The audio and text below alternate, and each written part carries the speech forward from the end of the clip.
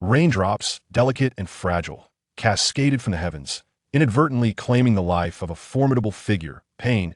Yet as the remaining 5 Pains, led by the Deva Path, gazed in astonishment, they soon realized that this singular droplet was, in fact, a person. Observing the unsightly mess beneath me, I couldn't help but exclaim in utter disbelief. What a disgrace! Clad in a black robe adorned with dark red clouds, I pondered whether this individual was merely indulging in cosplay. Thankfully, as a mercenary, I quickly regained my composure. Suddenly, I heard the sound of slicing air nearby. Upon lifting my gaze, I was taken aback to find it was Pain. "Do you know who stands before you, the Deva Path?" Pain inquired, perplexed, for my identity was supposed to remain entirely confidential. His words left me momentarily dazed, yet I immediately comprehended that I had traversed into another realm. Although my martial prowess was commendable, facing ninjas, especially those endowed with the Rinnegan would be sheer folly. I contemplated how to feign ignorance and evade this imminent peril. The Deva Path's brow furrowed. "You must perish here," he declared. With that, the 5 Pains brandished black rods and charged towards me. Just as I braced for my impending doom, darkness enveloped my vision, and I vanished from sight. The next moment, I found myself plummeting from a tree to the ground. I propped myself up and attempted to comprehend my sudden descent. A voice from behind inquired, "Who are you?" I swiftly turned around, my pupils dilating in shock, for before me stood Jiraiya and Naruto from the Naruto series. Noticing my prolonged silence, Jiraiya instinctively shielded Naruto, ready to engage in battle. In a flurry of panic, I concocted a hasty tale, claiming to be an orphan wandering the land of fire, simply passing through when hunger compelled me to gather fruit, leading to my unfortunate tumble. Despite the few fruits adorning my head, Jiraiya remained skeptical. "I see you are reluctant to speak. You should accompany me back for questioning," he asserted, his white hair swirling as he formed a seal with 2 upright fingers. Instantly, his hair elongated, ensnaring me. In the next moment, I sensed an absence of chakra within me, prompting Jiraiya to lower his guard slightly. Perhaps this young man was indeed telling the truth. Nevertheless, he needed to be taken back, as the proximity to Konohagakure made it difficult to ascertain whether I was ASPY.AS. I found myself helplessly bound and trailing behind Jiraiya and Naruto. A panel materialized in my mind. Host has encountered a life-and-death crisis. The ultimate modifier has been successfully activated. Any attribute value can be directly enhanced to maximum. A feminine voice resonated within my consciousness, igniting my curiosity. However, as I surveyed the plethora of attribute option strength, agility, intelligence, physical resilience, and more, I became utterly overwhelmed. Moreover, not only myself, but even external objects could be modified. For instance, the allure of wealth and the favor of others that I rummaged through my mental repository of modifications. Yet ultimately, my gaze lingered upon the trait of learning aptitude. For should this innate talent be fully realized, my capacity for learning would undoubtedly surpass even that of the Sharingan. However, once I had made my resolute choice, I could not restrain a triumphant exclamation within my mind. Unintentionally, I cast a glance at Jiraiya's feet, and to my astonishment, my steps synchronized perfectly with his. A mere glance was all it took to master the rhythm. Could it be that learning ninjutsu operates in a similar fashion? As I pondered this, I soon found myself before the gates of Konohagakure. Naruto's spirits soared instantly, and as I observed the dialogue between him and the village guards, realization dawned upon me. This marked the inception of Naruto Shippuden. Naruto and Jiraiya had concluded their training and were just returning to the village, having been away for approximately 2.5 years. As Naruto strolled down the street, he expressed his sentiments, to which Jiraiya nodded in acknowledgement. Yet, upon hearing the phrase 2.5 years, some latent instinct stirred within me, prompting my shoulders to involuntarily push forward. Quickly, I recognized the impropriety of this reaction and ceased my movements. At that moment, however, Naruto abruptly halted before a telephone pole, casting his backpack to the ground. Utilizing chakra to propel himself, he ascended the pole with remarkable agility. Through my observation of his movements, I instantaneously grasped the technique of chakra application. Moreover, bolstered by my maximum learning capacity, even a method of chakra refinement manifested vividly in my mind. Just then, a girl with pink hair sprinted towards us. Upon closer inspection, I recognized her as Sakura, trailed by the trio of Konohamaru.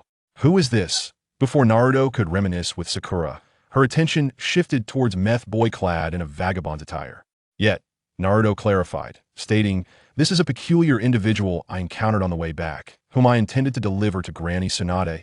And no sooner had he spoken than Konohamaru exclaimed, Narada-Nayakin, and with a resounding thud, transformed into a voluptuous woman clad in scant fabric. Jiraiya's eyes widened in astonishment, and I too was captivated, not only recording the seduction technique, but also deducing the usage of the body replacement technique. However, just as Naruto prepared to employ his newly developed seduction technique in a contest with Konohamaru, Sakura delivered a decisive punch to Naruto's head, sending him flying a considerable distance. All right, Naruto, we must find Tsunade, she declared, and with that, Jiraiya took my arm, leading us onward. Soon, under Sakura's guidance, the three of us arrived before Tsunade. Yet, her first inquiry was not a nostalgic exchange with Naruto and the others, but rather a pointed question directed at me. Who is this person? To which Jiraiya spread his arms in explanation. I found him near Konoha on the way back. I suspect he may be a spy, though he exhibits no fluctuations in chakra. Upon hearing this, Tsunade revealed a flattering expression. Knowing he is merely an ordinary person, why did you bring him back? Are you seeking to take credit? At that moment, I found myself disinterested in their conversation. What were they discussing? What was this little imp gazing at? Jiraiya, renowned as the lecherous sage, immediately discerned my gaze fixated on Tsunade's ample bosom. After all, he too was adept at spying with his long hair. Lord Jiraiya, what are you speaking of? In an instant, I assumed the role of a tragic actor, parting my hair to reveal a pitiful expression directed at Tsunade. Are you truly the Hokage? You must advocate for me. As I spoke, I knelt before Tsunade, weaving a tale of my woeful past. With tears welling in my eyes, I found myself unable to produce them, resorting to discreetly pinching my own thigh. The result was a heart-wrenching display that left Jiraiya and Tsunade utterly bewildered. Could it be that all you say is true? They watched my every move, and Tsunade, seemingly moved by my sincerity, noted the absence of any chakra fluctuations emanating from me. This child may indeed be speaking the truth. Thus, she instructed Shizun to assist me in bathing and changing into clean garments. However, upon my arrival at the bathhouse, the proprietor adamantly refused to allow me entry into the water due to my excessive dirtiness. Consequently, I had to stand aside and bathe, seizing this opportunity to apply techniques I had acquired along my journey. Whether it was the three-life tree or chakra adhering to my body, even Jiraiya's prior technique of the lion's mane, I effortlessly executed them all. Through Jiraiya and Tsunade's repeated scrutiny, I also grasped the method of chakra detection. Simultaneously, I discovered I possessed an extraordinary ability. Chakra would only surge forth when I employed ninjutsu. In all other instances, regardless of their attempts at perception, I appeared to be an ordinary individual devoid of any chakra fluctuations. Perhaps this power should not even be referred to as chakra, for it was inexhaustible. Just then, I sensed someone approaching my direction, and I promptly dispelled the chakra beneath my feet, plummeting into the pool with a splash. You little brat, did I not warn you against entering the water? Were it not for the Hokage's instructions, I would not have allowed you in. The proprietor huffed and forcefully closed the door behind him. Watching him depart, I muttered, You old fool, it's all over for you. I shall dismantle your establishment tonight. As I exited the bathhouse, Shizun had already placed my clothing in the changing room. However, upon donning my attire and stepping out, I was met with his wide-eyed gaze at the doorway. How handsome, he exclaimed, his mouth agape in awe. Hearing this, I smiled and nodded, a gesture that completely captivated Shizun, causing his face to flush crimson. The quiet one turned with a flushed face, expressing her intent to depart. A voice echoed in my mind. Task Stage 2 initiated. Successfully woo Tsunade to gain 1 attribute modification. Upon hearing this, I furrowed my brow in contemplation. To court Tsunade, what does that entail? Engaging in a romantic relationship with Tsunade or successfully seducing her would both be deemed successful tasks. Currently, her favorability rating stood at a mere 10. I sighed, realizing that winning over a woman in her 50s would not be an easy feat had I known. I would have saved my initial attribute modification point to elevate Tsunade's favorability towards me to a perfect 100. As this thought crossed my mind, I inquired internally, can I retain my modification opportunity? Indeed, the system replied, this revelation, excitement surged within me. If I could preserve my chance to modify, then any challenges I might face in the future could be effortlessly addressed. I could easily command the likes of Uchiha Madara, Kagaya Akatsuki, or even the Sage of Six Paths to submit to my will with a mere adjustment of their loyalty to 100. However, as I indulged in these lofty fantasies, the quiet one halted, indicating we had arrived at our destination, an extravagant establishment. I couldn't help but smile cunningly, which only served to deepen her blush. Upon noticing her favorability rating spike by 18, I mused, goodness, it seems I might win over the quiet one before even winning over Tsunade. Soon, we arrived at the Hokage's office, where Tsunade was taken aback by the handsome young man before her. She hadn't expected such a charming figure. However, she quickly regained her composure. Truly, the Hokage was unfazed. Despite my striking appearance, my favorability rating has not budged an inch. I noted, grateful for Tsunade's willingness to finance my bath. Thank you, Hokage-sama, I effusively complimented, only to elicit a radiant smile from Tsunade. However, this isn't charity, the total comes to 5 zeros, but I have no money, I protested, rummaging through my pockets, which were as empty as my face was clean. Feigning confusion, Tsunade replied, if you lack funds, there is no other option. You may stay and work that was her ulterior motive, I thought, realizing Tsunade was quite the shrewd businesswoman. Yet, this suited me perfectly, as it allowed me to simultaneously fulfill my task of wooing her. However, when I heard that I would also be accruing interest at a point per day, I exclaimed, is this usury? Why the reluctance? Tsunade's expression darkened in my outburst. Seeing her reaction, I immediately knelt, proclaiming, I am willing to serve you, Tsunade Dono. Now that's a good child, she replied, her demeanor shifting back to a smile. Her ability to change expressions was impressive, I thought, stifling a chuckle at the unexpected turn of events. Thus, to repay my debt, I remained by Tsunade's side, temporarily assuming the role of her secretary. Meanwhile, the quiet one was assigned to the busy hospital. I attentively absorbed the small habits of Tsunade's daily life that she passed on to me before her departure, for they constituted valuable shortcuts in my quest to win her heart. Impressed by my capability to fulfill the duties of secretary, and even surpassing the quiet one, Tsunade informed me that she had arranged for Kakashi to assess Naruto and Sakura's training progress over the past 2 years, allowing me to broaden my horizons that do not falter when faced with a ninja battle, lest you lose the title of Hokage. Naturally, I am more than willing to partake in such an endeavor, for I stand to learn an abundance of jutsu. However, when Tsunade escorted me to the training grounds, I found that Naruto, Sakura, and Kakashi had already arrived. The assessment was identical to previous ones. The objective was to seize the bells from Kakashi. Through their intense conflict, I inadvertently absorbed a wealth of jutsu. Not only did I master the art of multiple shuriken throws from their techniques, but I also acquired skills such as a shadow clone technique. As the sun began to set, I discreetly created a shadow clone, for I had earlier vowed to demolish the bathhouse, and I intended to keep that promise. My original self remained to study jutsu, while the clone transformed using the transformation technique into a cloaked figure draped in black, complete with a mask, and made its way to the bathhouse. Once the night had fully enveloped the surroundings, my clone commenced its mission. Perish, I declared, clad in my dark cloak, as I leapt high into the air and descended with a powerful punch. The force of my blow struck the bathhouse with such fury that it collapsed entirely, leaving not a trace behind, and creating a vast crater in the ground. Who are you?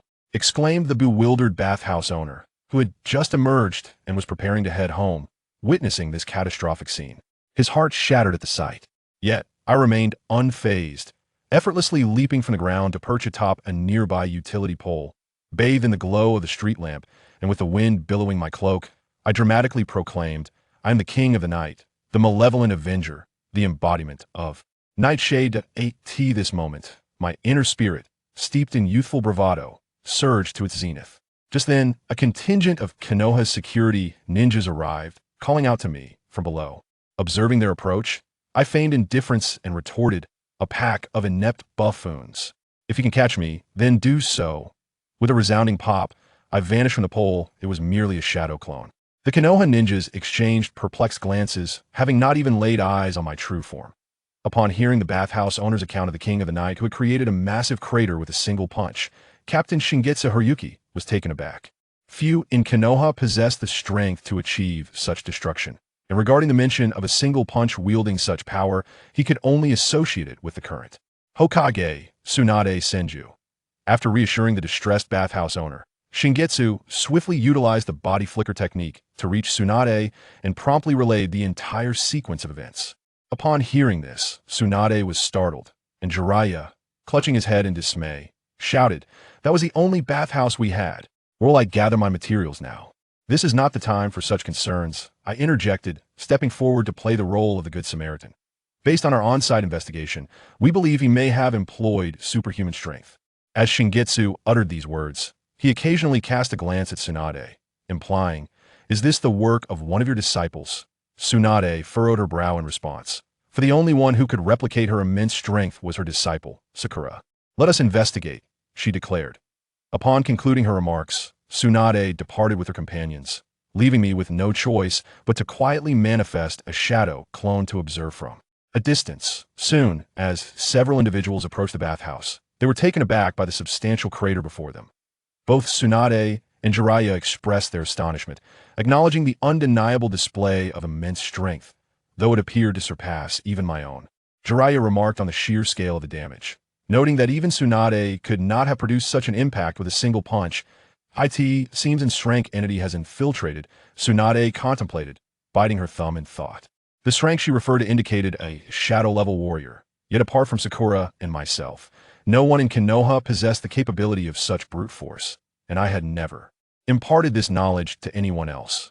Tsunade furrowed her brow, yet Jiraiya, scratching his head, speculated, "Could it be that someone learned from you while you were instructing Sakura?"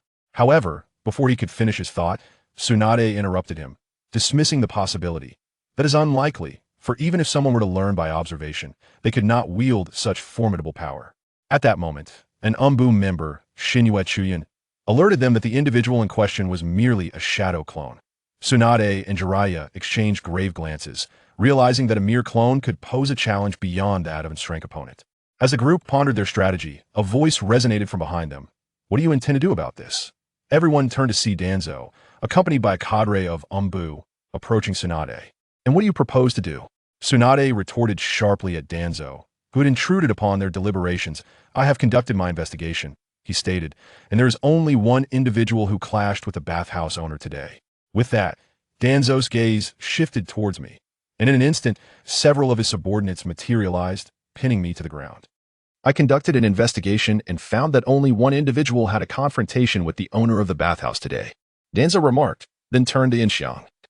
As several Umbus suddenly appeared behind him, pinning him to the ground. At that moment, it was time for Yin Xiang to display his Oscar-worthy performance. "Why are you arresting me? What does this have to do with me? Lady Tsunade, save me, please." Yin Xiang's face was pressed against the ground as he called out to Tsunade. "Stop it." Tsunade immediately commanded the two Umbu, but they were directly under Danzo's orders and paid no heed to her. "Danzo, what is the meaning of this? At the time of the incident, Yin Xiang was with us. Did Shinjutsu Izumo not say that what they saw was a shadow clone?" Danzo replied with an air of calm, his expression unwavering. No one except him had any conflict with the bathhouse owner. "He is merely an ordinary person devoid of chakra." Tsunade shouted at Danzo. "Is he truly without chakra, or has he sealed it away? We will have to test that. Take him away," Danzo instructed the two Umbu, who then dragged Yin Xiang to his feet and escorted him toward Danzo. "Lady Tsunade, save me. I am innocent," Yin Xiang pleaded, casting a pitiful glance at Tsunade. While internally reflecting, Danzo is truly relentless. He would rather unjustly condemn 100 than let one slip away. "You suspect him of being a spy now, do you? If he were indeed a spy with such power, he would have rebelled by now." Tsunade pointed towards the ruins nearby, refraining from intervening with the two Umbu. As Hokage, it was already humiliating enough that she could not command her village's Umbu. Further interference would be utterly improper. What if he is merely feigning innocence to garner your sympathy? "Aiming to approach you and steal Konoha's secrets?" Danzo retorted defiantly. "What a thrilling day this has been. In the span of mere hours, I have vanquished a pain clone.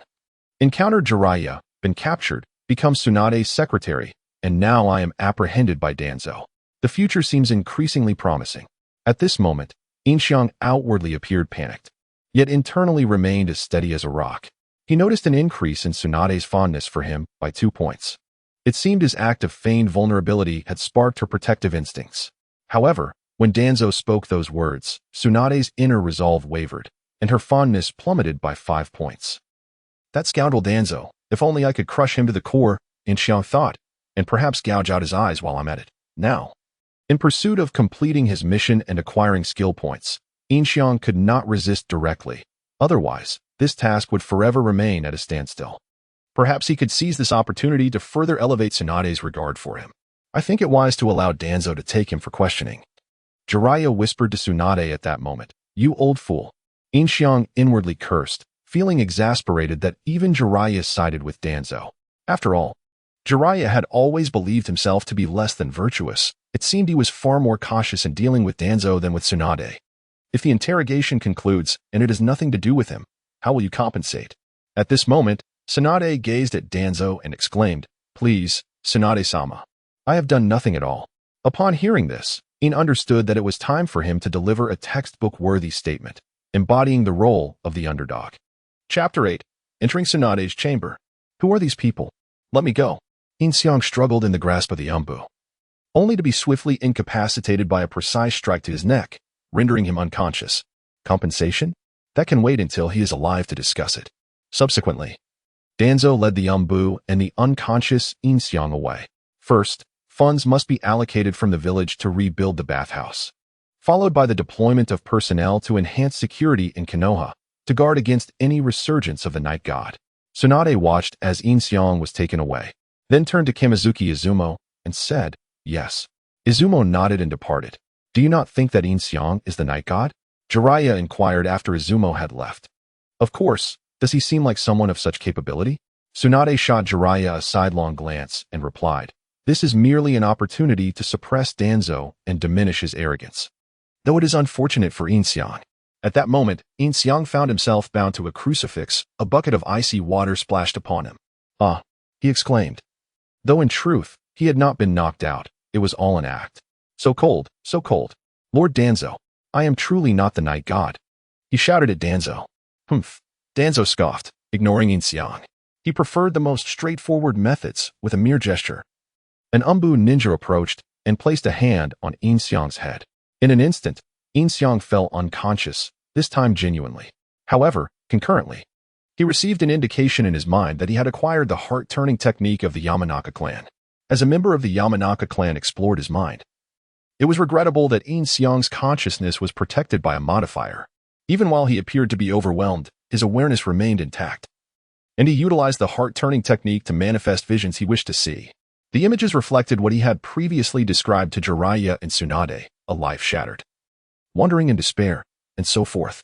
Once the exploration concluded, the Yamanaka umbu withdrew their hand from his head. In that moment, Yin Xiang awoke. What is happening? What has happened to me?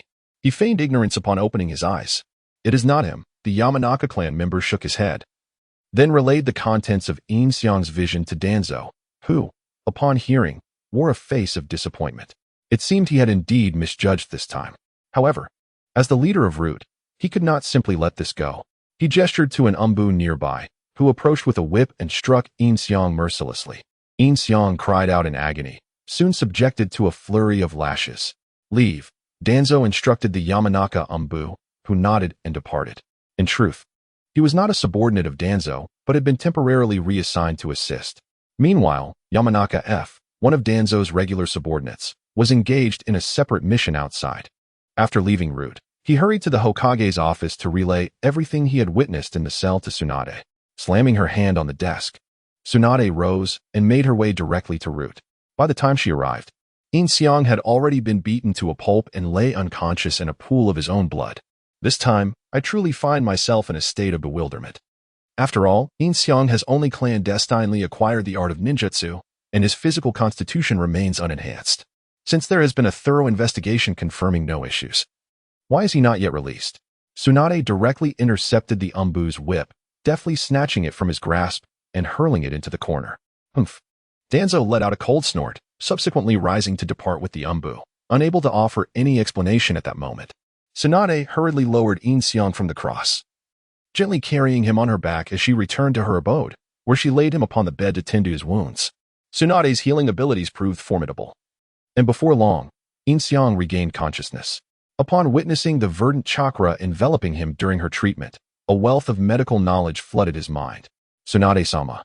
Yin Xiang weakly addressed her, noting the blood that adorned her. Do not speak for now, Tsunade instructed, continuing her healing ministrations. What have I done wrong? Yin Xiang lamented in a frail tone, evoking a pang of sympathy within Tsunade. This child truly bore no fault. And perhaps it was the resemblance to her brother that heightened her affection for him in that instant. You have done nothing wrong, rest assured. I shall seek justice for you, Tsunade reassured him. Yin Xiang then closed his eyes, surrendering to her healing touch, and soon drifted into slumber. The following morning, upon awakening, he found that his injuries had nearly healed, and he was fully capable of walking. Glancing at the clock, he noted it was 5 in the morning. Observing his surroundings, he realized he was in a room adorned with dark green linens, with Tsunade's garments hanging on a nearby rack, particularly her undergarments, which were quite conspicuous. However, Yin Xiang was not so depraved as to dwell on such matters, concluding that he must be in Tsunade's quarters. Stepping out of the room, he discovered Tsunade sleeping in the living room, clad in her nightwear. He took a blanket and gently draped it over her before sitting beside her, eagerly awaiting her awakening. The moment she opened her eyes to find him there, having covered her with a blanket, her fondness for him would surely increase. Not content to merely wait, he ventured out to procure ingredients and, upon returning to her home, prepared a heartfelt breakfast for her. A blanket, companionship, and a lovingly prepared meal. Yin Xiang believed he had her completely won over. As he completed the breakfast, Tsunade stirred, yawning and stretching lazily on the sofa while rubbing her eyes. Observing this, Yin Xiang immediately approached her, presenting himself before her. "Tsunade-sama, you are awake." Tsunade blinked, her initial wariness dissipating upon seeing him. "Are you already able to rise?" "Indeed. I have prepared breakfast for you. Once you freshen up, you may enjoy it," he replied, shaking the plate in his hand. "I entrusted you to Danzo. You do not hold it against me?" Tsunade inquired, studying his expression. "Not at all. I understand it was a necessity, for I was under suspicion. Besides, you came to rescue me, did you not?" Yin Xiang responded with a smile. "You, indeed." Upon hearing this, Tsunade revealed a reassuring smile. She was inherently a kind-hearted individual, and the understanding from Yin Xiang brought her great joy. Coupled with the warmth of the blanket and the breakfast, her fondness for Yin Xiang surged to 35%, a significant leap indeed. "I will go freshen up first," she announced. Rising from the sofa, Tsunade prepared to carry the blanket back to her room. "Allow me to assist you with that," Yin Xiang said as he placed the plate on the coffee table and took the blanket from her hands. Tsunade did not decline his offer. Just as Yin Xiang was about to enter the room, it seemed Tsunade suddenly recalled something. "Wait a moment," she called out, her cheeks flushed, causing Yin Xiang to halt abruptly at the threshold of the room. Chapter 9. The plea for help from Sand hiding what is the matter. Yin turned around in a daze, though he already harbored an answer in his heart. "You mustn't go, let me handle it." Tsunade evaded the blanket from Yin's grasp, tossing it into the room, and upon exiting, she secured the door behind her, her face flushed with embarrassment. "It's nothing, you needn't go in," she stated hastily before retreating to the bathroom to freshen up. By the time she finished her morning routine, Yin had already set the dining table, and of course, they were to share breakfast together. Having spent a night under the same roof, this solitary man and woman were now indulging in a meal together, akin to a cohabitation life. After their breakfast, Yin conscientiously tidied the plates and the table. "Your attire is no longer suitable for wear. I purchased a few new garments for you last night. Do change into them." Tsunade pointed towards the clothes laid out on the coffee table. "Thank you, Lady Tsunade." Yin replied with a nod, taking the garments into the bathroom. He shed his blood-stained clothes and donned the new ones, which resembled his previous kimono. As Yin stepped out in the morning, adorned in the blood-stained attire, he attracted quite a few curious glances. The two then made their way to the Hokage Tower. It was already 7:30, and in 30 minutes, Tsunade's working hours would commence. They were to first go to the task assignment area to allocate missions to the ninjas. Yin held a notebook, standing behind Tsunade, embodying the role of a diligent secretary. And there's that Naruto fellow today. Just thinking about assigning him tasks gives me a headache." Tsunade sighed and nodded. "It's about time. We should be on our way," Yin remarked, glancing at the time. "Indeed," Tsunade agreed, rising to her feet, and together they proceeded to the task assignment room. Shortly thereafter, Naruto arrived. A transport escort mission for gold bars. Upon hearing Tsunade announce the task, Naruto was predictably dissatisfied. "What's wrong? Are you not content, you brat?"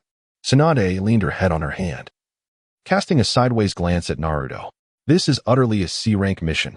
I cannot commend such a task," Naruto retorted, and among the villagers of Konoha, he was one of the few bold enough to speak to Tsunade in such a manner, alongside Konomaru.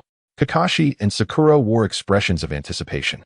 Having witnessed Yin's shadow clone learn a plethora of ninjutsu the previous night: fire release, great fireball, water release, water dragon bullet, earth release, earth wall. Unfortunately, they had not yet seen Naruto's Rasengan or Kakashi's Chidori.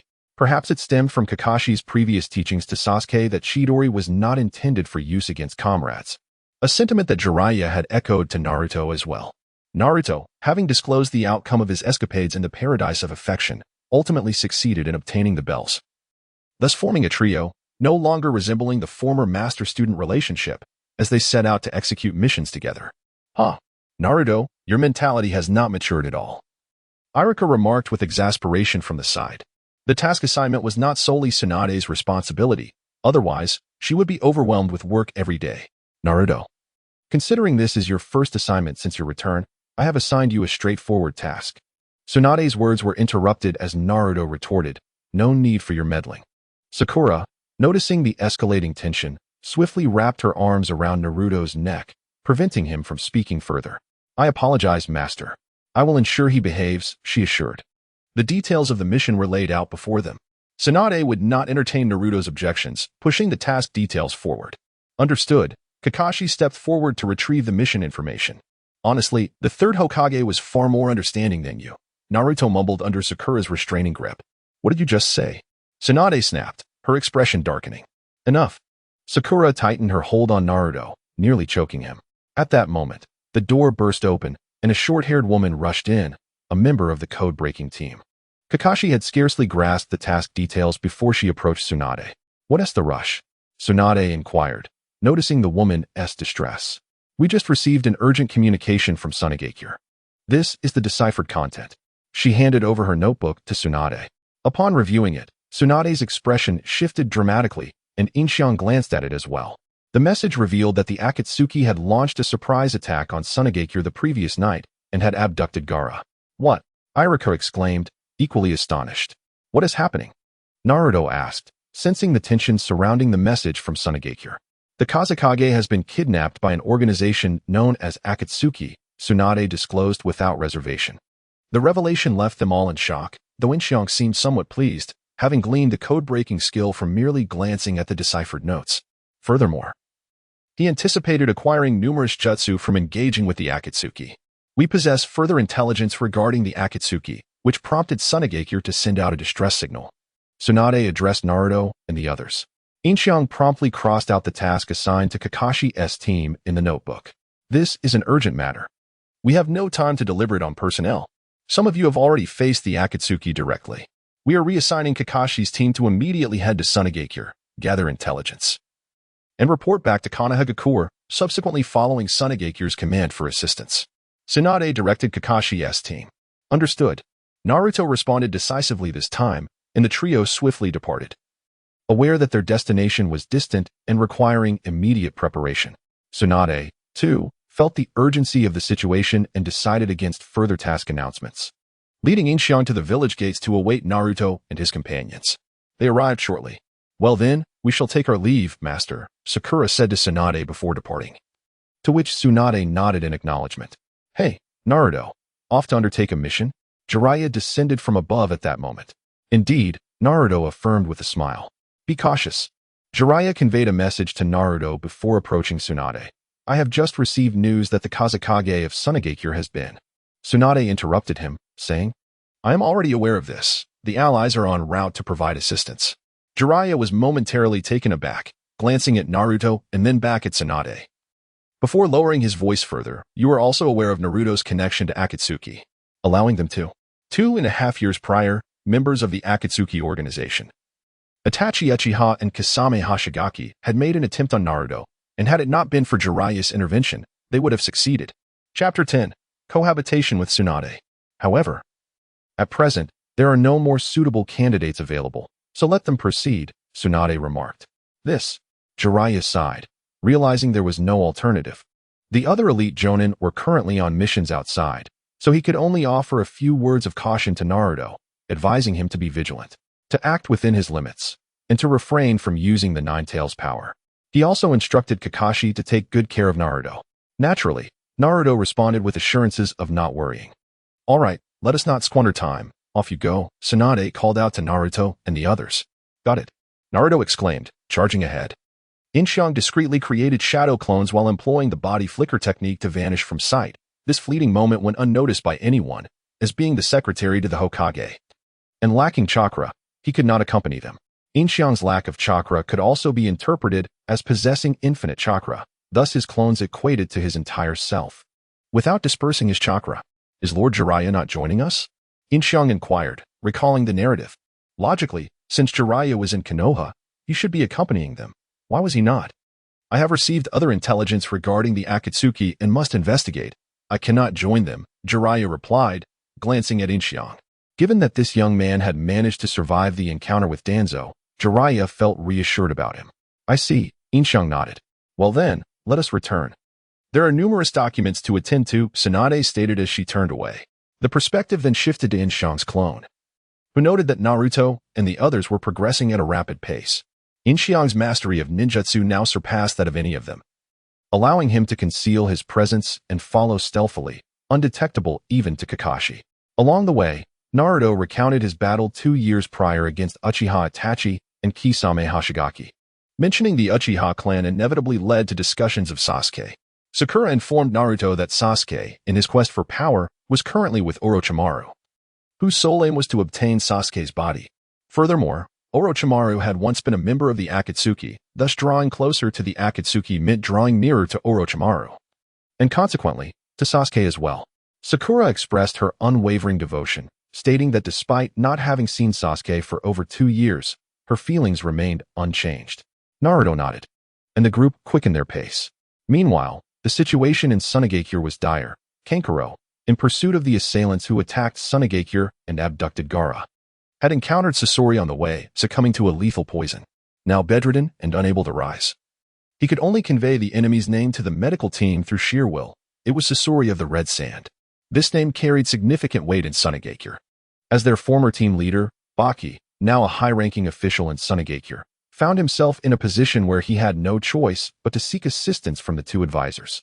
Later, the group encountered Temari on their way back to Sunagakure. Temari had come to Konoha the previous morning to discuss the upcoming Chunin exams with Shikamaru. After their discussion, she departed early today and was walking back when she soon crossed paths with Kakashi and the others. What brings you here in such haste? Temari inquired, noting the urgency in Kakashi's pace. Ibiki has been kidnapped by the Akatsuki. We are heading to provide assistance, Naruto replied, halting abruptly. What? Temari exclaimed in shock. Then we must hurry.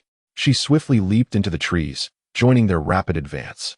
The group traveled throughout the day, yet they needed to pause for rest and sleep. Otherwise, should they encounter an enemy unexpectedly, their fatigue would render them vulnerable. Yin Xiang faced considerable hardship, as he had set out without any provisions, no food, water, or even weapons. While the others munched on rations, he scoured the surroundings for edible fruits. When night fell, he could not afford to sleep soundly, remaining alert to avoid detection while also keeping an eye on the group's movements. Their rest was short-lived, a mere 4 hours. As dawn broke, they resumed their journey. Naruto, consumed by worry for Gaara, had not slept a wink. This left Yin Xiang in a precarious predicament. He dared not close his eyes for fear of being discovered by Naruto. At this point, they were still a day away from Sunagakure, and Yin Xiang resolved that upon arrival, his first order of business would be to find something to eat. All right, let us move out, Kakashi called, rousing Temari and Sakura. Then beckoning to Naruto in the trees, the group pressed onward, unaware of what the day might bring. Meanwhile, in Sunagakure, Kankuro had endured relentless suffering from poison for an entire day and night, teetering on the brink of death. Despite the efforts of Chiyo, the village elder who had been summoned by Maki for assistance, the treatment yielded little hope throughout the night. This is the end even with my knowledge of toxins. I cannot counteract such a potent venom, Chiyo lamented. Disappointment washed over the medical ninjas around her as they absorbed her words. Kankuro had but a day left. It was indeed troubling to witness his condition worsen. That scoundrel, Sasori, has shown remarkable improvement, Chiyo noted, assessing Kankuro's pulse and reflecting on her troublesome grandson. What are we to do? Maki asked anxiously, unwilling to watch Kankuro slip away. If anyone could rival my skills in antidotes, it would be Tsunade of Konoha during the Great War. She neutralized all my poisons and developed cures that put us in a dire situation. Now that we are allied with Konoha, it seems our only option is to seek her aid. As for the true situation, last night, Yin Xiang had been arranged to stay at Tsunade's residence, occupying the adjacent bedroom. This arrangement was convenient, given their prior cohabitation, and moreover, Yin Xiang's culinary skills were indeed commendable. With each meal prepared by Yin Xiang, Tsunade's fondness for him increases by a single point. The reason behind this is that Yin Xiang deliberately enhances the flavor of each dish, surpassing the previous one. Thus, for Tsunade, every day brings a delightful surprise. For Yin Xiang, however, it merely signifies a return to his customary culinary standards. I intend to dispatch reinforcements to support Sunagakure, Tsunade declared to Yin Xiang the following morning. Reinforcements? Yin Xiang pondered. Kakashi's team should be on their way back to Konoha. Shall we notify them? Indeed, Tsunade affirmed with a nod of satisfaction. Despite having served as her secretary for only 2 days, Yin Xiang had already grasped the organization of the Konoha ninja. Chapter 11. The sky as a blanket. The earth as a bed. Kakashi nodded in satisfaction. Yin Xiang had only served as his secretary for 2 days. Yet he was already quite familiar with the classifications of the Konoha ninjas. Moreover, he frequently offered valuable insights regarding the tasks at hand. He was truly a born leader.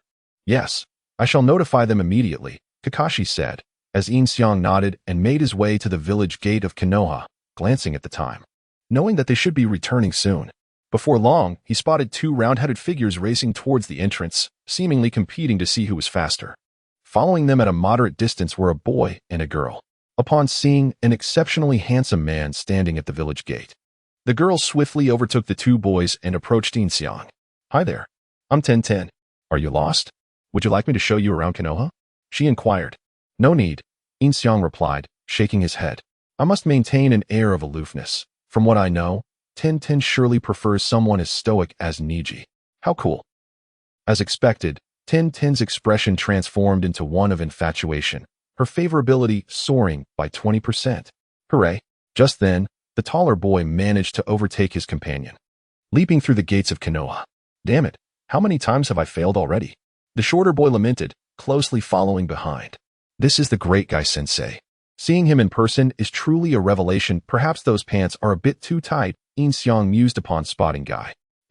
Who are you? Guy, noticing Yin Xiang, inquired. You're a stranger. I am the new secretary to the Hokage. Those 2 over there can attest to that, Yin Xiang replied, gesturing towards Jizai and Kamizuki Izumi, who had just arrived. Guy and the others turned to them, and they nodded in unison. Now then, what brings the Hokage as secretary to this location? Guy asked, looking back at Yin Xiang. Last night, the Kazekage, Gaara of Sunagakure, was attacked and captured by an organization known as Akatsuki.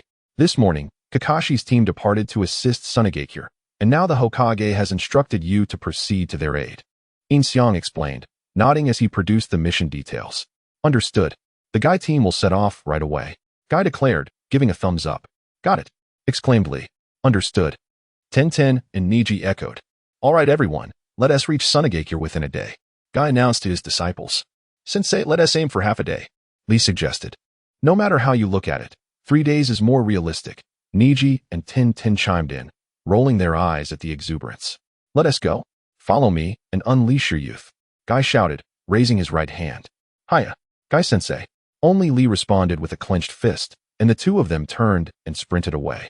Honestly, how embarrassing, 1010 muttered under her breath, especially in front of the new handsome arrival. Give up.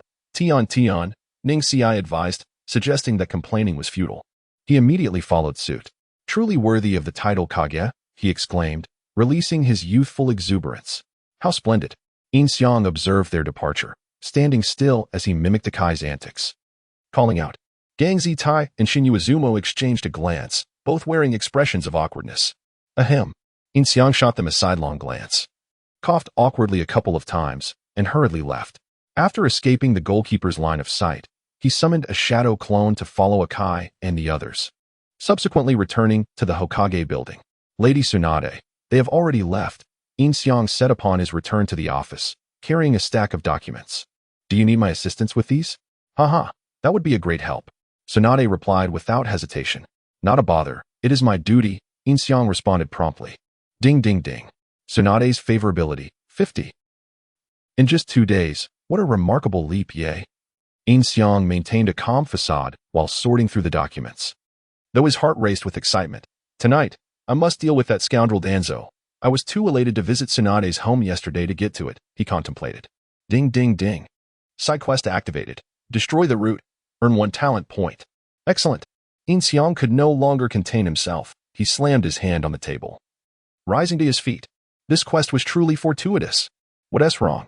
Tsunade, who had been lost in thought, jumped in surprise at the sudden noise. Nothing at all. Yin Xiang awkwardly scratched his head, glancing at the documents. Mitsuki and the others have tamed a wild boar to serve as a food supply for the village. Well done, splendid work, he pointed out. Just catching a wild boar. And look at how excited you are, Tsunade chuckled in response. Haha. Yin Xiang scratched his head sheepishly, returning to his work as Tsunade smiled, gazing out the window. At that moment, Naruto and his companions were traversing a desert on their way to Sunagakure when a sandstorm erupted, forcing them to seek refuge in a cave. Meanwhile, Yin Xiang's clone, skilled in earth release and the decapitation technique, burrowed underground, heading directly to Sunagakure, where he found a restaurant to indulge in a feast. Wow, this is delightful. I was famished after such a long journey. Yin Xiang devoured meat and drank water heartily, lamenting that if this continued, he might starve. After satisfying his hunger, he patted his round belly and leaned back in his chair, stretching lazily. Sir, we are closing for the day. Please settle your bill. The waiter announced. All right, I'll pay. Yin Xiang nodded, reaching into his pocket, only to freeze in embarrassment. Where was his money? He glanced at the waiter. Then at the table, finally managing to blurt out, Look, a flying saucer. A flying saucer. Where? The waiter instinctively turned in the direction Yin Xiang pointed, and he promptly utilized the body flicker technique to escape. What, then, is a UFO? The waiter turned around, exclaiming, Someone has dined and dashed. At that moment, Yin Xiang had already concealed himself in a corner, having cleverly donned a cloak through his transformation technique to evade recognition. Otherwise, should his true form arrive in Sunagakure, he would undoubtedly be pointed at as a freeloader. After indulging in a hearty meal, it was only natural to seek a respite. Lacking funds, Yin Xiang ingeniously constructed a room and a bed using the earth-style wall technique, employing the sky as a canopy and the ground as a mattress. Laying down to rest in the open. Chapter 12. Strike at the root. Thanks to Yin's diligent efforts, Tsunade enjoyed a rare day of leisure and joy. Returning home with Yin at 9 o'clock in the evening, Yin prepared a midnight snack for Tsunade, along with a small bottle of sake. These were low-calorie foods that would not contribute to weight gain, and the sake, with its moderate alcohol content, complemented the dishes perfectly. Yin arranged everything on the table and addressed Tsunade. Wonderful. Tsunade nodded enthusiastically, eagerly sipping a glass. Ah, how delightful. After downing a cup, she remarked with satisfaction. I'm glad you enjoy it, Yin replied with a smile. I'll take a rest now. After you finish, just leave everything on the table, and I'll clean up tomorrow. Sit down and have a couple of drinks with me, Tsunade urged Yin. I've never had alcohol before, Yin said, feeling anxious to seek vengeance against Danzo. There's always a first time for everything. Come, take a seat. Tsunade indicated the chair before her. All right, but I'll only have one cup. I wouldn't want to disrupt your plans for tomorrow, Yin acquiesced as he took a seat. How responsible of you, Tsunade chuckled, pouring a glass for Yin. Cheers. They clinked their glasses and downed their drinks. Although Yin was not unfamiliar with alcohol, he had never tasted the libations of this world. As the liquid slid down, he grimaced. The flavor was akin to washing rice, and its potency paled in comparison to the spirits he had known in his past life. Tsunade's sake barely met the threshold. Ugh, but this is far too bitter. Yin managed to swallow, his face contorted in pain. Haha. Look at your pitiful tolerance. You must train with me more in the future, Tsunade laughed. All right, I won't push you any further. Go get some rest. Understood, Yin nodded, rising to return to his room. Once there, he utilized the shadow clone technique, instructing his clone to feign sleep while he stealthily slipped out through the window. It was imperative that he witness the confrontation with Danzo firsthand. Transform. Yin employed a transformation jutsu, adopting the guise of the night god, and, shrouded in darkness, infiltrated Danzo's route. The base lay in the woods of the training grounds on the outskirts of the Hidden Leaf village, beneath a great tree. There was a secret passage, and Yin struck the ground with a powerful punch, creating a large crater in the entrance before leaping inside. Who goes there? The Umbu members reacted immediately, surrounding Yin in an instant. I am the king of the night, the malevolent. It's that night god. Capture him. One of the Umbu members interrupted, charging at Yin before he could finish his sentence. He has no chakra and dares to act so brazenly in the route. Another Umbu shouted. Don't interrupt someone when they are speaking. Yin retorted, seizing the charging Umbu by the mask and lifting him into the air, applying pressure until the mask shattered. Burn. Boom. As Yin Xiang's voice fell, flames ignited in his hands, spreading across the entire body of the dark operative. He struggled amidst the fire.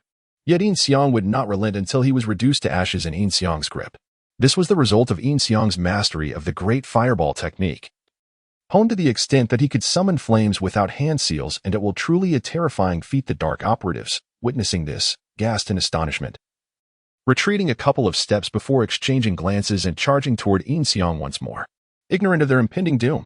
Instead of anger, a smile graced Yin Xiang's face as he swiftly appeared behind one of the dark operatives, delivering a punch to his spine. Empowered by monstrous strength, the man was doomed. Huh. The dark operative struck by Yin Xiang coughed up a mouthful of blood, which immediately transformed into a spray of crimson that erupted in the air, splattering onto each of the remaining operatives, yet not a drop stained Yin Xiang. Just moments ago, it was you who claimed I lacked chakra and dared to be arrogant.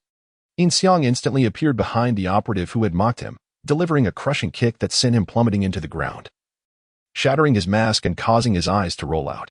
They were no match. The remaining dark operatives swallowed hard at the sight. That bizarre speed, could it be the flying thunder god technique? No, merely a simple body flicker technique. Yin Xiang's figure materialized before another operative, his hand piercing through the man's chest. Stunned, the operative looked down in disbelief, witnessing Yin Xiang extract his heart and crush it before his very eyes. His eyes widened in horror as he knelt before Yin Xiang, collapsing forward. Flee. The dark operatives, terrified by Yin Xiang's brutality, turned to run. But how could Yin Xiang allow them to escape? Aren't you the ones seeking me? Why are you running? Yin Xiang called out as he pursued them, maintaining a distance that was neither too close nor too far, ensuring they could not shake him off. The faster they ran, the quicker he followed. No matter how fast they sprinted, they could not rid themselves of Yin Xiang's relentless chase. Cough.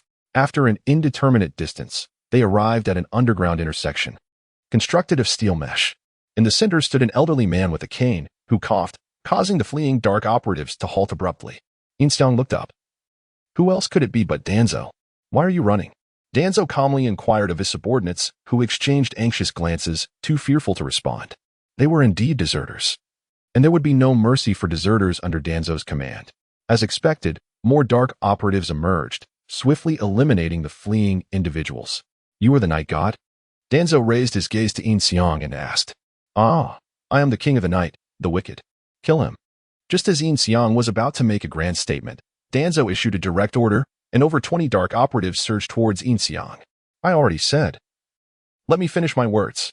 Yin Xiang was genuinely enraged. This Danzo not only interrupted his speech, but also appeared to possess a higher stature than himself. As the protagonist, how could he allow such an affront to occur? In a fit of fury, Yin Xiang slammed his fist against the steel frame, causing it to collapse instantaneously. Danzo leaped up, taking refuge atop the overhead pipes, while the members of the Umbu also sprang into action, hanging upside down from the pipes as they charged towards Yin Xiang. Fire style, fireball jutsu.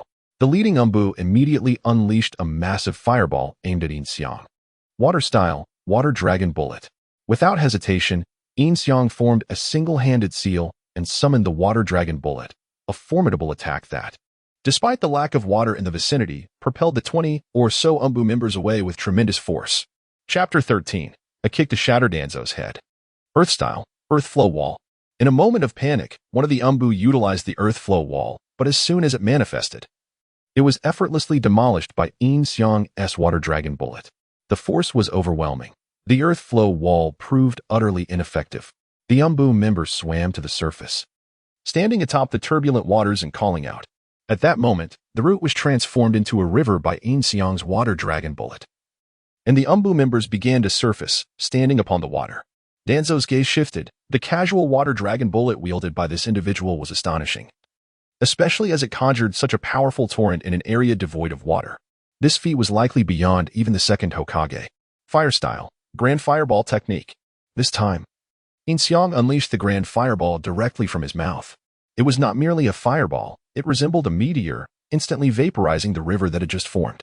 The Umbu who had previously targeted Yin Xiang with a fireball was reduced to ashes. A significant portion of the Umbu was also engulfed in the blaze. And had Danzo not fled swiftly, the inferno could have claimed his life. The sheer potency of the ninjutsu left the remaining Umbu in a daze. The grand fireball, classified as a C-rank technique, was wielded as if it were an S-rank by him. Stop him. Danzo, positioned at the rear, began to unseal the bindings on his arm. Stop him. Yin Xiang appeared behind Danzo in an instant, drawing a kunai from Danzo's pocket and pressing it against his throat. The reason for using Danzo's kunai? Simply put, Yin Xiang lacked the funds to procure his own. Danzo's eyes widened in disbelief, his movements coming to a halt, paralyzed by fear. The remaining 8 or 9 umbu quickly surrounded Yin Xiang, but mere encirclement served little purpose. What is your objective? Danzo, unable to turn, inquired with his back to Yin Xiang. Objective? What objective could I possibly have? Have you not been seeking me out lately? Yin Xiang replied. Are you truly Yin Xiang? Danzo pressed on. Yin Xiang? Who might that be? I am the king of the night, the malevolent punisher, the god of night. At last, Yin Xiang delivered his dramatic monologue, feeling a sense of relief within. Ah, what a comfort. I dislike being interrupted while I speak. And I particularly detest when someone possesses a higher status than I. With that, Yin Xiang executed a reverse hold, twisting Danzo's arm behind him while simultaneously stepping on his back. The root had now been reduced to ruins. Beep. Task of destroying the root complete. Earned a talent point. Would you like to use it now? The modifier appeared promptly. Yin Xiang contemplated for a moment, deciding to reserve it for later selection upon his return. At this moment, Danzo, pinned beneath Yin Xiang, wore a pained expression, not only from physical suffering but also from the humiliation of being bested in front of his subordinates. What do you want from me? Danzo asked, desperation in his voice. I merely wish to clarify that I was passing through Konoha and accidentally caused a disturbance at the bathhouse. Please cease your pursuit of me. It is quite bothersome. Yin Xiang asserted, continuing to apply pressure upon Danzo. Knowing, understood. Tuanzo immediately nodded and said, oh, quite cooperative. In his heart, Yin Xiang thought it was unexpected that the other party would be so accommodating. I won't search anymore. Let's consider this matter settled. You may leave, Tuanzo addressed Yin Xiang. Yin Xiang pondered for a moment, knowing that Tuanzo, that treacherous scoundrel, surely had ulterior motives. What would he do? Given Tuanzo's nature, he was undoubtedly trying to lower Yin Xiang's guard, intending to exploit the power of his Sharingan. This old rascal aimed to use Shursui's Sharingan to control him, to make him a pawn. A smirk crept onto Yin Xiang's lips. Very well, let the Sharingan come forth. Yin Xiang then removed his foot from Tuanzo and released him. As expected, the moment Yin Xiang loosened his grip, Tuanzo tore off the bandage from his right eye and swiftly turned to face Yin Xiang, ready to employ the Kodo Amatsukami technique. However, to his astonishment, what he encountered upon turning was Yin Xiang's hand. Yin Xiang seized the opportunity and thrust his hand into Tuanzo's eye, forcibly extracting the Sharingan and delivering a powerful kick that sent Tuanzo crashing against the wall, raising a cloud of dust. The umbu, witnessing this, rushed towards Yin Xiang, but he ignited flames around him, the intense heat incinerating them to ashes.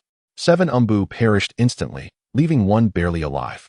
Naturally, Yin Xiang intended to keep one alive to spread tales of his exploits. Subsequently, Yin Xiang extracted his own right eye and placed the Sharingan he had taken from Tuanzo into his eye socket, employing medical ninjutsu learned from Tsunade to heal the wound. In merely 2 seconds, his eye returned to normal. He crushed his original right eye, spinning the Sharingan within its socket, having fully adapted to it. The moment Tuanzo attempted to use the Sharingan against him, Yin Xiang had already mastered its techniques. To what extent? He could directly transform the Sharingan into an ordinary eye. As the smoke cleared, Tuanzo beheld the scene of Yin Xiang exchanging his eye, desperately covering his bleeding right eye while glaring at Yin Xiang with his remaining left eye. Yin Xiang contemplated whether to eliminate Tuanzo. If he controlled Tuanzo with Kodo Amatsukami, would that be a loss? One had to admit, Tuanzo was quite adept at training umbu. But they served only him. Yin Xiang was confident that his own trained umbu would surpass Tuanzo's. With this thought, he considered what use Tuanzo had for him. It seemed there was none.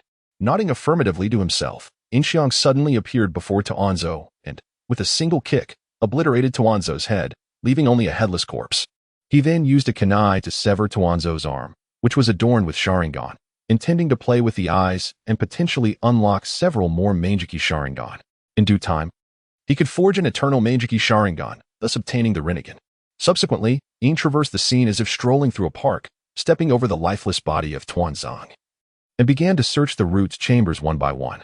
He discovered the vials of nutrient solution necessary for preserving the Sharingan and meticulously placed each of the 10 eyes into separate small containers before departing from the root.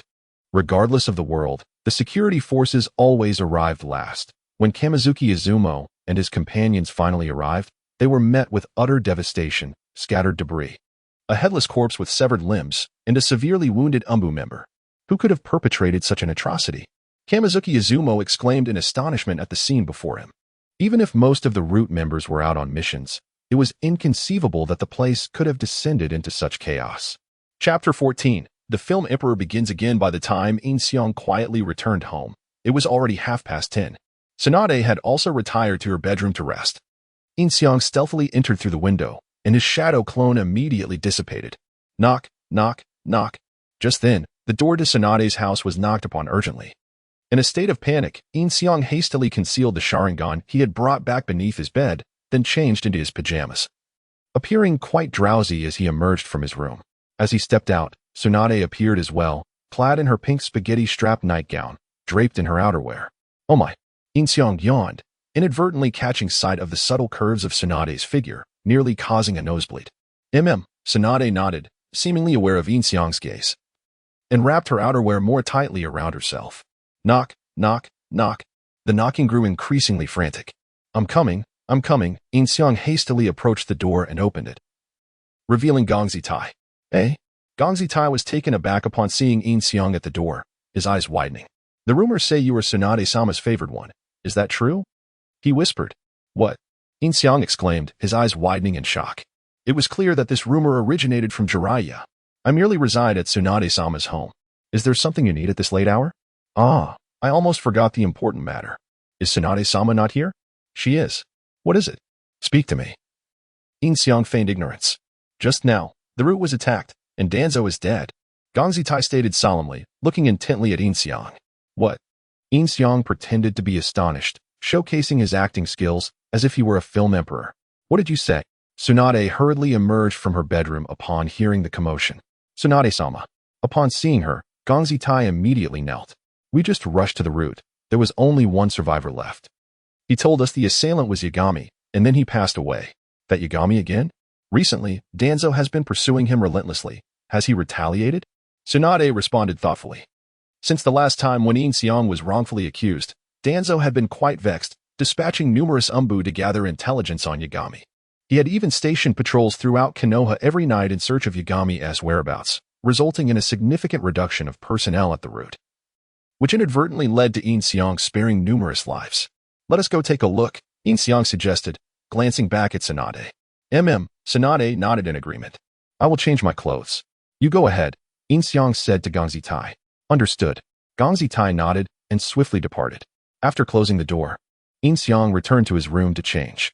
He had finished dressing by the time Tsunade emerged a couple of minutes later, a smile adorning her face.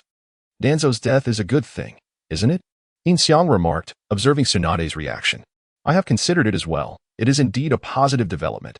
From this point forth, the root under Danzo's direct command can be freely mobilized. Tsunade concurred with a nod.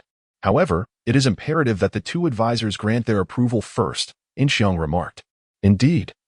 Danzo was an elder of Konoha. His death necessitates an explanation. Let us proceed.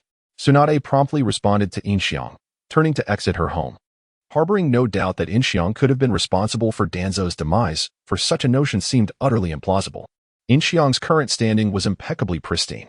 Upon their arrival at the base of Root, they were met with a throng of Konoha ninjas, alongside numerous members of the Root's Umbu, all of whom had returned upon discovering that the seal on their tongues had vanished, only to find Danzo lifeless.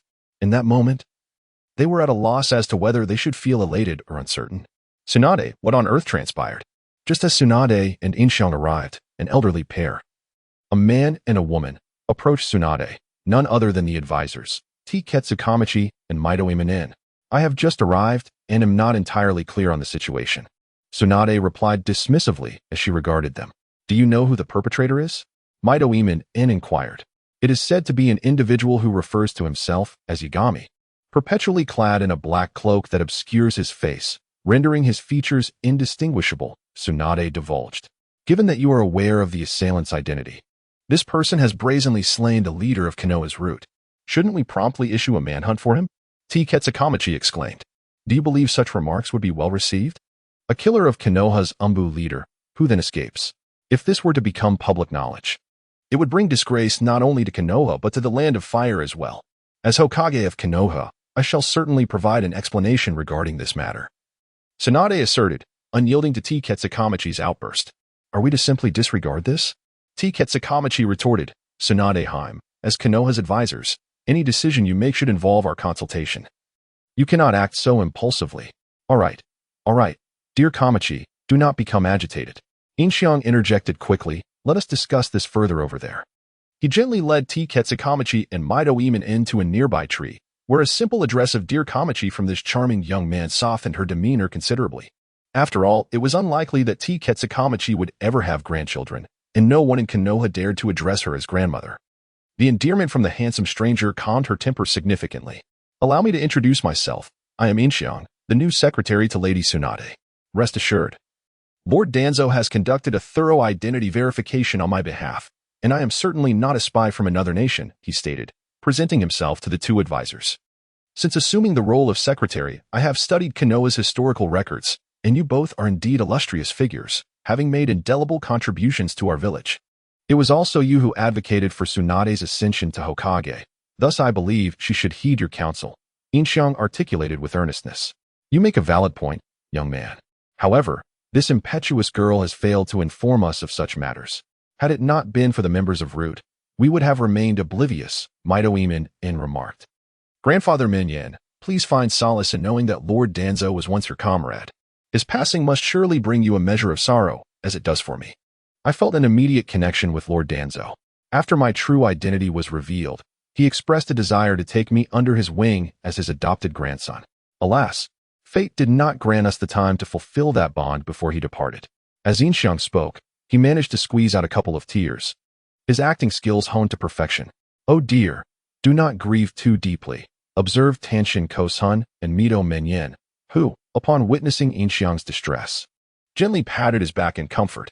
Rest assured, dear sirs, I shall earnestly persuade Tsunade to engage in more discussions with you both, Yin Xiang declared, seizing the moment. Chapter 15. Is this not enough to capture you? This time, Lady Tsunade has her own unavoidable difficulties. I shall assist you both in enlightening her. Thus, let her take the lead this time, Yin Xiang lamented. If Danzo were aware of Yin Xiang's heartfelt declarations, he would undoubtedly be enraged. The familiarity and the term of endearment would provoke Danzo to the point of desiring to flay Yin Xiang and use his skin as a shoe insole. My dear child. Tika Sakurak Ji gazed at Yin Xiang with compassion.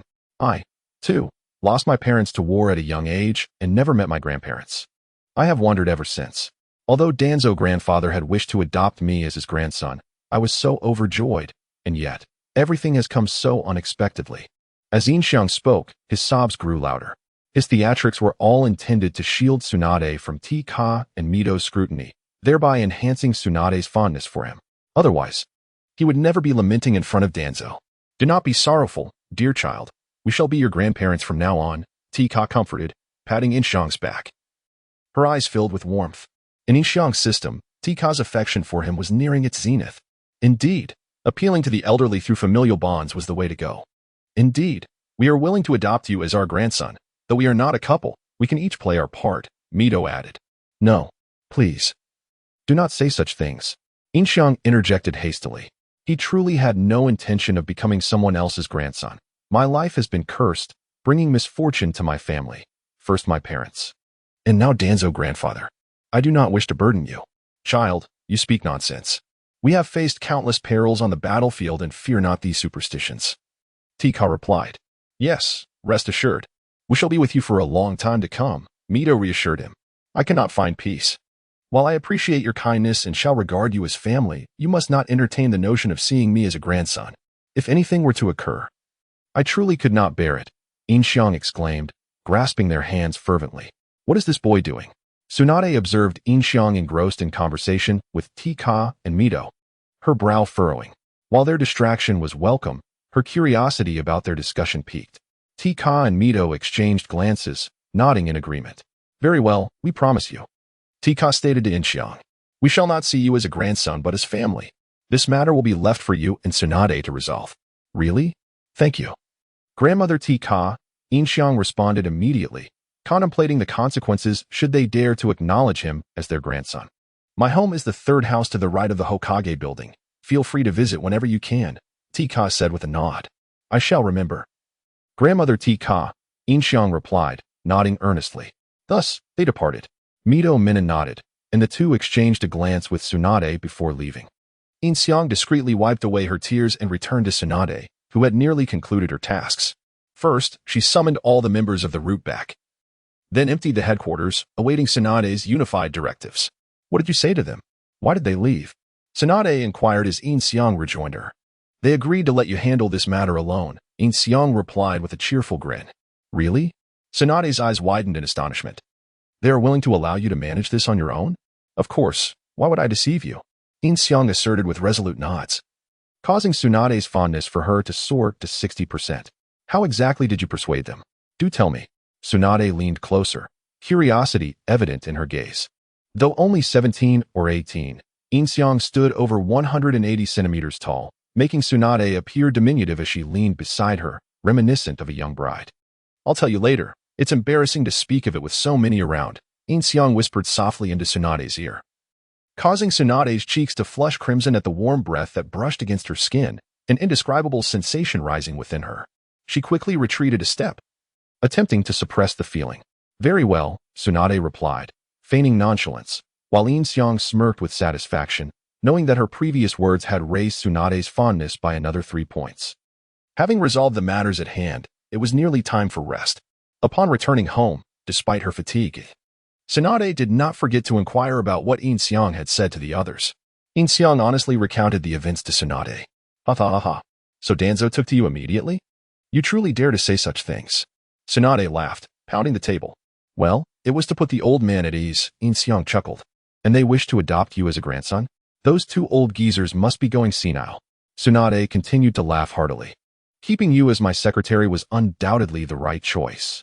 Stop mocking me, it's getting late. We should rest soon. Yin Xiang feigned embarrassment, scratching her head. All right. Tsunade nodded, standing up. You've made me laugh so much my stomach hurts.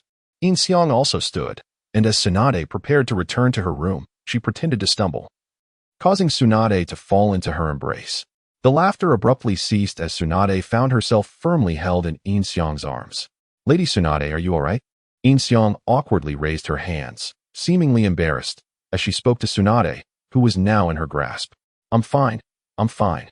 Tsunade finally regained her composure and swiftly extricated herself from Yin Xiang's embrace, dashing into her room. Before closing the door, she called back, you should also rest early. Okay. Yin Xiang nodded, a triumphant smile gracing her lips, her fondness for Tsunade now at 65%. What is happening to me? After Tsunade closed the door, she leaned against it, touching her flushed cheeks. Could it be that I am developing feelings for Yin Xiang? After all, he is just a child. No. He's already an adult. Yet, that still poses a problem. The age difference is too significant. Tsunade found herself engulfed in self-doubt, oblivious to the fact that Yin Xiang had transitioned from addressing her as you to you, thereby drawing their relationship closer. Hee, doesn't that just give you a sense of control? Yin Xiang mused as he glanced at Tsunade's room, then cheerfully returned to his own, ready to bestow upon himself a wave of talent. Chapter 16, Talent Allocation Max. The Power of the Kaleidoscope. Upon returning to his room, Yin Xiang retrieved the Sharingan hidden beneath his bed and, after stepping out the window, buried it beneath the tree by the window. Keeping it at home felt rather inappropriate, and naturally, to prevent any mischief from children, he buried it quite deep. He then returned to his room, reclining on his bed, joyfully selecting talent points within the system. Achieving maximum affection with Tsunade? That would indeed be a waste. Although it could expedite the process and swiftly yield the next talent point, all his efforts thus far had been considerable. A few more days of nurturing, and once Jiraiya meets his demise, it will be the perfect opportunity to pursue Tsunade. Of course, while Jiraiya often posed a challenge, it was merely due to his recognition of Yin Xiang's true nature, and he had not truly made things difficult for him. Thus, Yin Xiang did not genuinely intend for Jiraiya to perish. Rather, he planned to stage a false death, allowing him to secure Tsunade before bringing Jiraiya back. With maximum affection for Tsunade off the table, should he consider other female ninjas? Conan? The youthful Conan was indeed quite appealing, possessing an admirable figure, curvaceous where it mattered, delicate elsewhere, radiating femininity, rivaling Tsunade effortlessly. 2 years hence, Ino seemed promising as well, often displaying her slender waist, undeniably alluring. Oh, and there's Temari. who also appeared quite captivating. Wait, I ought to focus on enhancing my own strength first. Why is my mind so consumed with thoughts of women? Yin Xiang shook his head, attempting to regain clarity. Late at night, such distractions were all too easy. He recalled the last time he was lashed and lost consciousness. It appeared that while his ninjutsu was formidable, his physicality was lacking. If he overexerted himself in ninjutsu, his body would not withstand it. Indeed, it was imperative to enhance his physical strength first. Nodding to himself, Yin Xiang promptly elevated his physical strength to its maximum. Instantly, a tingling sensation coursed through his body, dissipating in under 5 seconds. His eyes darted in their sockets as he endeavored to discern any changes, instinctively reaching to touch his abdomen, where a single abdominal muscle had transformed into a set of 8. This was not merely superficial. Those abs were remarkably solid. With a mere thought, the 8 abdominal muscles coalesced back into one, indicating that his physical strength was entirely within his control. This was immensely gratifying. Allow me to test this. Yin Xiang retrieved a kunai, pilfered from Danzo, from his pocket. After enhancing his physical strength, he made a cut on his hand, leaving no trace. He then thrust it forcefully, and the kunai snapped in two. Remarkable. This surely rivaled Susanoo. Satisfied with the outcome, Yin Xiang tucked the broken kunai away into the nightstand. Speaking of formidable abilities, he recalled his right eye, retrieving a mirror to inspect himself. Transforming his right eye into the three-tomo Sharingan, he subsequently advanced to the kaleidoscope Sharingan, a shape reminiscent of a quadrilateral shuriken manifesting in his vision. This is indeed the kaleidoscope of Shui, yet one cannot help but ponder whether its ability is somewhat redundant, given that it requires a cooldown of over a decade after a single use. Yin Xiang gazed at this kaleidoscope and contemplated that rather than utilizing it, he might be better off cultivating another ocular ability, which could later be fused with this kaleidoscope to create an eternal kaleidoscope. If that were the case, would it not allow the divine of heaven to be used indefinitely? Being a pragmatist, Yin Xiang resolved to act upon this thought. He excavated a Sharingan from the depths and exchanged it with Shui Si. Upon the insertion of this Sharingan into his pupil, he was met with a surge of pain as it transformed into the kaleidoscopic Sharingan. This exemplifies the power of the modifier. Regardless of whether one possesses ordinary ninjutsu or bloodline limits, a mere glance enables one to comprehend it all. After wiping away the blood, he looked into the mirror. The kaleidoscope manifested as a 4-pointed star, perfectly misaligned with Shui's vertically oriented eye. The fusion of these two Sharingan should yield a visually harmonious result. However, the activation of the eternal kaleidoscope necessitates the use of kaleidoscopic Sharingan from blood relatives, which complicates matters, as Yin Xiang was entirely unaware of which pairs were indeed siblings. With the medical ninjutsu he had covertly acquired from Tsunade, it might be possible to merge two kaleidoscopic Sharingan that were not blood relatives, though he had never attempted it and thus could not be certain. For the time being, he stowed Shui's Sharingan beneath his bed, intending to first investigate the capabilities of this kaleidoscope. As the kaleidoscope awakened, the modifier had already implanted its abilities into Yin Xiang's mind. The kaleidoscope's ability was named Dream Theft, which allowed the user to manipulate the dreams of individuals entering sleep or jinjutsu states, inflicting psychological damage. This state of jinjutsu encompassed not only the user's own techniques against foes, but also those cast by others upon themselves or others. In essence, if someone were to ensnare Yin Xiang in a jinjutsu while he wielded this Sharingan, the control within the jinjutsu space would not belong to the assailant, but rather to Yin Xiang, the subject of the illusion. Thus, all jinjutsu would be rendered ineffective before this Sharingan. This was somewhat reassuring. At least against Uchiha Itachi, he could catch him off guard with this kaleidoscope. After his research, Yin Xiang nodded with a smile and mused, time for a nap. After enhancing his talents and examining the myriad hearts Sharingan, he noted that it was getting late and he should rest for a while. As for the other Sharingan, he would delve into their mysteries at a more leisurely pace. In future battles, it was conceivable that Yin Xiang might wield the Sharingan as weapons, switching them in combat. The following morning, the sandstorm that had plagued Naruto and his companions had subsided. They arrived early at Sunagakure and, upon learning of Kankuro's poisoning, Sakura volunteered to treat him. The four swiftly made their way to the treatment room. Upon seeing Kakashi, Chiyo exclaimed Konoha's white fang and charged at him. Had it not been for Naruto's timely intervention, Chiyo would have undoubtedly attacked Kakashi. Suddenly, Naruto shouted at Chiyo, "What do you intend to do, you wrinkled old hag?" However, the elderly woman paid no heed to Naruto's words. "Damn you, Konoha's white fang. How dare you come here? Today, I shall exact vengeance for my son. Kakashi hastily interjected. No, I'm not. Yet, Chiyo remained undeterred, preparing to strike once more. Her brother, Ebizo, stood protectively in front of her, saying, Sister, take a good look. Though he bears a striking resemblance, this young boy is not Konoha's White Fang. Chapter 17. The atmosphere between Yin Xiang and his sister was rather awkward. Fortunately, it was his younger brother's words that proved effective. Upon hearing this, Chiyo observed carefully and confirmed that it was indeed not the White Fang of Konoha. Moreover, the White Fang had perished many years prior, and during his demise, had you not wept bitterly, unable to avenge your son with your own hands, dear sister? Suki inquired. What nonsense. I was merely feigning ignorance. Chiyo laughed heartily, suddenly recalling that Konoha was present for support and that they must avoid conflict. The group wore expressions of discomfort. Ultimately, it was Kankur's anguished wail that shattered the tension. Let me treat him. Sakura promptly stepped forward, tying her hair back with her forehead protector, instantly adopting a serious demeanor. Kakashi-sensei, please wait outside with the others, she instructed. The reason they were waiting for Kankur was to ascertain the direction in which Gaara had been taken. All traces had been obliterated, rendering pursuit impossible. Upon hearing this, the others retreated, leaving only the medical ninja and Temari behind. After a brief examination, Sakura identified the toxins within Kankur, astonishing the sand ninja. She then commenced treatment, instructing other medical ninjas to prepare the necessary items, and began extracting the toxins from Kankur's body. Basin after basin of clear water was transformed into vessels of poison, taking an extensive period to extract all the toxins. Consequently, Kankur was no longer in mortal danger, though Sakura was utterly exhausted. While she had extracted a significant amount, it was impossible to eliminate every trace. Some toxins would inevitably remain and needed further attention.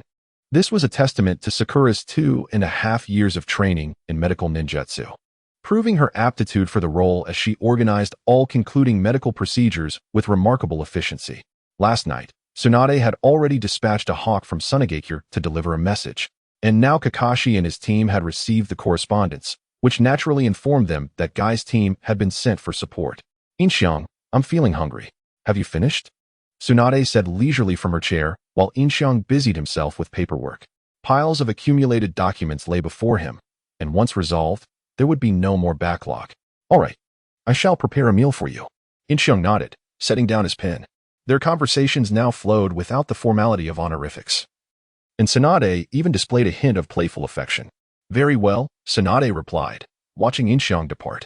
The reason Tsunade called for him was to enjoy the meals he personally prepared, which were far superior to any restaurant in Konoha. To simplify matters, Yin Xiang had already arranged for a shadow clone to cook at home, allowing him to retrieve the meal effortlessly. After a leisurely 30 minutes, ensuring he left ample time for cooking without arousing Tsunade's suspicion, Yin Xiang returned and presented the meal to her while continuing to handle the documents. Katsuyu observed Yin Xiang diligently processing documents, glancing down at the meal in her hand, pondering whether she might have exerted a bit too much pressure. You've worked hard, she remarked to Yin Xiang. Oh? Yin Xiang paused, lifting her gaze to Katsuyu. Not at all. It's no trouble. He smiled, and Katsuyu nodded before turning back to her meal. Although Yin Xiang could not see the flush that colored Katsuyu's cheeks, her fondness for him had already soared to 70%. On Naruto's side, after Kanjuro awoke, he summoned his puppets, one of which contained fragments of clothing obtained from his fierce battle with Sasori. With this fragment, they could trace the whereabouts of Sasori and his companions. Summoning Jutsu. Kakashi immediately performed the seals, conjuring his canine companions. Find out where this person is, he instructed, placing the clothing fragment among the 8 ninja dogs. After they sniffed the fragment to confirm the scent, the dogs swiftly dispersed. Meanwhile, the Akatsuki were absorbing the tailed beast from Gaara. Had it not been for the lengthy 3-day duration of the illusory Dragon 9 Seals technique, they would have long since fled, leaving no chance for Konoha's support to arrive. A clone stationed in Sunagakure had already regained its strength and was stealthily observing from the rooftop where Kakashi and the others were. With its ability to conceal its presence, it was impossible for them to detect it. Parker's comings and goings lasted the entire night, returning only the following morning.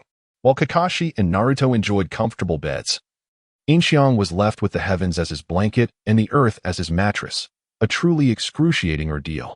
Hurry up and let me master those rogue ninja techniques so I can return, he lamented.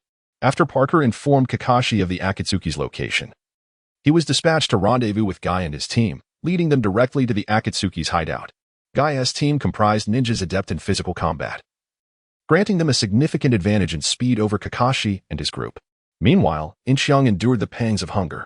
Once Kakashi and his companions had organized their gear, they joined forces with the Sand Village ninjas to prepare for Gaara's rescue. However, Temari was intercepted by Maki, who insisted she remain behind to guard the borders. Despite her refusal, it was a directive from above, leaving her with no choice. Ultimately, Temari and her subordinates stayed behind, replaced by Chiyo, whose formidable strength was a suitable alternative. Just as Guy's team was settling down for a brief rest, they encountered Parker. Wait, Guy. Huh? Parker? Guy was momentarily taken aback upon seeing Parker. At Kakashi's behest, our 8 ninja dogs scattered to track the scent of the Akatsuki. And we have discovered they have moved to the land of rivers, situated between Konoha and Sunagakure. Thus, you are the closest to the Akatsuki, Parker explained to the group. I see.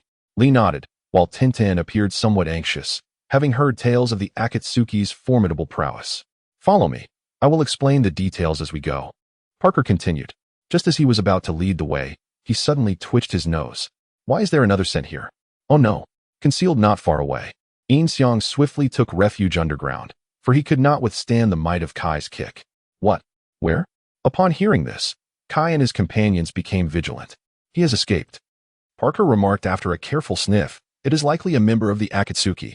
We should hasten our pace. Agreed. Kai nodded and led Shaoli and the others in pursuit. Have we been discovered? At that moment, a figure emerged from a tree nearby, none other than Zetsu, a member of the Akatsuki.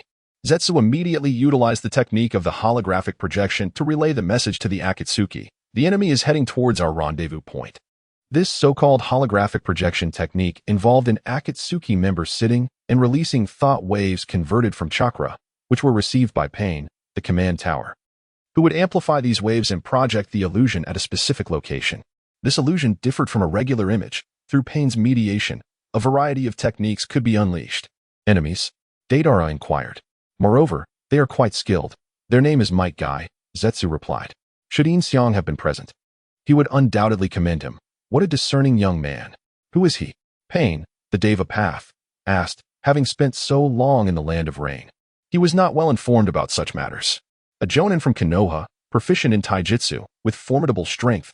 You would do well not to underestimate him, Itachi Uchiha interjected. So, he is the one known as the Beast of Konoha, Kasame Hashigaki remarked. Years ago, during his visit to Konoha with Itachi, Kakashi had fallen victim to Itachi's Tsukuyami. Had it not been for Kai's timely intervention, Kakashi might have met his end at Kisame's hands, leaving a lasting impression on him. Then let me handle it, Haiden insisted. No, allow me, Kasame countered. I have a personal grudge against him. Indeed, given your ample chakra, you are the most suitable candidate, Kakuzu concurred. Yes, I can finally avenge that kick from back then, Kisame chuckled. Subsequently, near the land of rivers, Kisame and Itachi employed the body replacement technique, a ninjutsu wherein Pain distributed the Akatsuki member's chakra to a living sacrifice, creating a refined doppelganger to engage in battle. The strength of this doppelganger depended on the amount of chakra allocated, allowing it to utilize the original's capabilities. However, should the chakra be depleted, the ninjutsu would automatically cease, resulting in the immediate demise of the sacrifice, a cruel technique that drained even the sacrifice's chakra. Due to Parker's discovery, Yin Xiang could only hasten his journey to the land of rivers, having heard of it from their conversation. His speed far surpassed that of Kai and his team. Upon arriving in the land of rivers, Yin Xiang located the cave where the Akatsuki resided, surveyed his surroundings, and chose a suitable tree before climbing to its highest point.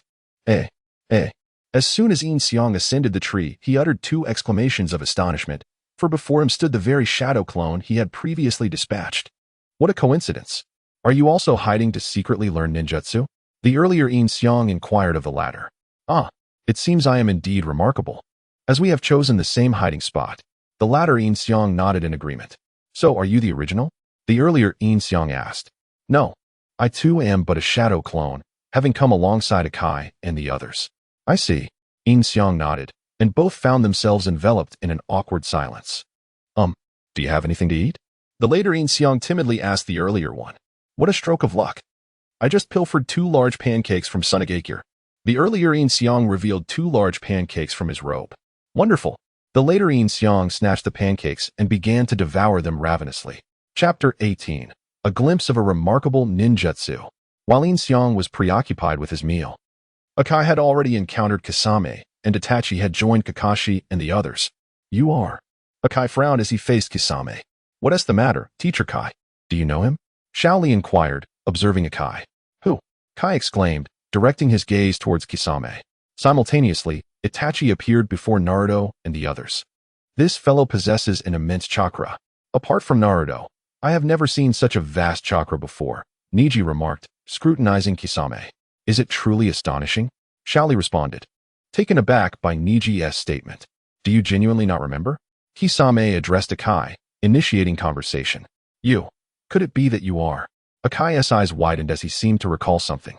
Seeing Akai's reaction, Kisame assumed that he had jogged Akai's memory, a smile gracing his face. Have we met before? However, Akai's subsequent remark caused Kisame's smile to falter, gradually morphing into an awkward expression. After a brief silence, Kisame slightly bowed.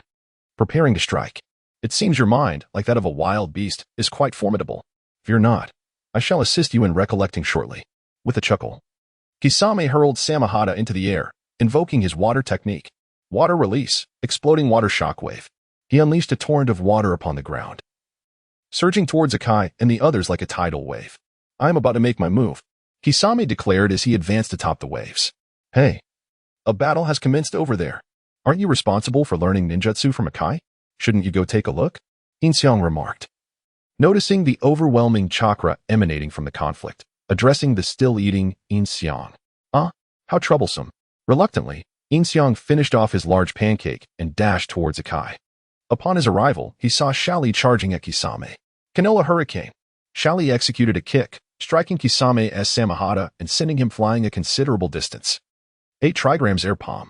Niji also intervened, unleashing a powerful palm strike that knocked Kisame's Samahata aside. Take this. Tion hurled a large iron ball, which Kisame managed to block with one hand. However, the next moment, the iron ball detonated, having been affixed with explosive tags by Tion, who had also concealed some hidden weapons. Kisame found himself at a disadvantage. Powerful takedown. Akai charged at Kisame, delivering a kick that sent him soaring, with Tion and Niji following up with relentless attacks, though they proved ineffective. Water clone technique. Overwhelmed by the 4 assailants, Kisame resorted to creating water clones, which unexpectedly ensnared Niji, Shaoli, and Tion within water prison jutsu. Well done, well done. Yin Xiang's clone, hidden nearby in a tree, observed the skirmish. He had directly learned Konoha Hurricane and the Great Whirlwind, even mastering Niji's 8 trigrams air palm. Not only is there the 8 trigrams empty palm, but even the ninjutsu associated with it has been mastered by Yin Xiang. Techniques such as the 8 trigrams 361 palms and the returning heaven have all been grasped. Although Yin Xiang lacks the Byakugan and cannot perceive the chakra points, he possesses the most advanced medical ninjutsu. At a glance, he can accurately identify every chakra point on an individual, rivaling the Byakugan's capabilities. Concealed among the trees. Yin Xiang sensed the fluctuation of chakra. It was Kakashi and Naruto, accompanied by 2 unfamiliar chakra signatures. One belonged to Chiyo, while the other, after contemplating the narrative, was none other than Uchiha Itachi. He mocked me, yet I too am quite occupied. With a sigh, Yin Xiang made his way toward Kakashi and the others. While his clones were fervently engaged in their tasks, Yin Xiang was preoccupied with a romantic dalliance with Tsunade. In recent days, Tsunade had grown dissatisfied with merely having Yin Xiang assist her with paperwork and cooking. She had begun requesting him to feed her. As for why she felt this way, Tsunade herself was uncertain. It was merely a spontaneous whim to tease Yin Xiang, and she casually asked him to feed her. To her surprise, without a moment's hesitation, Yin Xiang abandoned his paperwork and his own meal to comply. Tsunade, taken aback, began to relish Yin Xiang's attentiveness, perplexed by her own feelings. Could it be the sensation of love? Yin Xiang, on the surface calm and collected, fed Tsunade with poise, intending to spare her any embarrassment, while inwardly he was overjoyed. If one were to inquire about Tsunade's affection for him, it had already reached an impressive 80% within just a few days. Indeed, my charm in courting has shown no signs of waning. Yin Xiang silently exulted. He wondered how Naruto and the others were faring. While feeding her, he mused. They must be engaged in battle with Akatsuki by now. Tsunade contemplated this and nodded in agreement. Meanwhile, the battle raged fiercely. Ashigaki Kasame was a veritable machine of ninjutsu. With a mere hand sign, he conjured a massive waterfall, transforming the entire desert expanse into a vast lake, rendering Guy and Tenten incapable of approaching him. Itachi and Kakashi found themselves in a stalemate, with Kakashi instructing Naruto and the others on how to counter Itachi, emphasizing the importance of avoiding eye contact. Itachi made no effort to intervene. His reliance was not solely on Jinjutsu, and he had no intent of harming them. His actions were merely in accordance with Akatsuki's directives to hinder them.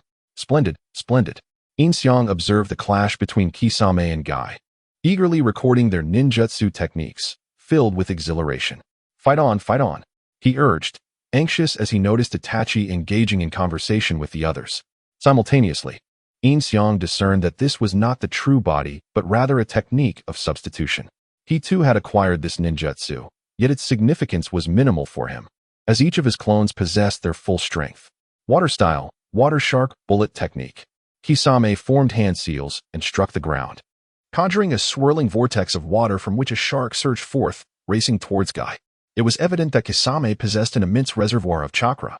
With a resounding impact, Guy clenched his fist and delivered a powerful blow to the water shark, shattering it into droplets. Undeterred, he pressed forward in his assault against Kisame, resulting in an intense clash between the two. Seizing the opportunity, Kisame employed a water clone to obstruct Niji and the others. 8 gates. 6th gate. The Gate of View. Open. A tremendous surge of chakra erupted from Guy, lifting the surrounding water into the air. At this moment, he was utterly resolute. And it was during this interval that Niji and his companions managed to defeat Kisame's water clone. Chapter 19. The sudden assault of pain. Is this the 8 gates of Uchiha? Such an overwhelming aura. Yin Xiang's clone observed Kai, who was radiating an intense energy, silently noting the 8 gates of Uchiha, a technique that would become Yin Xiang's most formidable physical skill. Who are you? At that moment, a voice emerged from behind Yin Xiang's clone. Turning around, Yin Xiang saw Ju. No wonder he hadn't sensed anyone behind him. It was Ju, whose abilities made him nearly impossible to detect, even when one was actively searching. I am the King of the Night, the malevolent Punisher, the God of Night. Yin Xiang donned his mask and addressed Ju, maintaining an air of composure despite feeling somewhat embarrassed for not having noticed him sooner. You are the one who visited the land of rain a few days ago, Ju remarked, likely relying on his sense of presence rather than chakra. Indeed. Yin Xiang replied candidly. Universal pull. At that instant, a powerful force drew him away, and he was startled to discover that Devapathpain had also arrived. The purpose of Devapathpain's presence was none other than to confront Yin Xiang. Following Kai and the others, Ju had already detected Yin Xiang's whereabouts and reported them to Pain, who then decided to take matters into his own hands. Of course, the figure before Yin Xiang was also the Devapath of the 6 Paths Fire Release, Great Fireball technique. As he was being pulled, Yin Xiang immediately unleashed a massive fireball. No hand seals? Upon witnessing this, Devapathpain swiftly countered with Shinra Tensei, repelling both Yin Xiang and the fireball away. Yin Xiang rolled in midair, regaining his footing as he landed gracefully on the ground. Water Release, Great Waterfall technique. Without hesitation, he extended 2 fingers, summoning a tremendous torrent of water towards Devapathpain. What? Ju's eyes widened in astonishment. Its power surpasses that of Kisame's ninjutsu. Who on earth is this person? Boom. An immense volume of water surged towards Devapathpain. Although surprised, he utilized Shinra Tensei to divert the water to either side, standing unscathed in the center, successfully evading Yin Xiang's ninjutsu. In the next moment, Yin Xiang appeared right before him. What? Devapathpain's pupils dilated as Yin Xiang extended his left hand. Shinra Tensei. Boom. A tremendous repulsive force erupted from Yin Xiang, sending Devapathpain hurtling away, crashing against a nearby tree. This is indeed Pain's ninjutsu. How could that god of night? Ju found himself increasingly perplexed. What on earth was happening here? Yin Xiang's version of Shinra Tensei was not the authentic technique. After all, he lacked the Rinnegan and could not utilize it in its true form. The earlier Shinra Tensei was a release of chakra that he had unleashed without restraint. If he wished to employ Universal Pull, he would be unable to do so. Pain, are you all right? Ju turned to see Pain rising from the ground, his expression devoid of emotion, a perfect puppet. Who are you exactly? Pain inquired as he approached Yin Xiang, who replied, I am the god of night. At that moment, Nagato, the mastermind behind pain, began to sweat profusely, bewildered by the origins of this individual who, despite lacking the Rinnegan, could wield the powers of Shinra Tensei. Konoha. Great Typhoon. As Pain stood in a daze, Yin Xiang swiftly teleported before him. Although Pain attempted to block the attack, Yin Xiang delivered a powerful kick that sent him flying. Such astonishing speed, exclaimed Zetsu, witnessing the spectacle. What are you looking at? Yin Xiang reappeared before Zetsu and uprooted him from the ground with another kick. Impressive. Nagato marveled from a machine in a room in the land of rain, preparing to command the Deva Path to rise. However, Yin Xiang denied him that opportunity, seizing the head of Deva Path Pain. Initially intending to extract the Rinnegan, he reconsidered. After all, this body was merely an illusion, and so too was the Rinnegan. Resolving this in his mind, he exerted his strength, crushing Deva Path's head and creating a crimson mist as the corpse began to morph into another figure. Turning to confront Zetsu, Yin Xiang found that the latter had already burrowed underground to escape. You've delayed my study of ninjutsu, he muttered, kicking the lifeless body before hastening back to the battlefield where Guy and Kisame were engaged in combat. In an instant, Deva Path was vanquished. Nagato was left in awe of the night goddess' prowess. Although that body was a mere facade, it could unleash approximately 30% of its true strength. Such an effortless defeat suggested that even his real body would falter against this formidable opponent. It seems we have a powerful adversary, he declared before the Outer Path Golem, where all members of Akatsuki stood upon its fingers, as the absorption of Gaara's tailed beast approached its final phase. Upon Yin Xiang's return, Guy had already opened the 6th gate of the 8 gates, his overwhelming aura shattering the water created by Kisame. Meanwhile, Niji and his companions found themselves ensnared by Kisame's water prison jutsu. Seizing the opportunity, Niji unleashed the 8 trigrams 64 palms to shatter the prison, rescuing Tintin and Lee. Guy's aura summoned numerous columns of water, instantly bringing him before Kisame, who recognized the imminent danger and fled. Guy pursued him relentlessly. Meanwhile, Itachi had commenced his battle, initiating with his Jinjutsu. Although Kakashi had warned them against looking into Itachi's eyes, he effortlessly cast a Jinjutsu on Naruto with a mere finger. Wow, this is next level, Yin Xiang remarked from a distance, thrilled to witness such impressive technique. When it comes to showcasing skills, the Uchiha from Konoha reigns supreme. After succumbing to Itachi's Jinjutsu, Naruto suddenly went berserk, unleashing a Rasengan in an unoccupied area. At last, Yin Xiang beheld the jutsu he had long desired. After firmly embedding the Rasengan in his memory, Inchi attempted to wield it directly. Subsequently, he infused it with wind release chakra, transforming it into a Rasen Shuriken. Quickly retracting the Rasen Shuriken, Inchi realized that continuing would draw their attention. Noticing that Naruto had fallen victim to an illusion, Sakura and Chiyo swiftly restrained him, channeling chakra into his body to disrupt Itachi's Jinjutsu. Although the process lasted only 7 or 8 seconds, for Naruto, it felt like an eternity within the illusion. Kakashi also launched an offensive against Itachi with an earth release technique.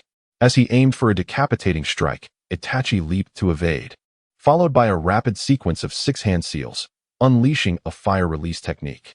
After Kakashi narrowly dodged, Itachi executed another swift set of hand seals, sending a colossal fireball hurtling towards Naruto and the others. Chapter 20. The leader of the Roots. After evading the great fireball, Kakashi unleashed the S-rank ninjutsu, Raikiri, which Yin Xiang had longed to see. Whether Raikiri is an upgraded version of Chidori or merely a renaming remains ambiguous in Yin Xiang's recollection. There is no explicit indication that Raikiri and Chidori are the same technique, nor is there any assertion that they are not. Yet, Yin Xiang was unconcerned by such distinctions. Mastery was all that mattered.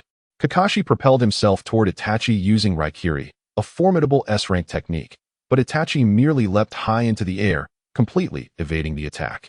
Seizing the opportunity, Naruto launched a Rasengan at the airborne Itachi.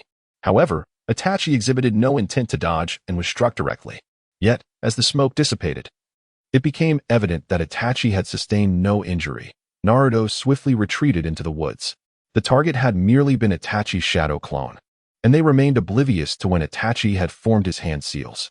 At this moment, Kakashi employed the mist concealment technique, hoping to evade Itachi's Jinjutsu. Can we not cease this childish game of hide and seek, Kakashi? Itachi remarked with an air of calm. Damn it, he's done it again. Yin Xiang silently applauded, acknowledging the Uchiha clan's flair for theatrics. Meanwhile, Guy executed a powerful strike toward Kisame, unleashing a flurry of flaming fists upon his face, sending him crashing to the ground. Moments later, the water beneath them vanished entirely, signaling the defeat of the jutsu's user. Truly the esteemed guy, Yin Xiang thought to himself, offering a silent commendation. Shifting perspectives back to Tsunade, she had finished her meal, and Yin Xiang had managed to process the mountain of paperwork that had accumulated over time. From now on, as long as Tsunade completed her tasks punctually, there would be no more backlogs. By the way, all members of Root have returned. I intend for you to manage Root. What do you think? Tsunade said to Yin Xiang, who was stretching lazily. I'm not sure about that. Is it appropriate? Root is a significant force in Konoha. And as an outsider, I might not be suited for such a role, Yin Xiang replied. What is inappropriate about it? You are my secretary, directly under my command.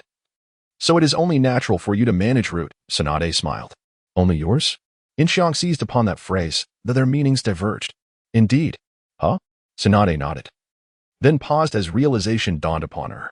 Oh, you cheeky brat, daring to tease me now, she exclaimed, her cheeks flushing. What do you mean? I would never. Yin Xiang feigned innocence in response. Enough with the banter. Now, let us meet the members of Root, Tsunade declared, rising to her feet and walking out. All right. Yin Xiang nodded and promptly followed her. Later, I will teach you some methods for refining chakra.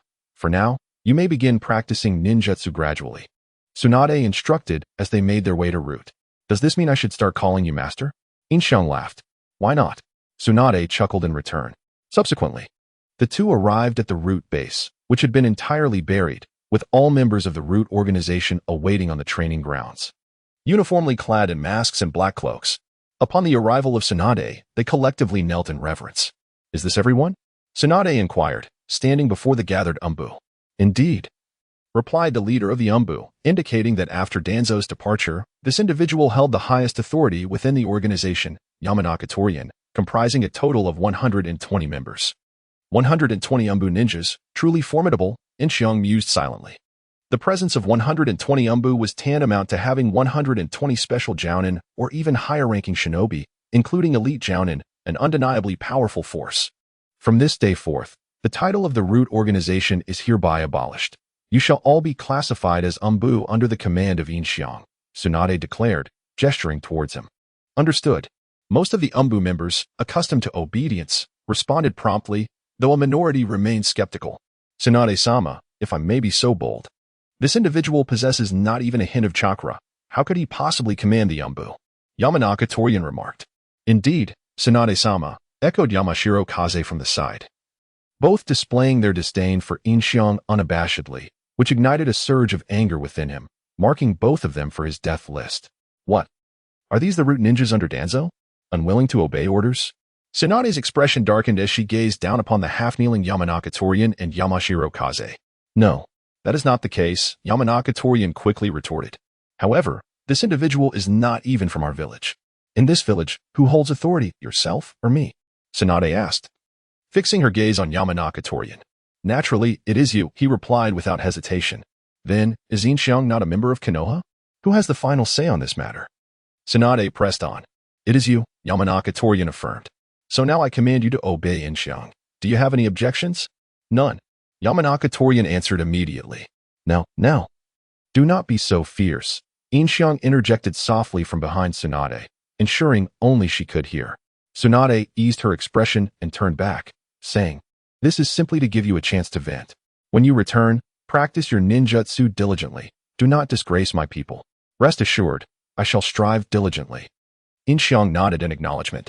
Now, let Yin Xiang issue your first command, Tsunade instructed the assembly. Well, return to your families and reunite with them. We shall begin organizing our division starting tomorrow, Yin Xiang addressed the crowd. Families? The Umbu members exchanged glances, murmuring amongst themselves, causing a sudden uproar. Most had no families, having been raised solely by Danzo to become members of the Root. This individual, Yamanaka Torian remarked to Yin Xiang.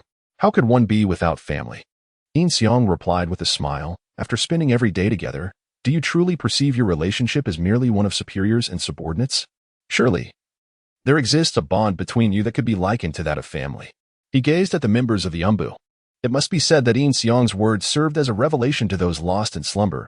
They had once been consumed by the notion of obedience.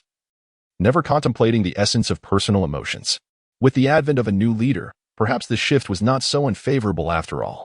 Reiterating his point, Yin Xiang adopted a serious demeanor, addressing the assembly with utmost gravity. I am Yin Xiang, and from this day forth, I shall be your new leader.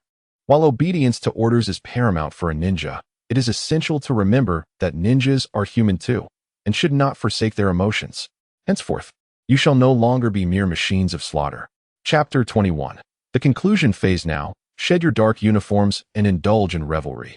Go drink, dine, and relax. Do you understand? Yin Xiang proclaimed, exuding the commanding presence of a former Special Forces instructor. Understood. The dark operatives responded. Who would have thought he possesses such charisma when he is serious?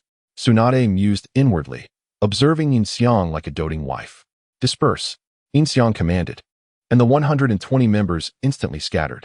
Well done, you managed to win them over with just a few words. Tsunade remarked to Yin Xiang after the operatives had departed. Hee, strike at the vital point. What these fellows yearn for is nothing less than a normal life. After the dark operatives had left, Yin Xiang reverted to his previously meek demeanor, smiling as he spoke. To deal with someone like Tsunade, who has a fondness for her younger brother, such disguise is essential. It's getting late. We should head back, Tsunade said, glancing at the setting sun. It's only 7 o'clock. You still have 3 hours before you can clock out, Yin Xiang replied. No matter. Today's work is already concluded, Tsunade declared. And without hesitation, she made a dash for the tavern. Is it really wise to go drinking while everyone else is still working hard? Yin Xiang said, following closely behind Tsunade. They will be just fine, Tsunade asserted confidently. Meanwhile, Kakashi and his team had already defeated Itachi's clone and analyzed the fallen figure. Realizing it was not the real body, Chiyo recognized it as a high-ranking ninja from their village. It seems your side has concluded as well, the distant Kisame remarked. As both he and Itachi opened their eyes simultaneously. Yes, I have exhausted my chakra, Itachi nodded in agreement. The chakra used on the sacrifice was about 30%. Although it is a convenient ninjutsu for creating our parallel forms, the amount of chakra allocated was limited, thus restricting the power and techniques that could be utilized. Kisame explained to Itachi. However, it suffices for delaying time, Itachi replied, and the two shifted their focus back to the cave where Gaara was sealed. After defeating the transformed Uchiha Itachi, Chiyo began to recount the tale of the Jinchuriki to Naruto and the others, which marked Naruto's first realization that he was a Jinchuriki. Upon discovering Naruto's status, Sakura felt anxious for him. She did not wish for him to become a weapon of war. Zetsu. Dispose of the bodies of the two used for the transformation technique, Pain commanded. Understood, Zetsu replied, promptly attending to the task. Itachi, inform me of their numbers and characteristics. Pain continued to address Itachi. The four-man team consists of Konoha's Kakashi Hitaki, Sakura Haruno, the Nine-Tails Jinchuriki Naruto Uzumaki, and the Suna advisor Chiyo. Upon hearing Chiyo's name, Sasori was momentarily taken aback, realizing she had also arrived, likely thinking to himself, if I can't defeat you, I'll just summon my parent, huh? Kai felt somewhat fatigued due to the burden of 6 classes, although he insisted he was fine. Nevertheless, he ended up colliding with a tree. A clear indication that he was not, in fact, all right. Every day, we await those who tumble from the trees, Tion remarked, observing Kai. It's inevitable. Having just utilized the morning peacock technique, it would be wise for us to find a place to rest, Niji suggested. Thus, unable to proceed, the group paused their journey. Naruto's side also settled temporarily, preparing to engage with the Akatsuki the following day, as they had been traveling incessantly and were in a poor state. Their respite extended throughout the night, necessitating a rotation for night watch due to their proximity to the enemy.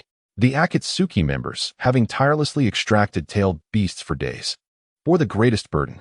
All right, rest is over, Kai suddenly exclaimed in the middle of the night, startling everyone awake. It was now Niji's turn to keep watch. Are you all right, sensei? Lee inquired, glancing at Kai. Indeed, I am revitalized. What a refreshing awakening, Kai responded, giving Lee a thumbs up. Niji? Parker raised his head to look at Niji, indicating if they could continue their journey. No problem. My recovery speed is remarkable, Niji affirmed with a nod. Very well. Parker nodded in agreement, then turned his gaze to Tion, who promptly stood up, saying, I'm fine as well. To make up for the time lost during our rest, we must proceed at double the speed, Kai proclaimed with a grin. What? Tion exclaimed, nearly collapsing back into slumber upon hearing Kai's words. We've been moving at full speed this entire time. As a girl, my stamina is not on par with theirs. No, we should move at triple the speed. This way. We can arrive ahead of schedule, Lee declared, clenching his fist beside Kai. All right, everyone, this is a rare opportunity. Let's advance at quadruple speed. Kai responded, raising 4 fingers. Niji appeared taken aback, and a bead of cold sweat trickled down Tion's forehead. Oh, what's the matter? Kai inquired, noticing the expressions of the 3. No matter how you look at it, that's impossible, Niji replied with resignation. I've mentioned it countless times. Please refrain from such antics, Tion protested, raising her hands in exasperation. Sensei, that's why I suggested moving at triple speed, Lee remarked in response to their complaints. Lee, that's not what we meant. Parker couldn't help but interject. Consequently, the 4 continued their journey at their previous pace through the deep night, with dawn not far off. Meanwhile, the Akatsuki were entering their final phase. As the sun began to rise, Kai and his companions, along with Naruto's group, continued their journey, nearing their destination. This feels quite uncomfortable, Niji suddenly stated. What's wrong, Niji? Lee asked, turning his attention to him. The enemy? Tion inquired. No, quite the contrary. The absence of the enemy's presence perplexes me. They would go to great lengths, employing such ninjutsu, merely to delay us. Niji shook his head and remarked, so, is there truly no need to prolong our wait? Tion hesitated slightly before responding. Could it be that we are already too late? Shaoli added. Naruto, too, grasped this realization. Reflecting on Gaara's plight, his anxiety deepened, causing his eyes to transform into the form of the 9 tails, prompting him to accelerate to the point of nearly leaving Kakashi and the others behind. Observing Naruto's intense urgency, Chiyo felt a sense of confusion. In response, Kakashi elucidated Naruto's situation to Chiyo, informing her that Naruto is a Jinchuriki, just like Gaara. For Naruto, Gaara represents a companion who comprehends the same suffering. Chapter 22. 5 Seals. It is nearly time to conclude. Pain remarked, observing the eyes of the outer path deity, which had begun to manifest pupils. Gaara also felt his consciousness fading. Although it had been established from the outset that he was unaware, he could at least still sense pain. Now, even that agony had dissipated. The outer path deity had drained the last vestige of chakra from Gaara, and his pupils were fully visible within his eyes. He collapsed onto the ground, a mere shell of his former self. It ultimately took 3 days and nights, sighed Deidara as he lowered his hands from the hand seals. It is always the same. It truly becomes tiresome, remarked Kisame, also lowering his hands. Ah, my shoulders are stiffening, Haiden said, massaging his shoulders. You all have worked hard, Pain said, acknowledging them symbolically. After a brief moment, Guy and the others finally arrived at the entrance of the cave, where a massive stone blocked the entrance, inscribed with forbidden symbols. This is the place, Guy stated, gazing at the boulder. Gaara is behind this rock, Pakken nodded in affirmation. It appears to be a barrier, Guy observed as he approached the stone. What should we do? Tintin asked. Let us charge in, Lee shouted at Guy. No. Guy shook his head and turned back. Just then, Kakashi and the others arrived. You're quite slow, Kakashi. I encountered a bit of trouble along the way. Kakashi replied as he stood. Naruto. Sakura. Lee exclaimed joyfully upon seeing the 2. Kakashi, I hope the trouble you faced isn't related to me, Chiyo remarked, casting a sidelong glance at him. Everyone. Naruto cheerfully gestured a thumbs up towards Guy and the others. You all arrived first, Sakura said as she and her companions approached Guy and the others. Who is this elder? Tintin inquired, looking at Chiyo, clearly not from Konoha. This is Chiyo, the advisor from Sunagakure. Sakura introduced her to the group. Please take care of me, Chiyo said, appearing quite elderly yet maintaining a cheerful and optimistic demeanor as she flashed a peace sign. Then let us proceed, Kakashi, Guy said, looking at him. Indeed, Kakashi nodded. And everyone turned their attention to the boulder behind them. Let us begin, Niji. First, let us assess the situation inside, Guy instructed Niji. Niji nodded and activated his Byakugan to probe within. It seemed to be a rather large cavern, yet he could not discern the precise details. Sensing multiple presences within. Niji, what about Gaara? How is he? Naruto called out anxiously. Wait a moment, I am searching, Niji replied, scanning the cave until he finally spotted Gaara lying on the ground. Niji, Naruto shouted in urgency. Do not rush me, Niji responded, continuing to observe the interior, where he noticed the eyes of the outer path deity slowly closing. What? What is that? What's going on? Niji. Naruto anxiously shook Niji's body, inquiring. Let go of me, Niji replied, prompting Naruto to release his grip on Niji's arm. "What did you see, Niji?" Sakura asked. "It is beyond words," Niji murmured, lowering his head as he recalled the immense entity he had just witnessed. "Then we must confirm it with our own eyes," Lee remarked, gazing at the rock. "That simplifies matters," Guy said, clapping Lee on the shoulder before rolling a considerable distance away and charging forward, delivering a punch to the rock, which remained unscathed. "A barrier." "Perhaps. The outside seems to be bustling," Pain noted, sensing the disturbance in the barrier. "It appears reinforcements have arrived," Kisame commented, arms crossed. "Whose reinforcements are they?" "Those whom Kisame delayed." Or, Deidara pondered aloud. "It seems they have all arrived," Zetsu observed after surveying the external situation. "What a coincidence, yet. Such a pity. They are a tad late. I hear there is another Jinchuriki. Hehehe. Don't hold it against me, Itachi." Scorpion remarked from the side, apologizing to Itachi as he intended to seize Itachi's target. Outside, Guy returned to the group with a sense of resignation. "What should we do?" Lee asked, noticing that Guy's attack had been ineffective. "First, we must dispel this barrier," Lee, Guy stated. "How do we do that?" Tenten inquired. "We need to understand the nature of this barrier," Sakura replied, studying the rock. "Indeed," Guy nodded, turning to the rock. "So we must first ascertain the type of barrier. Right, Kakashi? What do you think it is?" Chiyo asked Kakashi, who stood beside her. "It is likely a 5-seal barrier," Kakashi responded. "I concur," Chiyo nodded. "A 5-seal barrier?" Naruto questioned, gazing at them in confusion. "The 5-seal barrier is formed by placing a forbidden seal in 5 locations around it. Aside from the one in front of us, there are 4 others that must be simultaneously removed to dispel the barrier," Kakashi explained. "It must be done simultaneously?" Sakura looked at Kakashi. "Correct. If we cannot remove all 5 at once, the barrier cannot be broken. This is the first one," Kakashi affirmed. At that moment, the 2 Ins were also in communication. "How goes it on your side?" In 1 asked In 2. "I've learned an incredible ninjutsu, the 8 gates." In 2 exclaimed excitedly. "Really?" In 1 shouted in delight. Mastering the 8 gates was indeed exhilarating. "What about you?" "Having mastered the lightning cutter and the spiraling sphere, I realize these skills are not the pinnacle of my achievements. What truly matters is that I have acquired the art of ostentation from Itachi, and the mere thought of employing his lines fills me with excitement. Surely, my original self would be pleased as well." The 2 Ins exchanged approving smiles. "Moreover, there are 4 more talismans." Kai lifted his gaze toward the talisman papers and inquired. "So where are the other 4? Naruto asked Kakashi, who merely shook his head. Kakashi then turned to Niji, who understood the task at hand. With a nod, Niji activated his Byakugan and began to scan the surroundings for the talismans.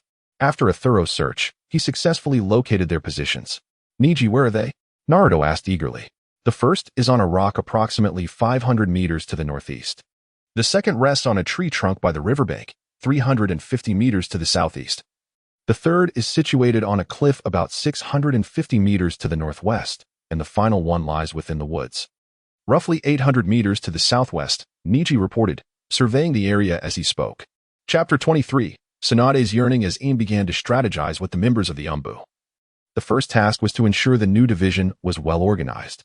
This new division was located in a cavern behind the Hokage Rock, a rarely visited and spacious area, ideal for establishing the Umbu. From today onward, our organization will be codenamed Shadow.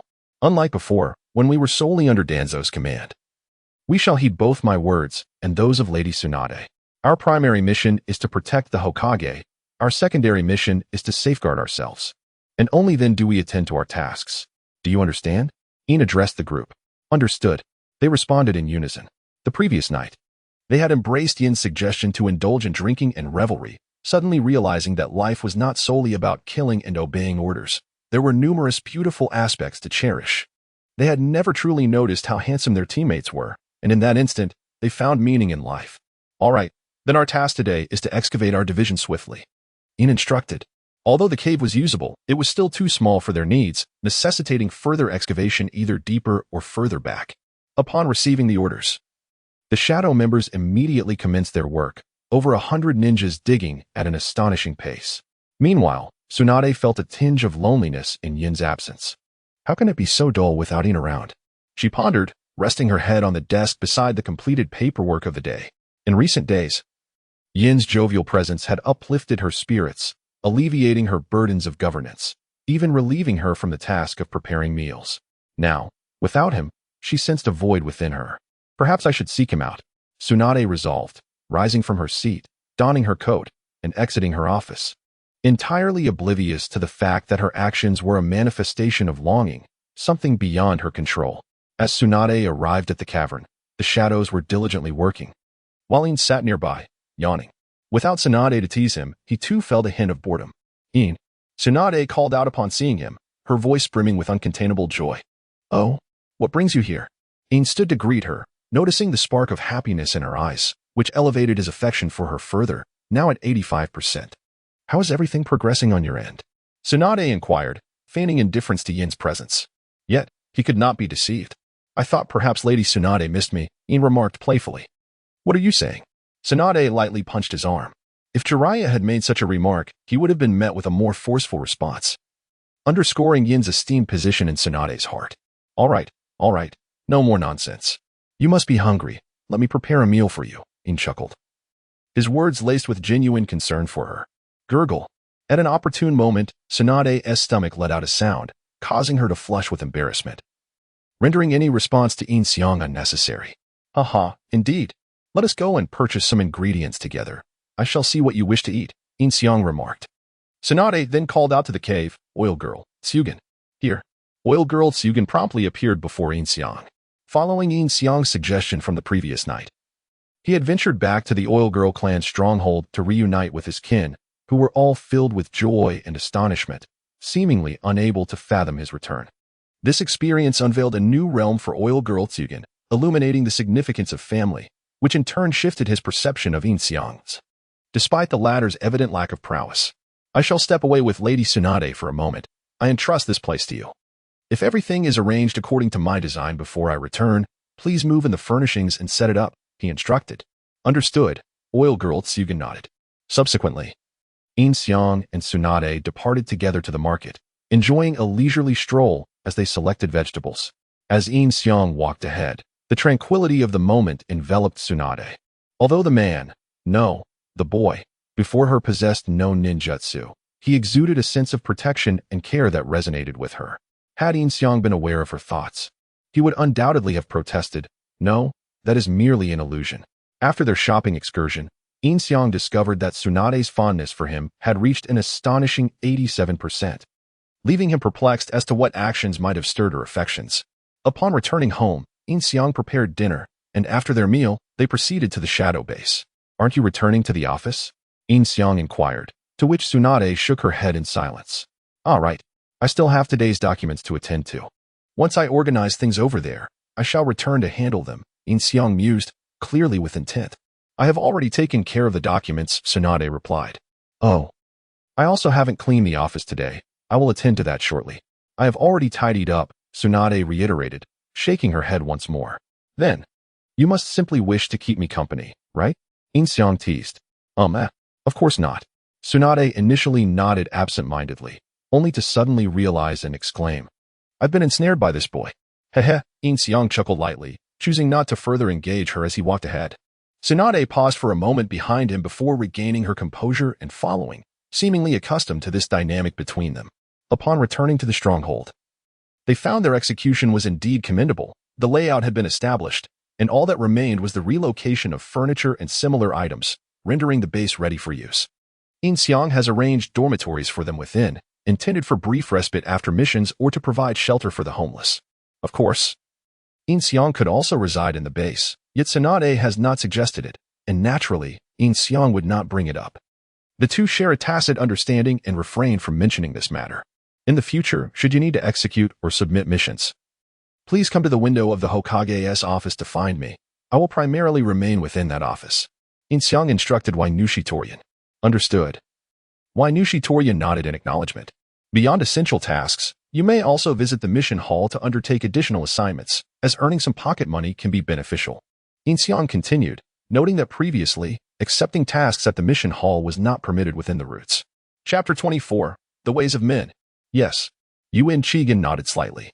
Once matters here are resolved, those who are to lie in wait should continue their vigil, and those tasked with gathering intelligence should persist in their endeavors. Compile a list for me, clearly indicating what each individual is currently engaged in, distinguishing between those with assignments and those without. Yes, Yin Xiang nodded again, expressing admiration for Yin Xiang's clarity of thought. As for the situation in the Land of Rivers, the group had begun to unveil the 5 seals. Members of the Shao organization had successfully absorbed the Shikaku from within Gaara. With the exception of Deidara and Sasori, the others had vanished like illusions. Deidara and Sasori, however, would need to fight their way out. Should they fail, they would perish here, a fact that Nagato was rather indifferent to. Confirm the operational details. After locating the talismans, Kai's team would remain on standby until everyone had found theirs. Upon my signal, they would all remove their talismans simultaneously. Understood? At that moment, Kai spoke. Everyone understood. Of course, that Kakashi's team would also remove their talismans at the same time, thus unraveling the 5 seals. As the seals were dispelled, Sakura would shatter the boulders at the entrance, signaling their sudden incursion to reclaim Gaara. Kakashi stated, as they took their positions. Meanwhile, outside, the busy preparations continued, while inside, Sasori and Deidara grew increasingly impatient. Listen closely, everyone. On the count of 3, we will all remove the talismans together. Let us begin. 1, 2, 3. Kai counted to 3, and the 5 of them simultaneously tore off their talismans. Sakura also struck the boulder with her fist, shattering it and successfully opening the entrance. However, just as Kai and the others prepared to depart, figures emerged from the stone wall, the grass, the water, and the trees before them, each one a reflection of themselves. Kakashi and his 3 companions entered the cave, where they beheld Gaara, Sasori, and Deidara, with Gaara even perched beneath Deidara. So, which one is the Jinchuriki? Deidara inquired, scrutinizing the 4 before him. Based on the characteristics left by Itachi prior to his departure, the first to shout would be the Ninetails Jinchuriki. Awaiting the initial cry, upon seeing that Gaara had perished, and with Deidara seated atop him, Naruto could no longer remain composed. His eyes transformed once more into those of the Ninetails, fists clenched in fury. You bastards! I will shatter you to pieces. Naruto shouted towards Deidara and Sasori. The first to bellow in rage was indeed him. Sasori remarked, observing Naruto. It seems that is the case. Deidara added, grinning at Naruto. Those are indeed Deidara and Sasori. The 2 figures, Yin Xiang number 1 and number 2, lounged leisurely upon a tree, engaged in idle conversation. I recall that Sasori meets his end here, defeated by Chiyo and Sakura. Quite a pitiful fate, indeed, Yin Xiang number 1 chuckled. Sasori simply did not wish to engage his own grandmother. One might say it was akin to suicide, Yin Xiang number 2 remarked. Those matters are trivial. What truly matters is that we can learn the pinnacle of puppet techniques from the world of Naruto here. In a moment, I will delve into the art of puppetry, while you will accompany Kakashi and the others in pursuit of Deidara, Yin Xiang once stated. Why must it be me on the chase? Am I not already burdened enough? Yin Xiang 2 replied. Very well then, let us settle this like men. Yin Xiang 1 declared upon hearing the response. All right. Yin Xiang 2 rolled up his sleeves, and they both threw their punches simultaneously. Rock, paper, scissors. Darn it. Yin Xiang 1 retracted his scissors. I have lost. I shall honor the wager and pursue him. True to your word, a man of integrity. Yin Xiang 2 chuckled, patting Yin Xiang 1's shoulder. At that moment, a voice cried out. You scoundrel, halt. Deidara soared from the cave atop his great bird, carrying Gaara with him, and Naruto promptly gave chase. Sakura, Granny Chiyo, I leave this scoundrel to you. Kakashi exclaimed as he dashed after them, only to pause midway to address Sakura and Chiyo. Understood, Sakura nodded in affirmation. Off you go, loser, Yin Xiang 2 said, giving Yin Xiang 1 a pat on the shoulder. With a resigned sigh, Yin Xiang 1 pursued. Gaara, I shall come to your rescue. Naruto shouted as he leaped from a pillar, delivering a punch towards Deidara. Deidara retaliated by hurling a clay explosive at Naruto, sending him crashing into the rock wall. In that fleeting moment, Yin Xiang grasped the intricacies of Deidara's clay technique, successfully acquiring the essence of Deidara's unique skill. He did not forget to experiment with extracting clay from the wall, quickly accumulating a substantial amount. Meanwhile, Yin Xiang 1 observed as Sakura and Chiyo engaged in battle with Sasori. Chiyo was the first to strike, using a kunai to tear through Sasori's clothing, revealing the true nature of his body. Is this the puppet Hiryuho? Yin Xiang 1 had stealthily infiltrated the cave, concealing himself in a corner. As Sasori unveiled his Hiryuho, Yin Xiang comprehended how to craft and control it. His aptitude for learning was remarkable, particularly as his first talent point was dedicated to this very skill. Kakashi and Naruto commenced their pursuit of Deidara, with Kakashi activating his Sharingan. However, the enemy's aerial maneuvers posed a significant challenge for them. On this front, Deidara toyed with them, while Yin Xiang's situation was far more exhilarating. The Hiryuho spewed forth an array of kunai and shuriken, each laced with poison, which Sakura and Chiyo deftly evaded. Even a seasoned warrior like Chiyo could dodge. Yet Sakura's ability to evade Sasori's barrage left him puzzled. Could the ninjas of Konoha possess such prowess? However, Yin Xiang discerned the truth. It was Chiyo who manipulated Sakura as a puppet, guiding her to evade Sasori's every attack. The old woman possesses remarkable skills, adept at evading danger while simultaneously guiding Sakura to do the same. Her keen observational ability is not to be underestimated, and it has inadvertently benefited me. Yin Xiang smiled. Having absorbed this keen perception, he realized that he no longer needed to allocate any points to enhance his observational talent, as it had been elevated to its maximum potential. This was akin to obtaining a talent point without cost. Under Chiyo's manipulation, Sakura delivered a tremendous punch, shattering Sasori's scarlet sand gourd into smithereens, from which a dark figure emerged. This was Sasori's true form. "Ah, you finally emerged," Chiyo remarked, gazing at the shadow. "I traveled a great distance to catch a glimpse of my grandson, only to find myself in such a predicament. After 20 long years. Can't we have a moment to reminisce?" Chapter 25. A new task. At that moment, the severed head of the Crimson Stream, H-Ka, suddenly began to move, soaring into the air as countless shurikens shot forth from it. Chiyo immediately took control of Sakura to evade the onslaught. A few shurikens were aimed directly at Yin Xiang. Damn it. Yin Xiang swiftly sidestepped, realizing his disguise had been compromised. Seizing the opportunity before they could notice him, he dashed away. Was it an illusion? Chiyo pondered, glancing towards the direction where Yin Xiang had been hiding. Indeed, it was true. I am proud of my grandmother. No wonder even the young girl could evade my attacks. Grandma, after discerning my assault, manipulated the girl with her puppet technique using chakra threads, Sasori remarked, turning his back to Sakura and Chiyo. Sakura, I truly do not wish to love him, yet he is so handsome, with a melodious voice, and he calls me young girl. Moreover, he had considered everything meticulously, even wrapping chakra threads around the tail of H-Ka. I had no idea that the movements of the tail were sealed. Well, I have done my utmost to suppress my chakra so it wouldn't be detected. I'm surprised you could perceive it, Chiyo said. At this moment, Yin Xiang once again slipped back into hiding at his previous location. Of course, the one who taught me the art of puppetry was none other than you, Sasori replied, turning to Chiyo while placing his hands atop the black cloth that covered his head. However, the game ends today, Chiyo declared. Indeed. So will you find it easy to succeed? Sasori chuckled, tearing off the black cloth, as the cloth was pulled away, revealing his true form. Chiyo was taken aback. How can this be? There has been no change compared to before.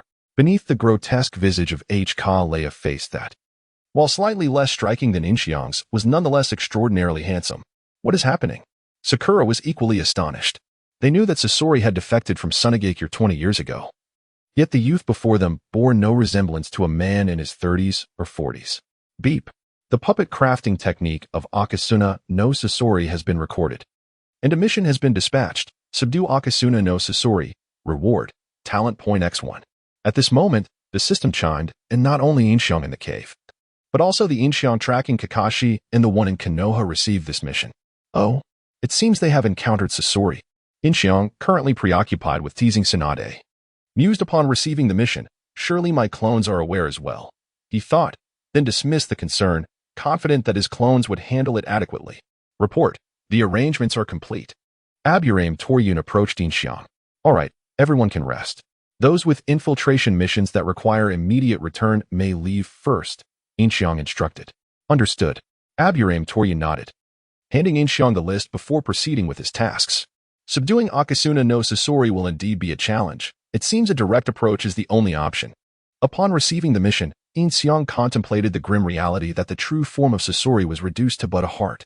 He understood that as long as he could abscond with Sasori's heart before Chiyo and Sakura discovered it, the task could be accomplished. The challenge did not lie in saving Sasori, but rather in subduing him. Would this individual even heed his command? At that moment, Sasori produced a scroll, from which emerged a puppet crafted from the corpse, sealed by the third Hokage. Although Yin Xiang instantaneously grasped the art of creating third Hokage puppets, This technique required a corresponding corpse. Sasori, being the sole puppet master capable of transforming the deceased into human puppets, utilized the chakra of the deceased to ensure that all the jutsu and Kekkei Jinkai of the individual were preserved in their entirety. This ability stands as the paramount advantage of human puppets. Chapter 26. A stroke of luck inferior to Tsunade's. Upon the entrance of the third Kazekage, Scorpion unleashed a barrage of shurikens, all of which were deftly evaded. Subsequently, his right hand transformed into a multitude of blades, racing towards Sakura at an astonishing speed. In a moment of desperation, Chiyo utilized the tail of her crimson stream amber to intercept the attack. What now? Scorpion's little finger twitched slightly, causing the third Kazekage's right hand to unfurl into 3 layers, each adorned with a series of intricate seals. Upon releasing these seals, countless arms surged forth, ensnaring Sakura within their grasp. Chiyo quickly pulled Sakura free, but Scorpion swiftly bound her again with ropes and unleashed a thick cloud of poisonous mist. Had it not been for Sakura detonating an explosive tag to disperse the noxious gas, her life would have been forfeit. Such resolute spirit. Truly, she is worthy of being Tsunade's apprentice, observed Yin Xiang with a nod and a smile, evidently pleased with the performance of his teacher's disciple. The ensuing battle was even more exhilarating. Chiyo summoned the puppets crafted by Scorpion, demonstrating to Yin Xiang the true essence of a puppeteer. Her hands moved in a flurry, the glint of blades flashing as the puppets danced in a deadly ballet. In mere seconds, more than 10 strikes were executed, halting only when both sides' weapons shattered into fragments. However, the distinction between puppets and human puppeteers was evident, as Scorpion quickly employed the third Kazekage's most formidable technique, Iron Sand. The moment the iron sand erupted from the Kazekage's mouth, Yin Xiang No. 2 had already grasped its method of use. To learn such a powerful bloodline limit of the most potent Kazekage at a mere glance would astound anyone. Under the relentless assault of the iron sand, Chiyo's father and mother puppets became inoperative, and she herself lost a prosthetic arm in the fray. Sakura willingly volunteered to become Chiyo's puppet in battle. The clash was intensely fierce. Sakura's extraordinary strength combined with Scorpion's iron sand obliterated the very cave around them. Meanwhile, Kabuto was engaged in a fierce confrontation with an opponent of equal prowess, while Kakashi found himself in a rather frustrating predicament, unable to catch Deidara, who repeatedly sent him crashing back to the ground with explosive assaults. Yin Xiang No. 1, trailing them, found the situation rather tedious. As for Yin Xiang's main body, after addressing matters concerning shadows, he returned to the office with Tsunade. With the pile of documents cleared, they began to gamble. This presented an excellent opportunity for Yin Xiang to take advantage of Tsunade. However, even amidst a feast of plentiful meals, he remained clear-headed. Tsunade had recently confiscated all of Danzo's assets, transforming into a small fortune holder overnight. The funds allocated for establishing a new division left her exceedingly wealthy. Thus, to manipulate this affluent lady, Yin Xiang discreetly employed chakra to influence the dice during their gambling sessions, ensuring his own losses. At long last, he had found someone even more adept at losing than himself. Haha. Tsunade won 9 out of 10 rounds, her spirit soaring. Though she had an inkling that her victories in gambling might herald misfortune, the sheer improbability of winning so frequently suggested that unless the world were to end, Yin Xiang's luck must be even worse than her own. After accumulating a few copper coins with great difficulty, they were all gone now. Yin Xiang pushed his coins towards Tsunade and said, "I can support the debt here." Tsunade, putting away the coins, replied with flattery, "You still owe me." "Huh? If this continues, I might have to work for you my entire life." Yin Xiang feigned a look of grievance, aware that his youthful charm could easily sway affluent women. "Rest assured, I am wealthy enough to support you for a lifetime." Tsunade patted Yin Xiang on the shoulder. "All right, you said it. You can't abandon me halfway and let me starve." Yin Xiang grinned, having executed his scheme successfully. "Don't worry." Tsunade nodded. "Let's continue." She shook the dice cup. "Yes. The more I owe, the more the wealthy will spend on me in the future." Just then, the office door swung open, revealing Shizen. "Hey, what are you two up to?" "Yin Xiang, didn't I tell you that you shouldn't gamble with Lady Tsunade?" Shizen scolded Yin Xiang upon seeing the scene. It's fine. All work is done, and this guy's luck at gambling is worse than mine. He has already lost everything," Tsunade said, pulling Shizen into a seat. "Is there really someone with worse luck than Lady Tsunade?" Shizen exclaimed, astonished. "Just watch," Tsunade replied. "This time, we'll guess high or low. Whoever has the larger sum of dice wins." "All right, I'm sure I can win." Yin Xiang nodded. They both shook their cups simultaneously, and upon opening them, Yin Xiang, using his Sharingan, discovered that Tsunade had rolled 5 once. This. Shizen raised an eyebrow. Ha, ha, ha. Tsunade awkwardly scratched her head and chuckled. Oh no. I dropped a die, leaving only 4. At that moment, Yin Xiang vibrated his dice with chakra, causing one to disintegrate into molecules, vanishing into thin air. Don't worry, even with just 2 dice, you still win, Shizen reassured him. However, when Yin Xiang opened his cup, he surprisingly revealed 4 once. This is possible, Shizen exclaimed, her eyes wide with disbelief. Ha! I told you, Yin Xiang's luck is even worse than mine. Tsunade generously revealed her cup, displaying her 5 once. I can't believe I lost this. Never mind, I'm done gambling, Yin Xiang exclaimed, feigning panic. Not so fast. You owe me 200. Keep going. Tsunade was not about to let Yin Xiang, her unwitting benefactor, off the hook. This was a delightful experience for her, having always been the one giving away money. Yin Xiang, I advise you to refrain from gambling in the future, lest you end up losing your underwear, Shizen cautioned him. By the way, Shizen, what brings you here? Yin Xiang inquired, steering the conversation in a different direction. I came to observe Lady Tsunade's work and to see how well your secretary is performing. I was surprised to find that Lady Tsunade has managed to handle such a mountain of paperwork, Shizen replied. Those tasks were all managed by Yin Xiang. Every arrangement has been executed with precision, and I have reviewed each one, Tsunade remarked to Shizen. So, with Yin Xiang here, you need not worry. Is that so remarkable? Shizen exclaimed in astonishment. Yin Xiang has only been here for a short time, yet is capable of independently managing documents and has earned the recognition of both Lady Tsunade and the daimyo. It seems we have truly discovered a treasure. Chapter 27. The astonishing amount of chakra. Having seen Lady Tsunade safe and sound, I felt a wave of relief wash over me. Shizen nodded, cradling a small piglet in her arms. Is this pig destined for the dinner table? Yin Xiang inquired, pointing at the creature. The piglet's eyes widened at the remark, struggling in Shizen's embrace, as if seeking to escape from the man who had uttered such ominous words. Fear not, Shizen gently patted the piglet's head, soothing it. He's merely jesting. Can it comprehend my words? Is it a summoning beast? Yin Xiang asked, intrigued. It's just an ordinary pet pig, not intended for consumption, Tsunade clarified, affectionately ruffling the piglet's ears. Although it belonged to Tsunade, Shizen often took care of it. I see. It appears quite intelligent, possessing the potential to be a summoning beast, Yin Xiang remarked, contemplating whether he should acquire a summoning beast for himself. What if I were to capture Scorpion and turn him into a summoning beast? He mused, envisioning a scenario where, upon calling forth a dashing figure, he could summon countless puppets to his side. The thought was undeniably amusing. Enough with the distractions. Let us proceed. Tsunade suddenly called out to Yin Xiang, shaking the dice cup in her hand. But I'm out of dice, Yin Xiang pointed out, indicating his lack. This will suffice, Tsunade said, picking up the dice in front of Yin Xiang, forming seals with her hands, and conjuring a doppelganger of the dice. Hey, is that how you utilize your ninjutsu? Yin Xiang exclaimed in surprise. Come on, let's go. Tsunade returned the dice to him. With no other choice, Yin Xiang continued alongside Tsunade, though he had anticipated this turn of events. Shizen had left after a long afternoon of gambling, and now Yin Xiang owed Tsunade 5,000, bringing his total debt to over 10,000, with daily interest accruing.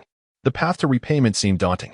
Sighing, he resolved to focus on accumulating wealth in the next skill point allocation, perhaps an infinite supply of money. Do not be too disheartened. Victory and defeat are but common occurrences in battle, Tsunade consoled. Though her expression betrayed her joy, she was positively beaming. Here, take this. Tsunade produced a piece of white paper from her robes. What is this? Yin Xiang asked as he accepted the paper. It is chakra testing paper. It can determine your chakra attributes. But I don't possess any chakra at the moment. Yin Xiang replied. I completely overlooked that. Allow me to teach you the method of refining chakra, Tsunade said, rising and moving to the wall of the office. Come here and sit against the wall. All right. Yin Xiang nodded, stowing the chakra testing paper before approaching Tsunade and settling down against the wall. Tsunade sat cross-legged before Yin Xiang, their knees closely touching. Listen closely, she instructed. The process of chakra refinement is the art of harmonizing the body's myriad energies into a singular, potent force. This energy serves as the foundation for ninjutsu, jinjutsu, taijutsu, and the manipulation of chakra-based substances to ensnare or sever opponents. There are 2 primary methods of cultivation, The first involves extracting energy from the body's 130 trillion cells, one by one. The second is the mental energy honed through extensive training and experience. Given your capabilities, I trust you comprehend this? Tsunade glanced at Yin Xiang, who nodded in affirmation. Of course, there is also the extraction of chakra from natural energy, known as sage arts, but that remains beyond your current reach. My focus today is to teach you the first method. For the next half hour, Tsunade meticulously explained the intricacies of chakra refinement. However, at that moment, Yin Xiang yearned to interject. If you could just demonstrate, I would grasp it instantly. After approximately 30 minutes, Tsunade announced, "Now, I shall demonstrate. Watch closely." She began to meditate, channeling chakra while simultaneously transmitting it from her knees into Yin Xiang's body. Mimicking her posture, Yin Xiang endeavored to extract chakra. In an instant, an overwhelming surge of chakra erupted from Yin Xiang, forcefully toppling Tsunade. "Oh no, I lost control," he thought, realizing it was too late. The chakra he had just refined surged forth uncontrollably. This was genuine chakra. What he had previously utilized could perhaps be termed the power of a modifier. Or, to simplify, the power of an Asura? Tsunade, propelled backward, landed on the ground, her eyes wide with astonishment as she gazed at Yin Xiang. Although he could assist her, he refrained, opting instead to feign an inability to contain the chakra. "What an immense chakra!" Tsunade exclaimed, her eyes widening.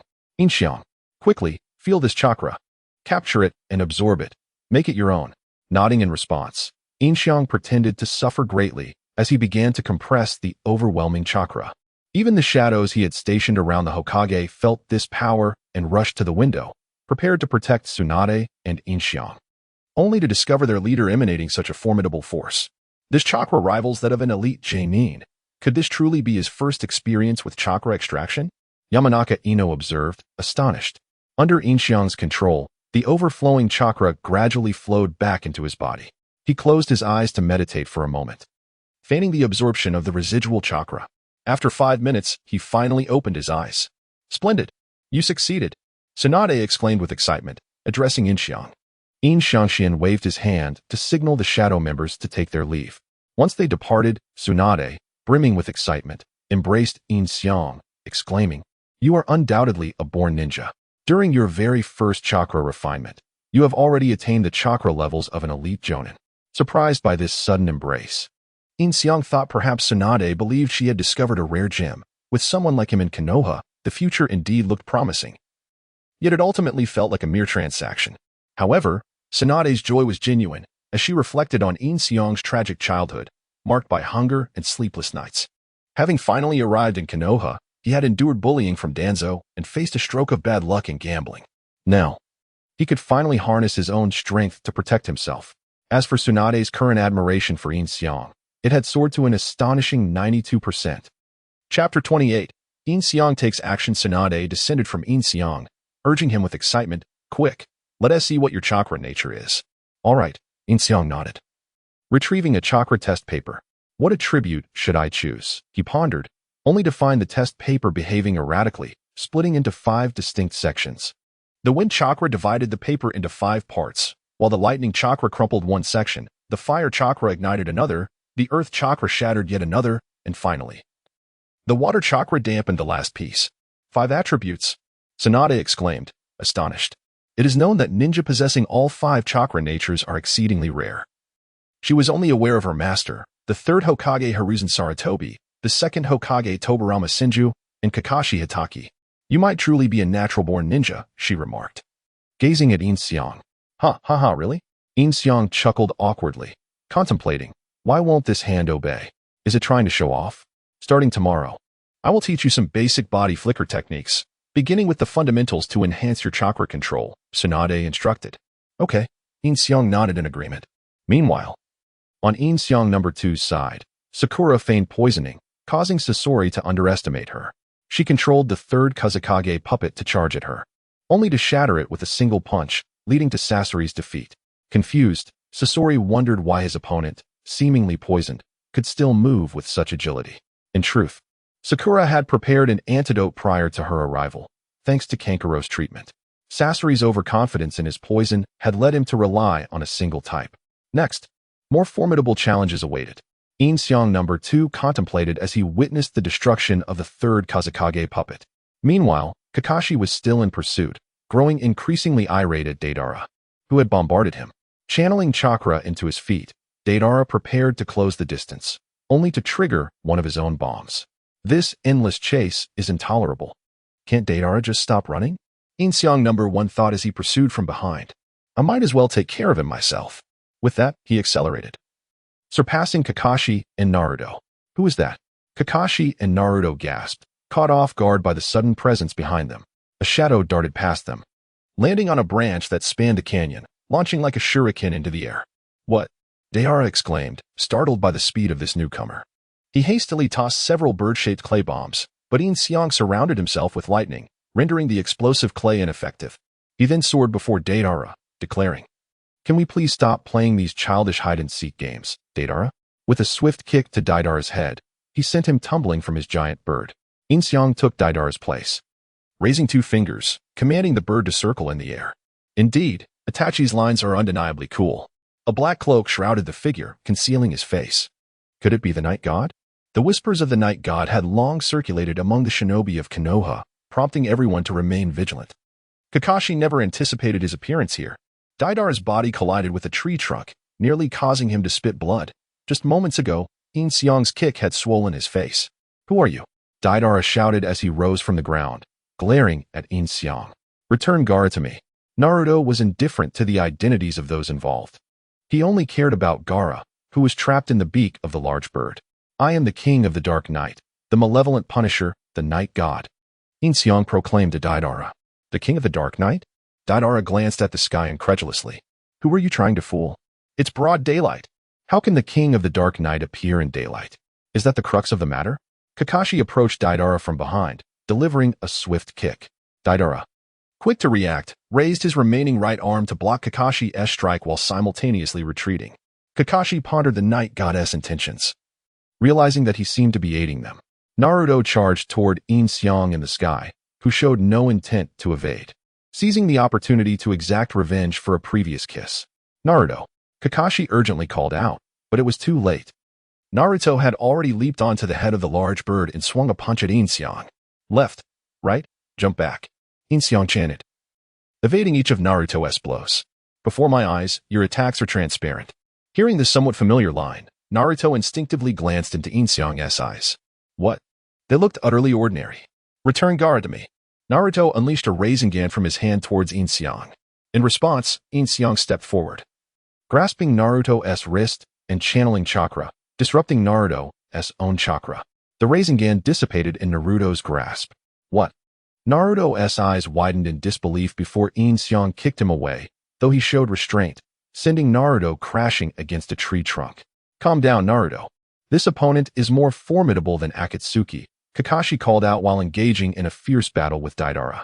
He could see that Yin Xiang had clearly held back his attack. "Here, take it back. Leave me out of your troubles." Yin Xiang leaped high, controlling the large bird to hover before Naruto. "How can he control my clay?" Deidara looked at the bird, which Yin Xiang manipulated effortlessly, his expression one of confusion. He formed hand seals, preparing to detonate the bird before Naruto's eyes. "Huh," Deidara shouted, but the bird showed no reaction. Has it completely lost control? Deidara was perplexed. Meanwhile, Kakashi launched a Raikiri from his hand. At such a close distance, Deidara instinctively extended his right hand to defend, realizing too late it was Raikiri, and hurriedly leaped aside. Kakashi swiftly hurled a kunai, which was deftly intercepted by Deidara. Undeterred, Kakashi seized another kunai, pursuing Deidara and, taking advantage of his unsteady stance, severed one of Deidara's arms in a decisive strike. Deidara gazed at the remnants of his arm, letting out a pained wail. "I must find a way to escape now," he contemplated, realizing the gravity of losing both limbs. Subsequently, Deidara leaped away from the gorge, fleeing deeper into the forest, while Naruto unearthed Gaara's lifeless body from the large bird. Chapter 29, Subduing Deidara. As for Yin Xiang #1, he took the opportunity to depart. Was that fellow here to assist us? Kakashi pondered as he watched Yin Xiang #1 leave. Isn't he supposed to be in Konoha? How did he end up in the Land of Rivers? Could his intentions be related to Naruto? Kakashi refrained from pursuing Deidara and remained lost in thought. What was Yin Xiang #1 up to? Regardless, the battle here had already concluded under his intervention. Although the mission did not specify capturing Deidara, Yin Xiang was inclined to give it a try. Yin Xiang hastened after Deidara, and with his speed, he soon spotted Deidara sprinting through the forest, appearing before him. Deidara abruptly came to a halt, retrieving a mouthful of clay from his pouch, chewing on it. "You're not planning to interrupt my resistance, are you?" Yin Xiang inquired, gazing at Deidara. Deidara ignored him, continuing to chew on his clay. Seeing Deidara so engrossed, Yin Xiang was eager to engage him. He placed his hand on the ground and swiftly extracted a large mass of clay, towering over him. At this sight, Deidara finally spoke. "You can use this ninjutsu too?" "No wonder," Deidara remarked, observing Yin Xiang. Indeed, while Deidara shaped his creations by chewing, Yin Xiang molded his with his hands, quickly fashioning several small spiders and hurling them toward Deidara as he rushed closer. Aware of the spider's potency, Deidara quickly retreated. Yin Xiang then launched a moderately sized bird towards Deidara, which exploded right before him, sending him back towards the spiders, resulting in another explosion that inflicted 2 blasts upon Deidara. Damn it! Deidara intended to retaliate, rising to unleash clay from his mouth, transforming it into a large bird, upon which he ascended into the air. Yin Xiang promptly created a large bird to follow him, both soaring above, with Deidara leading and Yin Xiang at his side. "Catch me if you can." Deidara accelerated, thinking his speed was unmatched. However, upon glancing back, he found Yin Xiang still beside him, audaciously waving his hand. "Ha!" Deidara leapt from the large bird, detonating it. Yet, during his descent, he realized Yin Xiang had used lightning release to embed his hand into the bird, preventing it from exploding. This guy Deidara was nearly at a loss for words. Such ninjutsu was unheard of, and no one could possibly be more adept than him. As Deidara prepared to flee upon landing, Yin Xiang appeared right before him. Deidara swiftly turned, only to find Yin Xiang's earlier large bird behind him. "Huh." Yin Xiang detonated the bird, sending Deidara crashing to the ground beneath him. Deidara looked up at Yin Xiang, who pointed a finger at him. In an instant, Deidara found himself ensnared in an illusion, a technique Yin Xiang had learned from Itachi. Within this illusion, Deidara transformed into a burning piece of paper. What is happening? Deidara gazed at his own burning form, panic etched across his face. "Let it burn to ashes." Deidara, a figure resembling Yin Xiang, appeared before him, speaking in a strange manner. In the next moment, Deidara's entire body disintegrated into ash, while in the real world, he inexplicably screamed and rolled on the ground. "Illusions can be quite amusing," Yin Xiang remarked with a smile, then bound Deidara's feet with his messenger bag, dispelling the illusion. As Deidara regained his senses, he discovered he could no longer move. His hands were gone, and his feet were bound. He resembled a mere stick. "Let me go, what do you want?" Deidara shouted at Yin Xiang from the ground. "I wish to create an organization called Shadow. How about you join me?" Yin Xiang squatted down and proposed to Deidara. "Join you? Could you not have mentioned this sooner? Must you beat me up first?" Deidara retorted, looking somewhat irritated. "Oh, does that imply you are quite willing?" Yin Xiang inquired, gazing at Deidara. "You are far more entertaining than those dull Akatsuki members. Of course, I am willing." Deidara exclaimed. "Pray tell, what makes me entertaining?" Yin Xiang, intrigued, asked Deidara. "You are rather juvenile," Deidara bluntly replied. Yin Xiang's smile froze on his face. How dare he call me juvenile? Subsequently, Deidara was subjected to a series of torturous antics as Yin Xiang relentlessly tickled the soles of his feet with leaves, nearly causing him to laugh himself into unconsciousness. "I was wrong. I was wrong. I was wrong." Deidara pleaded from the ground, gasping for breath as he approached the brink of laughter. Only then did Yin Xiang relent. "Once this is over, return with me to Konoha." Ding ding ding. Hidden mission completed. Recruit Deidara. Gain talent point X1. At that moment, all 3 of Yin Xiang's clones received notifications in their minds. "Quite capable, my clones," the original Yin Xiang mused, currently toasting with Tsunade at a pub, celebrating his successful chakra refinement, emerging as a ninja of 5 attributes. While his clones battled fiercely, the original luxuriated at home with beauty. Unbelievable. Who would have thought there would be a hidden mission? The original should be quite pleased now, pondered Yin Xiang 1. Recruiting Deidara? That phase is already concluded. Yin Xiang 2 thought, observing that Scorpion had used his original body and was subsequently punched to pieces by Sakura, just as Sakura and Chio believed all was over. Scorpion's disassembled form astonishingly reassembled itself. Thus, the 4th battle commenced, with Chio unveiling her trump card, the White Secret Technique.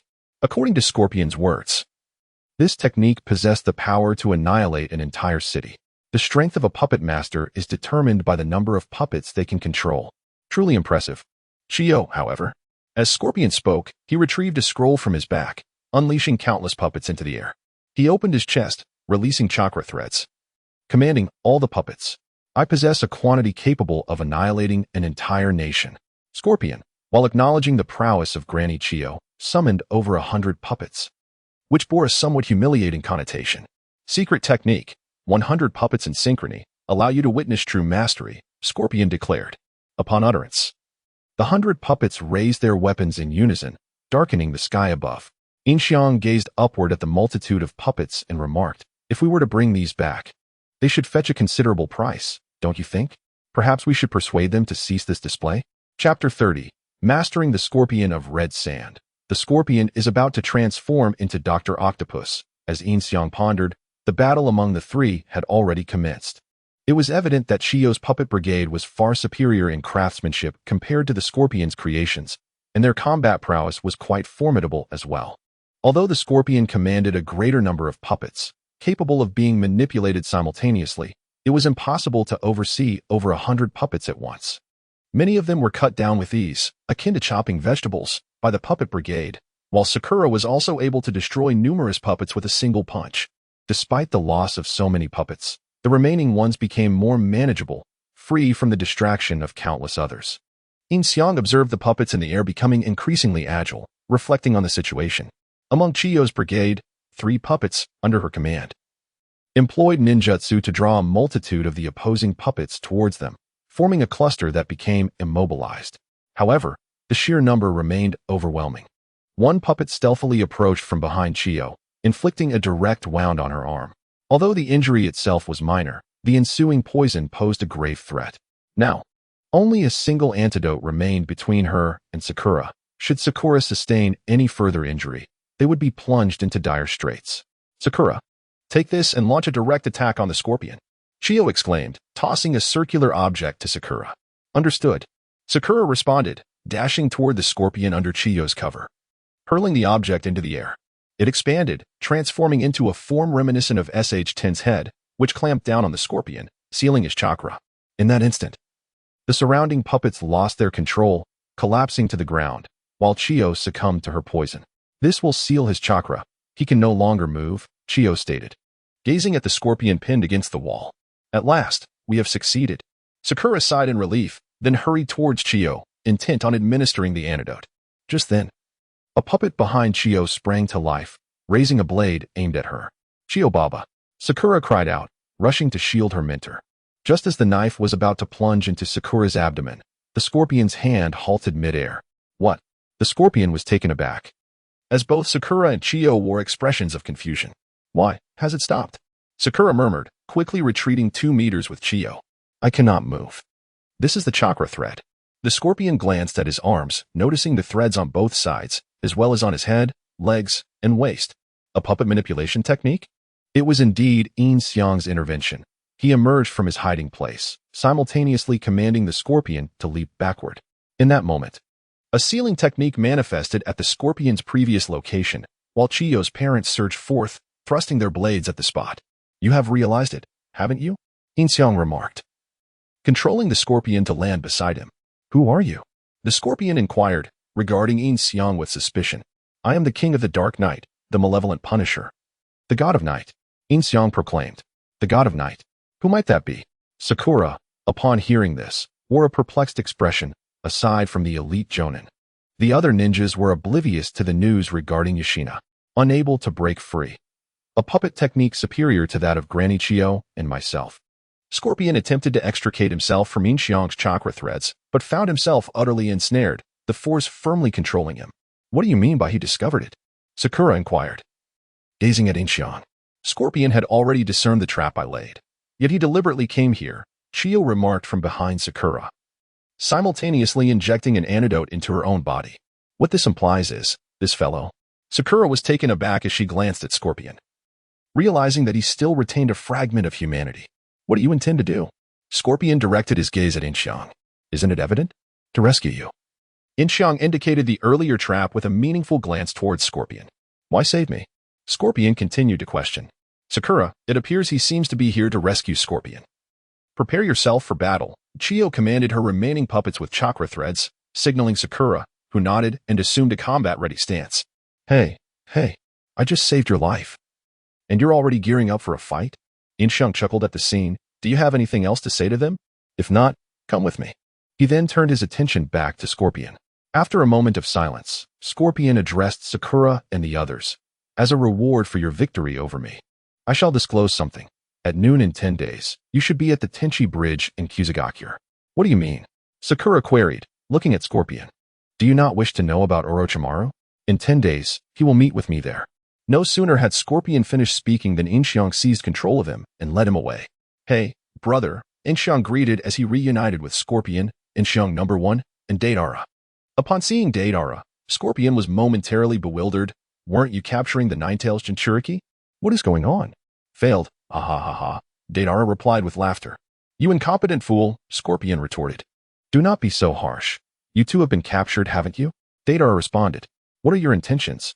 Scorpion inquired, scrutinizing the two Yin Xiangs. As their masked faces and identical attire obscured their identities as shadow clones.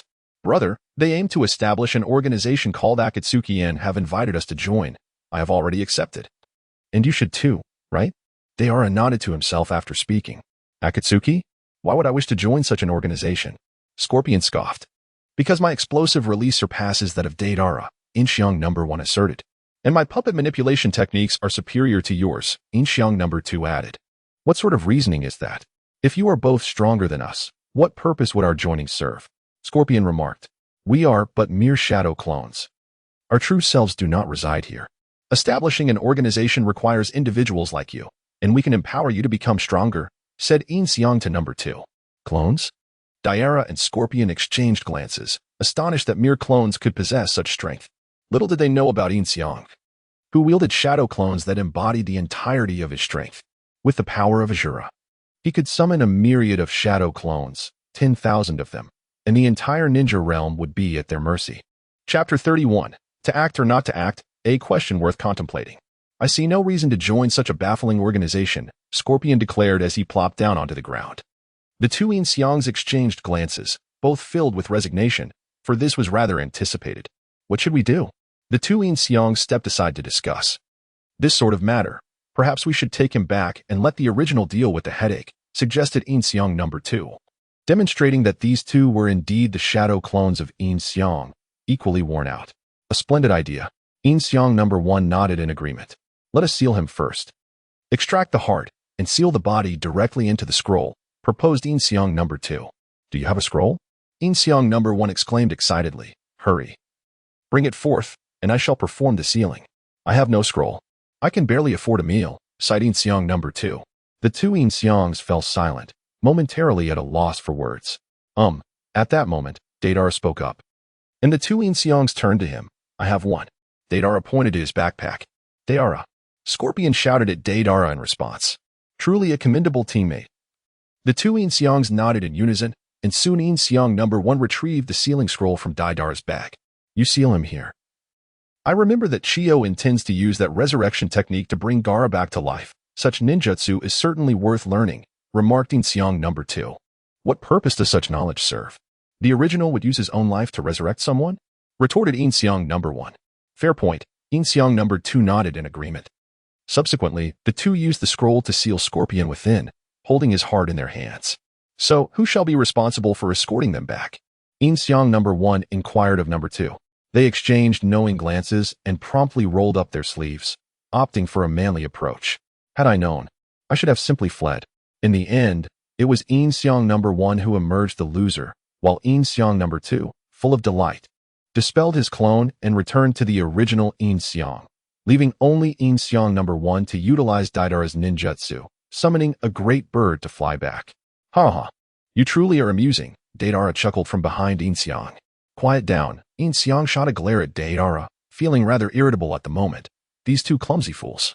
Yin Xiang swiftly received all the information relayed back from his clone, which had learned Kisame's ninjutsu, the 8 gates, Shinra Tensei, the art of puppet manipulation, as well as the techniques for creating human puppets and ordinary puppets. Most importantly, it had mastered sand iron. Indeed.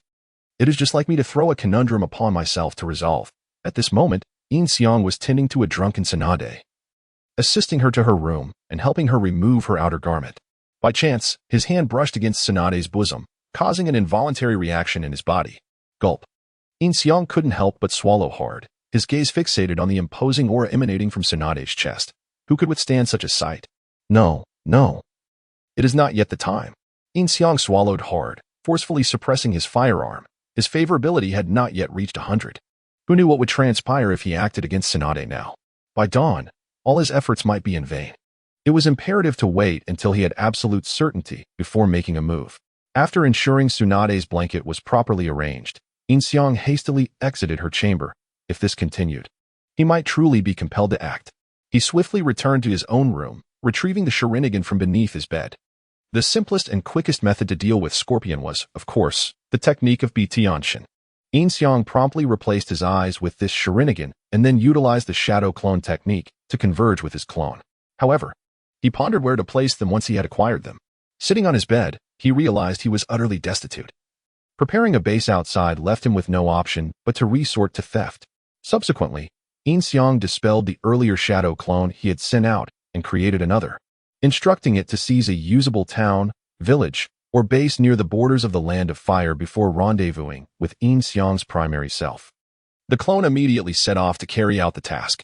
Before long, Yin Xiang's clone had arrived at the border of the Land of Fire, a small village. He surveyed his surroundings. The village at night was always tranquil, with only the sounds of insects breaking the silence. The village appeared quite primitive, with houses made of mud, making it ill-suited as a base. Indeed, a cave or similar location would be more appropriate for such a purpose. After some contemplation, Yin Xiang left the village and ventured further to the border, where numerous peaks stood. Navigating between these mountains, he eventually halted in a canyon nestled between two large mountains. Halfway up the slope, he discovered a cave and promptly leaped inside, only to be confronted by a den of snakes. Meanwhile, in the Land of Rivers, the battle involving Akai and his clone had concluded. Deidara and Scorpion had been dealt with by Yin Xiang, just as the Sand siblings' reinforcements arrived. After Sakura and the others united with Naruto and his companions, they encountered the lifeless Gaara. As expected, Chiyo employed her resurrection ninjutsu, sacrificing her own life to restore Gaara's. Not only Temari and Kankuro, but a significant number of elite and mid-ranking ninjas from Sunagakure had assembled, rallying the nation's might to rescue Gaara. However, their arrival was somewhat belated. The crowd rejoiced at Gaara's revival, yet mourned Chiyo's demise. At this moment, only one person was truly delighted: Yin Xiang. He extracted the funds Tsunade had provided him for grocery shopping from his pocket and, utilizing the hidden task of subjugating Deidara to acquire talent points, modified the amount to an astronomical 99, 999, 999, 999, nearly infinite wealth, all securely stored within the confines of the modifier space. This unexpected windfall was a pleasant surprise. He never anticipated activating such a space. Now, Yin Xiang's little secrets had a secure hiding place, allowing him to stow away all 10 pairs of Sharingan within this space. The sensation of wealth was exhilarating. Yin Xiang lowered his head, murmuring softly, and then, with an expression of rapture, he lifted his gaze, his large eyes fixed above him. Emerging from beneath those captivating eyes, Yin Xiang found Tsunade staring intently at him. What are you so enraptured by? Before Yin Xiang could respond, Tsunade suddenly collapsed onto his bed, succumbing to slumber. This, Yin Xiang raised an eyebrow, pondering whether this was an act of seduction that could lead him astray. To act or not to act, that was a dilemma worth contemplating. Slowly, Yin Xiang's hand moved toward the pair of enchanting eyes that had previously obstructed his view. Chapter 32. Entering the Thieves' Den, a rather impoverished one. At this moment, Tsunade let out a soft moan and grasped Yin Xiang's hand, pressing it firmly against her chest. A shiver coursed through Yin Xiang, an indescribably exquisite sensation enveloping him. If he did not act now, could he still call himself a man? With this thought in mind, Yin Xiang's hand began to wander restlessly, kneading gently against her. Oh dear, with that single movement, Yin Xiang's composure was utterly lost. Just then, Tsunade seemed to sense something, her brow furrowing slightly as she rolled over, pinning Yin Xiang beneath her, his hand firmly trapped. Observing her reaction, Yin Xiang dared not move his hand any further. Should Tsunade awaken, all would be in vain. Yet, a new thought crossed his mind, perhaps spending the night like this was acceptable. By morning, Tsunade would undoubtedly feel a sense of bashfulness, unable to face him. Moreover, the fact that he had refrained from any impropriety would surely lead her to question his allure, prompting her to take the initiative. At that moment, however, his little brother was in for a rough night. Yin Xiang's shadow clone had already tidied the cave, utilizing earth release to sculpt the cavern's layout. His earth release transcended mere manipulation of soil. It was akin to wielding dominion over the very earth itself, every inch under his command. Once everything was in order, the clone quickly reunited with Yin Xiang 1. With remarkable speed, Yin Xiang 1 and Deidara soared back to the Hidden Leaf Village, converging at the border of the Land of Fire with the shadow clone. There, the clone called out to the sky, prompting Yin Xiang 1 to descend swiftly. You must also be a shadow clone, correct? Yin Xiang 1 remarked, glancing at the clone. Indeed, Yin Xiang nodded. The base is secured. Follow me. The shadow clone then leaped onto a large bird, seizing control as they soared towards the canyon. Upon reaching the base, darkness enveloped them. This is exceedingly dark, Deidara commented, surveying the surroundings. Could this truly be our base? It appears spacious, yet exceedingly rudimentary. We shall make do for now. The necessary supplies will be gradually acquired. The shadow clone replied. Where is Scorpion? Right here, Yin Xiang once said, presenting the heart and scroll. Is there a way? No need for the divine, he responded. The divine? Has my original already dealt with Danzo in my absence? Yin Xiang 1 inquired, recalling that he had left before any action had been taken against Danzo. Yes. You may withdraw for now, the shadow clone nodded, and Yin Xiang 1 vanished from sight. Subsequently, Yin Xiang utilized the scroll to release Scorpion's puppet body, initiating repairs before placing the heart within. As soon as Scorpion opened his eyes, before he could utter a word, Yin Xiang swiftly employed a divine technique, commanding Scorpion to obey him. Brother Scorpion, Deidara, lacking arms, initially intended to shake his hands, but ended up shaking his legs instead. Step aside, Deidara, Scorpion remarked, casting a glance at him. Something seems off about you. I thought you would resist. Deidara replied, resist? I only obey Lord Yin Xiang. Scorpion, initially puzzled, responded, Your change in attitude is rather swift. You're even calling him Lord now. Deidara was taken aback, even in obedience to Yin Xiang. It seemed excessive to refer to him as Lord. This is the power of the Sharingan. Do you not have first-hand experience? Yin Xiang turned to Deidara, his eyes featuring the kaleidoscope pattern, causing Deidara to retreat a couple of steps, clearly affected by Itachi's Sharingan, which had previously defeated him with a mere glance. Do not fixate on that sort of thing. Deidara's expression grew uneasy as he lowered his head, unable to meet Yin Xiang's gaze. Subsequently, Yin Xiang retracted his Sharingan. I have performed a simple repair. You will need to gather materials to restore it properly. Also, ensure Deidara receives 2 arms, Yin Xiang instructed Scorpion. Understood, Scorpion nodded, feeling his body, which had remarkably returned to its former state despite Yin Xiang's claim of a simple fix. For now, let us leave it at this. There are tables, beds, and chairs inside for you to make do with. Starting tomorrow, I will arrange proper furniture, Yin Xiang informed the two, referring to the items he had created using Earth Release. Yes, Scorpion replied. Well, your accommodations here are not as good as in Akatsuki, at least there. I had a soft bed to sleep on, Deidara complained. Very well, then everyone shall have soft beds, and you shall sleep on the floor, Yin Xiang stated, glancing at Deidara. Come on, Scorpion, let us squeeze together, Deidara quickly urged. Get lost, came the straightforward and forceful reply. After Yin Xiang's clone had given them their instructions, it vanished with a loud pop. We joined a rather impoverished organization, Deidara remarked. Surely, this organization cannot consist solely of the two of us? Scorpion inquired, looking at Deidara. From the current situation, it seems there is also a mysterious leader. In clone form, Deidara nodded in agreement. Alas, Scorpion sighed. What kind of din is this? The following morning, Yin Xiang was roused from slumber by Tsunade's piercing scream. Ah! Tsunade shrieked, immediately delivering a kick to Yin Xiang. Thud! Yin Xiang collided with the wardrobe and then crashed onto the floor. Fortunately, her kick lacked excessive strength. Otherwise, he might have faced dire consequences. Ouch, ouch, ouch. Yin Xiang groaned, clutching his stomach as he rose from the ground. What was that for? He exclaimed, looking at Tsunade with a sense of grievance. What are you doing in my room? Tsunade shouted at him, wrapping herself in a blanket. Sister, take a good look. This is my room, Yin Xiang replied. Yin Xiang addressed Tsunade, prompting her to survey her surroundings. It became evident that she was indeed in Yin Xiang's chamber. She then glanced at her attire. Though somewhat disheveled, it remained relatively intact. You haven't done anything peculiar to me, have you? Tsunade called out to Yin Xiang. What strange act could I possibly perform? You barged into my room, pinned me down, and then promptly fell asleep. I was afraid of disturbing your slumber, so I refrained from moving all night, and now my arm is completely numb. Yin Xiang replied, rubbing his stomach and arm. To be kicked awake by you in the morning, why must my fate be so unfortunate? Chapter 33, The Essence of Affection. Tsunade's Romantic Inclinations. Tsunade gazed at Yin Xiang, momentarily at a loss for words. Suddenly, she recalled how she had rather muddledly wandered into Yin Xiang's room and had even pressed his hand against her chest. A flush crept across Tsunade's cheeks as she bolted from the room, exclaiming, "Do not tell anyone."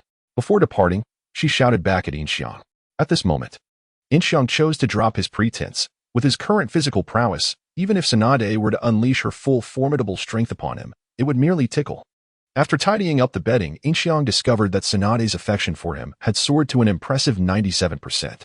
Indeed, after some contemplation in her room, Tsunade had concluded that Yin Xiang was undoubtedly a paragon of virtue.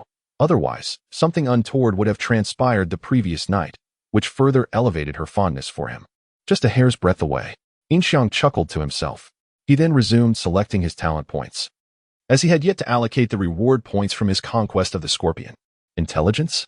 He lingered at the maximum intelligence level, hesitating briefly before dismissing it with a wave. My intellect is unparalleled. I have no need for such trivialities, he declared with a hint of narcissism. Next, he spotted the max Sharingan. If he were to elevate the Sharingan to its ultimate form, would that not lead to the Rinnegan with 9 Tomo?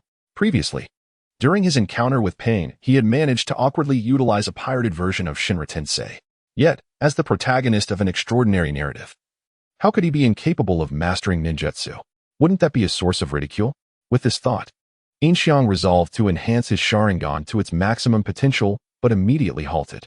The 9 Tomo Rinnegan possesses the capabilities of both the Manjiki Sharingan and the Rinnegan. However, this was merely Shirsue's Sharingan, whose abilities were limited to Kodo Amatsukami. Even if he were to achieve the 9 Tomo Rinnegan, Kodo Amatsukami would still have a cooldown period unless he modified it, rendering it somewhat impractical. Perhaps it would be wiser to wait until he discovered a more suitable Sharingan ability before proceeding with the upgrade. Nodding to himself, Yin Xiang temporarily set aside the Sharingan and instead selected max swordsmanship. Through his recent studies of ninjutsu, he had realized that while he had mastered the Konoha Hurricane, he remained oblivious to the intricacies of other physical techniques. Rather than learning them painstakingly, it would be far more efficient to modify his skills directly. Upon completing the enhancement of his swordsmanship talent points, a vast reservoir of swordsmanship knowledge flooded into his mind, which he absorbed instantaneously. Yin Xiang could confidently assert that his swordsmanship was now unmatched. Now, he awaited the moment to woo Tsunade, eager to earn more talent points. The thought of winning Tsunade's affection sent a thrill through him. Having accomplished all this, Yin Xiang ventured out to prepare breakfast for Tsunade. Grasping the knife, he executed his culinary skills with precision, transforming the ingredients before him into a masterpiece. If I ever return to the world of Naruto, I must write a book titled Running a Restaurant in the Ninja World, Yin Xiang mused, satisfied with his knife work. At this moment, Tsunade remained behind closed doors, feeling utterly embarrassed to face Yin Xiang. If it had been anyone else, she would have nonchalantly stepped out. But the fact that Yin Xiang had garnered a favorability rating of 97% left her blushing with shyness. Why had he done nothing at all? Did that imply I lack allure?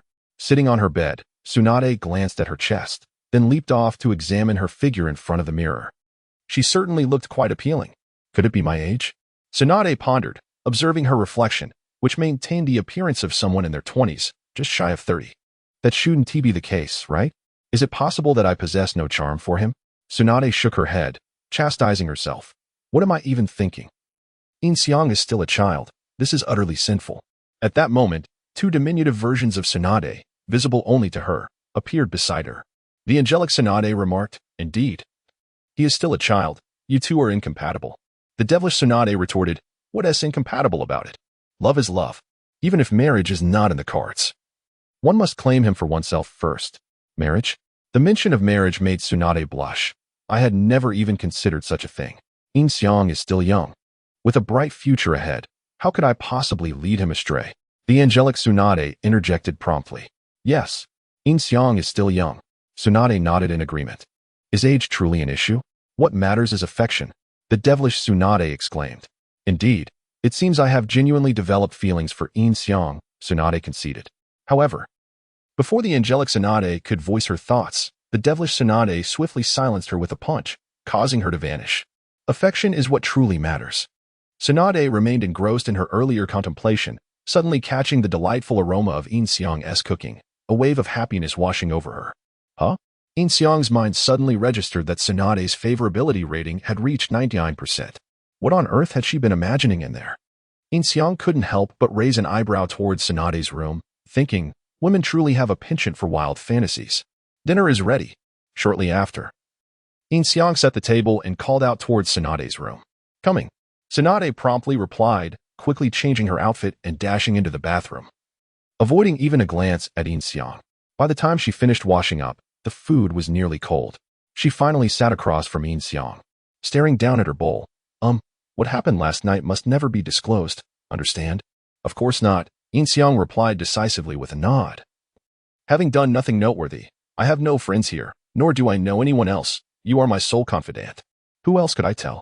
Yin Xiang, meanwhile, continued to play the victim, determined not to relent until he had achieved a complete victory. He would not cease his pursuit. Such was Yin Xiang's unwavering resolve. Upon hearing Yin Xiang's words, Tsunade felt a pang of sorrow, particularly at the phrase, only you, which resonated deeply within her heart, causing her pulse to quicken. She hurriedly composed herself and began to eat. After their meal, the two proceeded to the office, where they encountered the returning messenger ninja, Eagle. Upon receiving the letter, Yin Xiang read it aloud to Tsunade. The battles had concluded, with only the Sand Village's advisor, Chiyo, having perished, and no other casualties reported. The letter noted that it was Yagami who had vanquished Deidara of the Akatsuki, and it was also Yagami who had taken away the scorpion of the Akatsuki, leaving their current whereabouts unknown. Yagami? How could he have appeared there? Could it be that he is also affiliated with the Akatsuki? Upon hearing Yagami's name, Tsunade furrowed her brow in concern. Chapter 34. The Traces of the Night God in a Letter.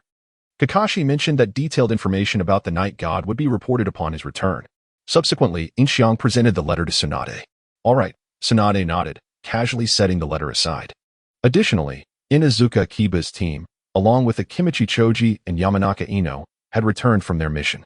Tsunade acknowledged. I have arranged for them to rest first. As for the replacements for Kakashi's team, I am prepared with Sai. Yin Xiang called out towards the window, and a shadow emerged, removing his mask to reveal Sai. Tsunade did not turn to look and simply waved her hand, indicating for him to withdraw. I trust your arrangements. Is there anything else? Not for the moment, Yin Xiang replied after a brief contemplation. 3 days later. First place. A round-headed child dashed through the entrance of the Leaf Village, pointing at the sky and shouting, quickly followed by another child with a smaller round head. Second place. Your meditation is still lacking, Lee. Guy remarked, observing his young pupil. Yes, I will strive harder next time. The sight was nothing new for Gongzi Tai and Kamizuki Izumo, who had long grown accustomed to such antics. Soon after, Naruto and the others arrived. Thank you for your patience. Kakashi, Guy, come with me to the Hokage's office. I have matters to discuss with you. The rest of you are dismissed, Yin Xiang stated as he stepped out of the entrance. It's Yin Xiang. Understood. Guy nodded in response. I also have something to discuss with the master, Sakura interjected. Then let us go together, Yin Xiang agreed, turning to lead the way, with the three following closely behind. This summarizes our encounter with the Night God. Kakashi reported to Tsunade regarding the battles he and Sakura had faced. The Night God defeated Deidara and even saved Sakura? Tsunade expressed disbelief. Moreover, from their dialogue, it appeared that the Night God was not a member of the Akatsuki. Sakura nodded in affirmation. What could he possibly want by taking Deidara and Sasori? Tsunade pondered, biting her finger. Yin Xiang gently removed Tsunade's finger from her mouth, prompting her to glance at him, recalling his previous remark about it being an undesirable habit. Furthermore, before he departed with Sasori, Sasori conveyed a message to me at noon in 10 days. Orochimaru will meet him at the Heaven and Earth Bridge in the Grass Village. The Night God seems to have intentionally left this message through Sasori, who appears to have aimed to provoke a conflict between our factions, Sakura continued. Then there are only 6 days left, Tsunade remarked. From what you say, the Night God must be aware of Sasori's message, which is why he allowed him time to convey it. But how does the Night God possess such knowledge? Yin Xiang pondered. seeking to further shroud the situation in mystery. Could it be that Yashin is a subordinate of Orochimaru? Upon hearing this, Sakura gasped in surprise. Although Yashin had not demonstrated any combat prowess in her presence, merely his effortless control over Sasori was already remarkable. Such a formidable individual would never be relegated to a subordinate's role, nor would he serve under Orochimaru. Kakashi shook his head in response. Moreover, if Orochimaru possessed a vessel as powerful as Yashin, he would no longer require Sasuke. Tsunade nodded in agreement, stating, from now on, in addition to gathering information on Akatsuki, we must also investigate this Yashin. Then, regarding the situation at the Tenchi Bridge, Sakura hesitated. Is what he said credible? Tsunade inquired. Based on the circumstances at that time, it should be trustworthy, Sakura affirmed. But what if it's a trap? What if members of Akatsuki are lying in ambush at the Tenchi Bridge? Tsunade continued. In that case, we would have no choice but to engage in battle, Sakura replied. Since Sasuke's departure, Kakashi's team has been lacking a member. We could only supplement our ranks to form a new team. Wait, Guy interjected, halting Tsunade's words. Let us proceed. Akatsuki's objective is Naruto, so we should not allow Kakashi's team to take unnecessary risks. There is no time to waste, Yin Xiang shook his head. And the others turned to him in confusion. What do you mean, there is no time? Sakura asked, puzzled. Bring him in, Yin Xiang shouted towards the window. And the oil woman and Kazekage swiftly brought Naruto to the window. Quickly find a new member. Although Naruto was captured, he was still exuberantly shouting. For he would not miss the opportunity to pursue the information about Orochimaru. I'm going first. Naruto broke free from the grasp of the two and dashed off. Honestly, wait until everyone has finished speaking. Tsunade sighed, exasperated by Naruto's sudden departure. They had already identified a candidate. Where was he supposed to find his new allies? Zai. Yin Xiang then called out to the window, and Zai immediately appeared. Go meet your new teammate. Understood, Zai nodded before vanishing. If I'm not mistaken. Those are root ninjas, right? Kakashi pointed towards the window. Indeed, Tsunade replied with a nod. Then what is the current situation? Kakashi inquired. Tsunade subsequently explained the sequence of events to the two, both of whom were left astonished. I can't believe Yashin actually killed Danzo. Kakashi widened his remaining eye in disbelief. Danzo was a figure in Konoha who could not be swayed even by the Hokage or the feudal lords. Yet he was slain so effortlessly by Yashin. Yin Xiang, listening to Tsunade and the others recounting their heroic tales, felt a surge of excitement. Indeed, those who live in legend are truly remarkable. Wait, Kakashi furrowed his brow. Yashin killed Danzo the day after we left Konoha, and it takes 3 days to reach Sunagakure. Therefore, the one following us must be a shadow clone. This means that Yashin's true self is still in Konoha. Truly impressive, Kakashi. Yin Xiang silently gave a thumbs up. Kakashi, you need not partake in this mission, Tsunade promptly declared. Having encountered Yagami, you should remain in Konoha to trace his whereabouts. Yin Xiang, arrange for a Jonin to accompany Sakura and her team. Then may I lead my squad alongside Sakura? Guy inquired. Given the previous events, this individual, Yagami, possesses formidable taijutsu skills, necessitating your expertise in this domain. You two must stay within the village. Yin Xiang will designate a suitable candidate, Tsunade remarked, casting a glance at Guy before subtly signaling to Yin Xiang. Understood, Yin Xiang nodded, conveying instructions to the oil user outside the window before promptly departing. Chapter 35. Entering the Salty Fish Organization. Sakura. You should go and inform Naruto about the temporary change in the team leader and members, Tsunade instructed Sakura. Do not let any information regarding Yagami leak out. Understood. Sakura nodded and departed. Meanwhile, Naruto was wandering the streets in search of his teammates. He encountered Inuzuka Kiba and Shino, who were gathering, and then spotted Hinata, who fainted upon seeing him. After some entanglement, none of them could accompany Naruto. He then sought out Shikamaru. But Shikamaru was busy organizing the Chunin exams and had no time to join him. Choji agreed to go, but needed to seek Asuma's approval first. At that moment, Sai also made a move against Naruto. Let Team Guy rest for a day before they engage in the search for Yagami, and Kakashi will do the same. Tsunade remarked after Sakura's departure. Yes, both of them nodded in agreement. I will have Yin lead the renamed root members, along with Yugao and the Inuzuka clan, in the search for Yagami. Once he is located, signal immediately to gather everyone for confrontation, Tsunade instructed. Understood, they both nodded again, simultaneously glancing at Yin. They wondered if he had indeed become the leader of Root. They observed Yin, who stood solemnly beside Tsunade, deep in thought, and sensed an ambiguous atmosphere between the two. The written report can wait until tomorrow. Return and rest for now, Tsunade said, prompting their departure. Not long after, Yin summoned the oil women to find the designated individuals. They were not members of the Shadow, but rather an umbu under Tsunade, codenamed Alpha. From today onward, you will temporarily assume Kakashi's duties. You will manage Team Kakashi in his stead, and you shall no longer use your codename. From today, your name will be Yamato, Tsunade declared to Yamato.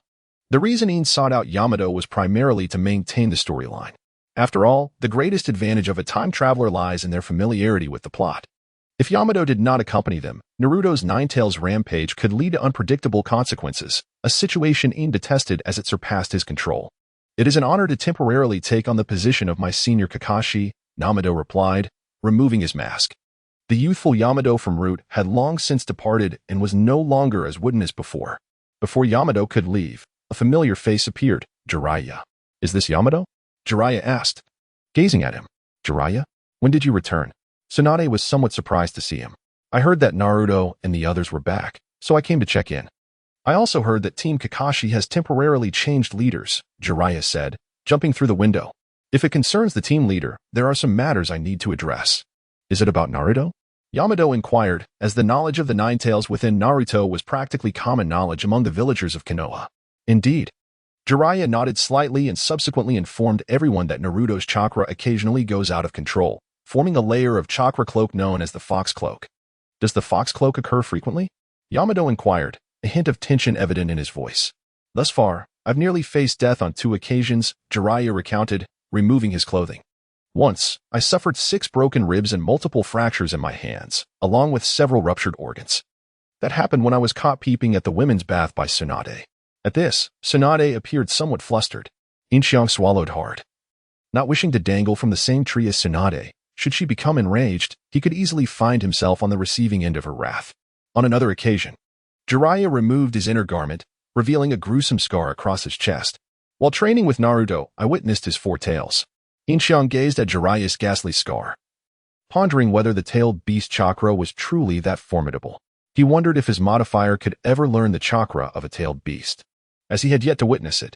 Jiraiya then explained to Yamato how to suppress Naruto's rampaging chakra and taught him the sealing technique. Yamato is the only ninja in the village capable of utilizing wood release, which is why I specifically summoned him. He can manage any unforeseen circumstances, Yin Xiang stated. A wood release ninja, how splendid. Jiraiya agreed. Following this, Yamato departed to reunite with Naruto and the others. As he gathered the 3 together, Naruto and Sai nearly came to blows, but fortunately, Sakura and Yamato intervened. Are you heading out again? Tsunade asked after Yamato's departure. If not, you could join Naruto and the others. It would be a perfect opportunity to meet Orochimaru. Jiraiya shook his head. I fear that I must venture out once more. We are on the brink of uncovering the whereabouts of the Akatsuki's headquarters, he stated gravely. Upon hearing this, Tsunade too adopted a serious demeanor. However, the next moment, Jiraiya returned to his playful demeanor. I never thought that in just a few days, your male companion would already possess chakra, he remarked, glancing at Yin Xiang. What did you say? Tsunade erupted in fury at the mention of male companion, delivering a powerful punch that sent Jiraiya flying. Ah, and here comes my 3rd life-threatening injury. Yin Xiang raised an eyebrow at Jiraiya, who spun in midair before landing and promptly fleeing. Don't run, you scoundrel. Tsunade shouted from the window. I'm not ready to die yet. Jiraiya called back, his feet moving even faster. Tsunade's affection for him grew far more rapidly than she had anticipated. She could nearly secure his heart before Jiraiya set off for the Hidden Rain village, all thanks to her own imaginative musings. Wealthy Yin Xiang also dispatched a shadow clone to rendezvous with Deidara and the others, commencing the procurement of supplies essential for the base and their requirements. What is our ultimate objective? Deidara gazed at Yin Xiang and inquired, what shall we do now? Yin Xiang shook his head in response. What about going out for some amusement? Deidara pressed further. Not possible, Yin Xiang reiterated with another shake of his head. What a predicament, being entangled in such a mundane organization. Deidara sighed, then nodded in agreement. Let us refrain from unnecessary chatter. This time is perfect for me to reconstruct my puppets, Scorpion called out to Deidara. Chapter 36. Who has deceived me? One should remain vigilant regarding Sai, who was raised in the depths of the root. Although he possesses considerable strength, his demeanor is rather aloof. His super beast imitation technique may prove beneficial, however. It is highly probable that he will act in the most prudent manner when you find yourselves in peril. Yin Xiang also cautioned Sakura about this. The most prudent manner? What does that imply? Sakura inquired with a hint of confusion. For instance, if you and Naruto were to face imminent death, he would decisively rescue Naruto, disregarding you entirely, regardless of the danger you are in. Should it come down to a choice between his own life and Naruto's, he would unhesitatingly sacrifice himself. Do you understand my point? He asked, gazing intently at Sakura. I think I understand. Sakura nodded in response. He will make the correct judgment in an instant. And there exists a possibility that he may abandon both you and Naruto to carry out a mission alone. At least, that was the sigh of the past. However, I believe that after this period, he has undergone some transformation, albeit subtly. Ultimately, you must experience it for yourselves. Thank you for the warning, Sakura replied earnestly, nodding repeatedly. Employing honorifics, as Yin Xiang now held a significant position within Konoha. Not merely Tsunade's secretary, he wielded influence over the Konoha shadows and had a voice among the higher-ups. Currently, Yin Xiang had nearly supplanted the former Danzo. Furthermore, both Taunton and Mito Menyen spoke highly of him, appreciating his adept handling of political affairs, as well as his meticulous management of the shadows. Collectively, these factors rendered the two advisors somewhat complacent. They preferred to remain in the background unless absolutely necessary. As for Tsunade, her favor towards Yin Xiang was approaching absolute. She was inclined to heed his counsel, even entrusting him with the authority to manage the Hokage's direct umbu. Consequently, Yin Xiang had effectively become Konoha's foremost authority, wielding Tsunade's influence to command the village. Subsequently, Sakura bid farewell to Tsunade and returned home to pack her belongings in preparation for the following day's mission. That super beast imitation technique, is it considered a secret art? Tsunade inquired after Sakura had departed. One could say that. Currently, it seems that only Sai within Konoha possesses this ability, allowing him to conjure the depicted entities through the fusion of chakra and artistry for combat. This ninjutsu is virtually limitless, relying solely on the imagination of its user. Yin Xiang's profound understanding of the technique stemmed from having mastered the super beast imitation himself. One of the advantages of managing the shadows was the opportunity to train them freely, enabling them to perform various ninjutsu. Yin Xiang observed it all. And while he may not have learned every ninjutsu in existence, he had certainly acquired all those in Konoha, barring forbidden and secret arts. Moreover, he was particularly intrigued by the Flying Thunder God technique. However, both this technique and many other forbidden arts were sealed within scrolls, which Yin Xiang had yet to access. Perhaps I should accompany them on their journey? Yin cast a tentative glance at Tsunade and inquired. No, Tsunade replied decisively, as expected. Your ninjutsu is still lacking. Going there would only cause chaos. With the presence of Kigen and F, I should be safe, right? Yin scratched his cheek and remarked. That is still not acceptable. What if something goes awry? You saw how severely Jiraiya was injured. Besides, there's a possibility of encountering Orochimaru. Stay here with me. Tsunade's tone carried a hint of concern, primarily out of fear for Yin's safety. If only Jiraiya had been as resolute about going to the Rain Village. Very well, Yin nodded in acquiescence. You've only just begun to grasp the basics of your brute strength, let alone other ninjutsu. Until you can defeat me, remain in Konoha, Tsunade instructed Yin. In truth, the brute strength that Yin had demonstrated before Tsunade was already sufficient to fell 2 trees with a single punch, while Tsunade's words suggested otherwise. She secretly believed that Yin was exceptionally talented and would soon become a renowned figure in the ninja world. The next morning, Yamato and the others prepared to set off. They were to follow Yamato's lead and support their new companions. Yin also cautioned Sai, worried that he might jeopardize the team. Understood, Sai replied with a smile, though it bore an unsettling quality. Put away that insincere smile. You must use your heart to truly feel emotions and smile from within, Yin admonished, gesturing toward Sai's heart. Heart. Sai retracted his false smile and placed a hand over his heart, seemingly attempting to feel its rhythm. I understand.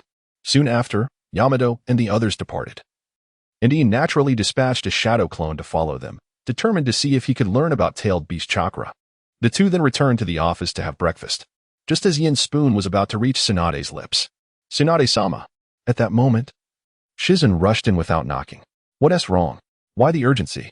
Tsunade nearly spat out her white porridge, while Yin quickly pretended nothing had happened, both behaving as if caught in a secret affair. Observing Shizen's frantic demeanor, Tsunade sensed that something was amiss. Tsunade-sama, I just received this message. Shizen, gasping for breath, handed the letter to Tsunade, seemingly oblivious to the previous interaction. Tsunade opened the letter, and Shizen continued, We have received news that Yagami has established an organization called Akatsuki. The known members include Sasori and Deidara, and they are actively recruiting. Any capable ninja, whether a rogue or from a village, can join. How brazen! Tsunade exclaimed, slamming her hands on the table and rising to her feet. Ine wore a look of dismay, having only intended to disseminate information about the Akatsuki's existence.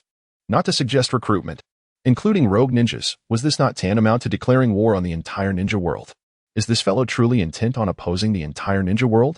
Indeed, Tsunade immediately grasped the gravity of the situation, crumpling the letter in her hand. We must absolutely contain this information. It must not be disclosed that the night god made his first appearance in Konoha, for it could potentially incite a full-scale war.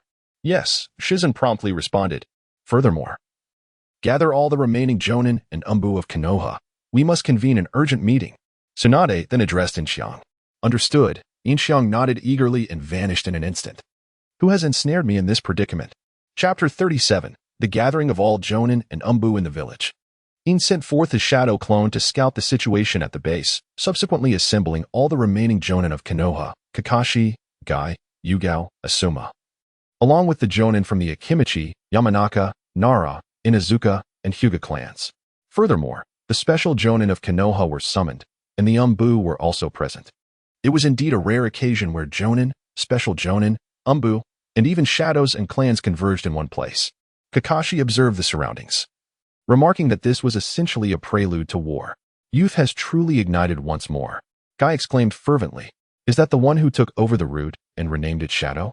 Yugao mused, glancing at Ine, who was nestled amidst a throng of shadows, sitting comfortably above. Hey! Asuma called out to Yugao with a hint of exasperation. You are indeed far inferior to him, she replied softly, both of them still enveloped in an air of ambiguity. What is the purpose of this gathering? Are we perhaps preparing to confront the Akatsuki? Akane observed the assembly with a touch of anxiety. The scale of this meeting was indeed substantial. The matters concerning the Akatsuki had only reached them through the recent support to Sunagakure. Even if they were to confront the Akatsuki, such a grand display seemed unnecessary. Perhaps war was truly on the horizon. Marino Abiki, standing beside Akane, remarked, in contrast to the spirited discussions among the Jonin and special Jonin. The members of the Umbu and Shadows remained rather subdued. Before long, Tsunade arrived with Shizen in tow.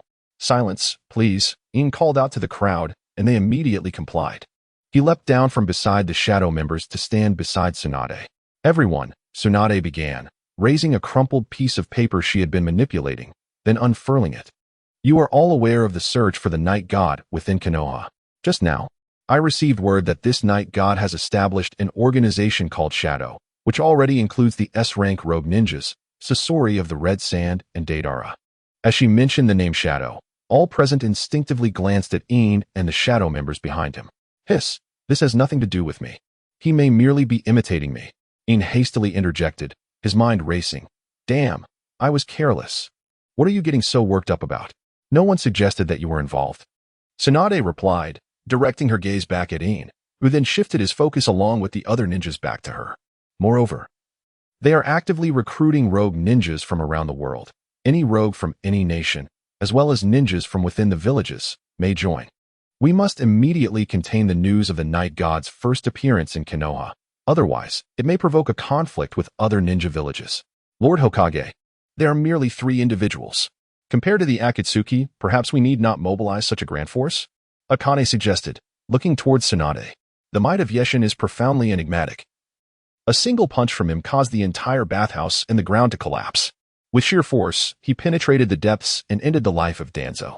While Kakashi and his companions struggled in their fierce battle against the Akatsuki, Yeshin effortlessly defeated 2 members of the organization in an instant. It is highly probable that these feats were accomplished through shadow clones. Tsunade gazed at Hongdo and remarked, is it truly possible for a mere clone to exhibit such formidable prowess? Upon hearing of Yeshin's exploits, the crowd widened their eyes in astonishment, realizing that he was indeed an exceedingly perilous individual. According to intelligence reports, Yeshin is likely concealed somewhere within Konoha. From this moment forth, All entrances to Konoha will undergo stringent scrutiny, with the barrier corps maintaining a 24-hour watch to uphold the barriers. No fly shall be allowed to pass. Find Yeshin. Tsunade commanded the assembled group. Yes, they responded in unison. Until Yeshin is located, no information regarding him is to be disclosed to anyone outside this gathering. Disperse, Tsunade declared. And the crowd promptly scattered. This commotion might have alerted Yeshin, who could be observing us from some hidden location. Yin remarked to Tsunade once the crowd had dispersed. Let him see. I refuse to believe that he can single-handedly eliminate all the elite shinobi and umbu of Konoha. He will surely seek a way to escape. And that will provide us an opportunity to capture him. Tsunade smiled at Yin, saying, he is already within my grasp. Is that so? Hapahine awkwardly chuckled, realizing that Yeshin was indeed right before them. I wonder how Naruto and the others are faring. Kurenai expressed her concern from the side. At that moment, Naruto and his companions were en route to Kusagakure. Although Yin had brief sighed during their journey, Sai bluntly referred to Sasuke as a traitorous pest. This provoked not only Naruto but also Sakura, who could no longer contain herself and sent Sai flying with a punch. A quarrel ensued among the three, which ultimately ceased only when Yamato intervened. Utilizing wood release to perform the 4 pillars of the earth technique, Yamato's display of power silenced any dissent from the trio, and they continued on their path under his guidance. Yin was immensely pleased, for he had mastered all forms of wood release. Henceforth, on such reconnaissance missions, he would no longer need to endure sleeping outdoors. His shadow clone delightedly mused that with mastery over wood release, constructing a house was a mere flick of the wrist. No longer would he need to endure the hardships of the elements.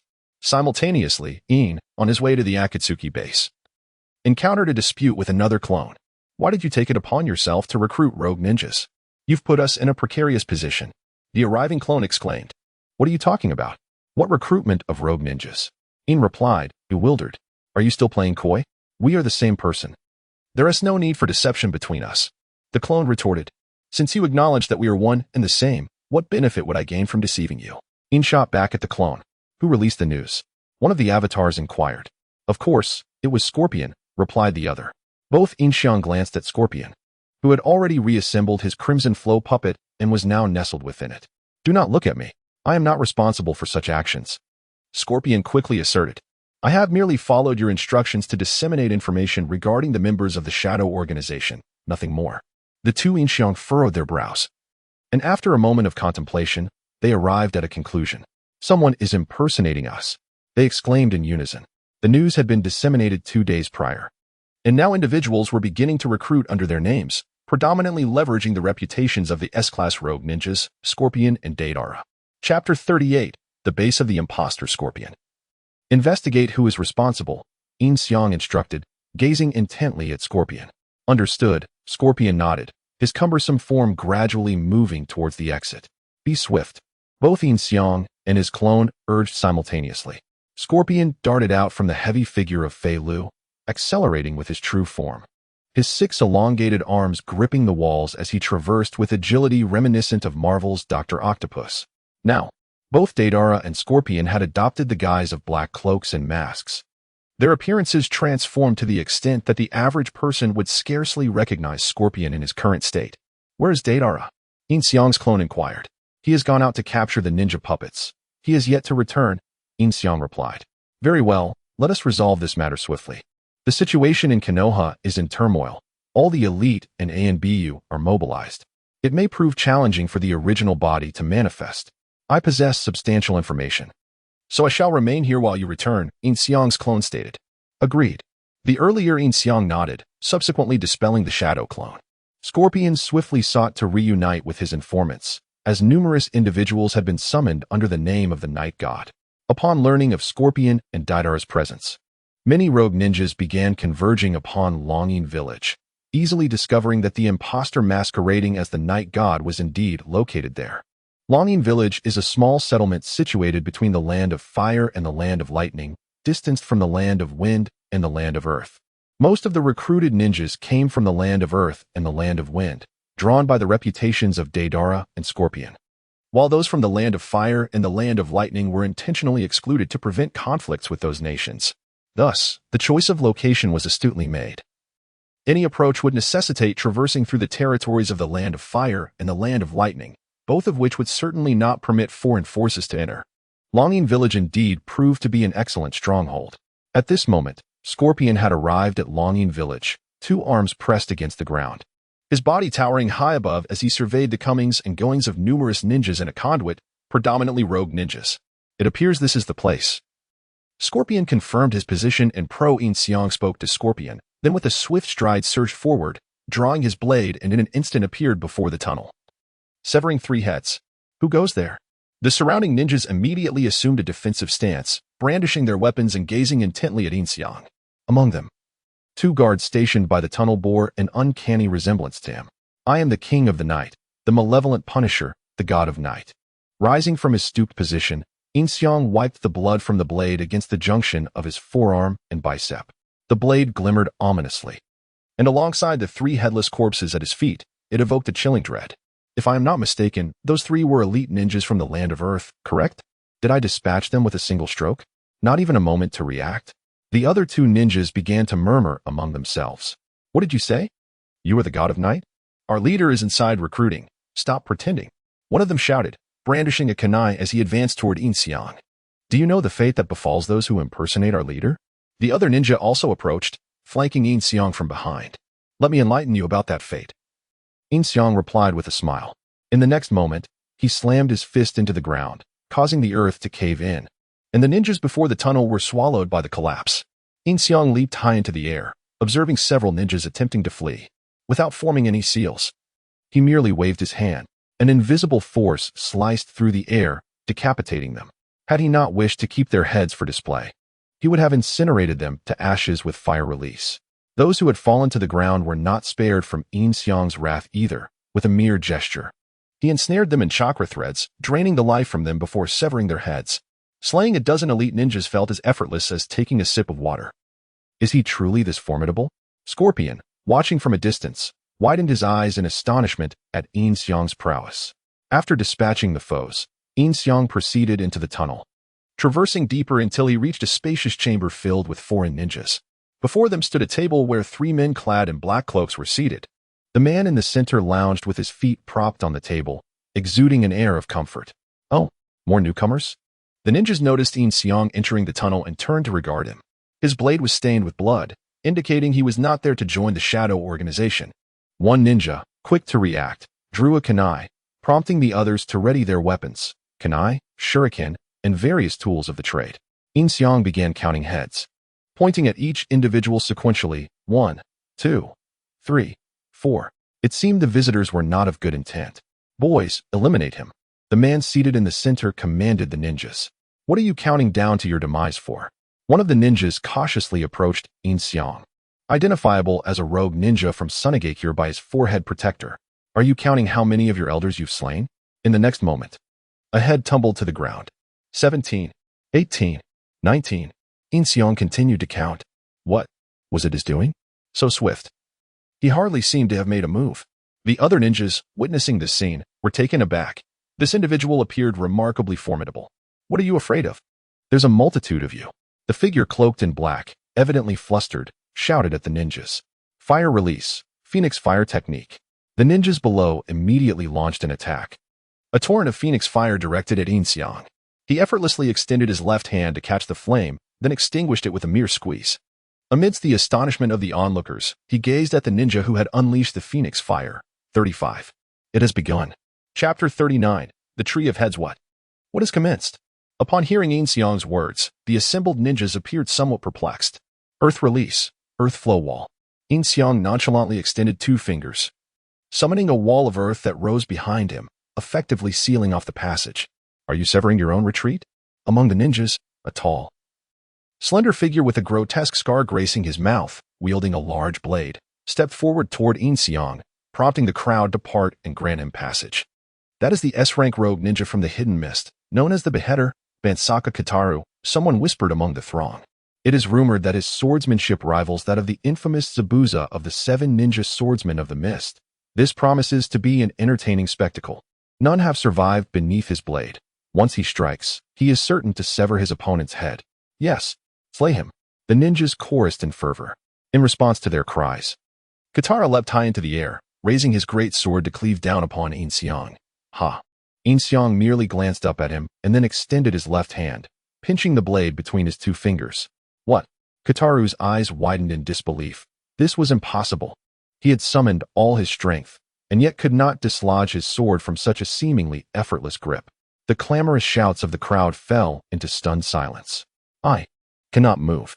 Katara strained against the blade, attempting to wrench it free, but the edge remained steadfastly held by his opponent's fingers, causing a bead of cold sweat to trickle down his brow.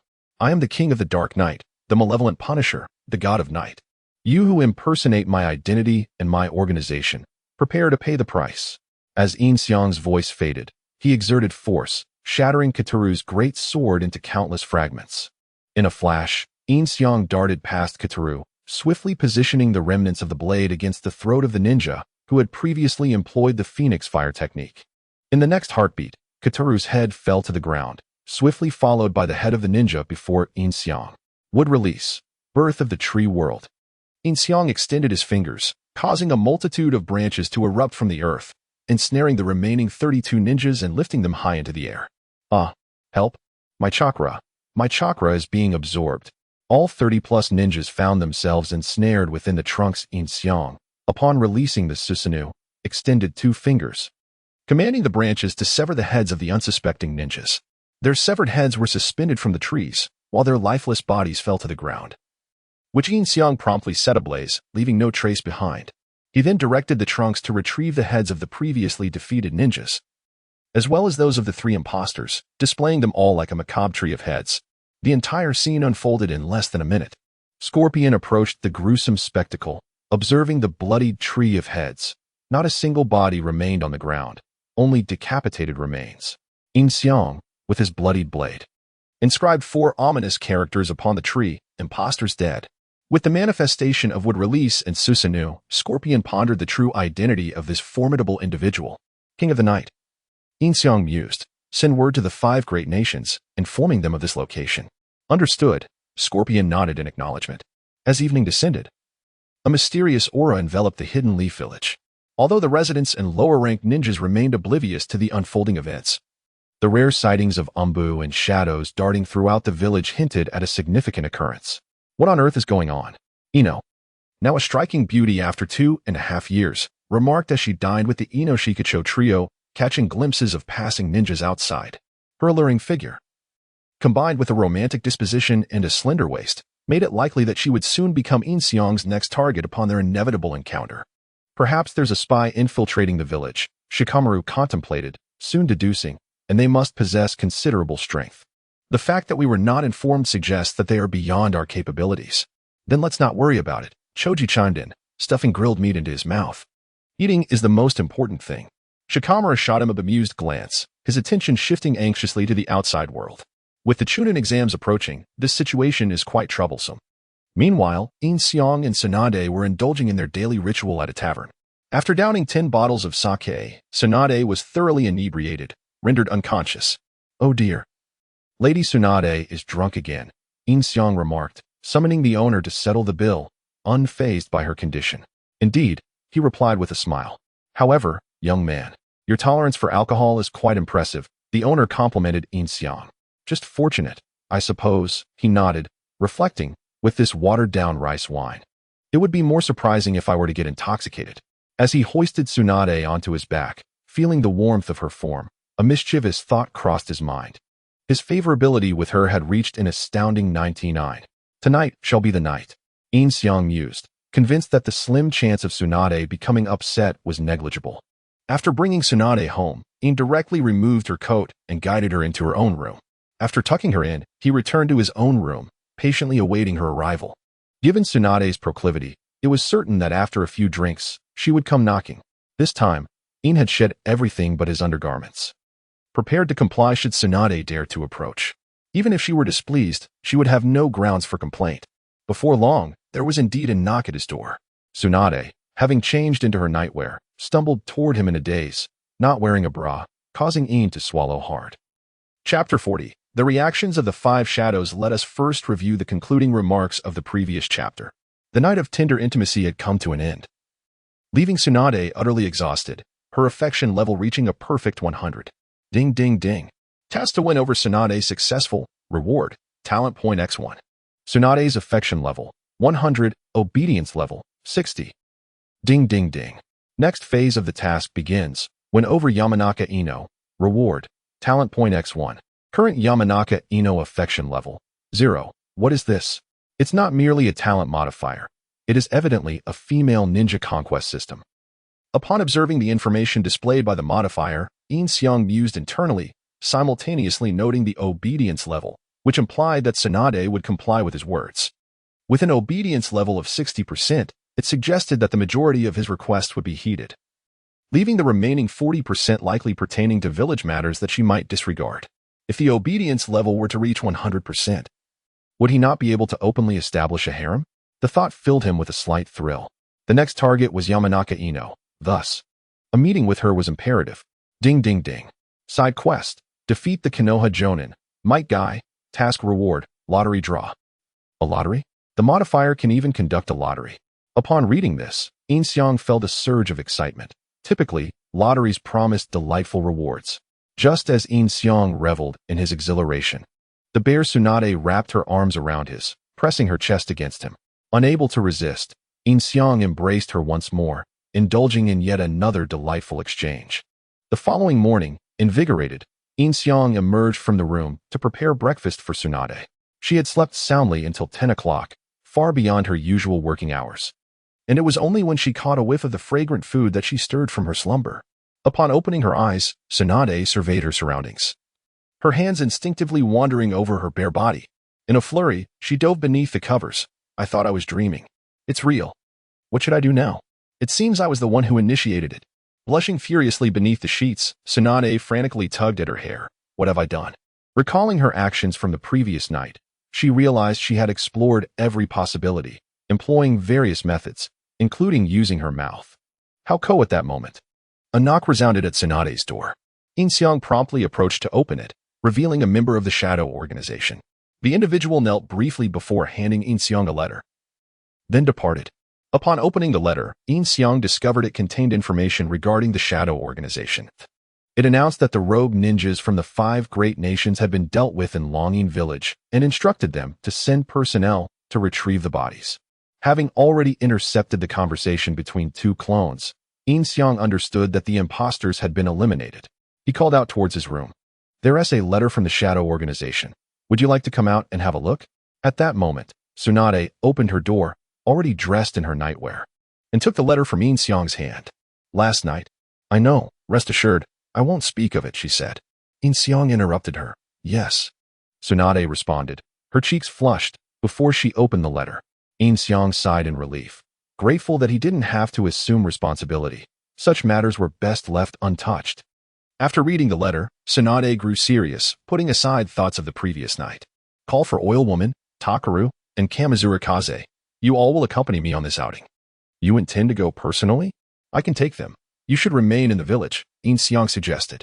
No, this could be a trap set by the Shadow Organization. I must go myself. Since the 5 great nations have received this letter, I suspect those individuals will also take action. In the land of Earth, within a Wagakure, the diminutive 3rd Suchikage, Anoki, slammed the letter onto the table, addressing the 2 individuals beside him. I must go in person, he declared. Old man, are you really going to do it? Akatsuki exclaimed in surprise. It is imperative, Anoki asserted resolutely. Simultaneously, in Kumogakure, the 4th Raikage, upon reading the letter, dashed out, followed closely by Darui and Kiki. Meanwhile, Gaara from Sunagakure set off for Longyin Village, accompanied by Temari and Kankuro. In Kirigakure of the Land of Water, Terumi May also headed towards Longyin Village with CHJR and AO. Under Yin Xiang's influence, a summit of the 5 Kages was about to be convened prematurely. Tsunade and Yin Xiang hastily consumed a meager meal before summoning Takaru and Kaze to accompany them to Longyin Village. You too, if you encounter danger.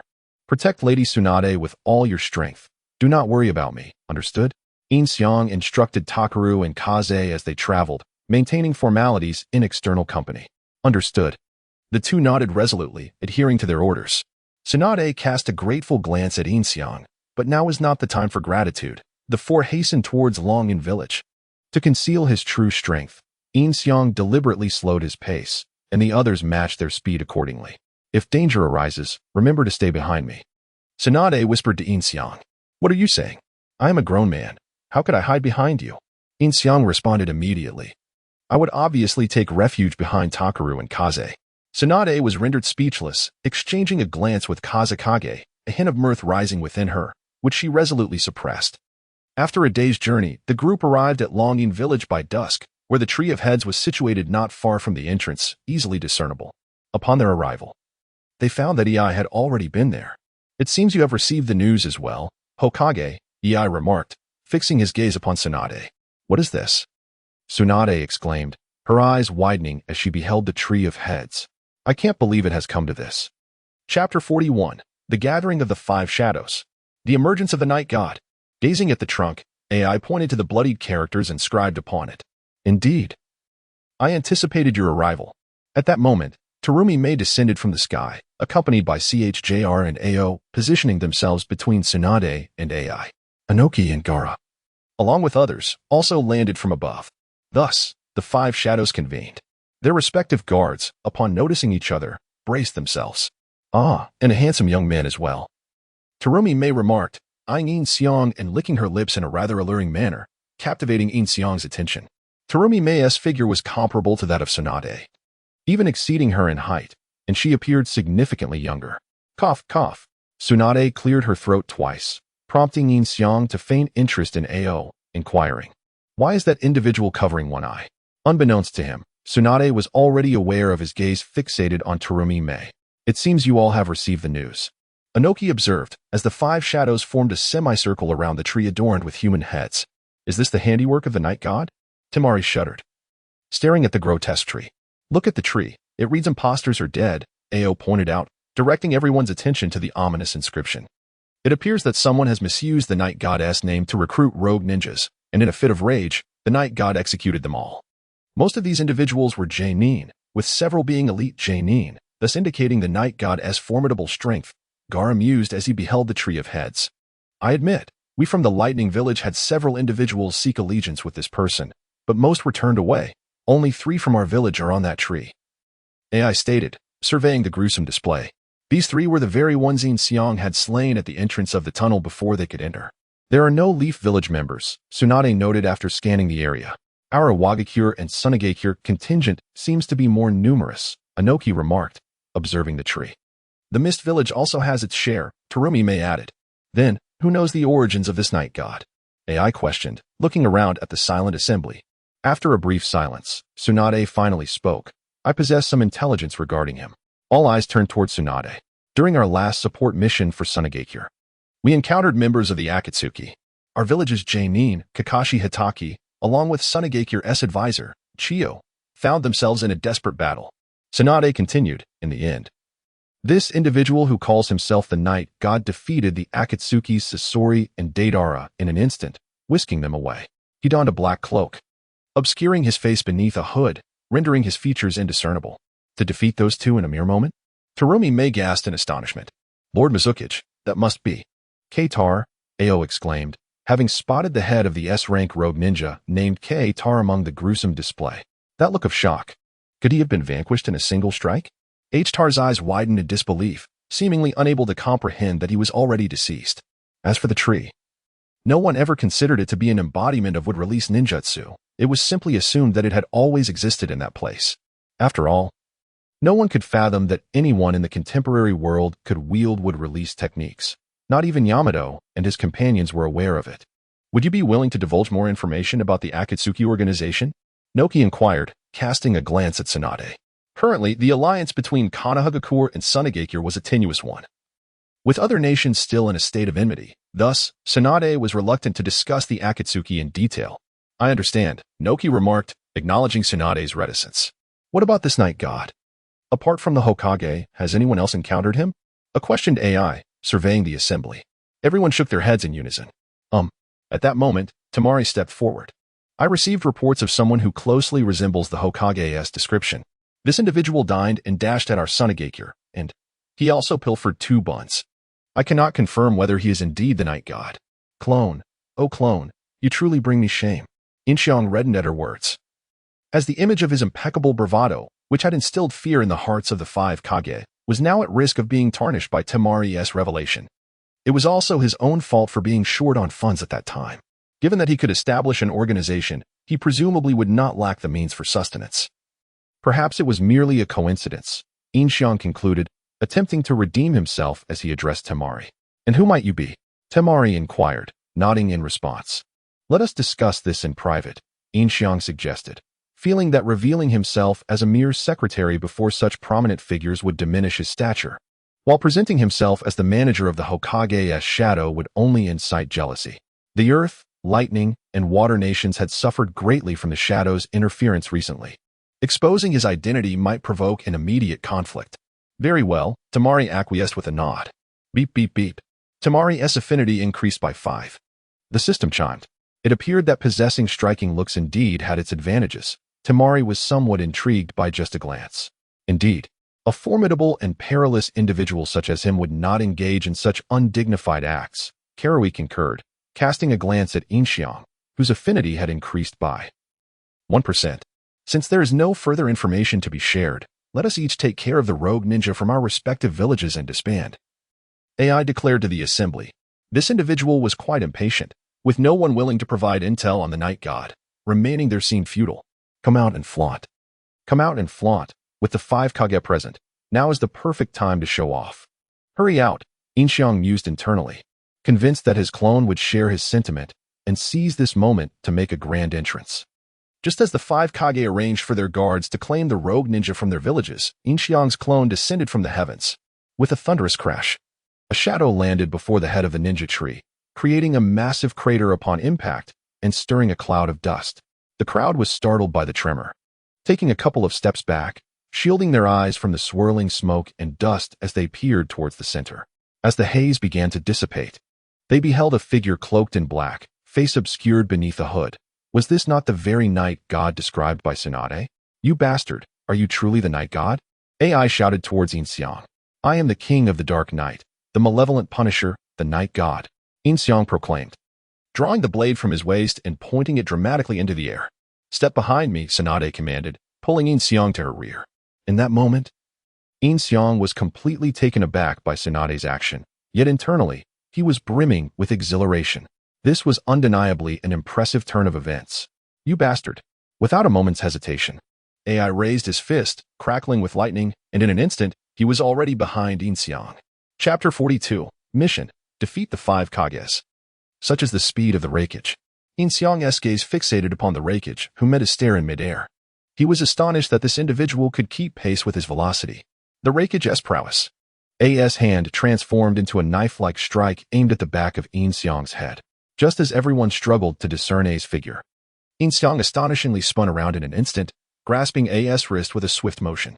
In the blink of an eye, the distance that had once been 3 meters evaporated into a tense standoff.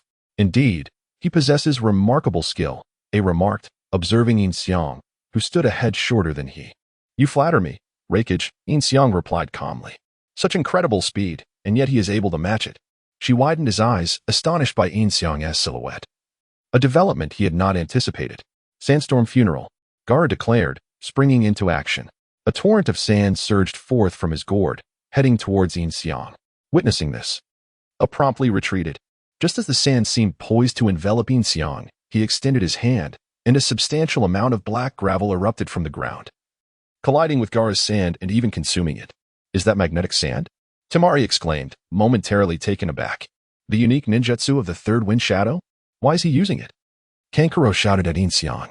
The magnetic sand halted before Gaara and his companions, scattering harmlessly across the ground, its intentions clearly non-aggressive. What does this mean? Gaara asked, directing his attention towards Yin Xiang. Yin Xiang began to speak, but at that moment, the modifier chimed in. Beep, beep, beep. New mission, defeat the 5 Kages. Reward, talent point X1, lottery X1. Damn it, Yin Xiang cursed inwardly. Defeating the 5 Kages? What of Tsunade? Moreover, if he were to vanquish the Kages, would he not have to reveal his would release in Sharingan? I'm merely toying with you, can't you see? Yin Xiang intended to express that he had no desire for enmity, yet upon receiving the mission from the modifier, he altered his response. With a tone laced with mockery, he declared, the Kages of the 5 great nations are nothing extraordinary. Perhaps I shall unify the 5 nations, and from henceforth, I shall be the sole entity referred to as Kage. What did you say, you little brat? Noki exclaimed, unable to contain his ire, and immediately began forming hand seals, rock climbing technique.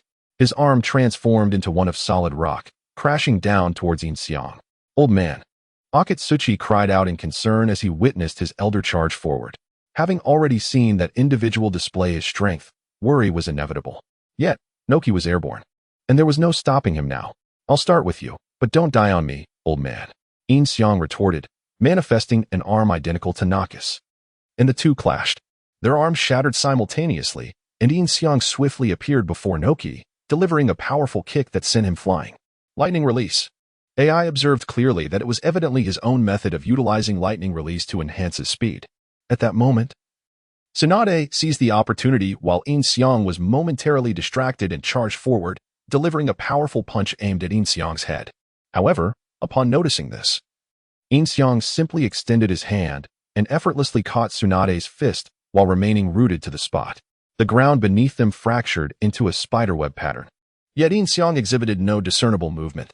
In the face of Tsunade, Yin Xiang chose to hold back, exerting force to push her back, allowing Tsunade to land safely. He held back? Tsunade pondered, glancing at Yin Xiang, who had just pushed her back. Boil release, boil beast technique. At that moment, Terumi Mei also made her move, unleashing her own boil release. Seeing this, Yin Xiang immediately activated his own boil release. The two techniques, both possessing formidable corrosive properties, clashed in the air and melted together. It seems he can learn anyone's ninjutsu, including bloodline limits, Terumi Mei remarked, realizing that her earlier use of boil release was merely a test of Yin Xiang's abilities. What is this? A secret technique? AI inquired upon hearing her words. A secret technique? I am far beyond such trivialities, Yin Xiang replied with a smile. And in the next instant, crackling with lightning release, he appeared behind AI, lightning torture level. Just like before, it was only the initiator of the attack that had changed. Yin Xiang's palm struck towards AI's neck. Humph. AI scoffed, his body emanating electric light as he swiftly distanced himself. Yin Xiang redirected his palm, striking the Daluo behind AI, sending him flying. Had Daluo not reacted quickly, raising his blade defensively, that blow could have cost him his life. Lightning Pear Blossom Knife.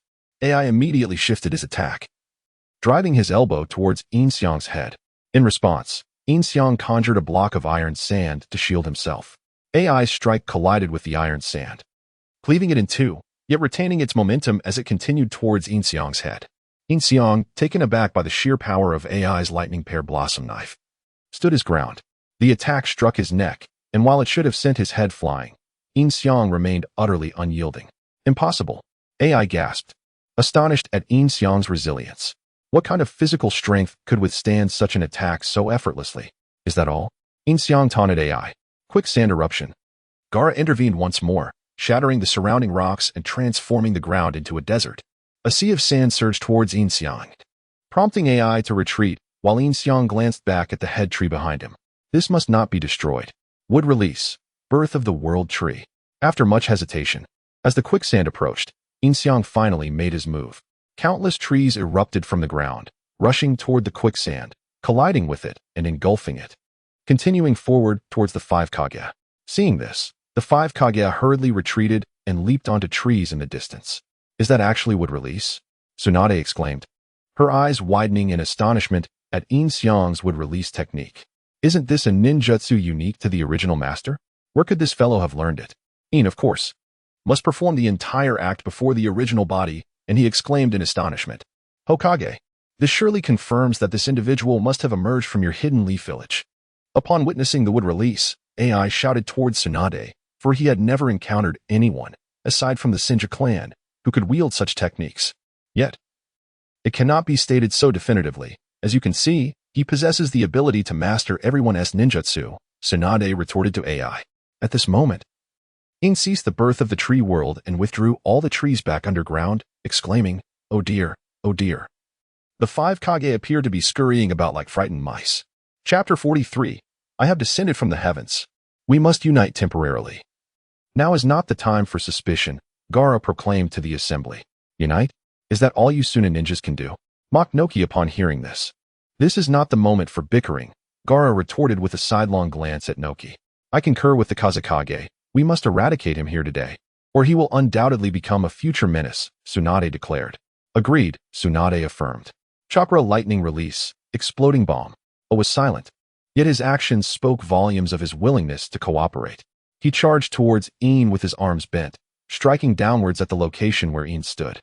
Yin leapt aside just in time, creating a vast crater where A's blow landed. With Tsunade's earlier display of strength, the ground had already been reduced to a ravine. Should they continue, it might very well turn into a precipice. Water release, water dragon bullet. Tsunade immediately engaged, summoning a water dragon that surged towards Yin from the sky. Dust release, original world separation technique. Noki, airborne, unleashed his signature jutsu.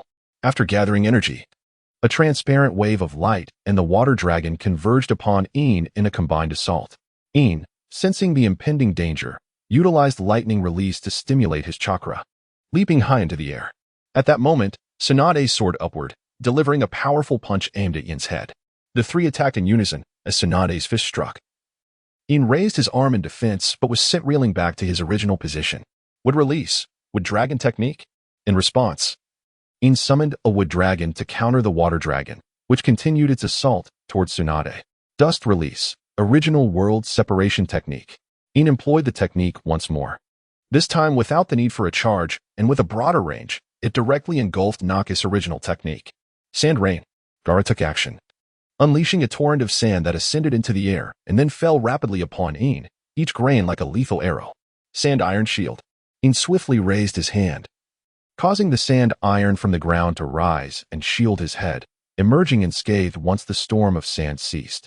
Meanwhile, Tsunade utilized lava release to dissolve Yin's wood dragon. He remained on the defensive, refraining from any offensive maneuvers. Tsunade noted this behavior. His only proactive actions had been a kick directed at Noki and a counter to A. How is he replicating ninjutsu? Tsunade pondered, observing Yin, who stood composed at the center. Next came his offensive. Hearing Tsunade's remark, Yin smiled slightly, whispering, fire release, great fireball. Yin launched a colossal fireball towards Tsunade. Its S-class, might forcing the 5 Kage to retreat. Seizing this opportunity, Yin vanished from sight, instantly reappearing before Gaara, the one who had previously attacked him most ferociously. Spiral sphere. In Yin Xiang's hand, a spiraling sphere materialized, hurtling toward Gaara's visage. Gaara, taken aback, recognized the signature jutsu of his dear friend Naruto and pondered how he had mastered it as well. Instinctively, the sand surrounding Gaara rose to his defense. Yet he was simultaneously pierced in the back by Kankuro's kunai. Utterly incredulous, Gaara turned to see Kankuro, wide-eyed. It wasn't me. I was controlled. Kankuro exclaimed urgently. It's the puppet technique. Yin Xiang had manipulated Kankuro with chakra threads to execute this assault, and with a swift kick against the sand shattered by the spiraling sphere, he sent both Gaara and Kankuro flying. Hurricane, Scythe Weasel. Temari swiftly brandished her fan, unleashing a powerful gust that concealed razor-sharp blades aimed at Yin Xiang. In a decisive move, Yin Xiang seized the scythe-wielding weasel, crushing it in his grip. Vacuum wave. Yin Xiang unleashed the vacuum wave, effortlessly piercing through Temari's wind attack, striking her directly. He narrowly avoided inflicting a fatal wound, yet Temari's garments were shredded, leaving her in a state of undress, exposing her modesty. This man Tsunade landed swiftly, crouching to shield herself with her fan, overwhelmed by the brazen humiliation. Gaara, are you all right? Gaara and Kankuro skidded across the ground, colliding with a tree before coming to a halt. Blood streamed from Gaara's back as Kankuro hurriedly attempted to staunch the flow. Can't you break free from his chakra threads? Gaara grimaced through the excruciating pain. I didn't even notice them by the time I did. It was too late. Kankuro gritted his teeth in response. Water release. Water barrier. Mei Terumi utilized her water techniques to extinguish Yin Xiang's great fireball. The earlier fireball had merely forced Tsunade, the closest to Gaara, to retreat, sparing her from harm. Let SCU bounce back from this, Yin Xiang declared, perched atop the very tree where Gaara and his companions had stood, contemplating that the attack would not claim Gaara's life. This cannot continue. Not only can we not defeat him, but our jutsu will be endlessly replicated, making him increasingly formidable. At this moment, the remaining 4 shadows had gathered, their guards rendered unable to intervene, as Darui had succumbed to Yin Xiang's previous strike. Will the sealing technique be effective? Mei Terumi inquired. At that speed, the sealing technique won't keep up. AI shook his head, fully aware of the swiftness of his lightning release. noting that this adversary seemed even faster than himself. The sealing technique was simply too slow. What manner of being is this? Can anyone shed light on his origins? Inoki addressed the trio. I come from the heavens. Just then, Yin Xiang appeared beside them, pointing toward the sky with a smile, startling the four into dispersing. This time, he directed his charge toward Inoki. Earth release, earth flow wall. As the red earth witnessed the unfolding scene, he hurriedly invoked the earth flow wall behind Inoki, attempting to obstruct Yin Xiang. However, Yin Xiang utilized Inoki's technique of ultralightweight rock to soar through the air, effortlessly shattering the earth flow wall and seizing hold of Inoki's leg. How swift! Inoki's eyes widened in astonishment as he turned to gaze back. At that moment, Yin Xiang was enveloped in flickering lightning, a result of merging his ultra-lightweight rock technique with the activated lightning release cells of EI, thus achieving such remarkable speed. Subsequently, disregarding Inoki's panicked expression, Yin Xiang flung the elderly man away, sending him crashing violently against the earth flow wall of the red earth. Dust release. Original realm separation technique. Yin Xiang then soared in the air, beginning to gather chakra between his hands. Although Yin Xiang did not need to gather chakra, he did so merely to relish the sight of Inoki's frantic demeanor, and indeed, upon witnessing this, Inoki was thrown into a state of utter panic, beads of sweat instantly forming upon his brow. Chapter 44. Who will dance next? The old man. Upon witnessing this, Haida swiftly leaped into action, delivering a powerful kick aimed at Yin Xiang's head. However, Yin Xiang deftly grasped Haida's ankle with one hand while the other remained poised, leaving Haida suspended in midair. Her skirt perilously lifted. Were it not for the unrefined invention of safety shorts, she would have been exposed. Let me go? Haida struggled fiercely in Yin Xiang's grip, yet she was unable to reach him. The old man. Chidu hurried over, pulling Daimyu from the wall and making a swift retreat. A smile crept onto Yin Xiang's lips as he unleashed the original realm separation technique, directly penetrating the wall. That was close. That was truly close. Daimyu, having been rescued, was drenched in sweat, gasping for breath, nearly dissipating due to his own jutsu. This brat is merely toying with us. AI observed that Yin Xiang had been gathering strength seemingly in anticipation of someone rescuing Daimyu, realizing that he had not truly been accumulating power earlier. As for their own attempt to save Daimyu, they had no intention of doing so. They would rather see the opposing side perish. The current 5 Kage were anything but united. Despite their supposed alliance, they remained in a state of hostility, secretly wishing for Yin Xiang to eliminate someone first. Only Tsunade dispatched a division of slug clones to tend to Gaara's injuries, solidifying their status as genuine allies. Let me go. Let me go. Haida continued to writhe in Yin Xiang's grasp, exhausting every method to break free, while Yin Xiang observed her legs up close, murmuring in admiration. No wonder she is destined to be the future Tsuchikage. Doton. Dori D. Jean. Unable to escape, Haida hastily formed hand seals to execute her technique. Instantly, the ground beneath Yin Xiang erupted with countless stone spikes. Yet, with a mere elevation in height, Yin Xiang was unharmed, subsequently releasing Haitu to face the peril of her own jutsu. Realizing the imminent danger, Haida ceased her technique, but the stone spikes behind her were too late to retract, threatening to pierce her through. Original realm separation technique. Daimyu quickly employed the technique, causing the spikes beneath Haidu to vanish, thus sparing her life. That lecher, hidden behind the fan. Temari found herself unable to move freely, whispering softly as she observed Yin Xiang's previous scrutiny of Haidu's legs. After Tsunade's healing, Gaara managed to stand. Joining the other 4 Kage, he is capable of replicating even the Tsuchikage's bloodline techniques. If this continues, he will master all of our jutsu. So he has been deliberately holding back to learn our techniques? Upon hearing Gaara's insight, Tsunade seemed to grasp why Yin Xiang had been so restrained.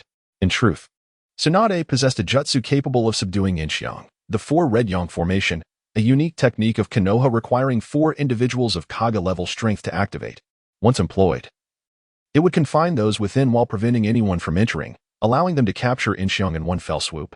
However, this was a secret technique of Konoha, not to be shared with the other villages. Were they truly to retreat?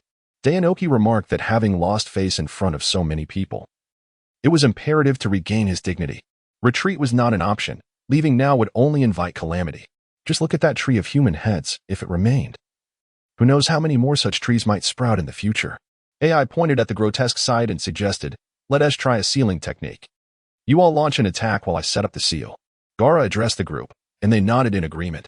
I will lead the charge, Tsunade declared, leaping high into the air toward Yin Xiang, raising her right foot to strike down upon him. "Ya!" Tsunade roared, exerting every ounce of her strength. Painful Heaven-S foot. In the distance, protected by Kigen and F. Yin Xiang mused about Tsunade's potential reaction upon realizing he was merely a clone. With a resounding thud, Yin Xiang extended his left hand, catching Tsunade's foot as if it were a piece of black earth, seizing her ankle. "Now," Gaara commanded, his sand writhing silently across the ground, stealthily spreading beneath Yin Xiang. AI and Terumi May understood the cue and immediately launched their assault. Water style, Water Dragon Bullet Technique.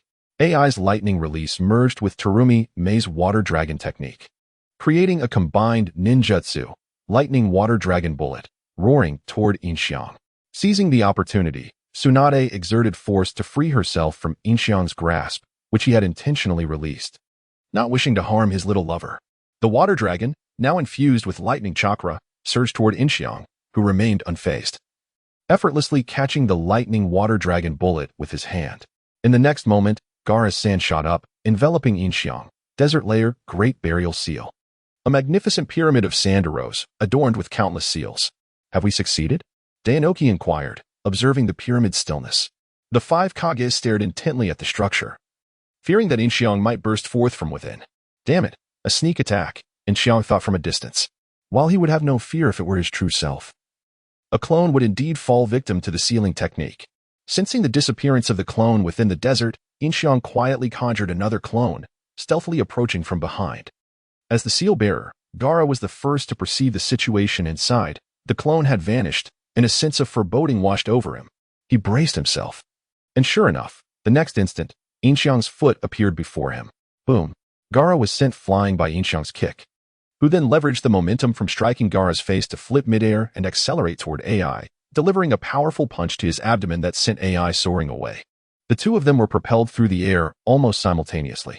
AI quickly stabilized himself on the ground, charging toward Yin Xiang and throwing a punch.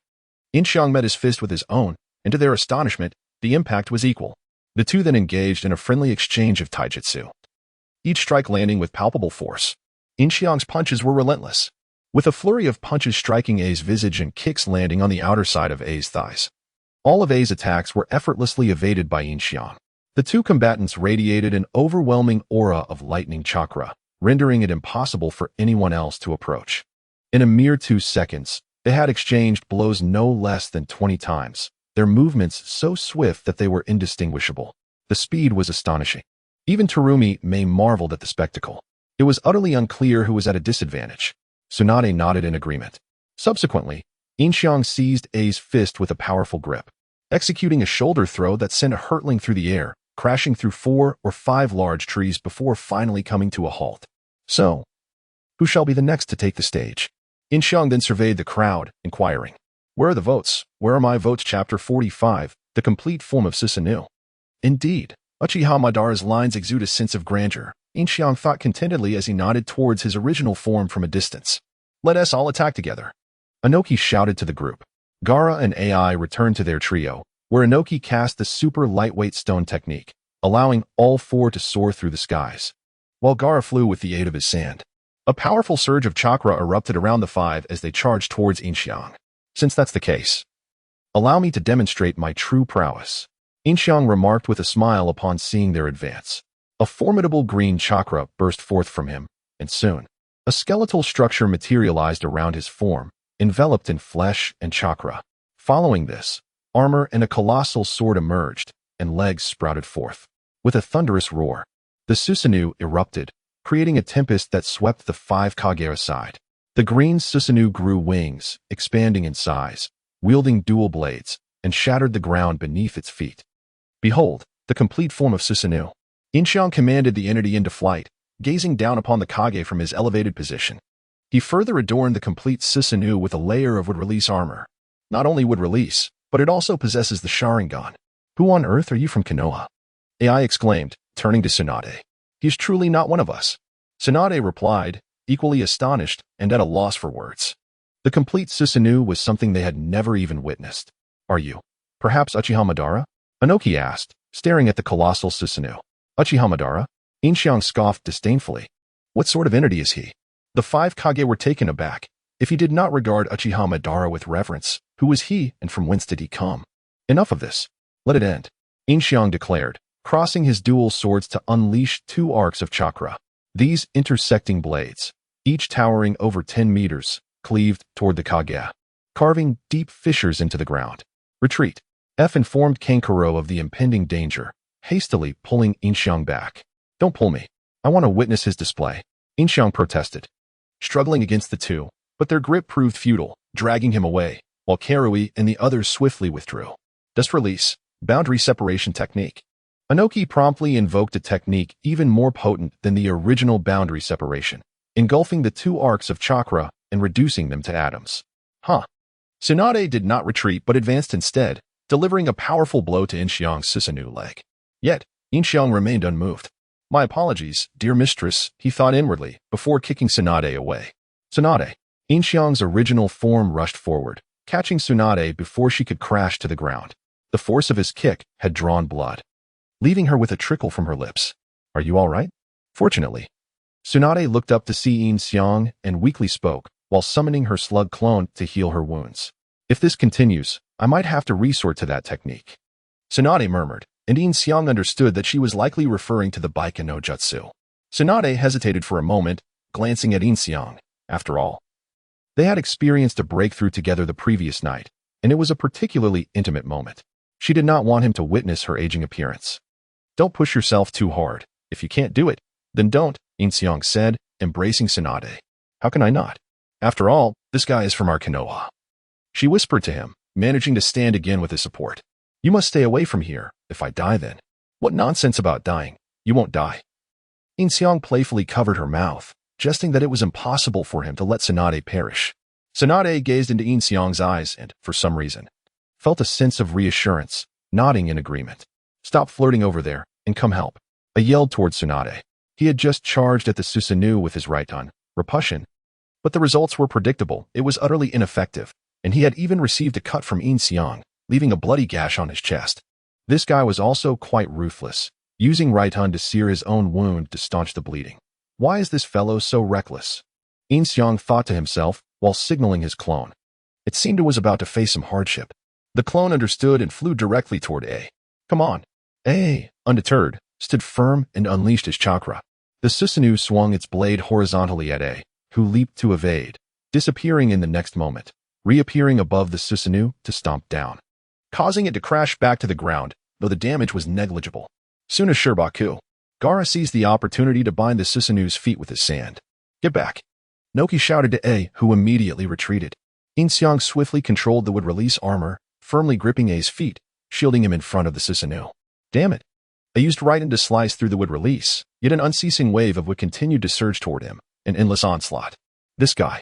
Noki gritted his teeth. Rakage. You might as well sacrifice yourself for the shinobi world. Upon saying this, the chakra in his hands intensified, ready to unleash a devastating attack. I'll sacrifice your mother. I shouted back vehemently. Rakage-sama. Kira nervously watched A, knowing that even if he intervened, it would be futile. Stop it, Suchikage. Gaara called out to Noki. If we sacrifice the Rakage without defeating him, we will be in trouble. The young man speaks wisely. You should cease this at once. Mei Terumi also urged Noki. Damn it. At such a critical moment, this old man was indeed someone who heeded advice. Upon seeing this, Yin Xiang flung A away, sending him crashing hard into Noki. My back. In the fleeting moment of impact, Ohayaki heard a sharp crack at his waist. And then he and AI were violently slammed against the rocks, producing a thunderous sound. Before anyone could react, wooden planks appeared beneath them, binding them tightly, rendering their struggles futile. This is absurd. Such a thing. Tsunade exerted all her strength, and eventually, with a resounding crack, the wooden bindings were forced apart. She then unleashed a powerful punch directed at Susanoo. Why must it be this way? Yin Xiang lamented helplessly from within Susanoo, as a blade pierced through Tsunade's abdomen. Chapter 46. Subduing Koyomi Mei. In a startling turn of events, Tsunade was pierced through the body by a blade, her eyes widening in shock as she gazed down at her abdomen. In the next instant, the knife vanished, replaced by Jiraiya emerging from her torso, his face a grotesque mask of blood, glaring fiercely at Tsunade. Tsunade. Come with me. Jinjutsu. Though taken aback, Tsunade quickly realized it was an illusion. Release. Release. Despite her awareness, her chakra paled in comparison to Yin's, rendering her incapable of dispelling the Jinjutsu alone. Meanwhile, outside, the other four Kage were engaged in battle with Yin. Earth Release, Doton, Daisen no Jutsu. Inoki slammed his hands onto the ground, causing the earth beneath Yin to tremble. And four walls rose to enclose him. Sandstorm Burial. Gaara swiftly followed suit, pouring sand into the Doton, attempting to entomb Yin. At your age, isn't this a bit naive? Yin chuckled within his Susanoo, and in the next moment, he shattered the stone wall with a single kick, swinging his blade towards Inoki. Earth Release, Doton, Kinjin no Jutsu. Inoki, perceiving the danger, quickly formed hand seals, summoning a colossal stone figure that intercepted the blade with bare hands. Observing this, Yin exerted force and cleaved off half of the stone giant's body. Lightning Release, Raijin no Tachi. Melt Release, Waika no Jutsu. At this juncture, Koyomi Mei and A launched their attacks simultaneously. A struck at Yin's legs with Raijin no Tachi, causing the Susanoo to kneel, while Koyomi Mei's Waika no Jutsu struck the head of the Susanoo. The melt began to corrode, yet the Susanoo was enveloped in a layer of wood release, which merely eroded the wood, allowing Yin to quickly regenerate with more wood release, remaining entirely unscathed. He possessed an inexhaustible reservoir of chakra. Meanwhile, Ao, positioned at a distance, lifted his eye patch, his Byakugan fixed intently on the Susanoo, struggling to fathom the immense chakra emanating from it. How long have they been fighting?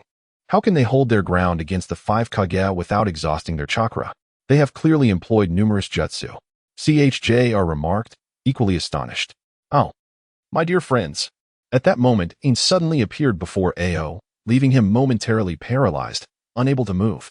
In his gaze, the Susanoo had ceased its motion, and no one remained within it. Yin stood right before him. What? CHJR hastily drew his twin blades, directing them toward Yin, only for them to be sent flying a considerable distance. Why has it stopped? The four Kage, excluding the unconscious Tsunade, stared at the immobile Susanoo, questioning why it had ceased its movements after cleaving through the stone giant. Just then, a piercing scream erupted from behind them. They turned to see Yin extracting Ao's Byakugan and placing it into a container designed for preserving eyes. This is the Byakugan, Yin said, shaking the vial containing the eye with a smile. With a sudden sound, Susanoo vanished into thin air. Gaara, noticing Tsunade's unusual state, realized she had fallen victim to an illusion and approached her to dispel it. Can't you break it yourself? He inquired. His chakra is too formidable. Even if I discerned it was an illusion, I couldn't unravel it. Tsunade nodded in agreement. Shikamaru, you should put this on. Kankuro draped his puppet's clothing over Shikamaru, finally providing her with something to shield her modesty. What is the matter? Do you need a break? Inazuka sat leisurely on a branch, observing everyone with an air of nonchalance while toying with his Byakugan. What is your true objective? Inoki asked, scrutinizing Inazuka. Objective? Let me ponder. Perhaps it is world peace? Inazuka mused, nodding to himself and suddenly realizing how reminiscent this self-questioning was of Deidara. World peace? A person like you would utter such words? Terumi Mei laughed upon hearing this. You wouldn't understand. I merely taught a lesson to those who imitate me. One must broaden their horizons. Inazuka interlaced his fingers and then spread them apart with a grin. The task isn't complete yet. Has everyone already been taken down by me at least once? He thought to himself, convinced that counted as a victory. Beep. Task progress 4-5.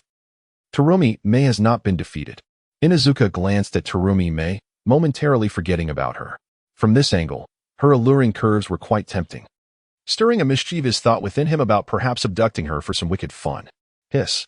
The thought was a tad thrilling, but he decided to abandon it for the moment. In the next instant, Inazuka appeared before Terumi Mei.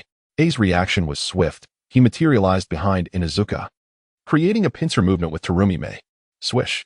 Inazuka's blade flew forth, slicing toward A. A crouch to evade, but was met with a kick from Inazuka that struck his chin, sending him flying, just as Terumi Mei was about to intervene. Inazuka's blade was already poised at her throat. What a beautiful woman. I can hardly bear to harm you, Inazuka whispered. Is that so? Terumi Mei surprisingly smiled in response. Then how about you join me in the mist? That's worth considering. Inazuka nodded, and in the next moment, he activated his Sharingan, causing her to collapse to the ground instantly. Beep. Task complete. Talent points reward X1, lottery reward X1, current talent points accumulated X2. Speaking of which, I haven't yet utilized the talent points from conquering Tsunade. Inazuka gazed at Terumi Mei, sprawled on the ground in a netted outfit, her pose sultry, and smiled. The next moment, he modified her affection for him to 100%. When they next met, it would undoubtedly be a fiery encounter. Beep beep beep. Kaguya Mei's affection level 100, obedience level 10. It appears that whenever the affection level reaches 100%, the obedience level is triggered. Since I directly modified Kaguya Mei's affection to 100%, her obedience does not match Tsunade's high level. I shall cease this endeavor. Yin Xiang then sheathed his blade and regarded Tsunade and the others, who still maintained a combat-ready stance. Play? Do you truly believe we are engaging in a game with you? Dame Yu glanced at Yin Xiang with a cold huff. Indeed, otherwise you would already be corpses, would you not? Yin Xiang's tone was laced with mockery. Chapter 47. The Confrontation with Yin Xiang. Remember this, do not disturb me again. Those I have slain deserve their fate, Yin Xiang declared to everyone before vanishing from their sight. After the battle, Longyin village lay in ruins, its once vibrant trees reduced to mere skeletal remains. The ground was pockmarked with deep craters, and the air was thick with dust, gravel, and iron shavings, transforming the village into a desolate wasteland. Yet, amidst this devastation stood one solitary figure, the head tree, untouched and resolute. Katsuya stepped forward to dispel the illusion surrounding Terumi Mei. She rose from the ground, her face flushed, clearly shaken by whatever visions the illusion had conjured. Lord Mizukichi, Ch. Jur, and Ao hurried to Terumi Mei's side. Ao's eyes still bled profusely. The bodyguards of the various Kage gathered behind their respective leaders. How are you? Yin Xiang inquired, glancing at Tsunade. I am fine, Tsunade replied, clutching her abdomen, having just endured a strike from Susanoo. Among the injured, Terumi Mei had fared the best, having been subjected to an illusion that allowed her to experience 100 male courtiers. One could only imagine the comfort it brought her, leaving her weak and unable to stand. Retrieve the heads of our villagers, Aoi instructed, rising to his feet, while Darui remained unconscious. Understood, Aoi nodded and approached the head tree. However, as his hand neared the severed heads, a flame erupted. A barrier. It's a barrier. Aoi quickly retreated, turning to Aoi. It appears he does not intend for us to take them, Noki observed. He sent word to the 5 great nations to inform them that he was not the one recruiting rogue ninjas from each village, did he not? Gaara remarked, furrowing his brow. Another significant problem for the ninja world, alas, Noki sighed. Since there is nothing left for our village, shall we return? Yin Xiang suggested, supporting Tsunade, who silently nodded in agreement. Wait. Just as Yin Xiang was about to escort Tsunade away, Noki called out, halting them. Yin Xiang turned back in confusion. You are the newly appointed administrator from Konoha, Yin Xiang, are you not? Noki scrutinized him. Yin Xiang inhaled sharply, taken aback. How does he know this? Is there a traitor in the village? I am not, he replied, shaking his head. Given the circumstances, I shall reveal the truth. I indeed had a spy within your ranks, but they have since withdrawn.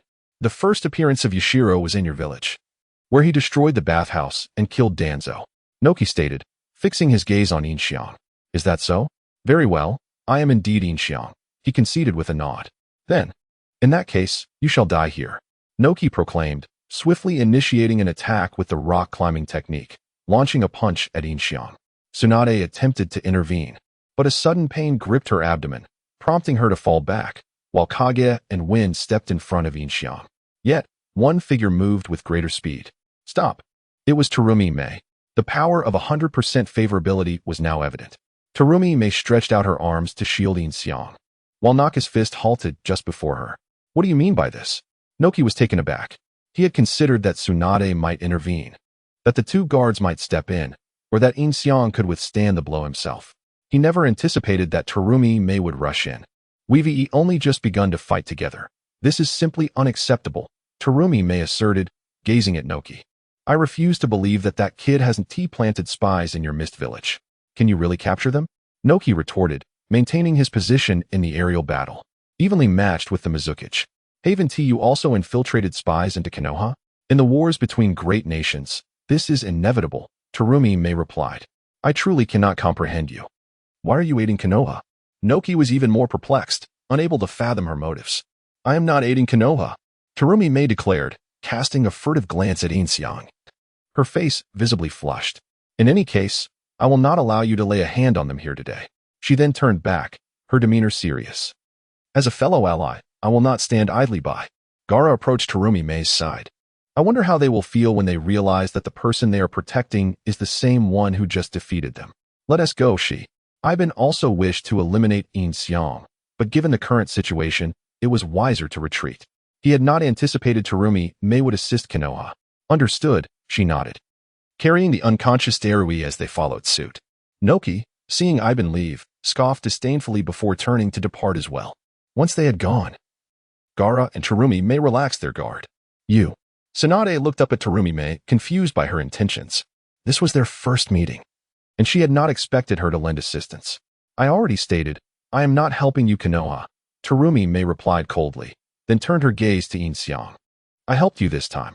Remember to repay me next time. Handsome, she said with an alluring smile directed at him. What? Tsunade exclaimed in shock. So that is your motive. Upon hearing someone competing for her man, Tsunade's injuries seemed to fade away as she shouted at Terumi May. What is wrong? Is it unacceptable? I am younger and more beautiful than you. Am I not worthy of him? Terumi May responded, turning to face Tsunade. What did you say? Tsunade could not tolerate being told she was younger and more beautiful, especially the former. Do you want to fight? You old crone. Terumi May retorted. You wretched girl. Even Gaara wore a look of surprise, raising an eyebrow. Women. So this is how it is. He shook his head and turned to leave. Let us go? Kankuro, Temari. All right. Lord Mizukichi, please calm down. Ching and Nagajiro tugged at Terumi May's arm, exclaiming, Lord Hokage, you must remain calm. Meanwhile, Konoha and Wind also grasped Tsunade's arm, fearing that without holding on to these two, a conflict would surely ensue. For the first time in his life, he experienced the sensation of being coveted by women. It was quite delightful. Yin Xiang observed the unfolding drama with a satisfied nod, his hand already clutching the Byakugan, which he subsequently stored away in the modification space.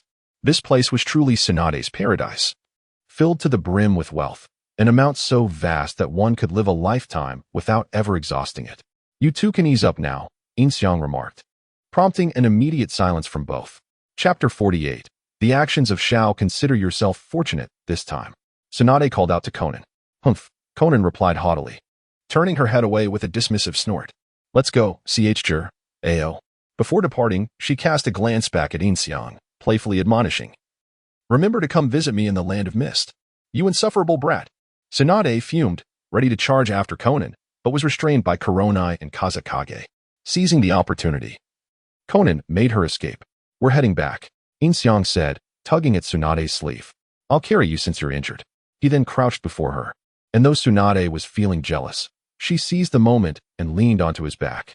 Kuronai and Kazekage exchanged glances, both resigned to the sight. Having observed the subtle tension between the two during their time guarding the Hokage's office, they had long grown accustomed to it. Naturally, they were not the type to gossip about such matters. Meanwhile, as Yin Xiang faced off against the 5 Kage, battles commenced on the other side of the Tenchi Bridge. The Scorpion Scout was none other than Kabuto, whose restraints had long been lifted by Orochimaru. This time, it was a calculated move to eliminate Scorpion, unaware that he had already been taken by Yin Xiang. Upon engaging in combat, they realized it was actually Scorpion disguised by Yamato. Provoked by Orochimaru's taunts, Naruto was enraged and unleashed Four Tails. Even so, Orochimaru matched Naruto's prowess, even managing to gain the upper hand, showcasing his formidable strength. The Shadow Clone trailing behind discovered that it could not master the Tailed Beast chakra, but it successfully absorbed a plethora of Orochimaru's jutsu, including his shedding technique, the Orochimaru's body replacement technique, which involved using the body as a decoy, expelling oneself from the mouth to evade all damage, despite its grotesque appearance. This technique could even circumvent the damage from Amaterasu and required no hand seals, rendering it the most perfect substitution technique. During the battle, Orochimaru also employed the triple Rashomon, which Yin Xiang naturally absorbed. Ultimately, due to physical constraints, Orochimaru could no longer engage and withdrew, while Yamato skillfully utilized the technique in conjunction with the first Hokage's necklace to suppress the Nine Tails power. The four pursued Orochimaru to his base, encountering Sasuke, who easily dominated them in battle. They stood no chance against him, and it was only through Orochimaru's intervention, claiming they needed to keep them alive to confront the Akatsuki, that their lives were spared as he took Sasuke and Kabuto away. On the other hand, Yin Xiang returned with Tsunade, and by the following morning, Tsunade's injuries had completely healed under her own care, alleviating the need for Yin Xiang to carry her. Should we withdraw the elite ninjas, Umbu, and shadows tasked with searching for Yagami and assign them to other missions? Yin Xiang inquired upon their return to Konoha. Indeed, Tsunade nodded in agreement. Even if they were to find him, they would not stand a chance, only increasing casualties for no reason. Rather than that, it would be wiser to abandon the pursuit and redirect their efforts elsewhere. You may arrange accordingly. Understood. He nodded and left the office to make arrangements, finally alleviating the tension within Konoha. The captains of each team could now lead their members to undertake other missions. During the process of receiving tasks from Tsunade, Yin finally encountered Konoha's little warriors. Apart from Niji, whom he had already met, he also saw Hinata, Ino, and others. Due to Shikamaru's preparations for the Chunin exams, he was unable to accompany his team on their mission. Hinata's figure was concealed beneath her coat, making it impossible to discern the impressive attributes she possessed. Ino, while somewhat lacking in endowment, was otherwise quite commendable. Her modesty was merely relative, for viewed individually, she was indeed quite appealing. The moment Ino laid eyes on Ain, her affinity surged dramatically, skyrocketing to 100% before swiftly retreating to a steady 40%. It appeared that Ino was a veritable connoisseur of appearances, suggesting that winning her over for the next task might be quite attainable. This thought caused a smirk to curl at the corner of Yin's mouth, only for him to suddenly realize that this was reminiscent of Orochimaru's signature gesture. How had his clone adopted such a mannerism? Meanwhile, Naruto's fierce battle had concluded, and he was on his way back. Yin's clone had returned ahead of them. This implied that Deidara and Sasori had betrayed their comrades and joined the Akatsuki organization.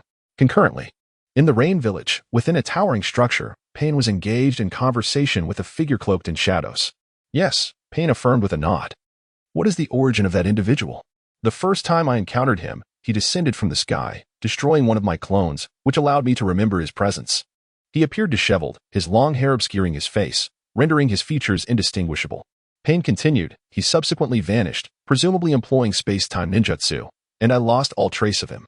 My second encounter occurred during the capture of the One Tail, where he easily defeated my clone, demonstrating remarkable strength. In a voice devoid of emotional fluctuation, Pain stated, "Understood. I will handle this individual. You continue gathering the others."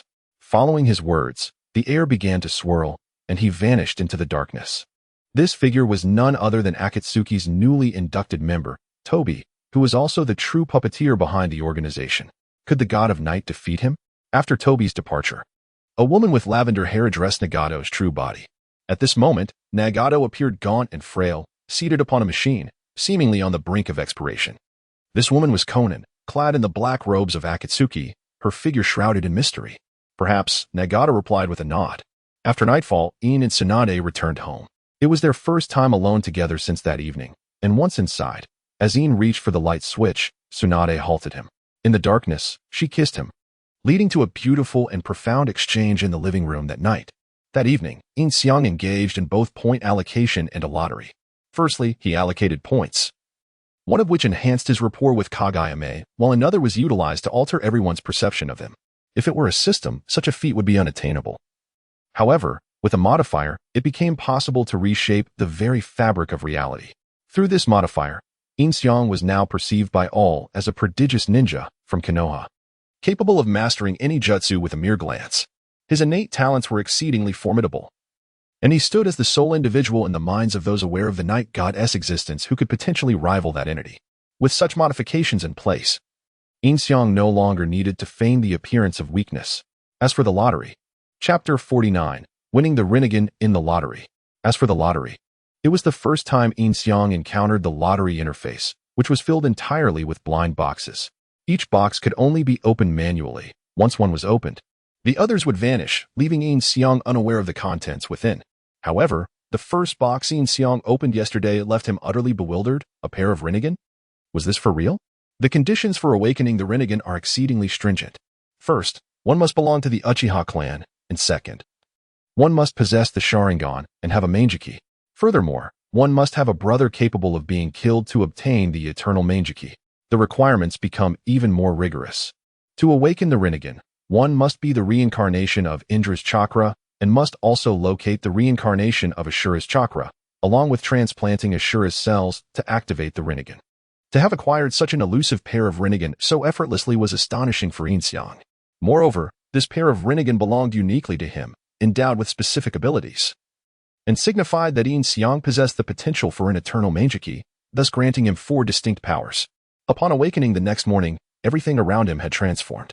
Tsunade's demeanor towards Yin Xiang remained largely unchanged. She still enjoyed being close to him when no one else was around. However, the atmosphere while walking through the streets felt markedly different. The villagers treated Yin Xiang with utmost respect, a genuine reverence that starkly contrasted the previous insincerity. It appeared that strength held paramount importance in this world.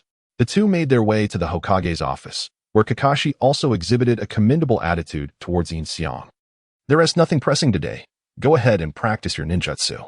If anything arises, I will instruct you, Tsunade informed Yin Xiang. Today's arrangement is for Kurenai to teach you Jinjutsu. All right, Yin Xiang nodded. Kurenai, this opportunity had arrived. Setting aside the altered appearance of middle-aged Kurenai, the youthful version was undeniably appealing. Yin Xiang brought along Kurenai's favorite sake and wasabi octopus to training ground number 14. Kurenai's class had gathered there. And as part of the current missions in Konoha, one task was to act as a sparring partner for Yin Xiang.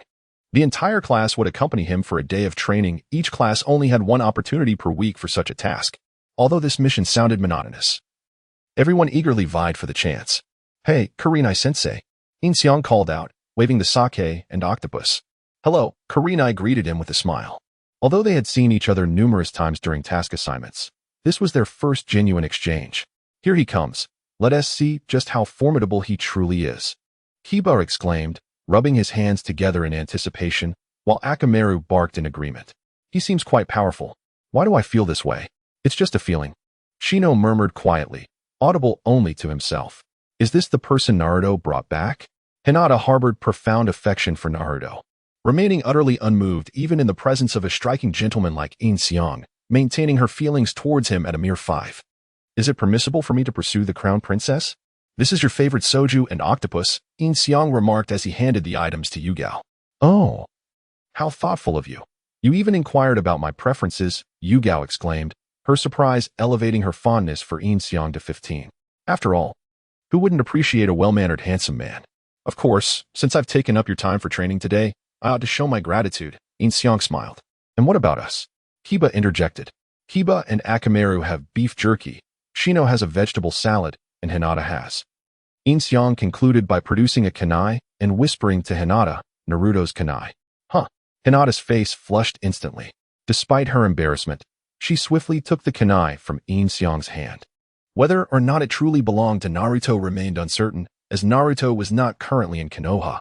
Any kunai could be claimed as his, and Hinata could hardly approach him for verification. Yin Xiang's actions certainly won him to the hearts of those present, showcasing his remarkable information-gathering skills. Yugao finally remarked, as expected of a jonin, your focus is distinctly different. I hear you learn ninjutsu swiftly, mastering any technique that isn't a bloodline limit with just a glance. Indeed. Yin Xiang nodded affirmatively. Now, let us commence our training and witness your abilities, Yugao declared, setting the items aside. Come on, Akamaru. Kiba tossed the beef jerky to Akamaru, who caught it in one bite, both watching as Yin Xiang prepared for battle. In truth, the task of training alongside Yin Xiang was a request he made to Tsunade, intended to fulfill the side mission of defeating Might Guy. If he were to engage Guy as a Konoha ninja, he certainly would not take it seriously, allowing for an effortless victory. First, you will battle Kiba, Yugao instructed Yin Xiang. All right, Yin Xiang agreed, using the body flicker technique to create distance from Kiba. Let me show you right away, Kiba. Kiba declared, forming seals as Akamaru transformed to mirror him, both crouching in a fighting stance. Is it really starting off like this? Hinata expressed her concern. No worries, Yin Xiang reassured her with a smile. Here we go, Kiba shouted, spinning together with Akamaru as they charged at Yin Xiang. Shadow Clone Technique, Kiba Transformation. Yin Xiang immediately employed the Shadow Clone Technique, executing Kiba's transformation as well. For whirlwinds clashed midair, and with Yin Xiang holding back, both sides landed evenly on the ground. Akamaru reverted to his original form, and before Kiba could recover from his astonishment, Yin Xiang's clone launched an attack. The kunai aimed directly at Kiba's head, prompting him to dodge with a well-timed maneuver, while Akamaru lunged to restrain Yin Xiang's clone. Well done, Akamaru, Yato shouted. But before he could continue, an arm suddenly emerged from beneath his feet, dragging him down into the ground. It was the true form of Yin Xiang. Utilizing the earth release technique and the art of decapitation, Yin Xiang's true form emerged from the earth, brandishing a kunai pointed directly at Yato's head, declaring, "I apologize. But victory is mine." "How impressive!" Hinata exclaimed in disbelief upon witnessing this. He learned Yato's technique in an instant just from a single glance. Indeed, such an extraordinary ability to learn without the Sharingan is a testament to his innate talent as a ninja. Red nodded in agreement. Chapter 50. The swift defeat of Hinata in an astonishing display of skill. Ya, with his head barely peeking from underground, acknowledged his defeat, humbled by the swiftness with which Yin Xiang had overpowered him. As the battle progressed, Hinata caught the nod of acknowledgement from Yuhi, and Yin Xiang subsequently pulled you from his subterranean refuge, causing Akamaru's shadow clone to dissipate. "Show me your gentle fist technique," Yin Xiang requested, creating distance once more. "My apologies," Hinata replied, assuming a combat stance. "Let us begin." Yin Xiang nodded in agreement, mirroring her posture. "Is it possible to wield the gentle fist without Byakugan?" Yu inquired, his gaze shifting to Yuhi for clarification. "Indeed, it is possible. However, the Byakugan enhances the user's ability to perceive chakra points, thereby amplifying the effectiveness of the gentle fist technique. This is why the Hyuga clan excels in its execution," Yuhi affirmed. "Here it comes." 8 trigrams air palm, Hinata announced before launching her attack, considering their shared village and the necessity of restraint. Channeling chakra into her palm, she struck forth. Yin Xiang promptly countered with his own 8 trigrams air palm, the 2 chakra waves colliding and dissipating in the air. Hinata then advanced towards Yin Xiang, delivering a palm strike. But he deftly sidestepped, countering with a strike aimed at her abdomen. Utilizing her Byakugan, Hinata observed his movements and immediately leapt backward, evading Yin Xiang's attack. She then hurled 2 kunai, which Yin Xiang skillfully deflected with his own kunai, before charging towards her once more. The true prowess of the Byakugan was evident in its exceptional insight, allowing Hinata to adopt the stance of the 8 trigrams 32 palms. Ya? At that moment, an arm emerged from beneath her feet, pulling her down, while Yin Xiang appeared directly before her, mimicking his earlier stance against Ya, with kunai poised above her head. With a sound, Yin Xiang, who had emerged from underground, vanished. "Shadow clone. When did that happen?" Yuhi exclaimed, astonished that she had failed to notice Yin Xiang's use of the technique. "In my previous battle with Ya, I was the original hidden underground, setting up the shadow clone in advance. Although Hinata's Byakugan allows for a 360-degree view, her focus was entirely on me, which is why she missed the shadow clone," Yin Xiang explained, also assisting Hinata from her subterranean position. "Oh, I see. What meticulous planning." Shino acknowledged with a nod. "Truly, you are a prodigy amongst the shinobi of Konoha. No one in history has possessed such innate talent," Yuhi remarked, clapping her hands in admiration. Now, it was Shino's turn to engage, his abilities often a source of considerable difficulty for adversaries. Yuhi turned her attention to Shino, addressing Yin Xiang. "Please, be mindful." Shino stepped forward, responding, "I appreciate your guidance." Yin Xiang nodded in return, retreating to his previous position. "Shino, do your best." "This time there are no clones underground," Hinata encouraged, having thoroughly scanned the area with her Byakugan. "Rest assured, victory shall be mine. The reason lies in the fact that, if you are referring to this insect, I have already captured it." Yin Xiang interrupted Zeno, waving the mother insect in his hand. "With this creature in my possession, I can both pinpoint the enemy's presence and rapidly breed numerous insects to ensnare them. This will lead to their demise, unbeknownst to them." Zeno had already arranged for the mother insect to be placed on Yin Xiang during their skirmish. But Yin Xiang sensed it immediately and suppressed the chakra of the mother insect, preventing it from spawning more of its kind. Otherwise, he would be swarmed by an uncountable number of insects by now. There was no need for Zeno to finish his sentence. "However, your secret technique is one I cannot replicate without the mother insect." Yin Xiang released the insect, allowing it to return to Zeno's hand. "According to the oil woman, each mother insect is exceedingly precious. Thus, I shall make my move." Zeno nodded, acknowledging that despite the mother insect being discovered, alternative methods existed. Subsequently, Zeno extended his hand, and countless insects swarmed forth from his sleeves towards Yin Xiang. Yin Xiang assumed the stance of the 8 trigrams 32 palms. "No way," Hinata exclaimed, noticing that Yin Xiang had not yet utilized the 8 trigrams 32 palms. Ya's jaw dropped at Yin Xiang's posture. In the next instant, the insects lunged at Yin Xiang, who countered with the 8 trigrams 364 palms. His hand struck the air in rapid succession, targeting each insect with astonishing speed, cleaving them all in twain. When Yin Xiang's assault concluded, the remnants of the insects lay scattered on the ground. The four fell into an astonished silence. Ah! They collectively gasped, rendered speechless. Acknowledging his genius, they were nonetheless astounded by the extent of his brilliance. He was nothing short of extraordinary. Well, I have witnessed Niji wield the 8 trigrams 64 palms, and I surmise that the 364 palms are executed similarly, though I cannot be certain. Yin Xiang, appearing somewhat bashful, scratched the back of his head and chuckled awkwardly. Quite correct. Hinata nodded vigorously, her mouth agape. Recognizing that this technique had indeed astonished them all, one must remain focused in battle. In the next moment, Yin Xiang materialized behind Zeno, kunai pressed against his lower back. Feigning ignorance, he awaited the opportune moment to strike. Wai-Hai Kurenai remarked upon witnessing this. Regardless of tactics, ninjutsu, taijutsu, or learning speed, his prowess is remarkable. If this were wartime, Yin Xiang would undoubtedly be a renowned ninja. Indeed, you concurred, nodding. He had never held such admiration for anyone in his life. Zeno was swiftly subdued. This individual was, without a doubt, formidable. Hinata nodded, asserting that Zeno was the most astute and meticulous among them, typically devising their strategies. Even so, he had failed to perceive Yin Xiang's tactics. Return now, Zeno. It is my turn to be your opponent. As the setting sun bathed the scene in a warm hue, Ziyahong called out to Shino, expressing unexpected anticipation.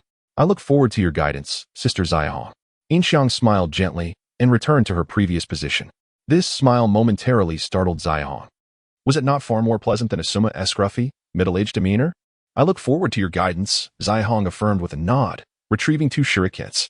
In the next instant, Ziyahong charged towards Yin Xiang. Leaping into the air, 1 shuriken hurled in Yin Xiang's direction. Yin Xiang deftly deflected the shuriken, and before she knew it, Ziyahong stood before her. Shuriken poised at Yin Xiang's throat. Release. Ignoring Ziyahong's command, Yin Xiang extended 2 fingers and dispelled the illusion, while the real Ziyahong descended from above. Chapter 51. Hold on. Acting now will lead to trouble. Requesting various support. Fire release. Great fireball technique. Yin Xiang swiftly formed hand seals and unleashed a standard great fireball. Kurenai immediately retreated, executing 3 backflips on the ground to evade the fiery assault. Hey, did you see that seal speed? Kiba exclaimed, his mouth agape as he gazed at Yin Xiang. 1 second. 6 seals. Hinata, keen on observing the battle, activated her Byakugan. She immediately realized it was an illusion, Kurenai reflected as she landed. To mislead Yin Xiang, she had deliberately delayed her action, using the illusion after leaping rather than before. Yet, he still saw through it. Next is Lady Tsunade's ninjutsu. Be careful, Kurenai, Yin Xiang shouted, soaring high into the air and delivering a powerful kick towards Kurenai. With a resounding impact, Kurenai was slammed to the ground, creating a sizable crater. Immediately, Yin Xiang drew a kunai to guard himself. The sharp sound of metal clashing echoed as Kurenai, previously struck down, transformed into a wooden log. Kurenai's figure then gradually faded before Yin Xiang, a tree sprouting from beneath his feet, ensnaring him with branches, a technique known as tree-binding death, previously used against Itachi Uchiha. With his hands bound, Yin Xiang found himself unable to perform hand seals to dispel the illusion. If he did not unseal it, suspicion would arise. And using his newly acquired Rinnegan was out of the question. After much deliberation, Yin Xiang resorted to using Heavenly Spin. Heavenly Spin, as Yin Xiang rotated in place.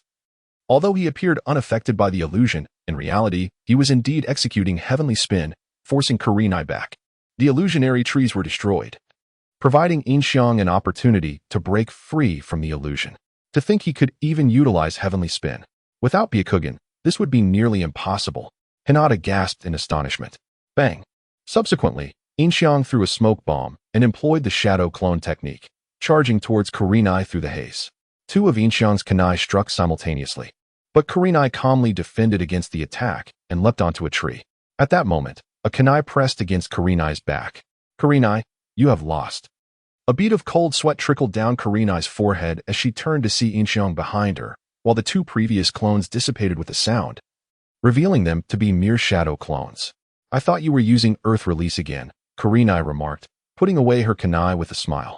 Having previously relied on Earth Release, Kurenai assumed that when Yin Xiang used the smoke bomb and shadow clones, he would be employing Earth Release again, leading her to jump to the nearest tree to lie in ambush. As expected, She had fallen for it. Even Kurenai-sensei has been defeated. She is A.J. Nin. Hinata exclaimed. Though both fighters appeared to be taking it lightly, the ability to best A.J. Nin was indeed a testament to their strength. Shino nodded in agreement. The individual is exceedingly handsome, exclaimed Ya, barking enthusiastically. Chi-Wan echoed with a couple of barks as well. What if I hadn't climbed the tree? Asked Shiri-Hong. Turning around. Then my true form would have been utilized for an ambush, encircling you in a triangular formation, ensuring a successful strike, replied Yin Xiang with a smile. Impressive. Shiri-Hong nodded with a grin. Let us descend. Subsequently, the two leaped from the tree, landing before Hinata and her companions. Through this sparring session, they gained a better understanding of one another, which marked the commencement of Yin Xiang's training until nightfall. Hinata and her friends returned home. While Yin Xiang accompanied Shiri-Hong to a tavern, Shiri-Hong had a delightful habit of indulging in evening libations. Upon seeing Shiri-Hong, the tavern owner glanced at Yin Xiang and discreetly gave him a thumbs up. Moreover, it was Shiri-Hong who had invited Yin Xiang to drink, directly addressing her as sister, which endeared him to her heart, leading to a significant increase in mutual affection by the end of the day, reaching 35%. Your tolerance for alcohol must be quite commendable. I often see you drinking with Lady Tsunade, Shiri-Hong remarked once they were seated. It's manageable, replied Yin Xiang. But I don't recall having seen you before. I naturally chose other venues when Lady Tsunade was present. After all, she is the Hokage. And there's always a certain distance, Shiri-Hong explained, placing the octopus and shochu that Yin Xiang had prepared on the table, along with some appetizers. As they began to drink, Yin Xiang employed his persuasive drinking skills, causing Shiri-Hong to become increasingly inebriated, and their conversation flowed more freely, veering into playful banter. As the drinks continued to flow, under Yin Xiang's charm, Shiri-Hong became quite tipsy, resulting in her affection for him soaring to 55% before she succumbed to slumber, resting her head on the table. Shiri-Hong, where's your home? Yin Xiang pondered, glancing at her resting figure. It seemed inappropriate for a leaf genius to take a leaf elite J-Nin to a hotel. In any case, his affection level was still insufficient. So he decided to take her back to Lady Tsunade's house, intending to sleep on the sofa himself. With this thought in mind, Yin Xiang settled the bill and carried Shiri-Hong away, drawing envious glances from the tavern patrons, as her bandaged attire elegantly accentuated her figure. Throughout the journey, Yin Xiang found himself enjoying the proximity of Shiri-Hong's smooth legs and form. Upon returning home, he found Tsunade already asleep. He gently placed Shiri-Hong on his bed, observing as she, feeling warm from the alcohol, removed her clothing, revealing a hint of her figure. Yin Xiang could not help but swallow hard, reaching out to gently caress her for a moment. Shiri-Hong emitted a soft moan, her brow slightly furrowing. Prompting the following morning, as the first light of dawn painted the sky in hues of red, Yin Xiang had prepared breakfast for three outside. When Shiri-Hong, still drowsy, stumbled out of her room, she realized that she was not in her own home. Ah, Sister Hong, you're awake? Yin Xiang greeted her with a warm smile. How did I end up here? Where is this place? Shiri-Hong's voice trembled slightly as she recognized Yin Xiang. Her memories from the previous night hazy, as if she had lost them to drink. Do not worry, this is Lady Tsunade's residence. You slept in my room last night while I took the sofa, Yin Xiang reassured her, maintaining an innocent demeanor. Good morning, she added just as Tsunade emerged from her room, fully dressed. The bathroom is over there, Tsunade informed her. Lady Tsunade, Shiri-Hong quickly responded, acknowledging her presence. Chapter 52. Teach Naruto Ninjutsu. After finishing breakfast in an awkward atmosphere, Yuhi Kurenai took her leave from Tsunade and Yin, departing soon after. Not long after her departure, Yin discovered that Kurenai's affection for him had risen to 70%. It seemed she had indulged in some fanciful thoughts. Yin was quite pleased with this development. It appeared that his next opportunity to share a drink with Kurenai might bear fruit. You had quite the enjoyable time yesterday, didn't you? Tsunade remarked after Kurenai left, casting in a sidelong glance. Haha. Indeed, Kurenai invited me for drinks, so I accompanied her. Yin chuckled awkwardly. But afterwards, I had no idea where she lived, so I had to bring her back. Ah. So that sudden intrusion into my room last night was indeed a reaction to Kurenai, was it? Tsunade retorted, eyeing Yin. Of course not. I merely missed you dearly. Yin quickly replied. I finished eating, so I shall tidy up my room now. With that, he hurriedly set down his bowl and dashed back to his room. The scent of Kurenai lingered throughout the room, and as Yin grasped the blanket, he inhaled deeply, savoring the aroma. in matters of ambiguity with others. Tsunade would typically feel a twinge of jealousy, but her obedience to Yin had now reached 80%. Thus, she would heed his words without harboring any unnecessary thoughts. This would also apply to any women Yin might later take into his fold, as long as they exhibited high levels of obedience. They would refrain from uttering any disapproving remarks. Once Tsunade finished her meal, the two returned to the Hokage's office. Today marked the return of Naruto and his companions. First, Yin provided a mission report to Tsunade, recounting the events at the Tenchi Bridge and their encounter with Sasuke. There remained 6 months until Sasuke would have his body taken from him, and within this time, Naruto planned to train diligently. Kakashi, having received news, tailored a training regimen specifically for Naruto. Today, the task of accompanying training fell to Might Guy's team. After thoroughly besting Guy's team, Yin faced off against Kai and realized that, despite his carefree demeanor, he could not afford to underestimate him without putting forth his utmost effort. He found it challenging to prevail. Yin's desire to complete the task effortlessly through training had been thwarted. It seemed he would have to wait until Kai left the village to engage him in battle under the guise of Yoru no Kami. Speaking of Yoru no Kami, news of the head tree incident had spread throughout the Akatsuki base, ensuring that no one would dare impersonate the organization henceforth. Ordinary ninjas would also refrain from expressing a desire to join the Akatsuki. Deara had returned with a significant number of ninjas for the creation of puppets. But his boisterous methods were easily recognized, leading to the widespread dissemination of the Akatsuki's activities and branding the organization as a den of demons. After the previous encounter where Yin Xiang faced off against the Five Shadows, Scorpion and Deidara now hold him in the utmost esteem. Although Deidara claims he could handle it if given the chance, there is a hint of insecurity in his words. As if even Naka's arrival would send him fleeing in disarray. In pursuit of his goal to defeat Might Guy, Yin Xiang has reallocated his shadow clones, replacing the previous ones. He lies in wait just outside Konoha for Guy to emerge, hoping to engage him in combat. Provided he refrains from opening the 8th gate, this should not pose too much of a challenge. On the 3rd day, it was Asuma's team's turn. Currently, Asuma's squad exists in a loosely organized state, each member preoccupied with their own affairs, avoiding missions to remain vigilant against potential attacks from the Akatsuki. They have gathered specifically to witness Yin Xiang's abilities. However, Asuma seems to harbor a slight animosity towards him, likely stemming from the incident where he took Hong from the tavern.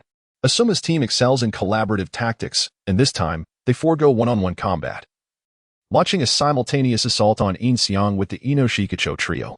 Choji takes the lead, Shikamaru provides distractions, and Ino focuses on control. Their combined efforts prove challenging for Yin Xiang, yet he soon identifies a weakness, Ino. This discerning individual, who had already reached a 40 favorability upon their first encounter, finds herself increasingly captivated by Yin Xiang during their close proximity. Ino realizes that Yin Xiang is indeed a remarkable person, and her favorability rating skyrockets to 60, nearly rivaling Hong's. Consequently, as Ino engages with Yin Xiang, her concentration wavers, allowing him to seize her and disrupt the trio's formation, subsequently using his shadow clones to dispatch Shikamaru and Choji. Next, it is Asuma's turn to confront Yin Xiang. As he prepares to strike, a voice suddenly interrupts their duel. Both combatants turn to see Naruto rushing towards Asuma. Naruto? Shikamaru queries, perplexed by the boy's presence. What is the matter, Naruto? Asuma inquires as the boy approaches. I have something I want to ask you, Asuma-sensei. It's about the technique for changing the nature of wind chakra, Naruto states. Are you training in chakra nature transformation? Shikamaru asks, intrigued. Yes, Naruto nods affirmatively. Isn't that something that requires innate talent? Are you sure you can manage? Shikamaru chuckles. That is why I came to ask Asuma-sensei. You, Asuma-sensei, also possess wind chakra, right? Naruto turns to Asuma, seeking confirmation. Asuma lights a cigarette, surprised. I didn't expect you to have wind affinity, Naruto. That is quite astonishing. Wind chakra is known for its destructive potential and is a relatively rare attribute. Asuma-sensei, please share the technique with me, Naruto implores, brimming with eagerness. Asuma took a deep drag from his cigarette, contemplating for a moment before revealing a sly grin. How about you cover the expenses for the barbecue at this meeting? And in return, I shall consider your proposal. Such a dirty tactic. Shikamaru couldn't help but remark. What do you think? Asuma inquired, his eyes sparkling with mischief as he gazed at Naruto. Naruto, with his head bowed, pondered the suggestion. Upon witnessing this, Ino thought to herself that Naruto was practicing his Rasengan. However, she felt a pang of sympathy for him, having been an orphan since childhood. The prospect of a barbecue, especially with Choji present, might stretch Naruto's finances to their limits. Naruto pulled out his wallet to inspect its contents, revealing that it was filled mostly with small coins. Naruto, allow me to teach you a way to avoid spending any money, Ino offered, observing his plight. Eh? Naruto exclaimed in surprise, then hesitantly asked, Can you really do that? As a fellow impoverished soul, I too am burdened with a substantial debt to Tsunade. And it pains me to see you part with your hard-earned money for ninjutsu. I shall guide you. Chapter 53, Capturing Ino. The Movement in the Growth. You scoundrel. You have severed someone's means of livelihood. Asuma exclaimed, clearly exasperated. This brat is not only snatching women but also disrupting others' financial pursuits, while I can endure. My patience has its limits. Enough of that. You don't seem like someone who would go through with it. I have made my decision. I shall support Asuma-sensei. Naruto cast a glance at Yin Xiang. Yin Xiang was rendered speechless, taken aback by Naruto's blatant misunderstanding of goodwill. Hey, Naruto. He's a genius ninja. He learned our secret techniques with just a glance. You can't possibly look down on him. Shikamaru chimed in. Is that for real? He learned all your secret techniques at a glance? Naruto was astounded. Isn't that more impressive than Kakashi-sensei's Sharingan? Indeed. You were unaware. But the title of Konoha's copy ninja now belongs to Yin Xiang, Shuji added from the side. I have lost count of how many times I have been surprised to see Yin Xiang again. I didn't expect that the vagabond I picked up back then would be so formidable. Then teach me. Naruto promptly shifted his attitude, addressing Yin Xiang earnestly. Fine. Yin Xiang initially intended to refuse the one who had previously dismissed him, yet moved by memories of Naruto from the anime, he relented and instructed him on controlling wind nature chakra, advising him to visualize it as a blade, compressing the dispersed chakra into a singular point. Naruto struggled to grasp the technical jargon, and it took Yin Xiang considerable effort to convey the lesson. Ultimately, Naruto left satisfied, having mastered the shadow clone technique. Yin Xiang, prepare for reckoning. Asuma called out, brandishing his 2 chakra knives after Naruto departed. Reckoning? What reckoning? Yin Xiang instinctively retreated, executing a couple of backflips to distance himself. Of course. The reckoning for stealing from Kurenai-sensei. Shikamaru encouraged Yin Xiang. Go for it, Asuma-sensei. Win back, Kurenai-sensei. Shuji and Ino chimed in, rallying behind Asuma. How did you all find out? Asuma turned to the trio, surprised, having thought their affair was kept under wraps. We've known for ages. Indeed, it was obvious to everyone. The 3 nodded in agreement, leaving Asuma blushing with embarrassment. Focus. Seizing the moment, Yin Xiang launched an attack. As Asuma turned back, Yin Xiang had already closed the distance, landing a kick before Asuma could react. Asuma swiftly bent down to evade, but Yin Xiang executed a flip in midair, following up with a heel strike. Painful heaven kick. That was close. Asuma immediately leaped away, narrowly escaping as the ground beneath him was left with a considerable crater from Yin Xiang's strike. Fire style. Ash pile burning. Asuma retaliated instantly, releasing a plume of smoke, then biting down, transforming the smoke into flames directed at Yin Xiang. Fire style. Great fireball technique. Yin Xiang countered with a great fireball, clashing with the ash pile burning in midair, resulting in a dense cloud of smoke. Within the haze, Yin Xiang charged toward Asuma. Asuma smiled upon witnessing the scene, directly clashing 2 chakra blades in midair, resulting in another explosion of smoke. Did Yin Xiang get eliminated? Ino asked nervously, gazing at the haze. No, that is not right. Look beneath Asuma-sensei. Shikamaru quickly discerned the issue, and the 3 turned their gaze to Asuma's feet, where a dark line connected to his shadow. It's the shadow imitation technique. Impressive, Dingji exclaimed. Asuma attempted to move his body, but found himself utterly immobile, inadvertently running into the fire pit, where he was caught in the ensuing explosion. When the smoke cleared, Yin Xiang's figure had vanished. And even the previous use of the shadow imitation technique that had brought Asuma into the flames had been a mere shadow clone. Why isn't Asuma-sensei moving? From the perspective of the trio, Asuma had been blasted away by the explosion, yet upon rising, he remained stationary and vigilant, while Yin Xiang approached him with measured steps. It turned out that in Asuma's view, Yin Xiang had disappeared due to an illusion technique that created a false image of Yin Xiang hiding. Asuma suddenly realized that not only had Yin Xiang's figure vanished, but Shikamaru and the others were absent as well. He quickly deduced this was an illusion, and began to disrupt his chakra in an attempt to break free from it.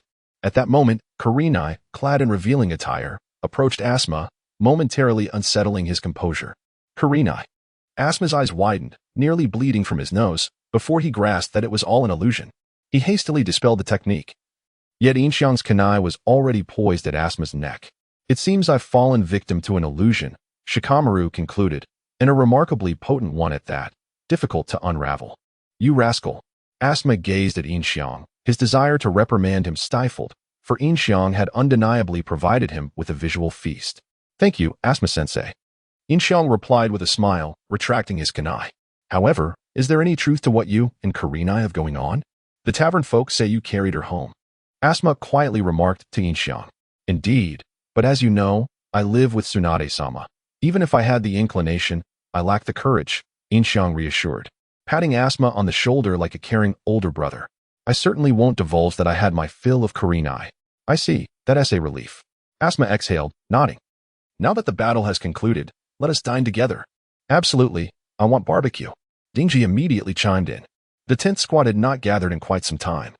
So now that they had the chance, a meal was in order, and of course, Yin Xiang was invited as well.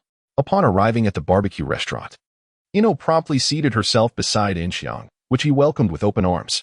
Throughout the meal, he continually served her food, causing her romantic hormones to surge. After dining, she boldly suggested a date with Yin Xiang, to which he readily agreed. Two individuals strolled through the park, meandering along the pathways and engaging in light-hearted conversation. During this time, Yin Xiang playfully teased Jingyi with various charming remarks, eliciting peals of laughter from her and significantly boosting her affection for him. Faced with Jingyi, whose romantic inclinations rendered her feelings volatile, Yin Xiang opted to venture into a secluded grove. There, he seized the moment to kiss her passionately. Unsurprisingly, Jingyi found herself unable to resist such advances. Her fondness for him skyrocketed, and her compliance reached 50%. Under Yin Xiang's influence, they indulged in intimate activities deep within the thicket. While an ordinary person's overwhelming affection might not have led Jingyi to so hastily surrender her innocence, the fact that her partner possessed an extraordinary allure made resistance utterly futile. Chapter 54. Visitors at the Shadow Organization's base after a fierce battle. Ino was utterly exhausted and was carried back to her home by Yin Xiang, who gently assisted her through the window. It must be said that youthful vitality is indeed more delightful. Upon returning to the Ino household, Yin Xiang made his way back to Tsunade's residence. The day was still early, and Tsunade had yet to retire for the night. After inquiring about Yin Xiang's day, they each retreated to their respective rooms. For the daily visits would surely become overwhelming for Tsunade. The following day, although Yin Xiang was engrossed in training, he still had duties as the Hokage's secretary, as no one could bear to lose such a capable aide. According to intelligence reports, a village near the borders of the Land of Fire had been attacked the previous night. Given its proximity to the border, it was imperative to send someone to investigate. Currently, the only suitable candidates remaining in Konoha were Asuma's team. Thus, Tsunade summoned Yin Xiang to gather Asuma's squad and instructed them to immediately explore the village at the border of the Land of Fire. Given the limited number of jonin in the village, and to prevent any potential ambush by the Akatsuki, it was also necessary to conceal Naruto's movements.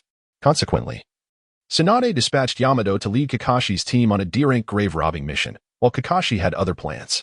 With Guy's team still absent and Asuma's squad dispatched on a mission, only the team led by Kurenai remained. As luck would have it, Kurenai's team was currently on break, providing Yin Xiang the perfect opportunity to visit Kurenai before Asuma returned. Sister Hong, I have come to see you, Yin Xiang announced, rapping gently on Kurenai's door with a bottle of high-proof liquor in hand. Meanwhile, on the outskirts of the Shadow Organization's base, are you certain this is the place? Deidara and Zetsu appeared on a nearby tree trunk, gazing into the canyon before them. Following Deidara's lead, this is indeed the location, Zetsu affirmed with a nod. Have the other two never ventured out? Not at all. Even meals are brought back by Deidara, effectively reducing the others to mere errand runners. Zetsu replied with a chuckle. What kind of person would willingly submit to let Deidara play the errand boy?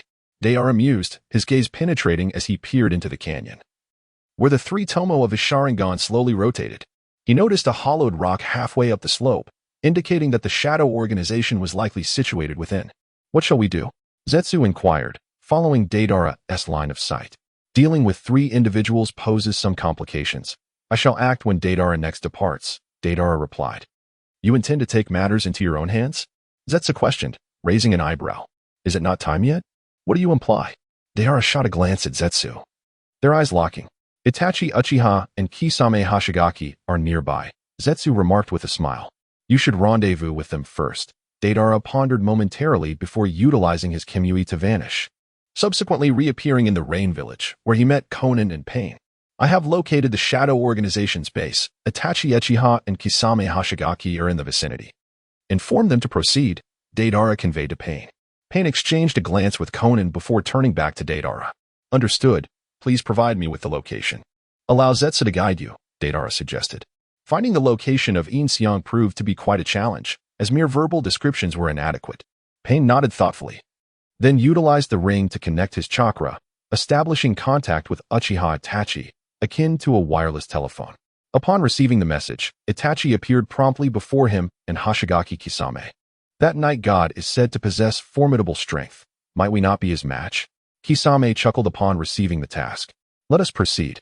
Itachi uttered no more, signaling to J-Bai, who nodded in agreement and led the way. The trio swiftly approached Yin Xiang's stronghold. Regarding Uchiha Itachi, the mission entrusted to him by Danzo years ago encompassed more than merely the annihilation of his clan. It also involved uncovering the identity of the individual who aided in that endeavor, essentially becoming an undercover agent. With Danzo and the third Hokage now deceased, this mission had slipped from the knowledge of others. Presently, Itachi found himself aligned with Yin Xiang. Yet he lacked the means to communicate with him and was uncertain whether to disclose his task. This predicament placed Itachi in a state of indecision. Should he meet with the new leader to continue providing intelligence to Akatsuki, or fully immerse himself in the Akatsuki organization and become a true rogue ninja? Naturally, Itachi would choose the former without hesitation. However, as Akatsuki was currently engaged in the pursuit of tailed beasts, Kisame's constant presence left him with no opportunity to meet Yin Xiang or relay messages, rendering him a rogue agent devoid of a superior and recognition. This circumstance implied that he might never redeem himself in Konoha, but to him, that was of little consequence. A ninja must bear the weight of darkness. What truly mattered was Sasuke, yet Itachi had not received any news from him recently. Soon, the trio arrived at the cliff adjacent to the Akatsuki base. Coincidentally, Deidara had just emerged, unveiling a rock and soaring into the sky. What now? Shall we launch a direct assault? Kisame inquired. Let us first assess the situation, Itachi responded, glancing at J-Bai. Understood, J-Bai comprehended the implication, as he was undoubtedly the most suitable for reconnaissance. He then melded into the stone wall and infiltrated the Akatsuki base, enabling him to observe the interior from considerable depths, thus eluding Yin Xiang's immediate detection. J-Bai ventured into one of the chambers, only to be startled by the sight of hundreds of eyes fixated upon him. Merely puppets, Black Zetsu remarked, witnessing White Zetsu's fright. These are the puppets crafted by Yin Xiang and Sasori in recent days. These puppets appear indistinguishable from real humans. They are entirely corporeal, White Zetsu noted, reaching out to touch one, confirming its flesh-like texture. In truth, these creations were merely silicone painted to resemble life, a ploy by Yin Xiang to create an illusion of authenticity. Beneath the silicone lay mere wood. Now is not the time to dwell on such matters, Black Zetsu interjected. Indeed, White Zetsu nodded, continuing his exploration through the wall. As they drew nearer to Yin Xiang, the latter finally sensed something amiss. Hush, Yin Xiang gestured to Sasori, who ceased his actions to attune his senses. This chakra, it is J-Bai. After a brief moment, Scorpion whispered, it seems we have guests. Yin Xiang, setting down the component in his hand, replied with a smile, let us go outside. I would hate for our hard-built base to be damaged. Scorpion nodded in agreement as they, along with Fei Lu and Yin Xiang, made their way outside. Upon their exit, Heiju spoke to Baiju from within the wall. Surely we haven't been discovered? Baiju responded, let us follow them. Heiju then levitated off the ground, while Yin Xiang promptly opened the gate of the base. Chapter 55, Amaterasu. As Uchiha Itachi emerged from the cave, he immediately spotted Yin Xiang alongside Kisame. He was surprised that the Akatsuki organization had dispatched these two individuals. What brings you here, esteemed guests? Yin Xiang greeted them, lifting his gaze to meet Itachi and Kisame. Is that the night god? Quite enigmatic, Kisame remarked, observing the heavily cloaked Yin Xiang while resting his sword, Samahata, on his shoulder, a smile playing on his lips. From now on, let us refer to the night god as such. It seems rather odd otherwise, and everyone knows it is a manifestation of Yin Xiang. It possesses a tremendous chakra fluctuation, Comparable to yours, Itachi noted, scrutinizing the night god with his Sharingan. At this moment, the night god's manifestation was indeed a refined version of Yin Xiang's chakra, thus exhibiting a distinct chakra presence. Is that so? Seems this fellow is also quite the anomaly, Kisame chuckled. I'm not akin to you. In an instant, the night god appeared behind Kisame. The words had scarcely left his lips when Kisame was sent flying. It's your turn now, Sasori. Leave it to me, Sasori replied, nodding before leaping onto the cliff, swiftly retreating underground, for he was not a combatant. Such swift body flicker, Itachi thought, glancing back at the night god. Neither party had engaged yet. Despite Itachi's astonishment, his expression remained impassive. Aware of Itachi's mission, the night god was nonetheless eager to test Itachi's prowess. He slowly drew his blade from his waist. In the next moment, the blade was poised before Itachi. Bang! A sharp sound resonated as Itachi produced a kunai to block the night god's strike.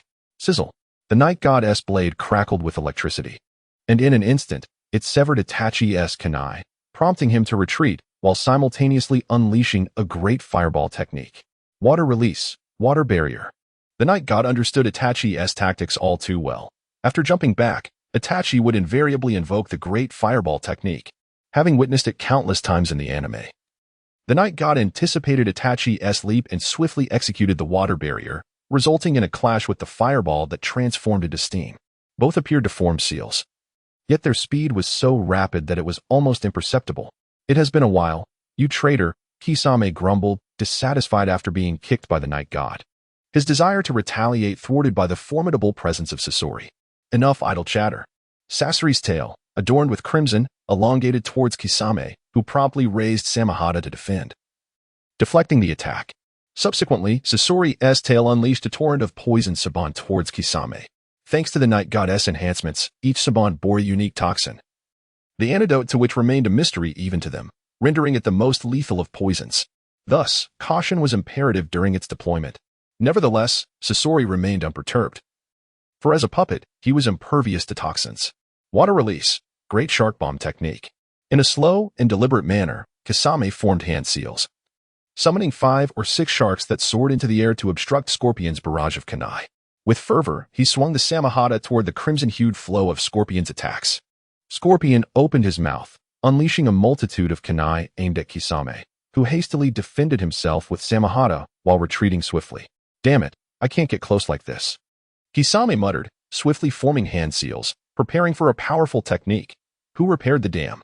Kisame unleashed the great exploding water wave, causing a significant surge of seawater to rise beneath him.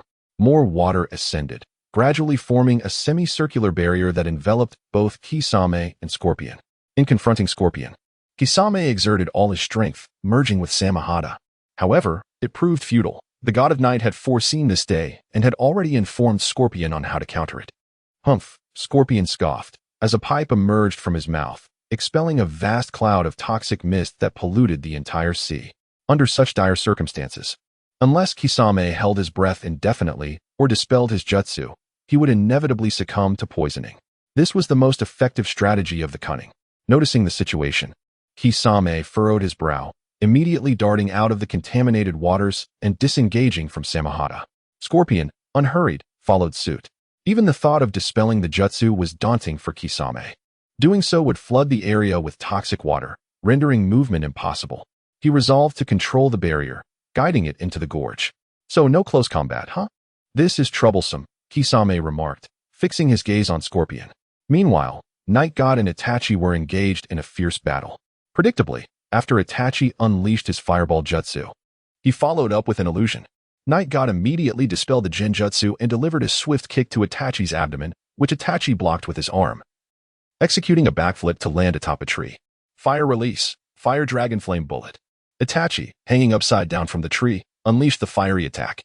Night God, without hesitation, performed the water dragon bullet technique, summoning a water dragon far larger than usual that consumed Itachi's fire dragon and surged toward him. Itachi attempted to leap from the tree, but found his feet ensnared by an unseen wood release. Oh, Itachi thought as he faced the approaching water dragon. In the next instant, he was struck by the water dragon, crashing into a distant tree. Coughing and spluttering, Itachi leaned against the tree, drenched and appearing more disheveled than ever. Yet, Itachi was formidable. In the moment he cast the Genjutsu, he had anticipated that Night God would dispel it and had strategically placed dozens of shuriken around him. With a slight tug of his left hand, a myriad of shuriken surged toward Night God from behind. Shuriken Shadow Clone Technique. Itachi formed hand seals, transforming dozens of shuriken into thousands, making them impossible to evade. You must have held back during your fight with Sasuke, Night God thought, raising his right hand. Shinra Tensei. Centered on Night God, all the shuriken were forcefully repelled, and the Shadow Clone shuriken dissipated into nothingness. However, Itachi evidently possessed intelligence regarding Yagami's utilization of the Almighty Push. With a vigorous pull, the shuriken returned to his hand. The Almighty Push indeed has a cooldown period, the broader the range of its application, the longer the recovery time required. The previous instance necessitated a 5-second recuperation. Wood release, wooden dowel barrier. Yagami struck the ground with his palm, conjuring a wooden barrier that repelled all the shuriken. Yet, it was clear that this was anticipated by Itachi. Fire release, Fire Dragon Flame Bullet. Rising to his feet, Itachi unleashed the Fire Dragon Flame Bullet towards the fishing line, tethering the shuriken, igniting the wooden barrier in flames. Boom. Yagami shattered the wooden barrier with a punch and emerged, only to find Itachi's eyes transformed into a kaleidoscope. Blood trickled from the corner of Itachi's eye. Amaterasu. Chapter 56. The Confrontation with Itachi. With a thunderous roar, black flames ignited around Yagami, swiftly reducing him to ashes. Having employed that technique, he surely cannot survive now, remarked White Zetsu, observing the scene. Itachi, panting heavily, found himself in a precarious physical state. Just then, a hand emerged from the ground beneath him, prompting Itachi to narrowly evade it with a swift maneuver. Truly, he is Uchiha Itachi. Yagami resurfaced from underground, having previously utilized wood clone and earth release to conceal himself. He surmised that Itachi would force him out, subsequently unleashing a powerful jutsu. However, he had not anticipated the immediate activation of Amaterasu. Evidently, Itachi was not inclined to linger in combat with him. The two engaged in a terrifying exchange of predictive movements, each anticipating the other's actions. This is terrifying, commented Black Zetsu. Meanwhile, Kasame and Sasori found themselves in a tense standoff. Sasori seemed to relish Kasame's frustrated glances, choosing not to intervene as Kasame contemplated his next move. Suddenly, a heavy blow struck Sasori from behind, shattering his Scarlet Flow puppet. He swiftly detached from it, landing on a nearby tree, only to realize that it was Kisame's water clone that had struck him. Kisame had cleverly created a water clone while executing the great exploding water colliding wave, circumventing a considerable distance to sneak up on Sasori. The honest man has turned untrustworthy. This is unexpected, Sasori sighed, producing a scroll from behind him. He then revealed a new puppet from within the scroll, stating, "I believe you will find this quite intriguing." As Sasori performed hand seals, the puppet emerged, resembling none other than the ice ninjutsu user, Haku. That mask, it belongs to a Mist Village ninja, does it not? Kisame mused, intrigued by Sasori's new creation. Although the mask indicated its origin, it was surprising to hear Sasori express such interest. Ice release, ice rain, Sasori commanded, and Haku, with a single hand seal, conjured a multitude of water droplets in the air, which transformed into sharp ice spikes as they descended towards the ground. Ice release, Kisame exclaimed in astonishment, realizing he was up against a user of the ice release Kekiai Genkai. He swiftly wielded his Samahata to deflect the barrage of ice spikes, charging towards Sasori. Water release, exploding water colliding wave, Kisame shouted, forming hand seals as he ran, summoning crashing waves beneath his feet to propel himself towards Sasori. Ice release, ice prison, Sasori retorted with a smirk, directing Haku to interpose himself before him. A pale chakra surged from Sasori's hand, encasing Kisame's raging waves in a layer of ice upon contact. With a powerful leap, Kisame ascended high into the air, narrowly evading being encased in ice. After excavating Haku's remains, Sasori, along with Yagami's modifications, not only preserved the ice release but significantly enhanced its potency, allowing for an extensive range of ice techniques, complemented by Sasori's own chakra. As Kisame withdrew, Haku swiftly pursued him, reaching his feet in an instant. Kisame immediately drove his Samahata into the ground, absorbing the surrounding chakra, causing Haku to come to a halt. "Your sword is quite intriguing," remarked Scorpion, who had little prior interaction with members of the Akatsuki. He had always been unaware of the nature of Kisame's blade until now, realizing it could devour chakra. "Humph," Kisame, devoid of any inclination for levity, let out a cold snort. This individual had evidently prepared various traps and jutsu specifically designed to counter him. To think it's a puppet utilizing the ice release Kekiai Jinkai. Such an item is indeed rare, Black Zetsu observed, casting a glance towards Scorpion. Both sides were engaged in a captivating battle, too intense to fully comprehend. Absolutely riveting. White Zetsu added, should I resort to Susanoo? Itachi pondered as he was forced back by the Raijin of Yashiro. However, he dismissed the thought, recognizing that it was his trump card and should not be revealed so readily. Ah, Obito. Uchiha Madara wishes for me to handle this individual. Undoubtedly to gauge my strength, Itachi mused, while also aware that Absol was monitoring the situation, making it imperative not to reveal his true capabilities. Itachi executed 2 backflips, distancing himself from Yashiro. Without Susanoo, I am undeniably at a disadvantage against this man. Itachi's Sharingan whirled in contemplation of strategies to counter Yashiro. Ultimately, he discerned that against Yashiro's overwhelming power, meticulous combat intellect, and rapid reflexes, victory was unattainable. On Kisame's front, the ice ninja completely countered his water techniques, forcing Kisame to rely on Samahata to absorb chakra for a counterattack, yet Scorpion's poison prevented him from closing the distance. All of this unfolded under Yashiro's meticulous calculations. In the next moment, Yashiro extended a finger towards Itachi. Itachi's eyes widened, recognizing it as his own original genjutsu. However, upon entering the illusion, he sensed no danger. Choosing not to dispel it. Nameless, devoid of emotion, lacking a past and a future. My only focus is the mission. Supporting the great tree of Konoha are the roots deeply entrenched in the earth. The will of us roots. Yashiro spoke to Itachi within the genjutsu. You are from Root. No, it can't be. Itachi furrowed his brow at this revelation, shaking his head.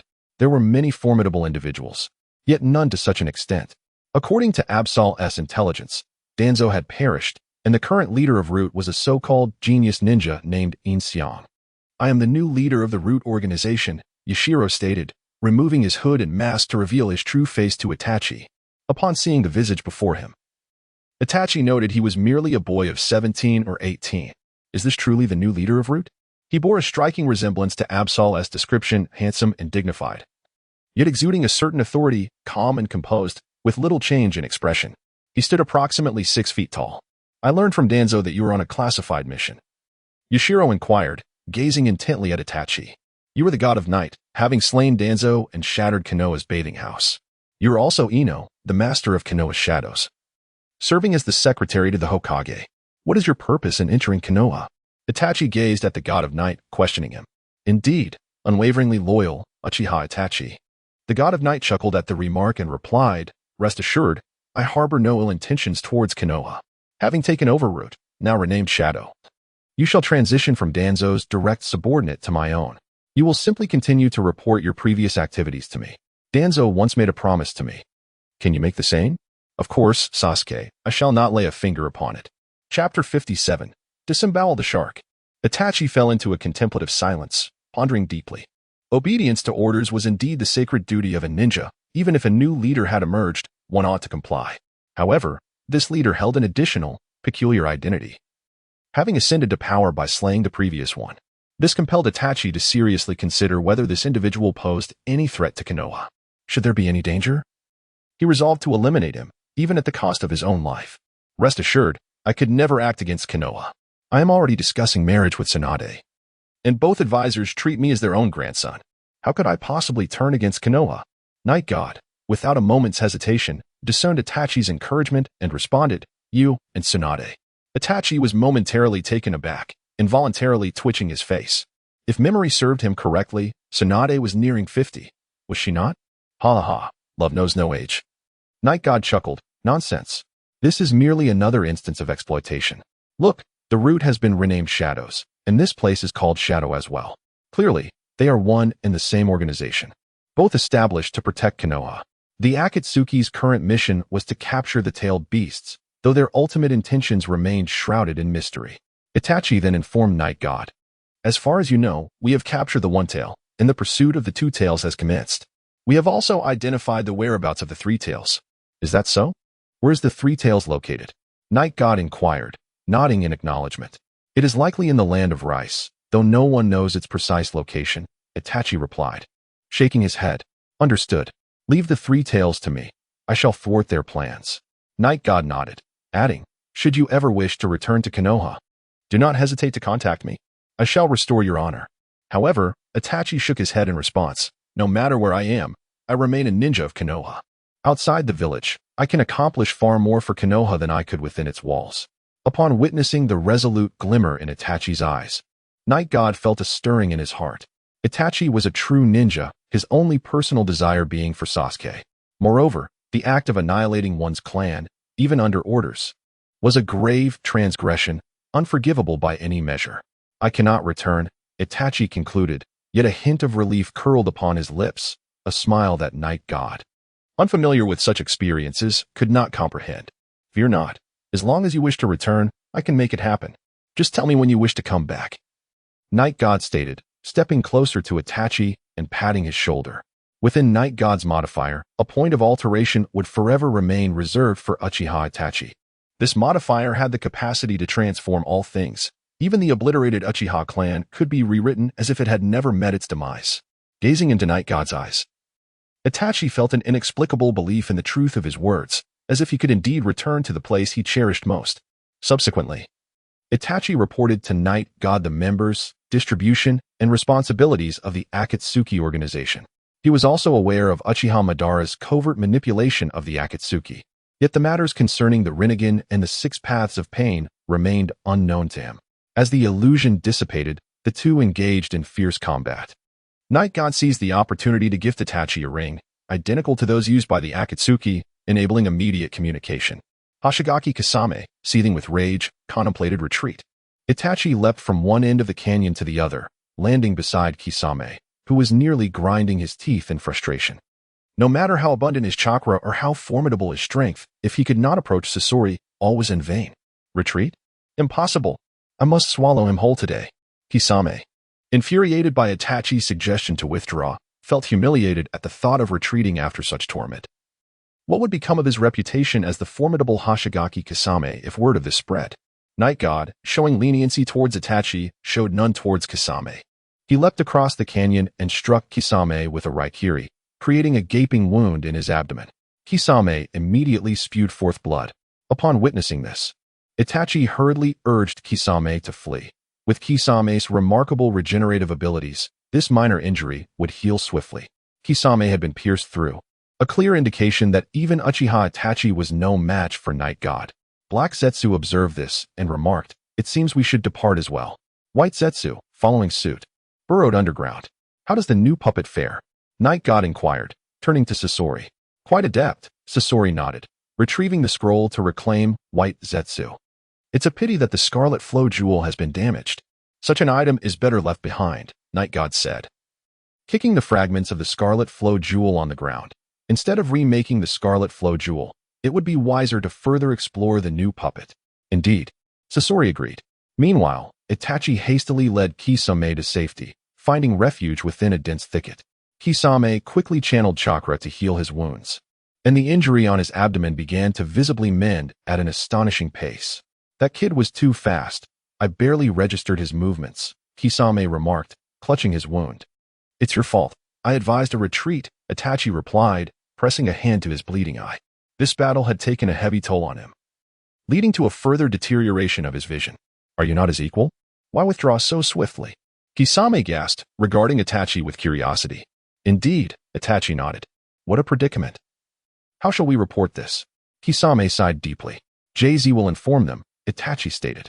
At that moment, Jay-Z had already conveyed the entire course of the battle to Pain and Akatsuki. The two fell silent upon hearing the news, as Akatsuki had long regarded Uchiha Itachi with trepidation, only to see him easily defeated by Night God. Is there a possibility of persuading him to join the Akatsuki? Pain pondered. You've pursued him for so long, and now he has his own organization.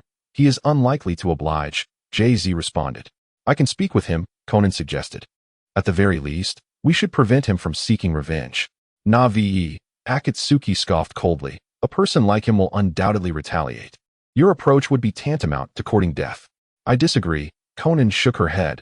According to Jay-Z, Itachi did not obstruct their departure, suggesting he may be open to dialogue. The belly of the ominous beast had been rent asunder. Had it not been for its formidable nature, it would surely have perished instantly. Upon hearing this, White Zetsu shrugged and remarked, "How terrifying. Do you still harbor any fear?" Black Zetsu inquired of White Zetsu. "Well." White Zetsu awkwardly scratched his cheek. "Why are you scratching me?" Black Zetsu exclaimed, feeling the itch on his own face. "I scratched the wrong spot." White Zetsu switched hands to scratch his own cheek, rendering the situation even more uncomfortable. "I think we should let Conan give it a try," Pain suggested. Underneath his mask, Deara seemed to cast a profound gaze into Pain's eyes before turning away. "Since you are indifferent to her fate, I shall be as well," Deidara declared before vanishing using his unique technique. Chapter 58, Conan delivers herself. Ultimately, Conan arrived at the base of the Akatsuki under the guidance of Zetsu. The signs of battle in the vicinity had been meticulously cleared by Yagami, as it was imperative that the people of Konoha remained unaware of the conflict that had transpired here. At that moment, Deara happened to be passing through the sky and chanced upon Conan and Zetsu. He promptly discarded 2 large birds. Deara landed on the opposite cliff and detonated the 2 birds. "Hurry!" Zetsu urgently called to Conan, who quickly retreated. Boom. The 2 birds exploded instantaneously, igniting the surrounding forest. And a massive crater formed where Conan and Zetsu had just stood. "Oh, 2 old acquaintances, are you well?" Deidara called out with a grin. "It's Deidara returning." "What is that rascal up to?" Scorpion remarked upon hearing the commotion outside. "Perhaps he has discovered an enemy incursion. Let us investigate," Yagami suggested, leading Scorpion outside. Today was indeed lively. "Stop. We do not seek trouble," Conan exclaimed, crafting wings from her paper jutsu and addressing Deidara. "Who would believe that? The second in command is here." "It is undoubtedly trouble," Deidara retorted, disregarding her words and tossing a small spider in her direction. In response, Conan employed a vacuum wave to detonate the spiders mid-air. "Cease." Deidara. Yagami and Scorpion stepped forward, with Yagami calling out to Deidara. "Oh, boss, the enemy's ambush was quite effective," Deidara remarked, waving at Yagami. "Effective, you say? I had just tidied up over there, and now you've blown it up again," Yagami replied, rolling his eyes. "Did you not see? We were battling here just now. And you left." "I did see. Judging by that water jutsu, it must have been Kisame and Itachi. I couldn't defeat Itachi, so I didn't return." Deidara nodded to himself. "You scoundrel." Yagami sighed, then glanced at Conan, who, in that moment, had mastered the art of paper jutsu. Despite the Akatsuki cloak concealing her, it was still evident that Conan possessed a certain allure, suggesting that beneath her cloak lay a pair of formidable assets.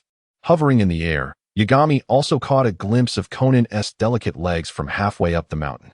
Yagami nodded slowly. "What are you nodding about?" Scorpion inquired. Observing Yagami. "She exudes femininity," Yagami replied, turning back. "Boring." Scorpion retorted, choosing to ignore Yagami. "What brings the angel of the Akatsuki here? Are you seeking vengeance for Kisame? Is he dead?" Yagami asked, looking up at Conan. Realizing the awkwardness of her position, Conan descended to stand on the opposite cliff. "Regrettably, Kisame is not dead. I have come to negotiate." "Negotiate?" Yagami was taken aback, hardly expecting such awareness from the Akatsuki. "Are you considering joining the Akatsuki?" "If it is indeed you, I might be inclined to consider it," Yagami replied. "You see, I told you he had no intention of negotiating for peace." Ju whispered softly beside Xiaonan. "Of course not," Xiaonan replied to Yishan. "Is it convenient to discuss this inside?" Yishan pondered for a moment. "Ju, stay outside. You will enter with me." "All right," Xiaonan agreed decisively, thinking that having Ju inside would be of no benefit anyway. "Hey, are you out of your mind? That place is a den of tigers. Who knows what might happen there?" Ju immediately intervened, urging Xiaonan to return, assuring her there would be no trouble. Xiaonan turned back and then flew directly in front of Yishan. "What style?" "Earth style." Yishan casually raised 2 fingers, restoring the ground that had been previously destroyed by Deidara to its original state. Upon witnessing this, Xiaonan's eyes widened. It felt as if he had no need to perform hand seals. His mastery over chakra and ninjutsu was astonishing. "Deidara, come back," Yishan called out to Deidara. "Hi." "Hi." Deidara nodded and jumped down, and then Yishan turned, with Scorpion and Xiaonan following behind, while Deidara brought up the rear, closing the stone wall as they entered. "This is truly dire," Baiju remarked. "We should inform Pain," Heiju added. Subsequently, Baiju utilized a shadow clone, leaving his main body to monitor while the clone infiltrated underground to deliver the message to Pain. Xiaonan dared to enter with Yishan because Pain had already informed her that she was no match for him. Therefore, if Yushin intended to take revenge, he would have done so long ago rather than waiting for them to approach. Scorpion and Deidara departed for another room, while Yishan led Xiaonan deeper into the base, where there was a reception room he had not anticipated needing. Have a seat, Yishan said as he settled onto the sofa, and Xiaonan, feeling at ease, sat opposite him. So what is it?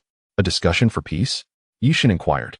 Looking at Xiaonan, I will no longer pursue the matter of you destroying Pain's clone. I hope you can assist us in capturing the tailed beasts, Xiaonan stated. No longer pursuing? You just dispatched Uchiha Itachi, and that being known as the Zero Tails, Kisame, and now you say it's too late to pursue? Xiaonan found herself at a loss for words. With such immense power, have you never considered what to do with it? To conquer the ninja world? Ascend to the moon? Become a savior? I truly have not thought about it, Yushin replied hesitantly.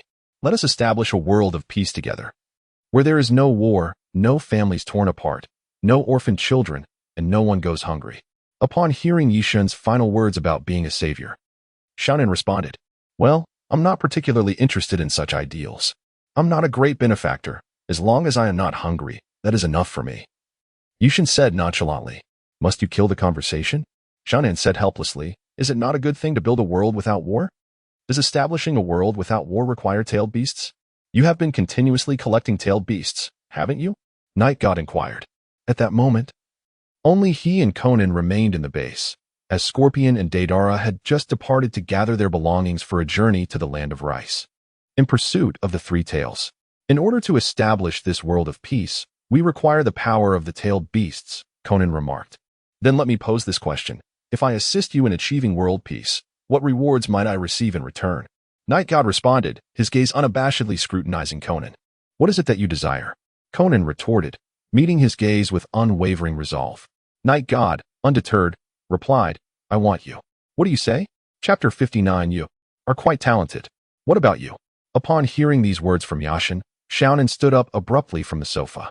Yashin initially thought she was about to strike, but she merely stood there, glaring at him, her fist clenched tightly, without uttering a single word. Yashin remained unfazed, calmly observing Xiaonan's subsequent actions. If I agree, will you assist us? After an indeterminate amount of time, Xiaonan finally spoke. The third tale was presented without hesitation. Yashin replied without a moment's pause.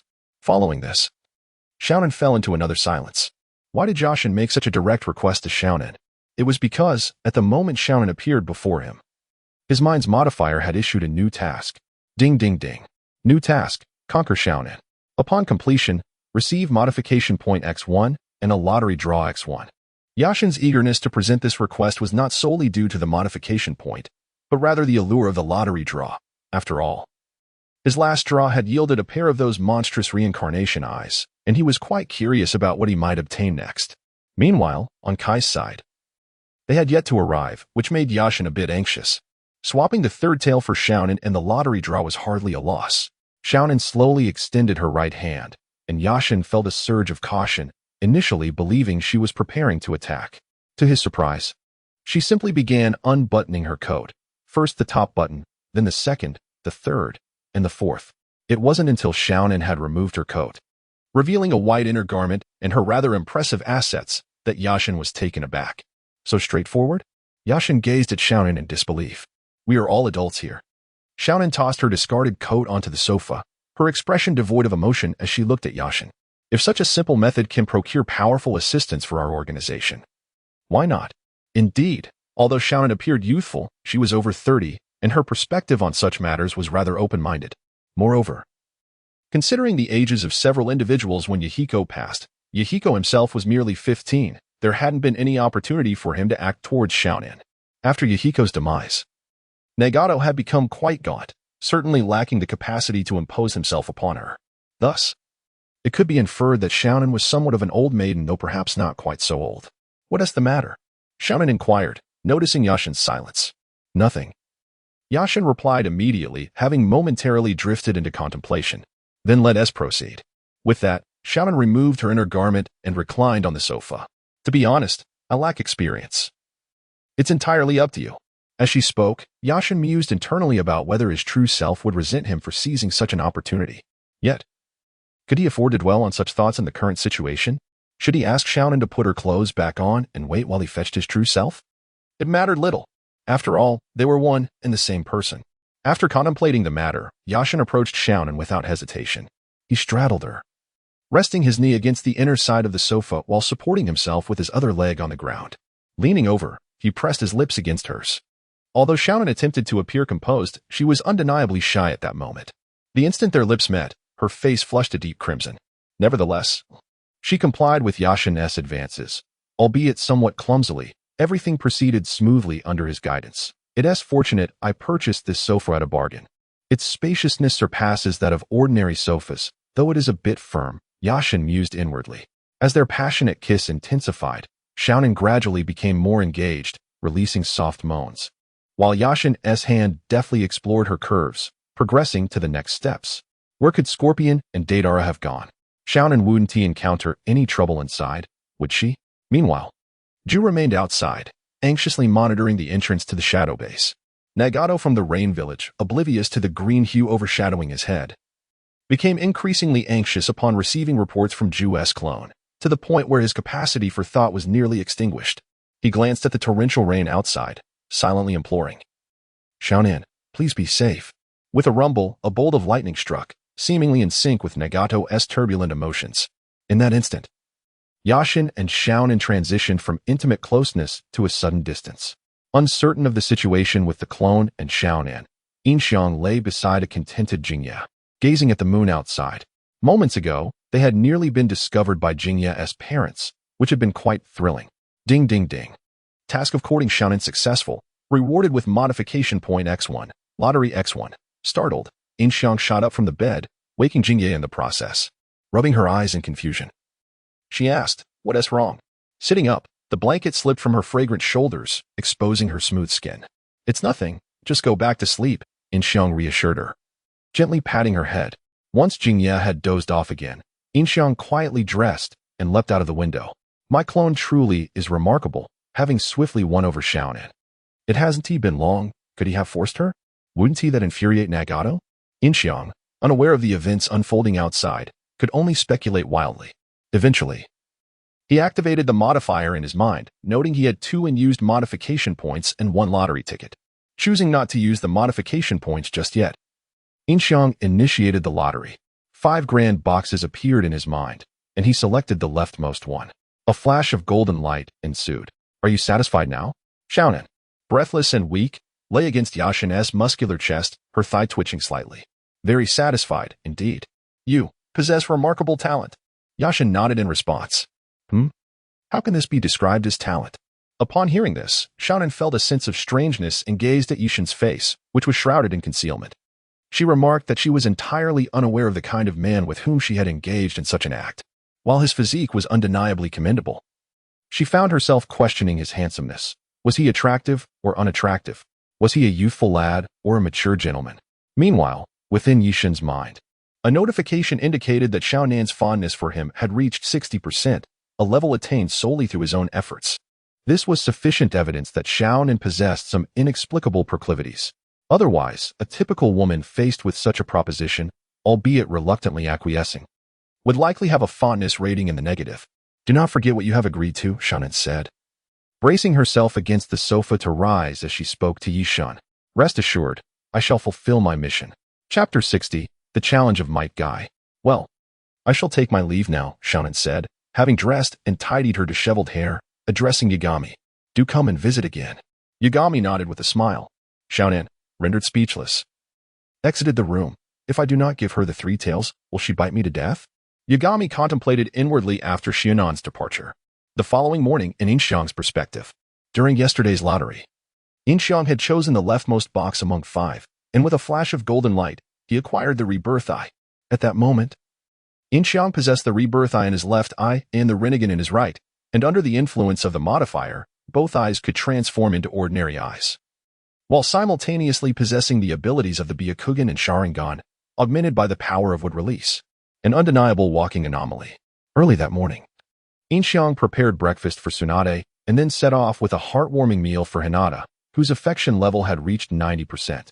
With Asuma returning in 2 days, he was determined to win over Hinata before his arrival. "Good morning," Hinata greeted as she opened the door, appearing as if she had just awakened. "Breakfast," Yin Xiang said, shaking the bamboo basket in his hand. You are quite diligent. Come in, Hinata smiled, inviting him into her home. Yesterday morning, they had spent the entire time chatting until Tsunade summoned Yin Xiang for an errand. But what could Tsunade possibly want? It was merely her yearning for Yin Xiang. Did you just wake up? Even though it's a day off, it's nearly 10 o'clock. Did you drink late into the night again? Yin Xiang placed the breakfast on the table, retrieving it from the bamboo basket. Indeed, Hinata nodded. One must relax on a day off.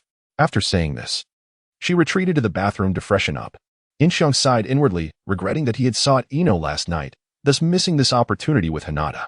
However, observing their interactions, it was evident they were no longer merely ordinary siblings or friends. An ambiguous atmosphere lingered between them.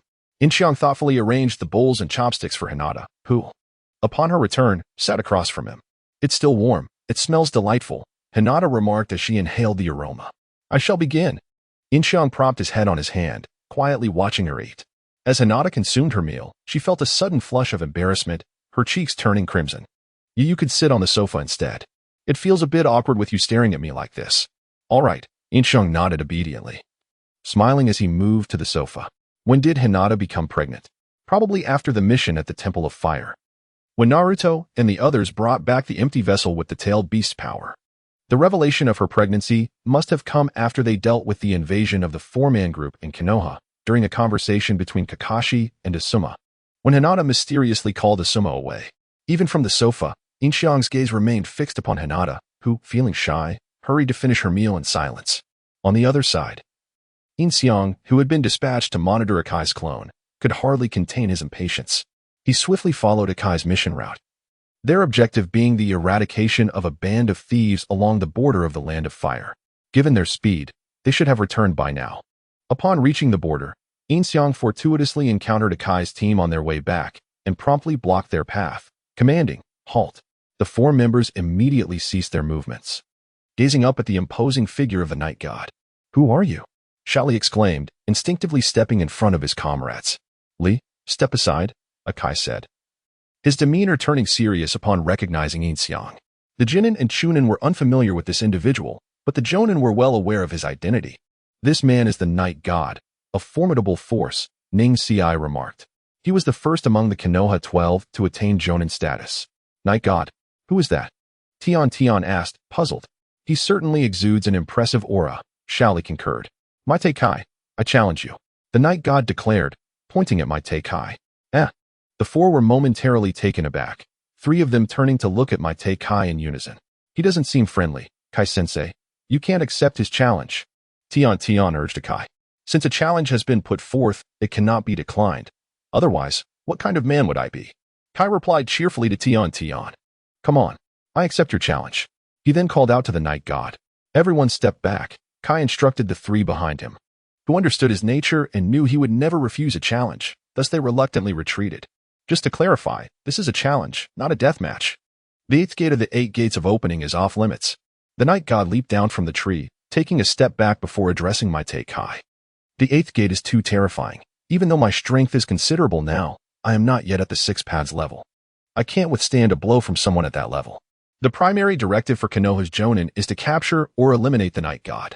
If necessary, I will give it my all, Maite Kai proclaimed, extending a hand and assuming a stable stance. Hey, that mission has been cancelled, right? The night god interjected swiftly. After his previous encounter with the 5 Kaguya, the mission had indeed been revoked due to its extreme danger. Is that so? Kai tilted his head, questioning. Yes, Kai-sensei. Ning Xiai confirmed from behind. Oh, I see. My apologies, I understand now. I accept your challenge. Kai responded once more. Goodness, this scatterbrained individual. The night god thought to himself, feeling exasperated. Let us keep it within limits. Here I come. With that, the night god vanished and reappeared before Kai, launching a swift kick aimed at his face. That was fast. Kai's pupils dilated in astonishment, yet he quickly raised his hand to catch the night god's kick, using his strength to push him away. Prelude to power. After propelling the night god back, Kai immediately pursued him, delivering a powerful kick in retaliation. Fire release. Fire dragon flame bullet. Night God was not there to engage in a contest of physical prowess. He unleashed a fire dragon flame bullet, forcing Kai to alter his trajectory. With remarkable control over his powerful physique, he executed a somersault in midair and landed deftly on the ground, evading the fiery onslaught. Such formidable might, and without a single hand seal. Niji observed the clash between the two with his Byakugan, astonished. Lightning release, earth walk. Upon landing, Night God slammed his hands against the ground, sending bolts of lightning surging towards Kai. Simultaneously, he launched a water dragon bullet into the air, effectively obstructing Kai's escape route upward. Kai immediately exclaimed, "If you don't give me a ticket soon, I shall perish." Chapter 61. The fierce battle between Kai and the God of Night. Kai swiftly retrieved his nunchaku from his bag, tossing the backpack aside as he leaped into the air, shattering the water dragon bullet conjured by the God of Night. He then struck downward with his nunchaku. The God of Night immediately evaded. The spot where he had stood now marked by a large crater. Acknowledging the escalation, the God of Night drew his dagger, and in perfect synchrony, they charged at one another. The clash of blade against nunchaku ensued, with the nunchaku ensnaring the dagger. The God of Night quickly withdrew his blade, producing a piercing sound as metal scraped against metal, sparks igniting in the air. He then kicked towards Kai, who retaliated with a kick of his own, their legs intertwining in midair. They swiftly disengaged, resuming their frenetic exchange of strikes, their weapons colliding over 100 times within 5 seconds, producing a symphony of sharp, crisp sounds. Observers could hardly believe their eyes. "Go, Teacher Kai!" shouted Lee, filled with enthusiasm. The speed of both combatants was astonishing. Niji, beads of sweat forming on his brow, observed with his Byakugan, noting that each attack was lethal yet effortlessly countered by the opponent. Any ordinary ninja would have perished hundreds of times over. With a resounding crack, the God of Night's dagger shattered, a portion of the blade soaring into the ground, and their fierce confrontation temporarily ceased. Kai chuckled, tucking one end of the nunchaku under his arm, revealing a broad smile. The God of Night's dagger transformed into smoke.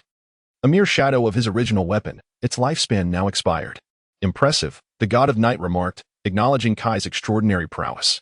Despite his own mastery of swordsmanship at its peak, he found his every assault thwarted, even countered with alarming precision. It was as if Kai were operating on a different level altogether. Realizing he had lost his weapon, the God of Night promptly retreated, turning to ninjutsu. "Wood release, the birth of the tree world," he exclaimed, hands forming seals as countless trees erupted from the earth. Surging towards Kai, Kai's demeanor shifted. The smile faded as he took the situation seriously, twirling his nunchaku while retreating, severing many of the encroaching trunks.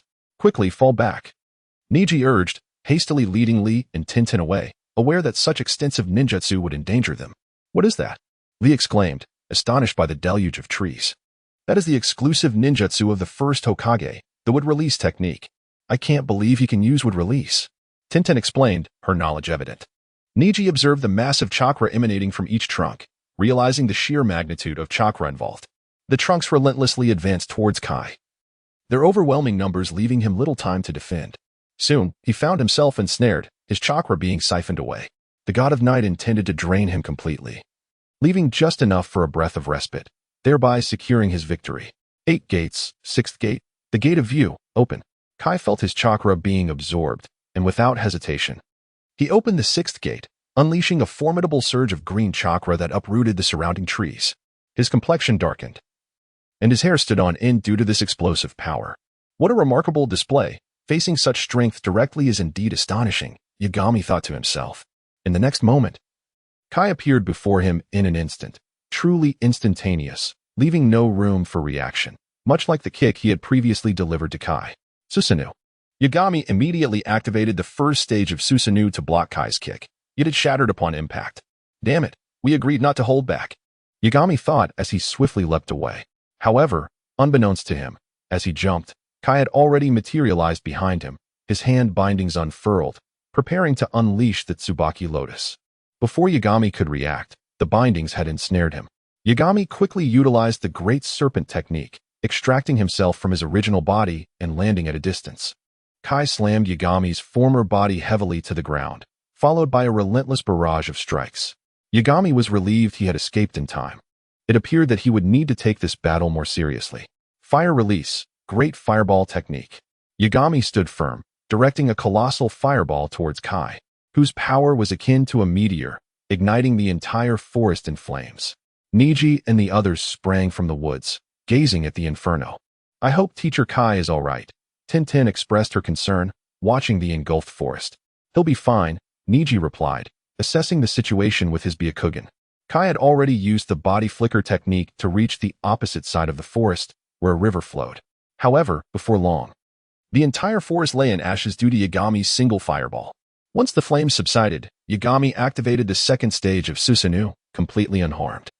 As the remnants of the forest continued to emit thick smoke, chasing the peacock, Kai leapt into the air, delivering a flurry of punches against Yagami's Susanoo, generating shockwaves and flames with each strike, countless fists pounding against the ethereal construct. Yagami was compelled to activate the third stage of Susanoo, finally able to withstand the onslaught. Subsequently, he commanded Susanoo to cleave downwards, but Kai narrowly evaded, the strike creating a new channel between the forest and the river, which now flowed into it. "What is that? It looks incredibly powerful," Tintin exclaimed, gazing at the Susanoo surrounding Yagami in awe. "It is essentially a manifestation of chakra, a massive form of chakra that envelopes the user, boasting formidable defensive and offensive capabilities," Niji explained, observing the Susanoo with his Byakugan, perceiving it as a colossal mass of chakra. "Didn't they say this was not a fight to the death?" "It certainly looks like one," Tintin shouted, her concern growing. "Let us go help them," Niji suggested, preparing to move, but was halted by Lee. "That is a duel involving Teacher Kai." "Absolutely, we must not disturb him," Shali exclaimed to the two. "That, indeed, is the essence of Teacher Kai's youth." "Youth, my foot. At this rate, Teacher Kai will perish," shouted Tion. "Look at Teacher Kai's face." Shali pointed at Kai. Upon hearing this, the two turned to gaze, and although Kai appeared disheveled, a smile graced his face, indicating he was thoroughly enjoying the fight. "Do you understand now?" Shali called out to the two, who exchanged glances and nodded in agreement.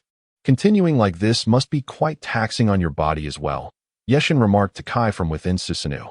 "Indeed, which is why I must conclude this battle swiftly," Kai replied to Yeshin. Chapter 62. Conquering the Setting Sun. The 8 Gates of Might. The 7th Gate. The Gate of Shock. Open. Blue steam erupted around Kai as he unlocked the 7th gate. Yagami understood that, under the assault of the 7 gates, his third-tier Susanoo would not withstand the onslaught. However, if he further reinforced the Susanoo, his life would be in jeopardy. Thus, he decided to withdraw the Susanoo, rendering himself a mere target. In that fleeting moment, Kai appeared before Yagami. At that instant, Yagami activated his Manjiki Sharingan, perceiving Kai's movements clearly. He stepped back to evade a kick and sidestepped to the left to dodge another. In this manner, Yagami managed to evade over 30 kicks. While the once lush forest was utterly trampled by Kai, perhaps realizing that this approach was futile, Kai ceased his kicking as he closed the distance to Yagami. Instead, he clasped his hands together, forming a peculiar seal. In the next moment, a brilliant white chakra erupted from his body, Daytime Tiger. In a panic, Yagami conjured a combination of Susanoo, would release, and earth release to defend himself, yet he was still sent flying by the Daytime Tiger, skidding across the ground for a considerable distance before crashing into the mountainside, causing the very earth to tremble. This marked the first time Yagami had suffered in battle against a ninja. Fortunately, his physical resilience was formidable, and the attack only caused him slight discomfort. Kai quickly closed the distance to Yagami. "Among all the taijutsu ninjas I have faced, I, Yagami, shall deem you the strongest," Yagami declared as he gradually rose from the ground. "The fact that you can still stand." Kai was astonished. This was nearly his most potent attack without opening the 8th gate, yet the figure before him remained unscathed, even his attire intact. The clothes were merely a transformation technique. Of course, they would remain unharmed. "In that case, I concede," Kai stated, dissipating his chakra and then weakly kneeling to the ground. Upon witnessing this, Niji and the others rushed over, while Yagami approached Kai step by step. "Teacher Kai has already conceded. What more do you desire?" Lee interjected, positioning himself protectively in front of Kai. Niji and Tintin, though aware of their own limitations, also stood guard for Kai. "Rest assured, I shall not strike again." Yagami reached Lee and gently patted him on the shoulder, a gesture that signified camaraderie, leading Lee to lower his guard. "It's fine. I know he will not attack again," Kai reassured the trio, having realized through their earlier confrontation that he was no match for Yagami. Even if he were to open the 8 gates, victory would be elusive. Thus, he would not initiate further conflict. Upon hearing this, the three relaxed their vigilance. Meanwhile, Yagami approached Kai to tend to his injuries. Under Yagami's adept medical ninjutsu, the weakened Kai soon regained his vigor. "Have we met somewhere before?" "Kai, now recovered," stared into Yagami's eyes and inquired, "You seem remarkably familiar." "No, not at all," Yagami replied, chills running down his spine. Kai's intuition was astoundingly accurate. Suddenly, he recalled the moment he recognized Kakashi without his mask and hastily made his escape. With a sudden sound, the night god vanished, startling everyone present. It was neither a substitution technique nor a body flicker technique. Rather, he was a mere clone. Each of the three exclaimed in astonishment. Could such formidable power truly emanate from a mere clone? Kai furrowed his brow as he surveyed the wreckage of the forest behind him, pondering, what a remarkable individual. Yet I feel as though I have encountered him before. Yin Xiang swiftly received the memories of the clone, realizing that the mission had been accomplished.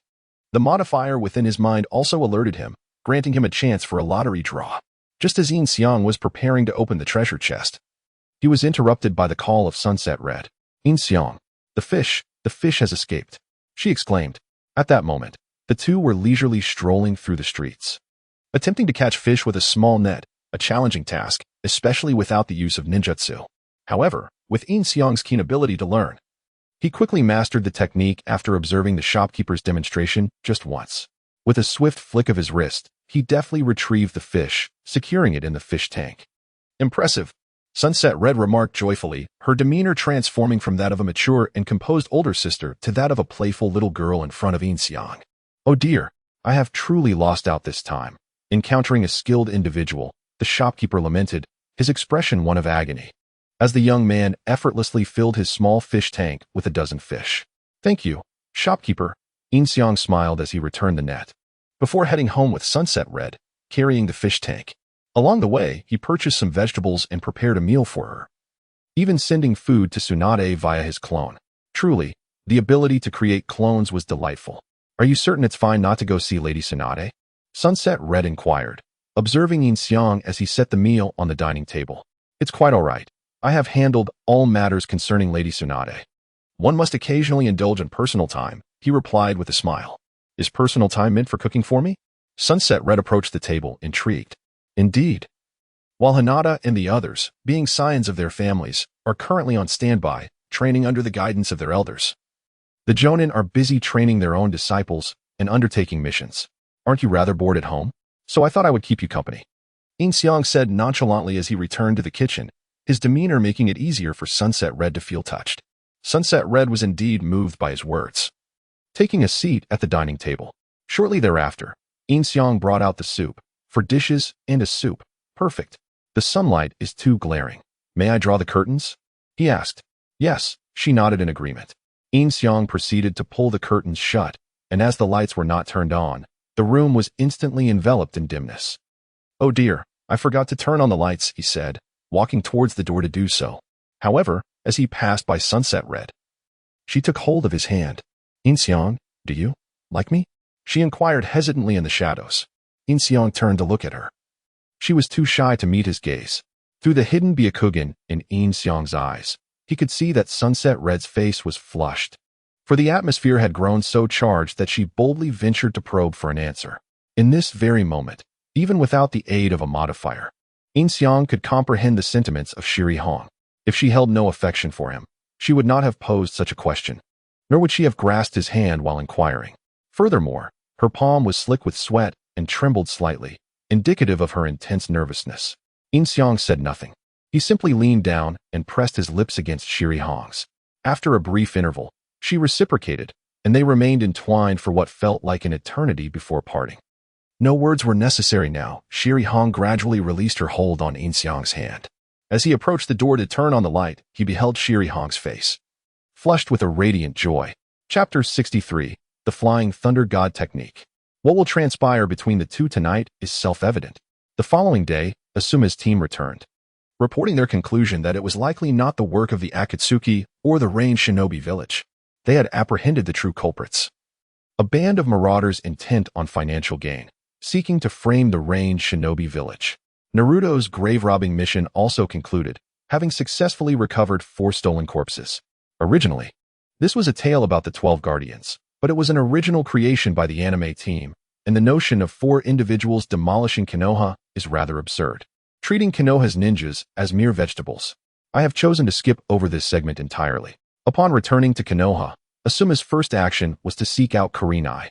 Yet she appeared somewhat distant, leaving Asuma perplexed and unable to comprehend the situation.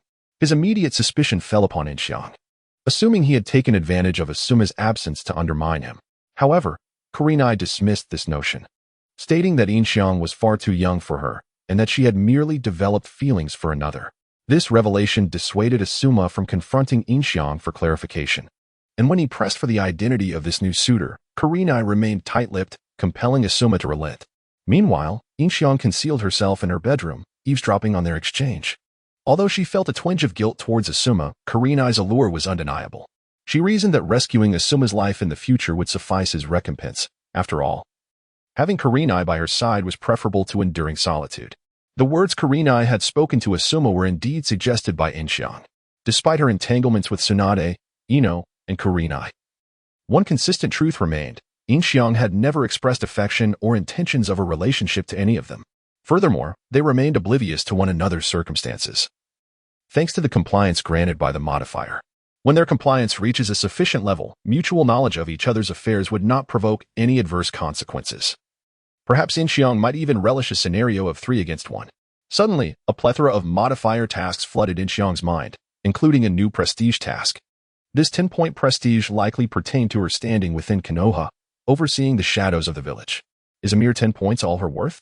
And what of her identity as the night god, having vanquished all 5 Kage? Surely, that should confer some prestige. Upon further contemplation, Yin Xiang realized that the news of the Kage's humiliation had likely been suppressed, and her identity as the night god was known only to Konoha's elite and the Akatsuki, amounting to little more than a mere 10%. How can I attain greater prestige? Yin Xiang pondered within her mind. The methods to acquire prestige include completing the tasks of the Leaf Ninja, eliminating rogue ninjas, rescuing villages, and protecting the 5 Kages, among others. Any means that can enhance the visibility of one's own name is valid. The term one's own body implies that Yashan is not included, which elucidated the reason for the low prestige. As Asuma departed, Yugao entered the bedroom, lying back down beside Yin Xiang. She remarked that had Asuma taken a couple of steps further inside, he could have caught them red-handed. Moreover, had he dared to glance at her, he would have discovered that she was not wearing a bra beneath her nightgown. Yin Xiang nodded thoughtfully and said, "Let us rise. We have yet to report to Lady Tsunade today. I must make haste." After yawning, he expressed his intentions. Yugao's physique was more youthful than Tsunade's and more mature than Ino's, embodying the virtues of both without their respective shortcomings, one being overly eager and the other excessively naive.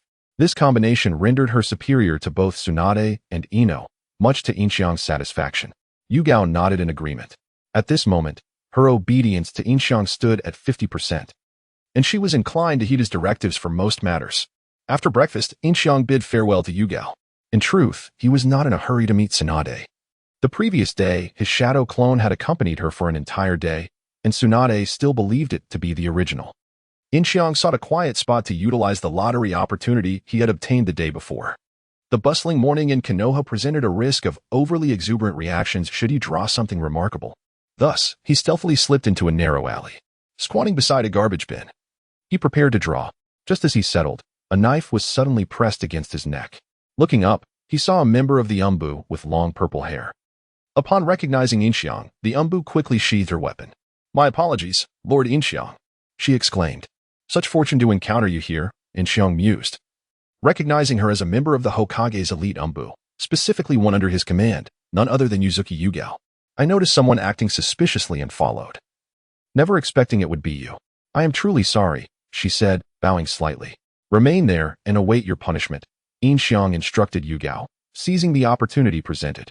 "Understood," she replied promptly, stepping aside. After all, having clashed with the leader of the Umbu, she was indeed deserving of a reprimand, and she held no objections. She could only blame her misfortune. Yin Xiang observed Yugao, noting her modest figure, which paled in comparison to those of Yugao and Tsunade. Yet, in his recollections, she possessed a certain charm. Her former lover, Tsukikage, had passed away long ago, and she had yet to find a new partner, demonstrating her unwavering loyalty. Currently, she was engrossed in Umbu missions, having completely sealed off her emotions, rendering her a challenging target for affection. It was no wonder the system assigned such a task. Although Yugao was aware of Yin Xiang's gaze, she remained motionless, hesitant to act. Yin Xiang then withdrew his gaze, crouching beside the trash bin to commence the lottery once more. This time, He selected the box positioned in the center among the 5. As the box opened, a flash of golden light illuminated the surroundings. And Yin Xiang retrieved a scroll, the Flying Thunder God technique. Damn it, he muttered under his breath. In any other circumstance, one would be overjoyed at such a prize, so why was Yin Xiang cursing? This was because he had originally intended to examine the Book of Seals. And acquiring the Flying Thunder God for free now felt like a squandered opportunity in the lottery. Sighing, Yin Xiang resigned himself to the situation, having drawn already. He might as well learn the technique. He unfurled the scroll in his mind, and it dissipated directly into his consciousness, instantly inscribing the method of the Flying Thunder God technique within his thoughts. Subsequently, he rose and turned to Shiyin. Come back home with me. Help me search for the votes my readers cast for me, as I cannot find a single one. Chapter 64. Binding, Yuzuki Yuka subsequently. Yin Xiang rose from his seat and cast a glance at Yuka. Let us proceed, he stated, leading the way as Yuka silently trailed behind. Her teammates exchanged wary glances, hesitant to follow, uncertain of the temperament of their new leader. Had it been Danzo, Yuka might have feared for her life, but this leader was still relatively young. After a brief exchange among 2 Umbu members, they swiftly departed. Yin Xiang guided Yuka to the shadow base, ultimately arriving at a solitary confinement cell where 2 shadows restrained Yuka's hands against a cross and secured her feet. They removed her mask before exiting the room. The chamber was enveloped by 4 stone walls, completely soundproof once the iron door was shut. Yin Xiang took a seat at the interrogation table, scrutinizing Yuka's visage, nodding in approval. During your training at Root, how were you punished for mistakes? He inquired, nonchalantly producing a handful of sunflower seeds to crack. The current Umbu, directly under the Hokage's command, had undergone training at Root before being assigned to Tsunade, though he retained a selection of the most promising individuals. Whipping, electric shocks, tongue extraction, bites from serpents, rodents, and insects, beheading, dismemberment.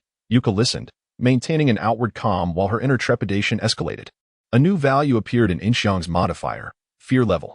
At that moment, Yuka's fear fluctuated between 70 and 80. Have you made mistakes in the past? Yin Xiang inquired, nodding thoughtfully. Danzo certainly had a peculiar way of playing. No, Yuka replied, shaking her head, though her fear level surged to between 80 and 90, primarily due to the intimidating tone of Yin Xiang, compounded by their location within the shadow base. With a quiet whoosh, Yin Xiang stood from his chair and approached Yuka, her fear level climbing to between 90 and 95 as she felt her composure slipping. However, retaliating against an Umbu officer was indeed a grave offense, leaving her with no alternative. Yin Xiang circled Yuka, observing her intently while contemplating whether forcefully overpowering her today would pose any significant repercussions. Lost in thought, he unconsciously approached the implements of torture, his fingers brushing against the whip and candles. Yuka swallowed hard, her fear stabilizing at 95. Reaching 100 might lead to an involuntary reaction. Yin Xiang's actions seemed accidental, yet in such a place, with a beautiful captive bound, it was challenging not to evoke memories from his previous life. The scene felt eerily familiar. After some contemplation, Yin Xiang realized that previously, Ino and Kurenai, along with Tsunade, had all been subdued before their favorability reached 100. Subsequently, their affection had instantly soared to that level. It appeared that once conquered, the modifier would automatically adjust the favorability to a full 100. In light of this, Yin Xiang inexplicably grasped the small whip and approached Shiyin, unfastening her concealed black vest. Shiyin closed her eyes, bracing herself for an impending strike. However, the whip merely brushed lightly against her chest. It was not so much a gentle touch as it was somewhat ticklish. Unable to suppress a soft moan, Shiyin's face flushed crimson. And as she slowly opened her eyes, she found Yin Xiang leaning in to kiss her, causing her to widen her eyes in astonishment. What kind of punishment is this? Shiyin's heart screamed, bewildered by the unexpected advance of this handsome figure. In an instant, her hormones surged, and her affections undeniably followed suit. Who was this moonlight gale? Subsequently, the two engaged in an entirely novel experience within the confines of the shadowy prison. Meanwhile, in Tsunade's office, Yin Xiang's clone was preparing for a training session, only to discover that it was Kakashi who had summoned him this time. Yet, Kakashi's intentions appeared to diverge from those of others. He had called Yin Xiang to train Naruto. Was there a misunderstanding? I pay you to accompany me, and you ask me to train Naruto? And I still have to pay you for this? Yin Xiang gazed at Kakashi, who wore an expression of indifference. Kakashi, unfazed, retorted that teaching others solidifies one's own knowledge. I am assisting you in reinforcing your understanding, he claimed. "Ah, how amusing," thought Yin Xiang, forcing a smile. Meanwhile, Naruto was engaged in chakra nature transformation training using shadow clones, practicing the Rasengan. Yamato employed ninjutsu to alter the terrain, creating a waterfall, then constructed a wooden bridge amidst it using wood release, while Naruto and numerous shadow clones endeavored to sever the waterfall. What is the purpose of this training? Yin Xiang inquired, feigning ignorance. Kakashi explained, "Oh, you may not know, but Naruto possesses a technique called the Rasengan, inherited from the fourth Hokage, which is a formidable jutsu. He intends to combine the Rasengan with nature transformation to create a new technique." Yin Xiang nodded in acknowledgement. "I heard you are a prodigy among prodigies, a born ninja. I would like to witness your prowess. Do you have any good advice on this?" Kakashi inquired. "What advice could I possibly offer? I simply learn by observation." "Can you demonstrate the Rasengan for me?" Yin Xiang asked, looking at Kakashi. "Well, I suppose I can manage," Kakashi replied, retrieving a small sphere from his pocket. Yin Xiang followed suit, producing his own sphere. "Wow, Kakashi, such a high-caliber individual," nearly cursing under his breath. Naruto practiced diligently for ages, nearly exhausting himself before mastering it. "And you learned it just by watching?" "Indeed, that's just how I am," Yin Xiang affirmed with a nod. Kakashi dispersed the Rasengan in his hand and scrutinized Yin Xiang's version, sensing that it bore not only a resemblance, but also a degree of power. Yin Xiang subsequently directed the Rasengan toward the ground, creating a substantial spiral-shaped crater. It was indeed the genuine Rasengan. Kakashi, witnessing this, nodded in acknowledgement. This young boy before him was a true genius, far surpassing his own talents. What if he were to incorporate wind-release chakra? Kakashi gazed at Yin Xiang and inquired. "Can you achieve that?" "I shall give it a try." The technique of the Rasen Shuriken had been learned by Yin Xiang the very first time he encountered the Rasengan. He raised his hand, conjuring a Rasengan, and gestured for Kakashi to stand back. Once Kakashi had distanced himself, Yin Xiang commenced the infusion of wind chakra. Chapter 65. The Articulate Kakashi.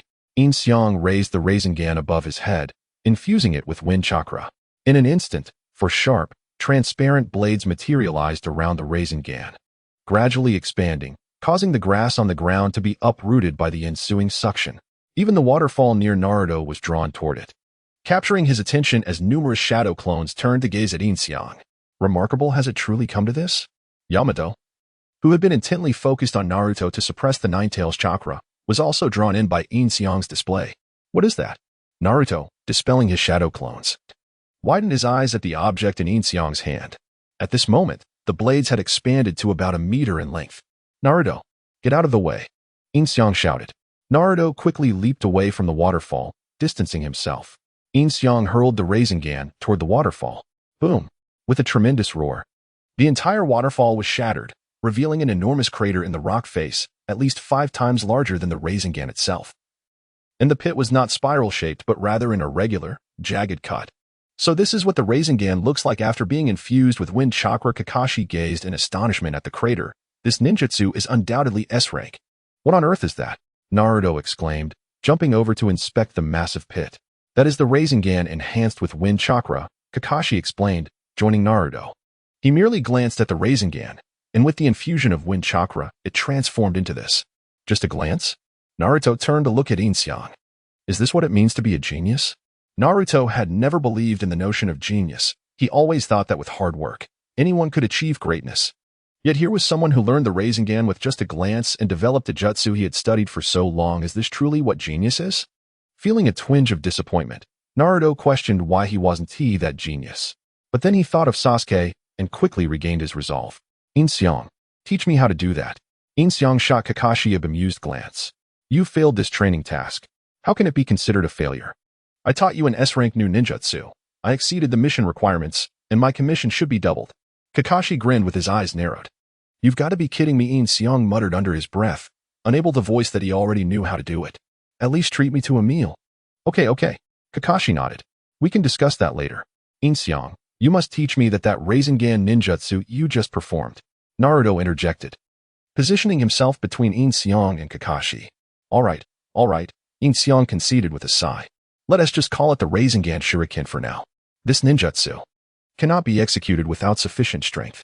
I recall that at the outset, Naruto could only wield the Rasengan in hand-to-hand combat until he mastered Sage Mode, which perfected this technique. allowing him to project it. Observing your training, I shall impart a simple method. First, create 2 shadow clones. Yin Xiang contemplated for a moment, then addressed Naruto. All right. Naruto nodded and moved to an open area. Shadow clone technique. He conjured 2 shadow clones. The original extended his right hand. Yin Xiang instructed Naruto, and the original promptly raised his hand. 1 clone will create a Rasengan. Yin Xiang continued, as Naruto's left clone began to form the Rasengan in his palm. The other will infuse it with wind chakra. Remember, this technique transforms wind chakra into fine needles, sharp and slender. You must seek that sensation, Yin Xiang advised. The shadow clone nodded and immediately commenced infusing the Rasengan with wind chakra. Before the gaze of the onlookers, slender needle-like projections gradually emerged from the Rasengan in Naruto's hand, followed by faint white blades appearing around it. I've got it, Naruto exclaimed joyfully, but just then, the Rasengan in his hand detonated, causing both of Naruto's shadow clones to be obliterated as well. Fortunately, this Rasengan was merely a semblance without any real power. Otherwise, Naruto's hand would have been rendered useless. Despite Naruto's extensive practice yielding little, with just a bit of guidance, he grasped the majority. Truly a genius, Kakashi mused, casting a sidelong glance at Yin Xiang. That is the feeling. Currently, you have yet to master the transformation of wind chakra. Begin with the waterfall technique, Yin Xiang said, pulling Naruto up from the ground and pointing towards the waterfall, which had expanded due to the large pit Yin Xiang had created. All right, Naruto, having tasted success, resolutely declared. Although this means I am not the creator of this ninjutsu, mastering it will still make me formidable. He nodded and then leapt onto the wooden bridge. Multiple shadow clone technique. Naruto once again produced over 20 clones, commencing practice on the waterfall technique. Hey, wait. Yamato hurriedly turned, gesturing towards Naruto to prevent him from depleting his chakra excessively and allowing the Nine-Tails chakra to leak. What boundless energy? Kakashi remarked, observing Naruto. So, is today's training session concluded? Yin Xiang inquired, glancing at Kakashi. Of course, but if you wish to linger a while longer, I wouldn't mind. Kakashi replied with a nod. Well, never mind. Remember, you owe me a meal. I'm off, Yin Xiang said, waving goodbye to Kakashi as he departed, contemplating how he was welcomed with open arms in other classes, all eager to train with him. Yet, upon arriving in Kakashi's class, he hardly saw any of Kakashi's students. Truly, it is the class of the protagonist. No, I am the protagonist. Yin Xiang shook his head at the thought and returned to Tsunade to attend to other matters. Upon returning, Tsunade summoned the Konoha's 20th squad, a formidable assembly comprising elite Jonin and Chunin, totaling 80 members, to prepare for unforeseen circumstances such as an invasion by the Akatsuki or breaches of national borders. Among the squad were Asuma's 4 companions, including the likes of KZ Tetsu and Kamizuki Izumo. What transpired? Asked Ino as she approached Tsunade, who was accompanied by a disheveled monk from the Fire Temple, his appearance suggesting he had recently endured a battle. Has something happened at the Fire Temple? Indeed. Tsunade confirmed with a nod. The monk from the Fire Temple, Jur, has been abducted by members of the Akatsuki. What? Jur has been taken? Asuma exclaimed, his expression turning anxious, for he had once been one of the 12 guardians of the Fire Temple, and Jur was an old friend of his. Chapter 66, A Confrontation with Haiden. In the realm of the Land of Fire, the Akatsuki organization is none other than the infamous Immortals. Having just completed her mission, Xiang now faces the task of defeating this immortal duo, which also presents an opportunity to accumulate prestige. It is imperative for Yin Xiang to venture out, bearing the weight of Konoha's reputation and safeguarding the security of the Land of Fire. The chaos wrought by these individuals cannot be allowed to persist.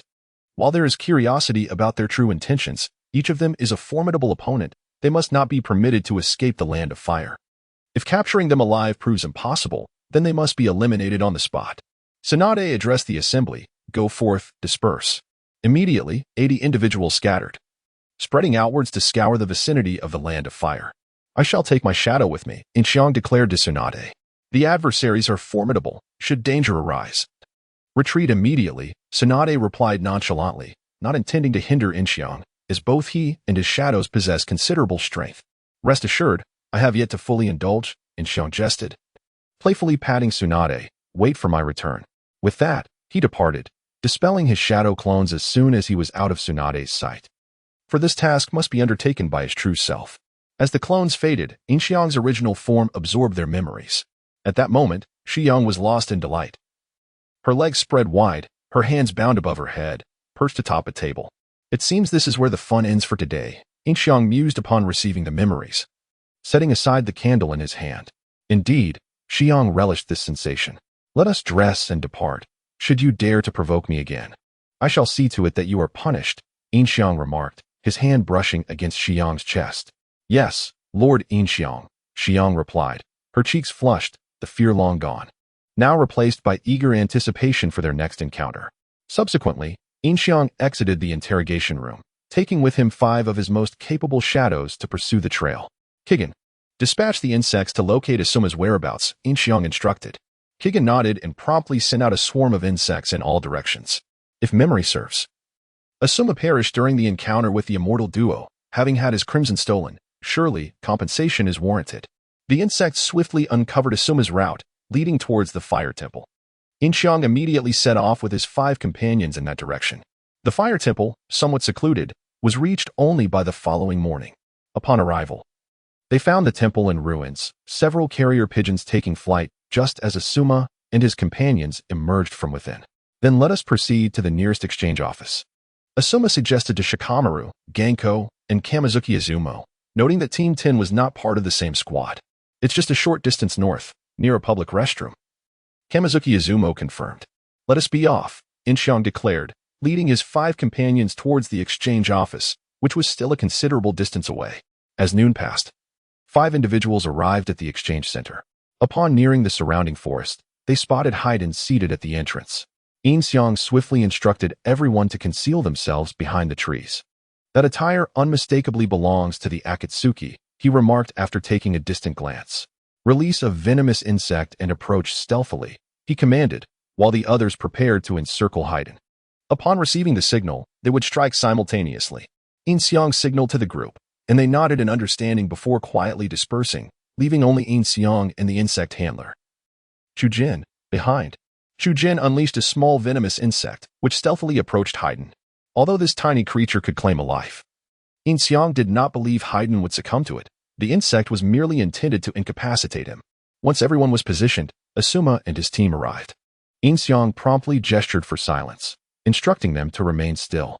Observing that the shadow members had begun to encircle the area, Asuma nodded in agreement.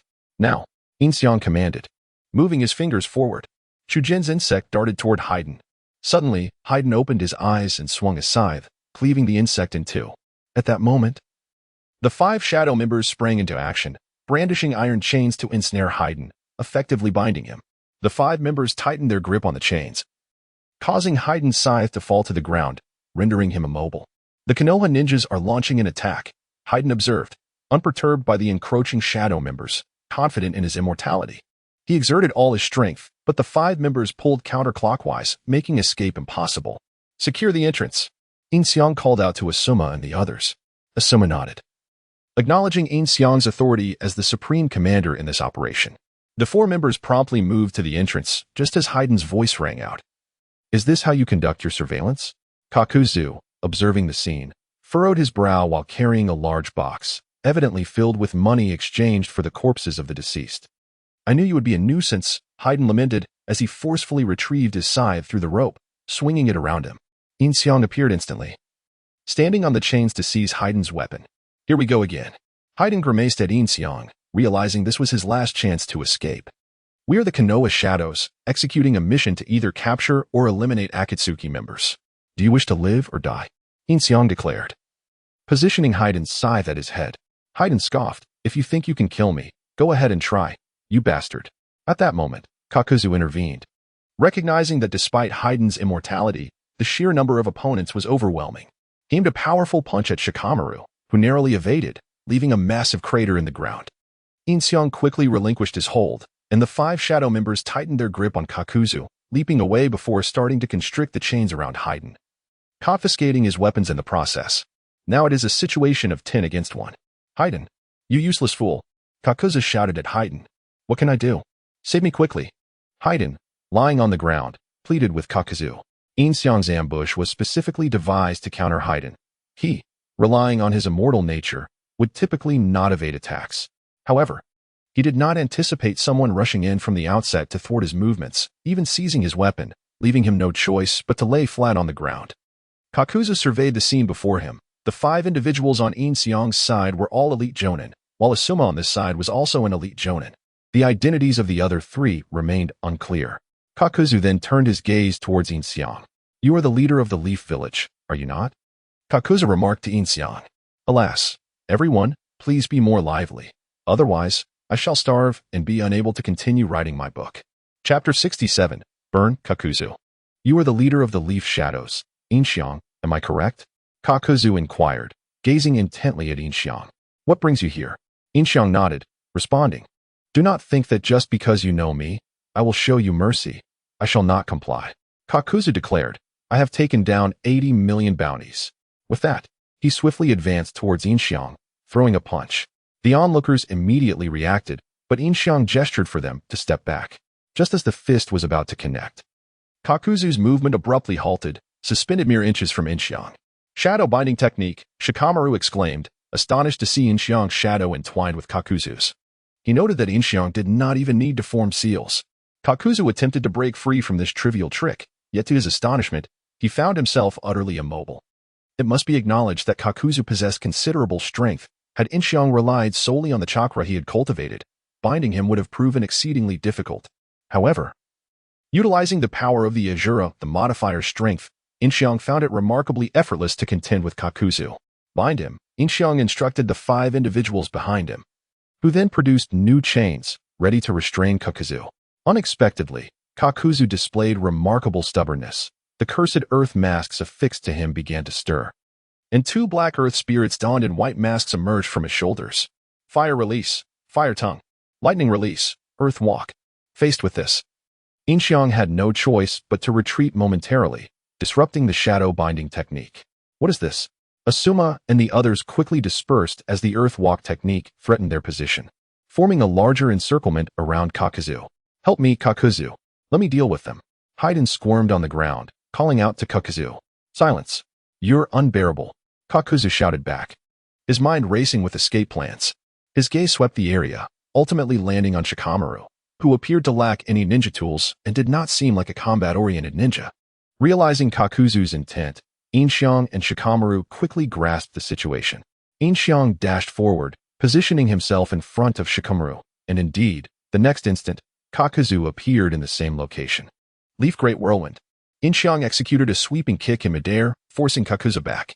"Fire release, fire tongue." Following this, he formed seals to employ Kakuzu's own technique, prompting Kakuzu to retreat, sustaining only minor burns to his legs. "Lightning release, earth walk." Subsequently, Yin Xiang unleashed the earth walk technique, compelling Kakuzu to leap to a higher elevation, which fell into Yin Xiang's strategy. Spiral sphere. Yin Xiang's shadow clone descended from the air, delivering a spiral sphere directly onto one of Kakuzu's masks. He had activated the shadow clone technique while traversing through the forest. With a resounding crash, Kakuzu was slammed into the ground, receiving an electric shock treatment from the earth walk, while the mask struck by the spiral sphere shattered on the spot. Was this truly his first battle experience? Shikamaru pondered, observing Yin Xiang before him, while Gongzi, Tai, and Kamizuki Izumo looked on in astonishment. It appears he had held back during our previous encounter. Asuma held 2 chakra blades, contemplating that even if he were to hold back, he still would not stand a chance against his opponent. "Has he been eliminated?" Kamizuki Izumo inquired, glancing at Kakuzu who lay sprawled on the ground. Kakuzu swiftly answered this question, as one of the 2 earth grudge fear creatures behind him launched a head-on attack with a water release technique. Water style, water barrier. Immediately, Yin Xiang countered with his own water release, conjuring mist in the air. Looking back at Kakuzu, he had already vacated the ground. Steel iron had been struck and sent flying by an assault from Kakuzu, who dashed toward the nearby woods, with the earth grudge fear retreating back into his body. "Hey, Kakuzu, you bastard, are you leaving me behind?"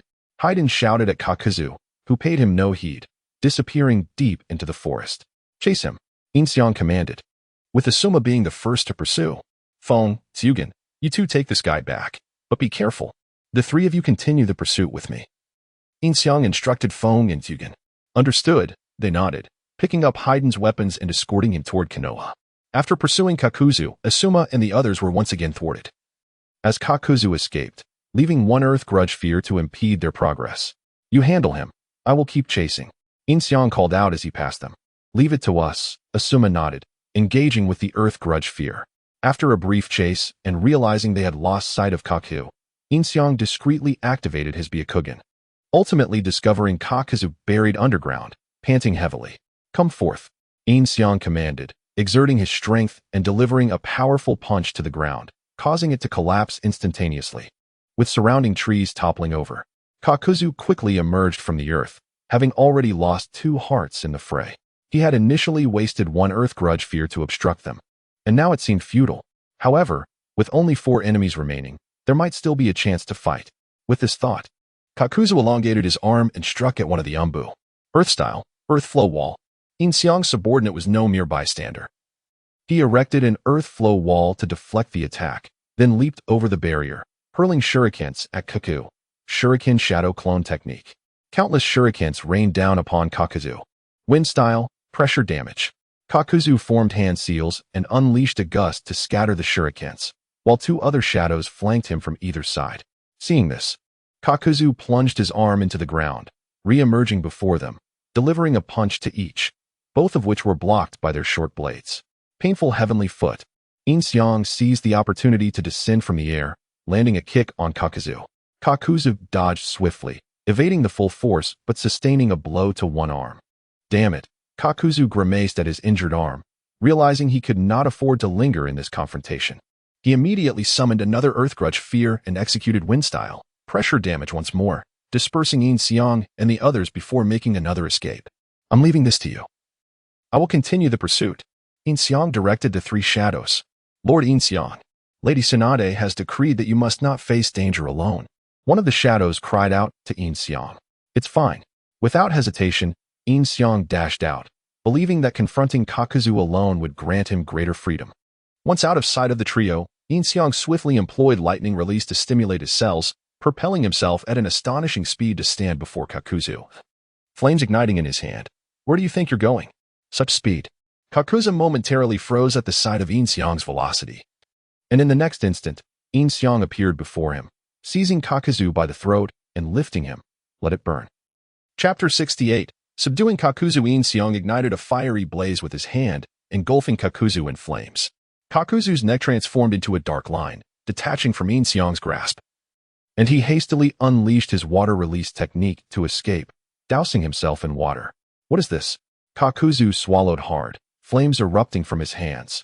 Was this a form of ninjutsu? Having lived nearly a century, he had never witnessed such a technique. Water release, water curtain jutsu. Kakuzu executed the technique, a powerful water cannon surging towards Yin Xiang. With a mere lift of his hand, a wooden wall rose beneath him, entirely shielding him from the water curtain. Would release. Kakuzu's eyes widened at the sight of the wooden wall, unwelcome memories flooding back. It was this very technique that had once instilled fear in him from the first Hokage.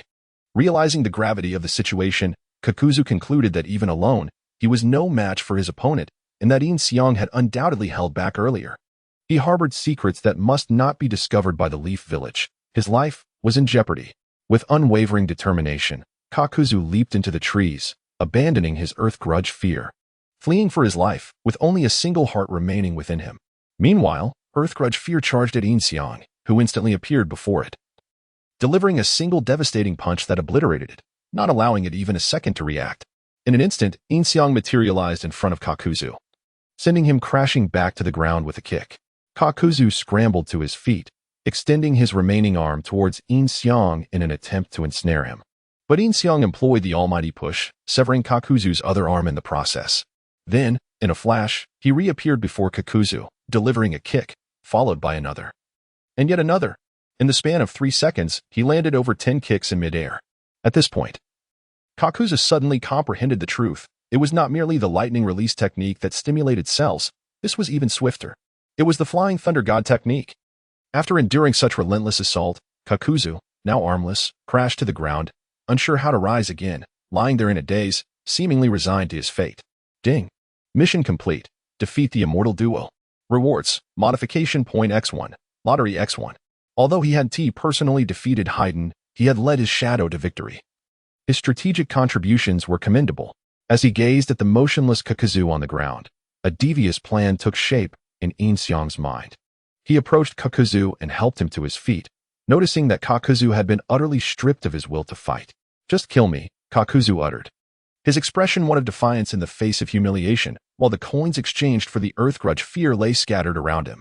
"Don't be so eager to meet your demise." Yin Xiang retracted the wooden wall he had summoned. "I offer you a chance to live. Would you accept?" "What do you mean?" Kakuzu looked up at Yin Xiang, confusion evident in his eyes. "Join the shadows." Yin Xiang smiled, a grin that appeared utterly terrifying to Kakuzu. "Are you?" Upon hearing the name Ing, Jiao Du's eyes widened in astonishment. Ing was notoriously infamous within the Akatsuki organization. Although it was announced that they had reached an agreement with the organization following Xiaonan's return, Pain still cautioned everyone to remain vigilant. To his surprise, the young man before him was none other than Night God, the king of the Dark Night, indeed. Yin Xiang nodded and spoke. "Jiao Du, you are the first to discern my true identity. You are the first to know who I am, and should you dare to speak of it, I shall make you regret your very existence in this world. You might as well kill me then." Jiao Du turned his head away, stating, "I have no reason to join your organization. Is this not a reason?"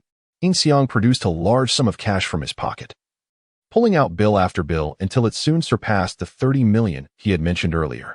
"I possess more than enough of this. It is beyond my ability to manage. If you're willing to join, I can provide you with as much as you desire and allow you to spend it as you wish." Jiao Du was well known for his avarice, and Yin Xiang doubted he could resist such temptation. "Where did you procure so much money?" Jiao Du gazed at Yin Xiang's embrace. Resembling a treasure trove, such a place could hardly contain so much wealth. "That is not your concern," Yin Xiang replied while returning the money to his spatial modifier. "So, what do you say? Are you willing? Not only will I manage the finances, but I can spend freely?" Jiao Du asked tentatively. "Indeed, my word is my bond." Yin Xiang affirmed with a nod. "Since acquiring this wealth, I have found little use for it. This seems a perfect opportunity. I shall join." Jiao Du declared decisively upon hearing this. "Follow my shadow clone. It will lead you to the base, which is not far from here," Yin Xiang stated, satisfied as he produced a clone. "As for that DUNU, leave it be. Consider it your means of obstructing me, and I will claim you fled." "Very well." Jiao Du nodded, retrieving his severed arm and gathering the scattered bills from his box on the ground before following Yin Xiang's clone. Before long, Asuma and the other members of the Shadow arrived, observing the chaos and the shattered DUNU mask on the ground, leading them to surmise what had transpired. "He managed to escape," Yin Xiang addressed the group. "However, capturing Fade 1 can be deemed a success. Let us return to report." "Understood," Asuma and the others nodded, exhaling a sigh of relief.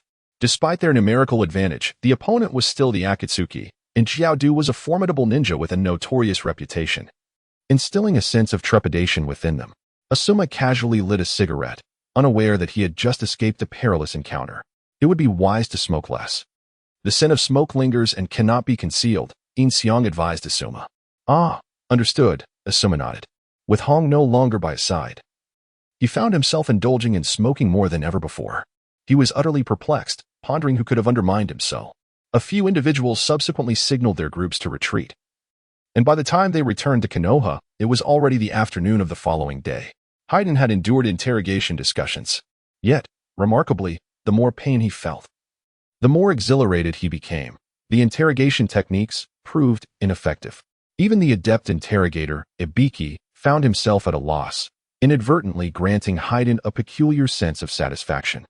Members of the Yamanaka clan arrived, and as they attempted to invade his mind, he bit his tongue, succumbing to death momentarily, only to revive shortly after. Each probe led to his demise once again. This cycle persisted throughout the night, leaving the interrogation team with nothing to show for their efforts. Upon returning, Yin encountered a furious Tsunade. Haydn not only remained tight-lipped but also irritated everyone with his incessant ramblings about the evil god cult. Chapter 69, Dismembering Phaeton to Feed the Dogs. "Do not be angry. Simply entrust him to me. If he cannot extricate himself, I shall end his life." Yin Xiang's hand slid repeatedly down Tsunade's back, offering her comfort, for Phaeton's incessant chatter was truly grating. Indeed, Tsunade concurred with a nod. "That Kakuzu has fled. I am contemplating the formation of a pursuit team. Do you have any recommendations? Kakuzu is rather formidable. Perhaps only the seasoned Kakashi could contend with him. To be on the safe side, it would be prudent to have either the original Team 10 or the tracking team led by Yuhi Kurenai accompany us," Yin Xiang suggested. "He would certainly not volunteer himself, as Kakuzu had long since concealed himself within the base using his shadow clone, erasing all traces of his presence. There was no point in wasting time searching for what could not be found. Kakashi. However, Naruto was still engaged in mastering a new jutsu. Very well. Inform them that if Naruto can complete his new technique within 24 hours, they are to pursue. Tsunade pondered before speaking, having already overcome her habit of biting her fingers. Understood, Yin Xiang nodded. I shall take my leave. As Yin Xiang approached Naruto, he found him diligently practicing the Rasengan, its form beginning to take shape. Oh, I hear your performance on the mission was quite impressive, capturing an Akatsuki member at first sight and severely injuring another, Kakashi remarked upon seeing Yin Xiang. Fortunately, it went well, Yin Xiang humbly replied.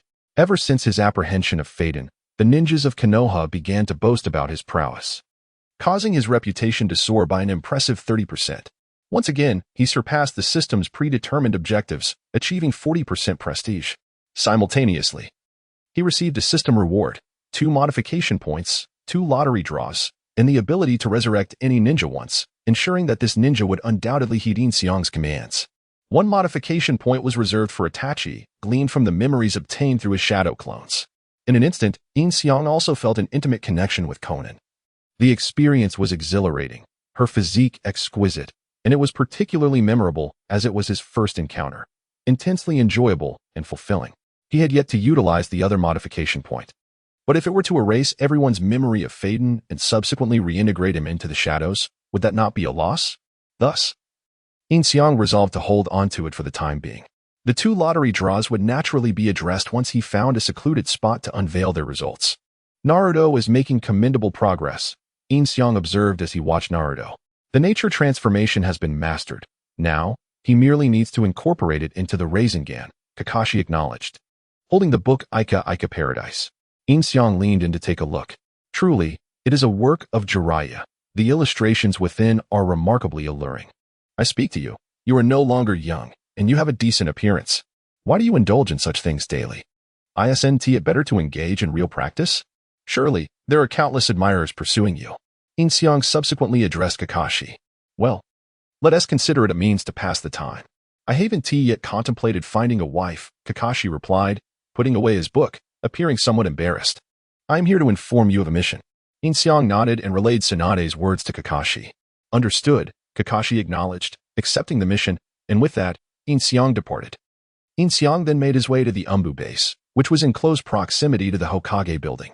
Upon entering the interrogation room, he encountered Haiden, who was covered in blood yet maintained a smile on his face. Such minor injuries were insufficient to break his spirit. Lord Yin Xiang. The 2 Umbu present greeted him immediately upon his arrival, one of whom was Tsukuyami.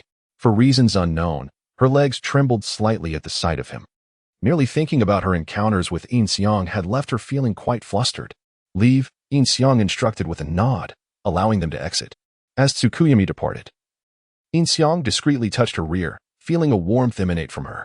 TSK. Seems she has been thoroughly toyed with, Yin Xiang chuckled softly. You scoundrel! Haiden exclaimed, noticing Yin Xiang and immediately began to curse. Release me. I shall fight you to the death. I will ensure that Lord Jashin favors you. Enough noise. Yin Xiang retorted, seizing a knife from nearby and swiftly severing Haiden's jaw, causing his tongue to fall alongside it. Now it was quiet. Yet Yin Xiang's intention behind this action was not solely to silence him. He was also eager to learn about Haiden's immortality. However, he soon discovered that this technique was not something he could acquire. In truth, Haiden's immortality was neither an innate trait nor a secret or forbidden technique. It stemmed from a certain chemical experiment conducted on him, a phenomenon beyond Yin Xiang's capacity to learn. Listen carefully. First, the interrogation methods of Konoha are indeed ineffective against you. Yin Xiang tossed the bloodied knife aside and retrieved Haiden's severed jaw and tongue. Second, the only reason we in Konoha keep you around is to expend surplus food. You serve no other purpose. After saying this, he forcefully shoved Haiden's jaw and tongue back into his mouth, delivering a punch down his esophagus. Haiden, now left with nothing to do but glare at Yin Xiang with malice, remained powerless. Third, I possess far more knowledge about the Akatsuki than you could ever imagine. Yin Xiang approached the knife again, lifting it.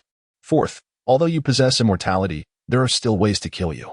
I will chop you into pieces and feed you to the dogs. With that declaration, he raised the knife before Haydn. Upon hearing Yin Xiang's words, Haydn's fear evidently increased, albeit only by a modest 10%. Fade Wan could not be subdued, especially since he was already in Konoha, and the interrogation had been entrusted to himself. It would be unacceptable for Fade Wan to escape under his watch, as that would diminish his credibility and lead others to perceive him as incompetent. Subsequently, Yin Xiang delivered a decisive strike, cleaving Fade Wan's body in two from the head down. With a flourish of his hands, he swiftly reduced Fade Wan to a pile of minuscule flesh fragments. He then retrieved a broom and dustpan from the corner, whistling a cheerful tune as he swept the remains into the dustpan, leaving behind a gruesome pool of blood.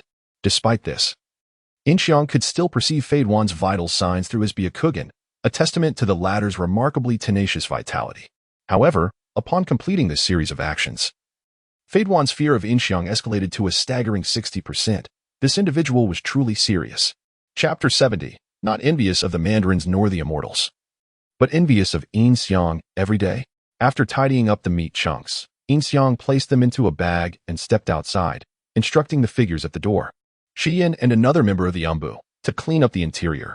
Yes, they nodded, exchanging glances at the ominous black bag Yin Xiang carried, uncertain of its contents. Before proceeding into the interrogation room, suddenly, they burst out of the room, unable to suppress their retching despite their experiences in war and the countless lives they had taken. The scene inside was ghastly.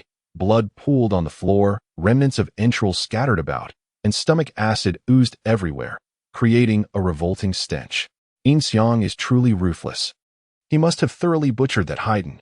How did you manage to emerge unscathed after provoking him last time? Let us not discuss it, Shiyin shook her head. We should hurry and clean this up. Yin Xiang, with the bag in hand, made his way to the Konoha farm, initially intending to feed the pigs. However, upon reflection, he realized the pigs would need to eat later, so he exited Konoha and sought out a cave inhabited by snakes to dispose of the remains. Watching the serpents consume Haydn's remains, Yin Xiang nodded in satisfaction before departing. After completing his grim task, it was already noon. Despite the nature of his earlier activities, Yin Xiang still felt an appetite for a meal. He arrived at Ichiraku Ramen, having dined there a few times before.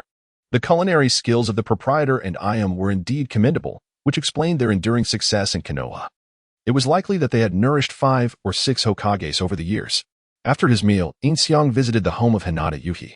Lying on her lap, he reveled in her gentle massage of his temples while simultaneously engaging in a mental lottery.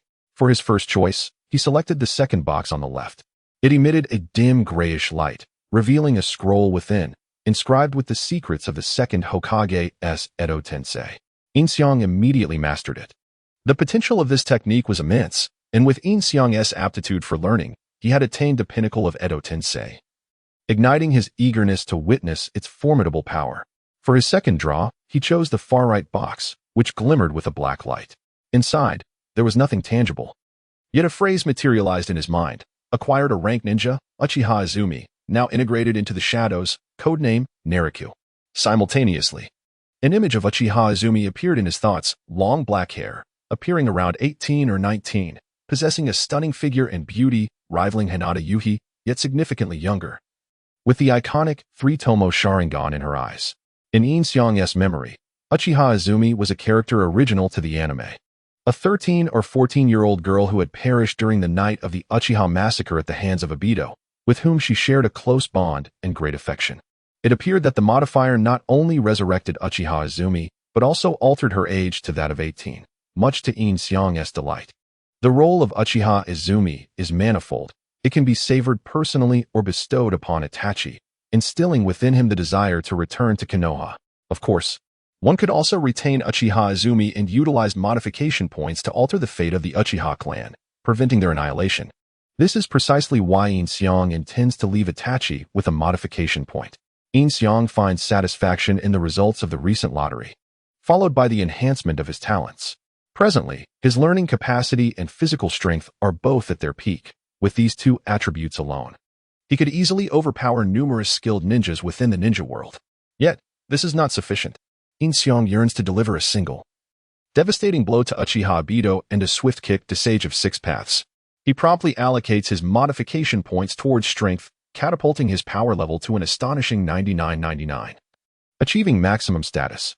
Instantly, Yin Xiang feels an overwhelming surge of strength coursing through him. A single punch could wreak havoc across half of Konoha. What are you so happy about?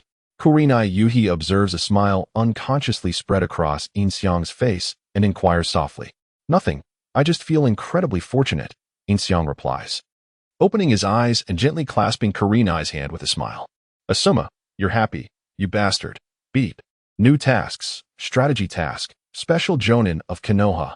Mitarashi Anko. Reward. Modification point X1. Combat task. Defeat S-Class Rogue Ninja. Orochimaru. Reward. Modification point X1. Lottery X1. Prestige task. Increase prestige to 80%. Reward. Elite Jonin Troop of 20. Current prestige. 40. At this moment, Yin Xiang's mind is flooded with new modification tasks. Regarding the prestige task, the resurrectable ninja has yet to be determined. This ninja will unquestionably heed his commands. Yin Xiang could directly resurrect Akatsuki Kinshiki, thereby acquiring a formidable ally. However, he decides to reserve this opportunity, as it may prove invaluable should someone in his vicinity perish due to unforeseen dangers or during times of dire need. As for Orochimaru, Yin Xiang considers handling that matter later. When the task regarding Orochimaru arises, he can confront him as Yin Xiang, simultaneously defeating Orochimaru and accruing prestige, a dual victory. Mitarashi Anko. Orochimaru's disciple, seemingly a well-endowed woman with a round face, who has an affinity for snakes. She should be relatively easy to handle, especially as she appears to be quite open-minded. He merely needs to manage her physique and ensure she does not indulge excessively, avoiding the plumpness reminiscent of Boruto's era.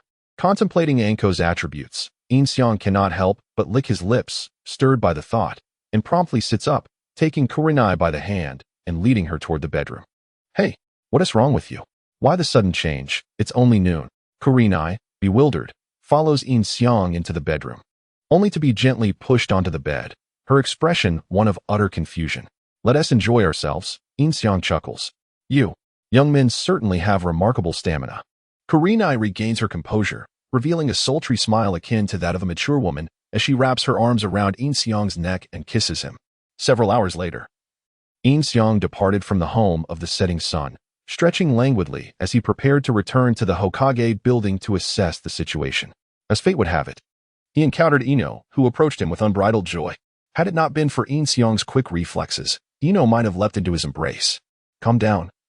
There are so many people around, Yin Xiang hastily advised her. I just haven't seen you in a while and I missed you, Ino replied with a playful grin. You haven't come to find me in days. Remember to visit me tonight. The window is left ajar, Ino whispered softly into Yin Xiang's ear. Rest assured. I shall certainly come, he responded with a smile, feeling a twinge of envy for those who find love, yet cherishing the daily moments he shares with Ino. Chapter 71. Mission with Akamichi. That evening, Tsunade dispatched Asuma's team to pursue the target. If Naruto could master a new technique within 24 hours, he would be able to join the chase. However, that was unlikely. Unfortunately, Ino missed a chance to grow closer to Shikamaru. Ino reported to Tsunade regarding the handling of Haiden, and it seemed that even the immortal would meet his end. Surprisingly, through a night of intensive training, Naruto successfully executed the Raisin Shuriken, a wind-style technique. While he could throw the small Raisin Shuriken, he was unable to do so with the larger version. Naruto was permitted to pursue the target, but he returned empty-handed that afternoon. Upon seeing the numerous injuries on Naruto's body from training, Tsunade examined him and discovered that the Raisin Shuriken would gradually damage his arm cells, leading her to classify it as a forbidden technique. Meanwhile, because the Raisin Shuriken could be thrown without self-harm, Ino was able to use it freely. The following morning, Tsunade received a message via a carrier pigeon from the Umbu, which tentatively identified the location of Orochimaru's base. However, before they could ascertain the precise location, they were ambushed, leaving them gravely injured and unable to continue the investigation. Thus, a new team was required for reconnaissance. Naturally, Tsunade's first thought was of Kakashi, but Ino stepped forward to volunteer. Following the previous confrontation with the Akatsuki, Tsunade had gained a newfound appreciation for Ino's abilities. Perhaps a ninja role would suit him better than that of a secretary. That said, Ino was still not even a genin. Elevating him to J-nin status would certainly raise eyebrows. However, supported by the Shadow Leader and his accomplishments, the others would likely accept it. So be it, Tsunade declared, retrieving a Konoha forehead protector from her drawer. Thus, Ino was officially recognized as a Konoha ninja. From today onward, you are relieved of your duties as my secretary and appointed as a Konoha Genin. Go and collect your Genin vest. Tsunade instructed as she handed the forehead protector to Ino. Understood, Ino nodded in agreement. Of course, you can continue to stay at my home, Tsunade added, blushing slightly as she spoke softly. Naturally, I have no funds to rent a place, Ino replied, caressing Tsunade's hand as he accepted the forehead protector. Enough of that. Select a few shadows to accompany you, and report to me if you need to mobilize Konoha's Genin, Tsunade said, retracting her hand. Orochimaru poses a greater threat than the Akatsuki. Rest assured, I will subdue him, Ino replied with a smile and exited the office. If he wished to enhance his reputation, he would need other Konoha ninjas to promote him. The shadows were tight-lipped, so he decided to select one Konoha ninja to accompany him on this mission. The thought of Akamichi Karui came to mind. What a fortuitous choice. Capturing her along the way would serve multiple purposes. With this in mind, Ino promptly set out to notify Akamichi Karui, whom he had met and conversed with a few times, thus establishing a degree of familiarity. In response to the invitation extended by Yin Xiang, Hongdo decisively accepted, primarily because the mission target was Orochimaru. Eliminating him constituted her lifelong objective. To ensure he could win over Hongdo en route, Yin Xiang resolved to forego bringing anyone else. When Yin Xiang brought Hongdo to report to Tsunade, her immediate reaction was one of refusal. Orochimaru is an exceedingly dangerous individual. It is too perilous for just the two of you to venture forth, Tsunade cautioned them. The more individuals there are, the greater the likelihood of detection. Moreover, we are merely going to gather intelligence and do not anticipate any conflict. Hongdo possesses considerable knowledge of Orochimaru. She is the most suitable candidate, Yin Xiang replied earnestly. What if a confrontation arises? Tsunade inquired. We will assuredly retreat at the first opportunity, I promise, Yin Xiang declared, raising his left hand in a solemn vow. Tsunade gazed at him for a moment, then finally nodded. Exercise caution. Ensuring your safety is of utmost importance. Understood, Yin Xiang and Hongdo acknowledged before departing. Let us return and prepare our belongings. We shall convene at the entrance of Konoha in 10 minutes, Yin Xiang instructed Hongdo after leaving the Hokage's office. Is 20 minutes sufficient? Hongdo asked. Do you have other matters to attend to? Yin Xiang queried, puzzled. This mission may take considerable time, and I will miss Konoha's 3-color dumplings. I must purchase more. Hongdo exclaimed with a grin. Just be cautious not to indulge excessively. It may lead to weight gain, Yin Xiang advised. Rest assured, I shall not gain weight. Hongdo waved her hand dismissively and departed. Yin Xiang then returned home to gather his belongings, which consisted merely of some ninja tools and a change of clothes. Before proceeding to the entrance of Konoha, Master Yin Xiang, a shadow materialized beside him. Oh, it's Naruto, he responded. Naruto was the code name for Uchiha Izumi. Yin Xiang had met with her the previous afternoon and found her quite agreeable and obedient. I wish to accompany you on this mission to ensure your safety, Naruto stated. I suspect your primary motivation is to see Sasuke, Yin Xiang chuckled. Although Naruto adhered to his commands, her true nature remained unchanged.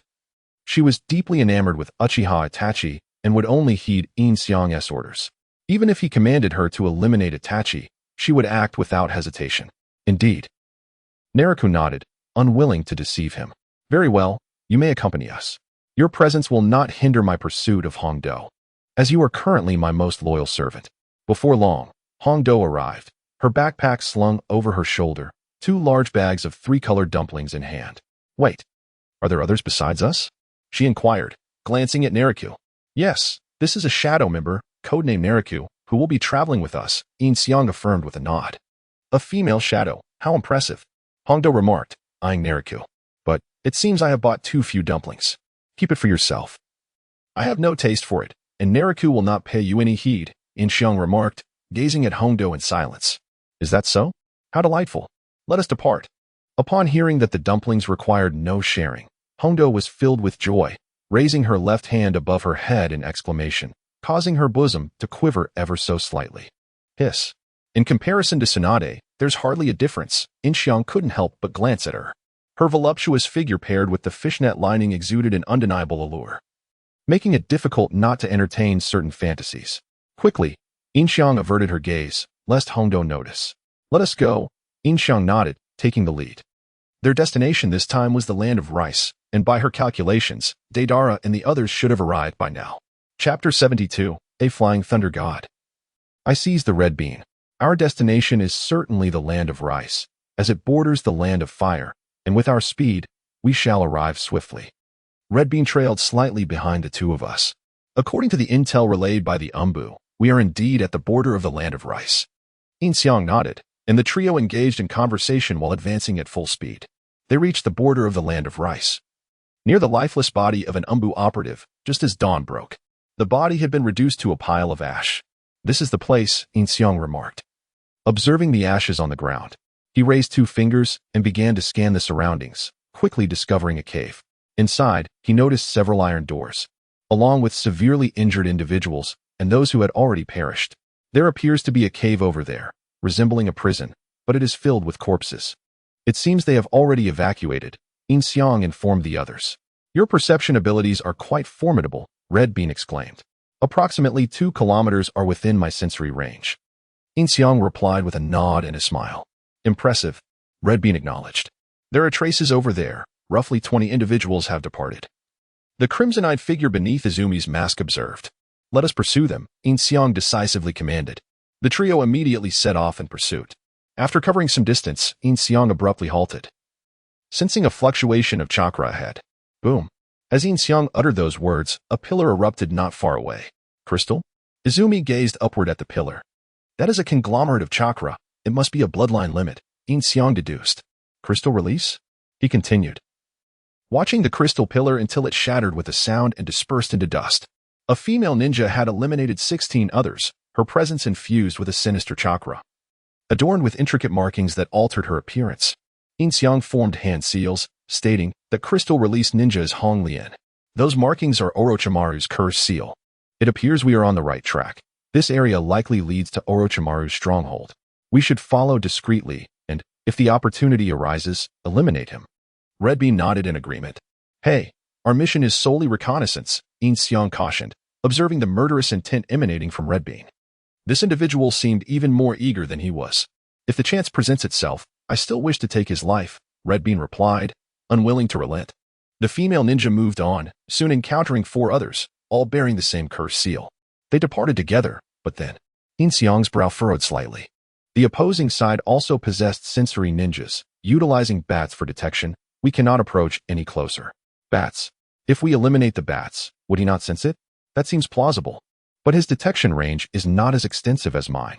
Furthermore, during the day, his abilities would prove less effective. Yin Xiang nodded in agreement. Let us maintain this safe distance, Yin Xiang continued.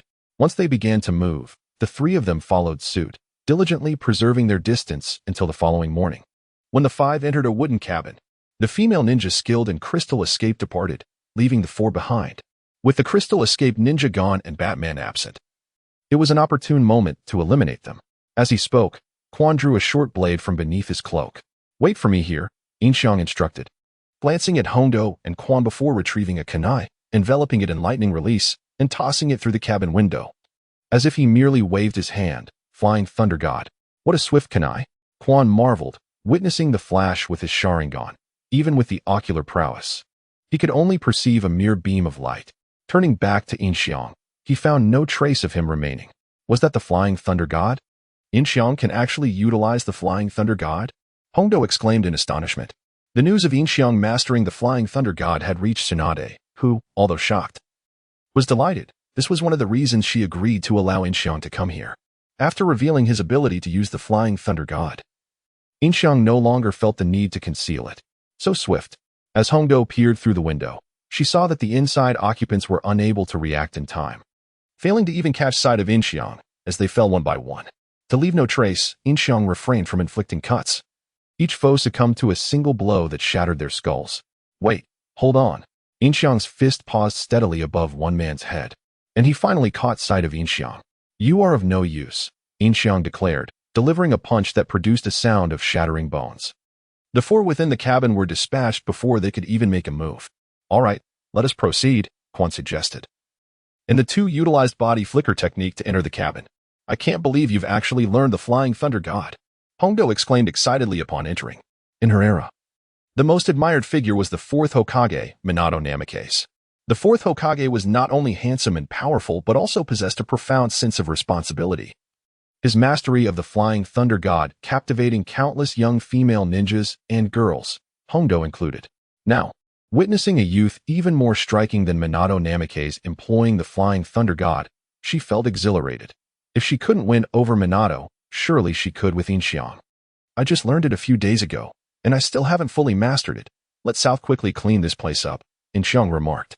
The three of them then dragged the four corpses outside, disposing of them over a cliff before returning to the cabin.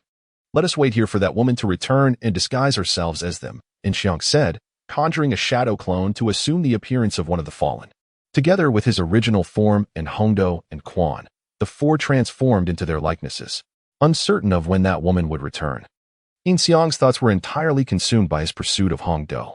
He discovered that after employing the Flying Thunder God technique, Hongdo's affection for him surged to an impressive 60%.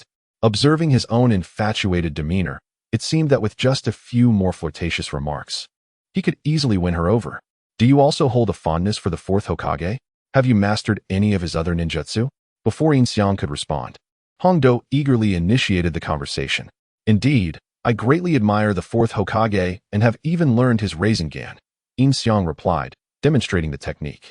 Upon witnessing this, Hongdo's affection soared to an astounding 80%. This man, he is truly the embodiment of my ideal, Hongdo exclaimed inwardly as she gazed at Yin Xiang. Chapter 73, Torrential Rain, Dilapidated House. Two women, entwined as the torrential rain poured down. Yin Xiang observed the rising affection of Hongdo, which brought a smile to his face. It appeared that his expectations were met. Winning over Hongdo was indeed quite effortless. I should rest for a while, Yin Xiang remarked, having stayed awake since the previous night. I'll keep watch. You both should sleep, Quan offered. All right, I'll take over after. Yin Xiang nodded, the purpose of his slumber evident. The chill in the air was palpable, and Hongdo's attire was rather scant, making it likely that she would seek warmth in his embrace once she succumbed to sleep. As anticipated, it wasn't long before Hongdo willingly nestled against him, and Yin Xiang noted her affection for him had increased once more. It seemed she hadn't truly fallen asleep. Perhaps it was all an act. Nevertheless, Yin Xiang was content to hold her, delighting in the sensation of her soft form against him, a blissful moment indeed.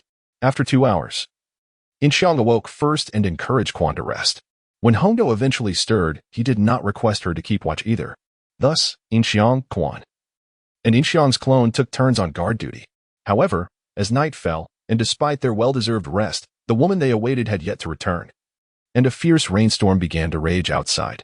It seems unlikely she will return in such downpour, Quan remarked, gazing out at the relentless rain. There's nothing we can do. Let us wait another night, Yin Xiang replied, tightening his clothing against the cold. Noticing Hongdo shivering, he embraced her to share warmth. Quan, come over as well. We'll be warmer if we huddle together. Yes, Quan nodded, joining them in Yin Xiang's embrace. But why don't we use fire jutsu to warm ourselves? There's no firewood in here. Everything outside is soaked, Yin Xiang retorted, casting her a sidelong glance, lightly pinching her behind to silence her and maintain the atmosphere. Hongdo, perhaps in a trance-like state from a past life, soon drifted off to sleep in Yin Xiang's arms, perhaps finding comfort in his presence. No longer pretending. Yin Xiang discreetly placed a small pill into Hongdo's mouth. Soon after, she began to feel an overwhelming warmth coursing through her body, shedding her clothing until only her undergarments remained. Her hands exploring Yin Xiang's form. Yin Xiang grinned, pleased with the apparent efficacy of the pill he had provided. You should take one too, he suggested, offering the pill to Quan. Although she understood its implications upon seeing Hongdo's state, she trusted Yin Xiang and took the pill without hesitation. In the borderlands of the Tian country, amidst the torrential rain and within the confines of the rickety wooden cabin, the air soon filled with a symphony of soft moans, melodious enough to ensnare the attention of any passerby. After a night of passionate entanglement and a brief respite, the trio resumed their vigil in the wooden shelter, awaiting the arrival they had anticipated. She has come. Yin, reclining on the sofa, immediately sat up and declared, they are merely a kilometer away, 2 individuals. Prepare yourselves. If they lead us to Orochimaru's stronghold, we shall follow, but if not, we will subdue them and extract information. Subsequently, Yin utilized the transformation technique to revert to his previous guise, and Hongdo and the others nodded in agreement, transforming back as well. At last, they arrived. Moments later, Honglian, accompanied by a small child named Waigimaru, who possessed the ability to control the 3 tails, stood atop a hillside, gazing down at the house below. Is this the place? Waigimaru inquired, casting a glance at the dwelling. If they have not betrayed us, they should be waiting for me here, Honglian replied, observing the house intently. Inside, Yin, facing away from the hillside, feigned rolling dice while actually sensing their surroundings. Honglian and Waigimaru descended from above and entered the house. I'm back, Honglian announced as she stepped inside. Big sister Honglian, Yin, transformed into Linner, turned to her with a smile. Linner was the individual he had halted during his attack. At the moment he struck, he had extracted the man's memories using a secret technique of the Mountain Clan. While it would be too late for others, with Yin, timing was never an issue. To think you all gathered here without fleeing, Honglian remarked as she settled on the sofa, regarding them. At this point, what more is there to say? We have resolved to follow Big Sister Honglian, Yin replied with a chuckle. By the way, do you prefer red camellias or white camellias? Waigimaru asked, sitting beside Honglian and looking at Yin. Probably white, Yin responded after a brief pause, then inquired, but who is he? Gesturing toward Waigimaru. He is a significant figure entrusted by Lord Orochimaru, Honglian said with a glance at Waigimaru before rising from the sofa. Listen well, everyone. Lord Orochimaru has issued an important mission. Safely escort this individual to a certain lake. Failure is not an option, she commanded, fixing her gaze on them. A lake? Are we not heading to Orochimaru's stronghold? Yin questioned, immediately regretting his words as they revealed too much. As expected, Honglian frowned, and in the next instant, a crystal shard materialized, piercing through Yin's body, which transformed into smoke. To safeguard against any eventualities, the entity with whom he had conversed was merely a shadow clone of Yin, creating weapons from surrounding materials via crystal manipulation. Meanwhile, Yin's figure had already appeared behind Honglian. Kunai poised against her neck. What? Honglian trembled. He had been sitting there just moments ago, yet in less than a blink. His blade was now at her throat. Simultaneously, Izumi and Hondo rose from the ground, reverting to their original forms. Yin transformed back as well. The Konoha Anbu? They've actually followed us here. Upon witnessing the attire of Quan, Honglian remarked, do not engage in petty tricks. Suddenly, Quan hurled a dagger towards Yin Xiang, who remained unmoved, for it was inconceivable that Quan would wish to harm her. Indeed, in the next moment, the dagger shattered the crystalline spikes that had surged from behind Yin Xiang. It appeared that all three were formidable individuals. Observing this, Honglian refrained from making any further moves. Not only had the one who cast the dagger displayed their strength, but the individual who had previously held a blade to her throat was already in motion, preparing to evade. Furthermore, another woman had also initiated her attack, rendering Honglian's ambush utterly futile. Please, do not kill her.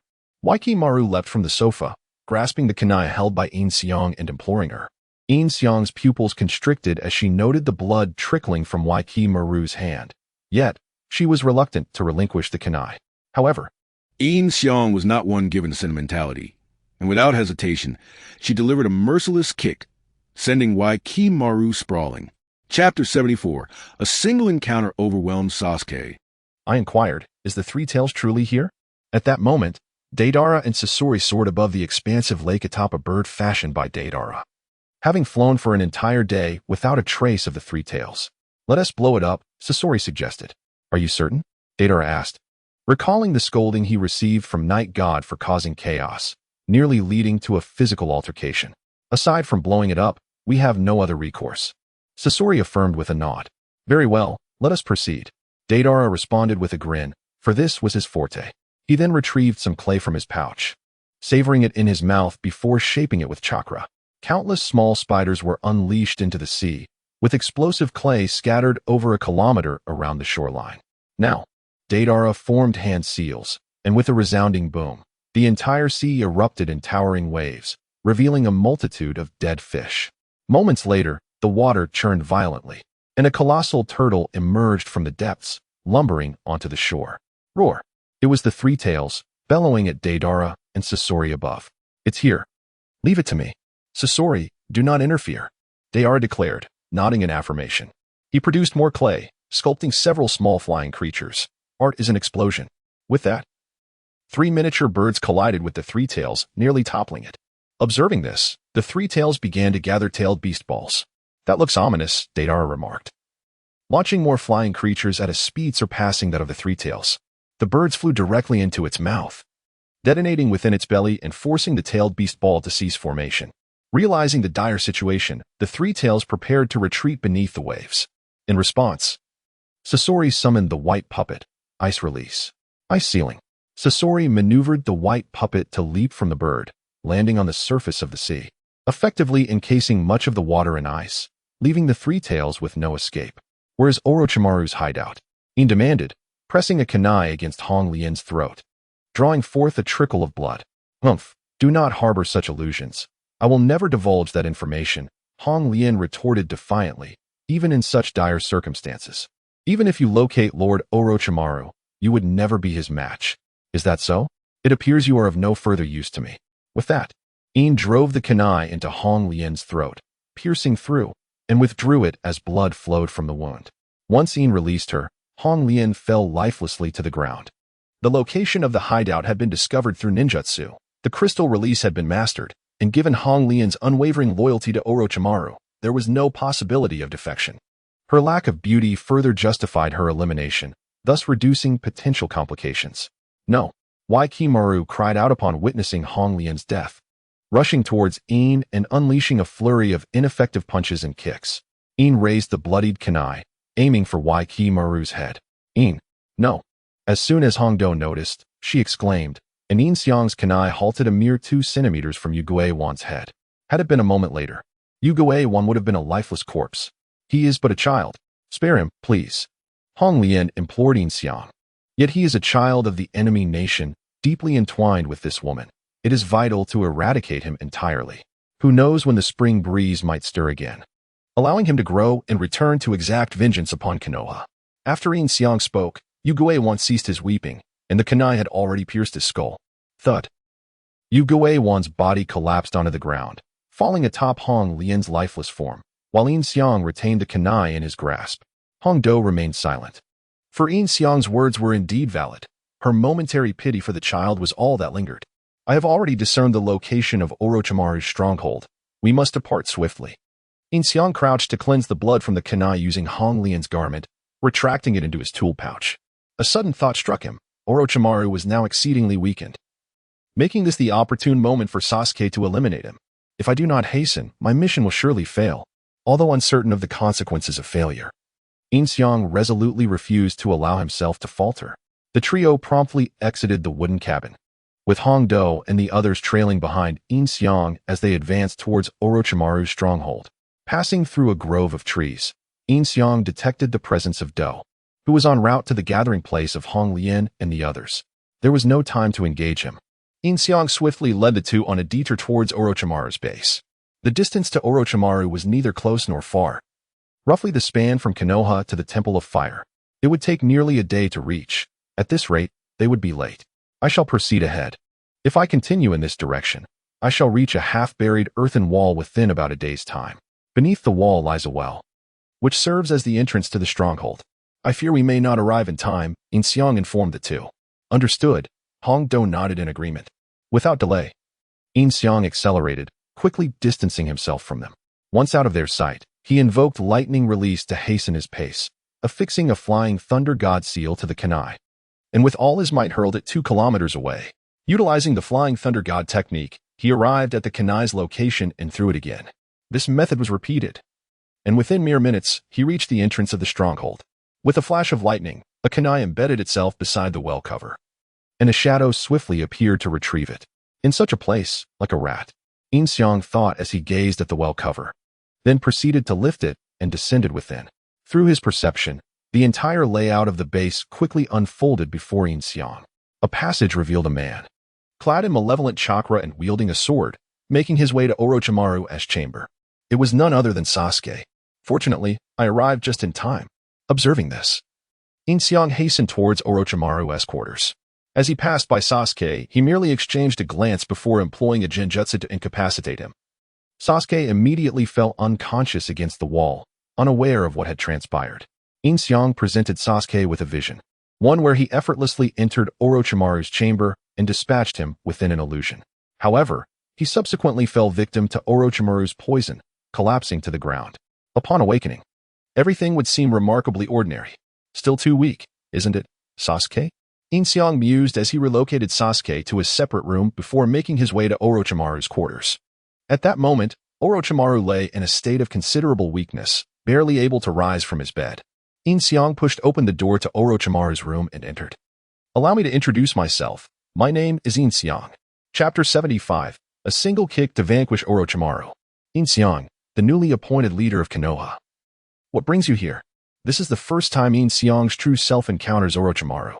The last encounter was when he stealthily followed Naruto and his companions to the Heaven and Earth Bridge, a time when Orochimaru appeared far more spirited than now.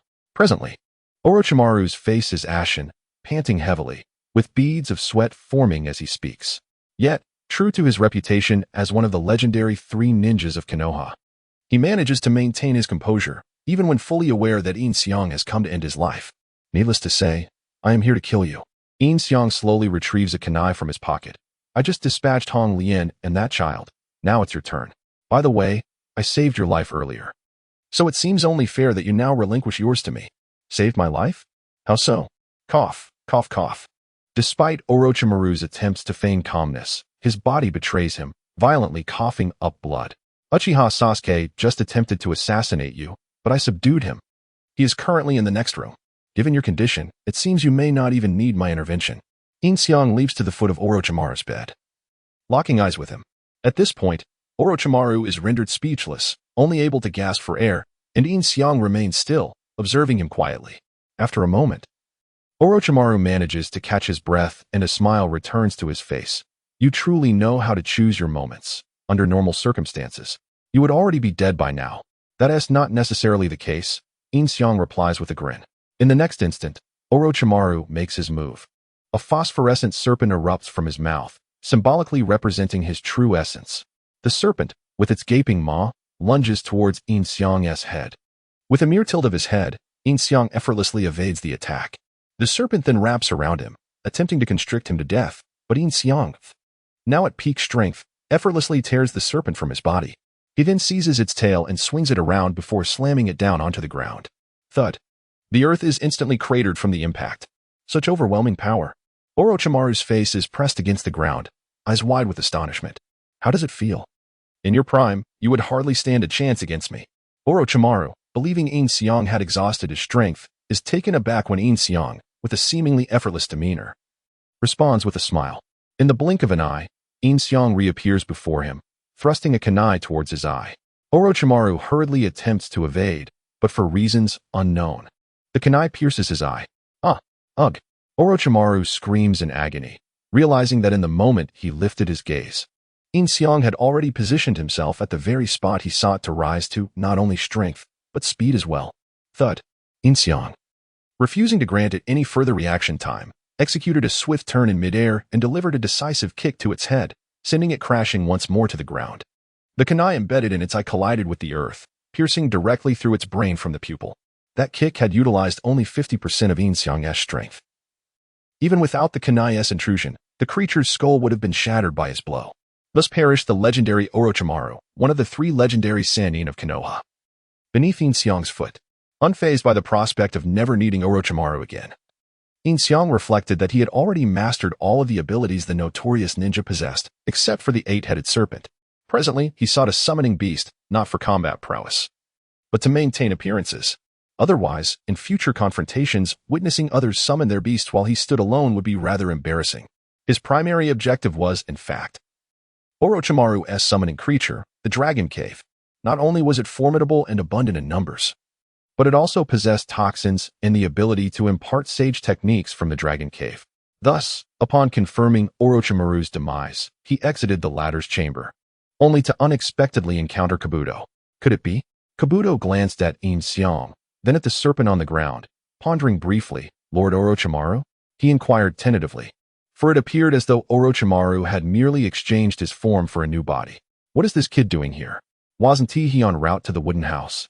Yin Xiang furrowed his brow, realizing that the earlier visit to the wooden house had either been a shadow clone or a ruse. Without further ado, he delivered a punch to Kabuto's abdomen. Thud. Kabuto's body slammed against the wall, rendering him unconscious. It seemed prudent to revise Sasuke's illusion after eliminating Orochimaru. Encountering Kabuto as an obstacle was an unexpected twist. Consequently, Yin Xiang re-established the illusion for Sasuke, incorporating Kabuto's unconscious state, as he envisioned Sasuke exiting Orochimaru's chamber. Subsequently, he scoured the entirety of Orochimaru's lair, but found no trace of the Dragon Cave summoning scroll. Reluctantly, he abandoned the search and departed. Upon emerging, he sought refuge beneath a tree, pondering whether the heavens had conspired to highlight the fall of the once great genius Orochimaru. As the setting sun cast a blood-red hue across the sky, before long, Sasuke emerged, a confident smile gracing his face, convinced he had vanquished Orochimaru. With such meager abilities, he dared to covet my body. How laughable, he muttered, his demeanor returning to its rebellious nature as he strode away from Orochimaru's base. A bear man trailing behind him, Kisame Hashigaki. Yin Xiang observed their departure, grappling with the dilemma. Should he report to Sasuke that he had slain Orochimaru to avert complications? Or should he claim to credit himself to elevate his own standing? At the same time, Deidara and Sasori had successfully defeated the Three Tails, dragging its nearly lifeless form back to the Akatsuki base. It remains uncertain how they would react upon discovering that this beast was bartered by Yin Xiang in exchange for Conan's body. Despite having left the Akatsuki, are they still working for the organization? In truth, Yin Xiang harbored his own ambitions. Once the Akatsuki gathered all the Jinchuriki and summoned the Ten Tails, he planned to utilize the Rinnegan to conjure the Outer Path Golem, allowing him to absorb it into his own being and become the Ten Tails Jinchuriki, catching them off guard.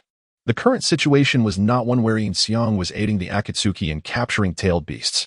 Instead, the Akatsuki, having sacrificed Conan, was unknowingly providing Yin Xiang with free labor. After contemplating the matter, Yin Xiang decided it was best to report to Sasuke about Orochimaru's demise, as reputation was not an urgent concern. Chapter 76. The incomprehensible loneliness of Tsunade. As night fell, both Akato and Izumi finally arrived, utterly exhausted. Upon their arrival at the manhole cover, Yin Xiang descended from the tree. "Let us take a moment to rest," he suggested to the two. No rest for us. What is the situation here?" Akato gasped, leaning against Yin Xiang. "Orochimaru is dead," Yin Xiang replied. "What?" Akato exclaimed, springing to her feet, her eyes wide with disbelief. "Is that true? When I arrived, he had already been slain by Uchiha Sasuke. Currently, Sasuke has left with someone, and Kabuto has departed as well. Orochimaru's body is likely still down below," Yin Xiang affirmed with a nod. "Really?" Akato still found it hard to accept. After all, it was Orochimaru. From my observations, it seems Orochimaru had been quite weakened for some time. Sasuke took advantage of his frailty to strike him down. "It would be best if you did not go down there. Let us return to report," Yin Xiang said, wrapping an arm around Akato's shoulders. "All right." Akato nodded. Her feelings towards Orochimaru were complex. Despite his past transgressions against her, he had been her mentor. The thought of his body lying below stirred an inexplicable reluctance within her. "Take a moment to recuperate. I will utilize the Flying Thunder God technique to return us," Yin Xiang said, giving Izumi a reassuring pat on the shoulder. Both nodded in agreement. Sitting at the edge of the manhole, their gazes distant, lost in thought, Izumi likely pondered Sasuke's affairs, while Akato's mind was occupied with Orochimaru's fate. Once they had rested sufficiently, Yin Xiang activated the Flying Thunder God technique, transporting them back to Konoha. It was late, and he first instructed them to return home and rest before he made his way home to report the mission's progress to Tsunade. Upon entering Tsunade's room, Yin Xiang was taken aback. She appeared to be suffering from an unbearable loneliness in his absence, having resorted to entertaining herself. Upon noticing Yin Xiang's entrance, Tsunade jumped in surprise, instinctively pulling the blanket over her. You. Yin Xiang stepped further into the room, a mischievous smile gracing his face. "I've been gone just a day or two, and you're already desperate?" He closed the door behind him and, without hesitation, lifted the blanket off Tsunade. "Well, I missed you," Tsunade admitted, her cheeks flushed. The two then engaged in a profound exchange. After attending to their domestic matters, Yin Xiang finally briefed Tsunade on the mission's outcomes, detailing the demise of the Crystal Release Ninja and the news of Sasuke's execution of the treacherous Orochimaru. "Orochimaru is truly dead?" Tsunade's face reflected disbelief as she lifted her gaze from Yin Xiang's embrace to meet his eyes. "I can assure you of his death," Yin Xiang affirmed with a nod, confidence resonating in his voice, for he had been the one to deliver the fatal blow. However, he could not entirely dismiss the possibility of resurrection, recalling how, in the past, he had witnessed Sasuke revive Orochimaru in the anime. It is truly hard to believe that Sasuke's prowess has grown to the extent that he could potentially eliminate Orochimaru. Tsunade, with her head bowed in contemplation, mused that the next step would likely involve seeking out Itachi Uchiha. Presumably, he had departed with someone else, likely in search of comrades. Considering that Itachi is now a member of Akatsuki, he would require allies to restrain the organization's members, many of whom are likely remnants of Orochimaru's former followers. Yin Xiang nodded in agreement. During their discourse, his hand instinctively found its way to Tsunade's formidable weaponry, and amidst the array of lethal instruments, hers stood out as the most impressive, both substantial and yielding, leaving him curious about the secret behind such craftsmanship. As he contemplated Tsunade's armament, Yin Xiang couldn't help but think of a woman named Terumi Mei, who awaited him in the hidden mist village. He would have to seize some time to indulge in that encounter. Thus, if he wished to locate Sasuke, it would necessitate tracking down Itachi. Tsunade then addressed Yin Xiang, suggesting they summon Jiraiya the following day to gather information. Very well, I shall send him a message, Yin Xiang affirmed, nodding before striding to the window and opening it. He whistled, and soon, a hawk appeared, swiftly flying to him. Yin Xiang inscribed a note and secured it within the bamboo tube attached to the hawk's leg before releasing the bird into the sky. He then turned to gaze upon the unclad Tsunade, feeling an inevitable reaction stir within him, leading him to pounce once more, exclaiming, "Let us temporarily cast aside those matters." The following morning, Jiraiya returned to the Hidden Leaf Village. His reconnaissance had remained within the borders of the Land of Fire, primarily tasked with safeguarding Naruto, preventing him from straying too far. In Kakashi's team, Jiraiya, Tsunade, and Yin Xiang gathered early in the Hokage's office to deliberate on the matter at hand. With Yin Xiang now having ascended to the rank of Jainin, Shizen resumed her duties as Tsunade's secretary.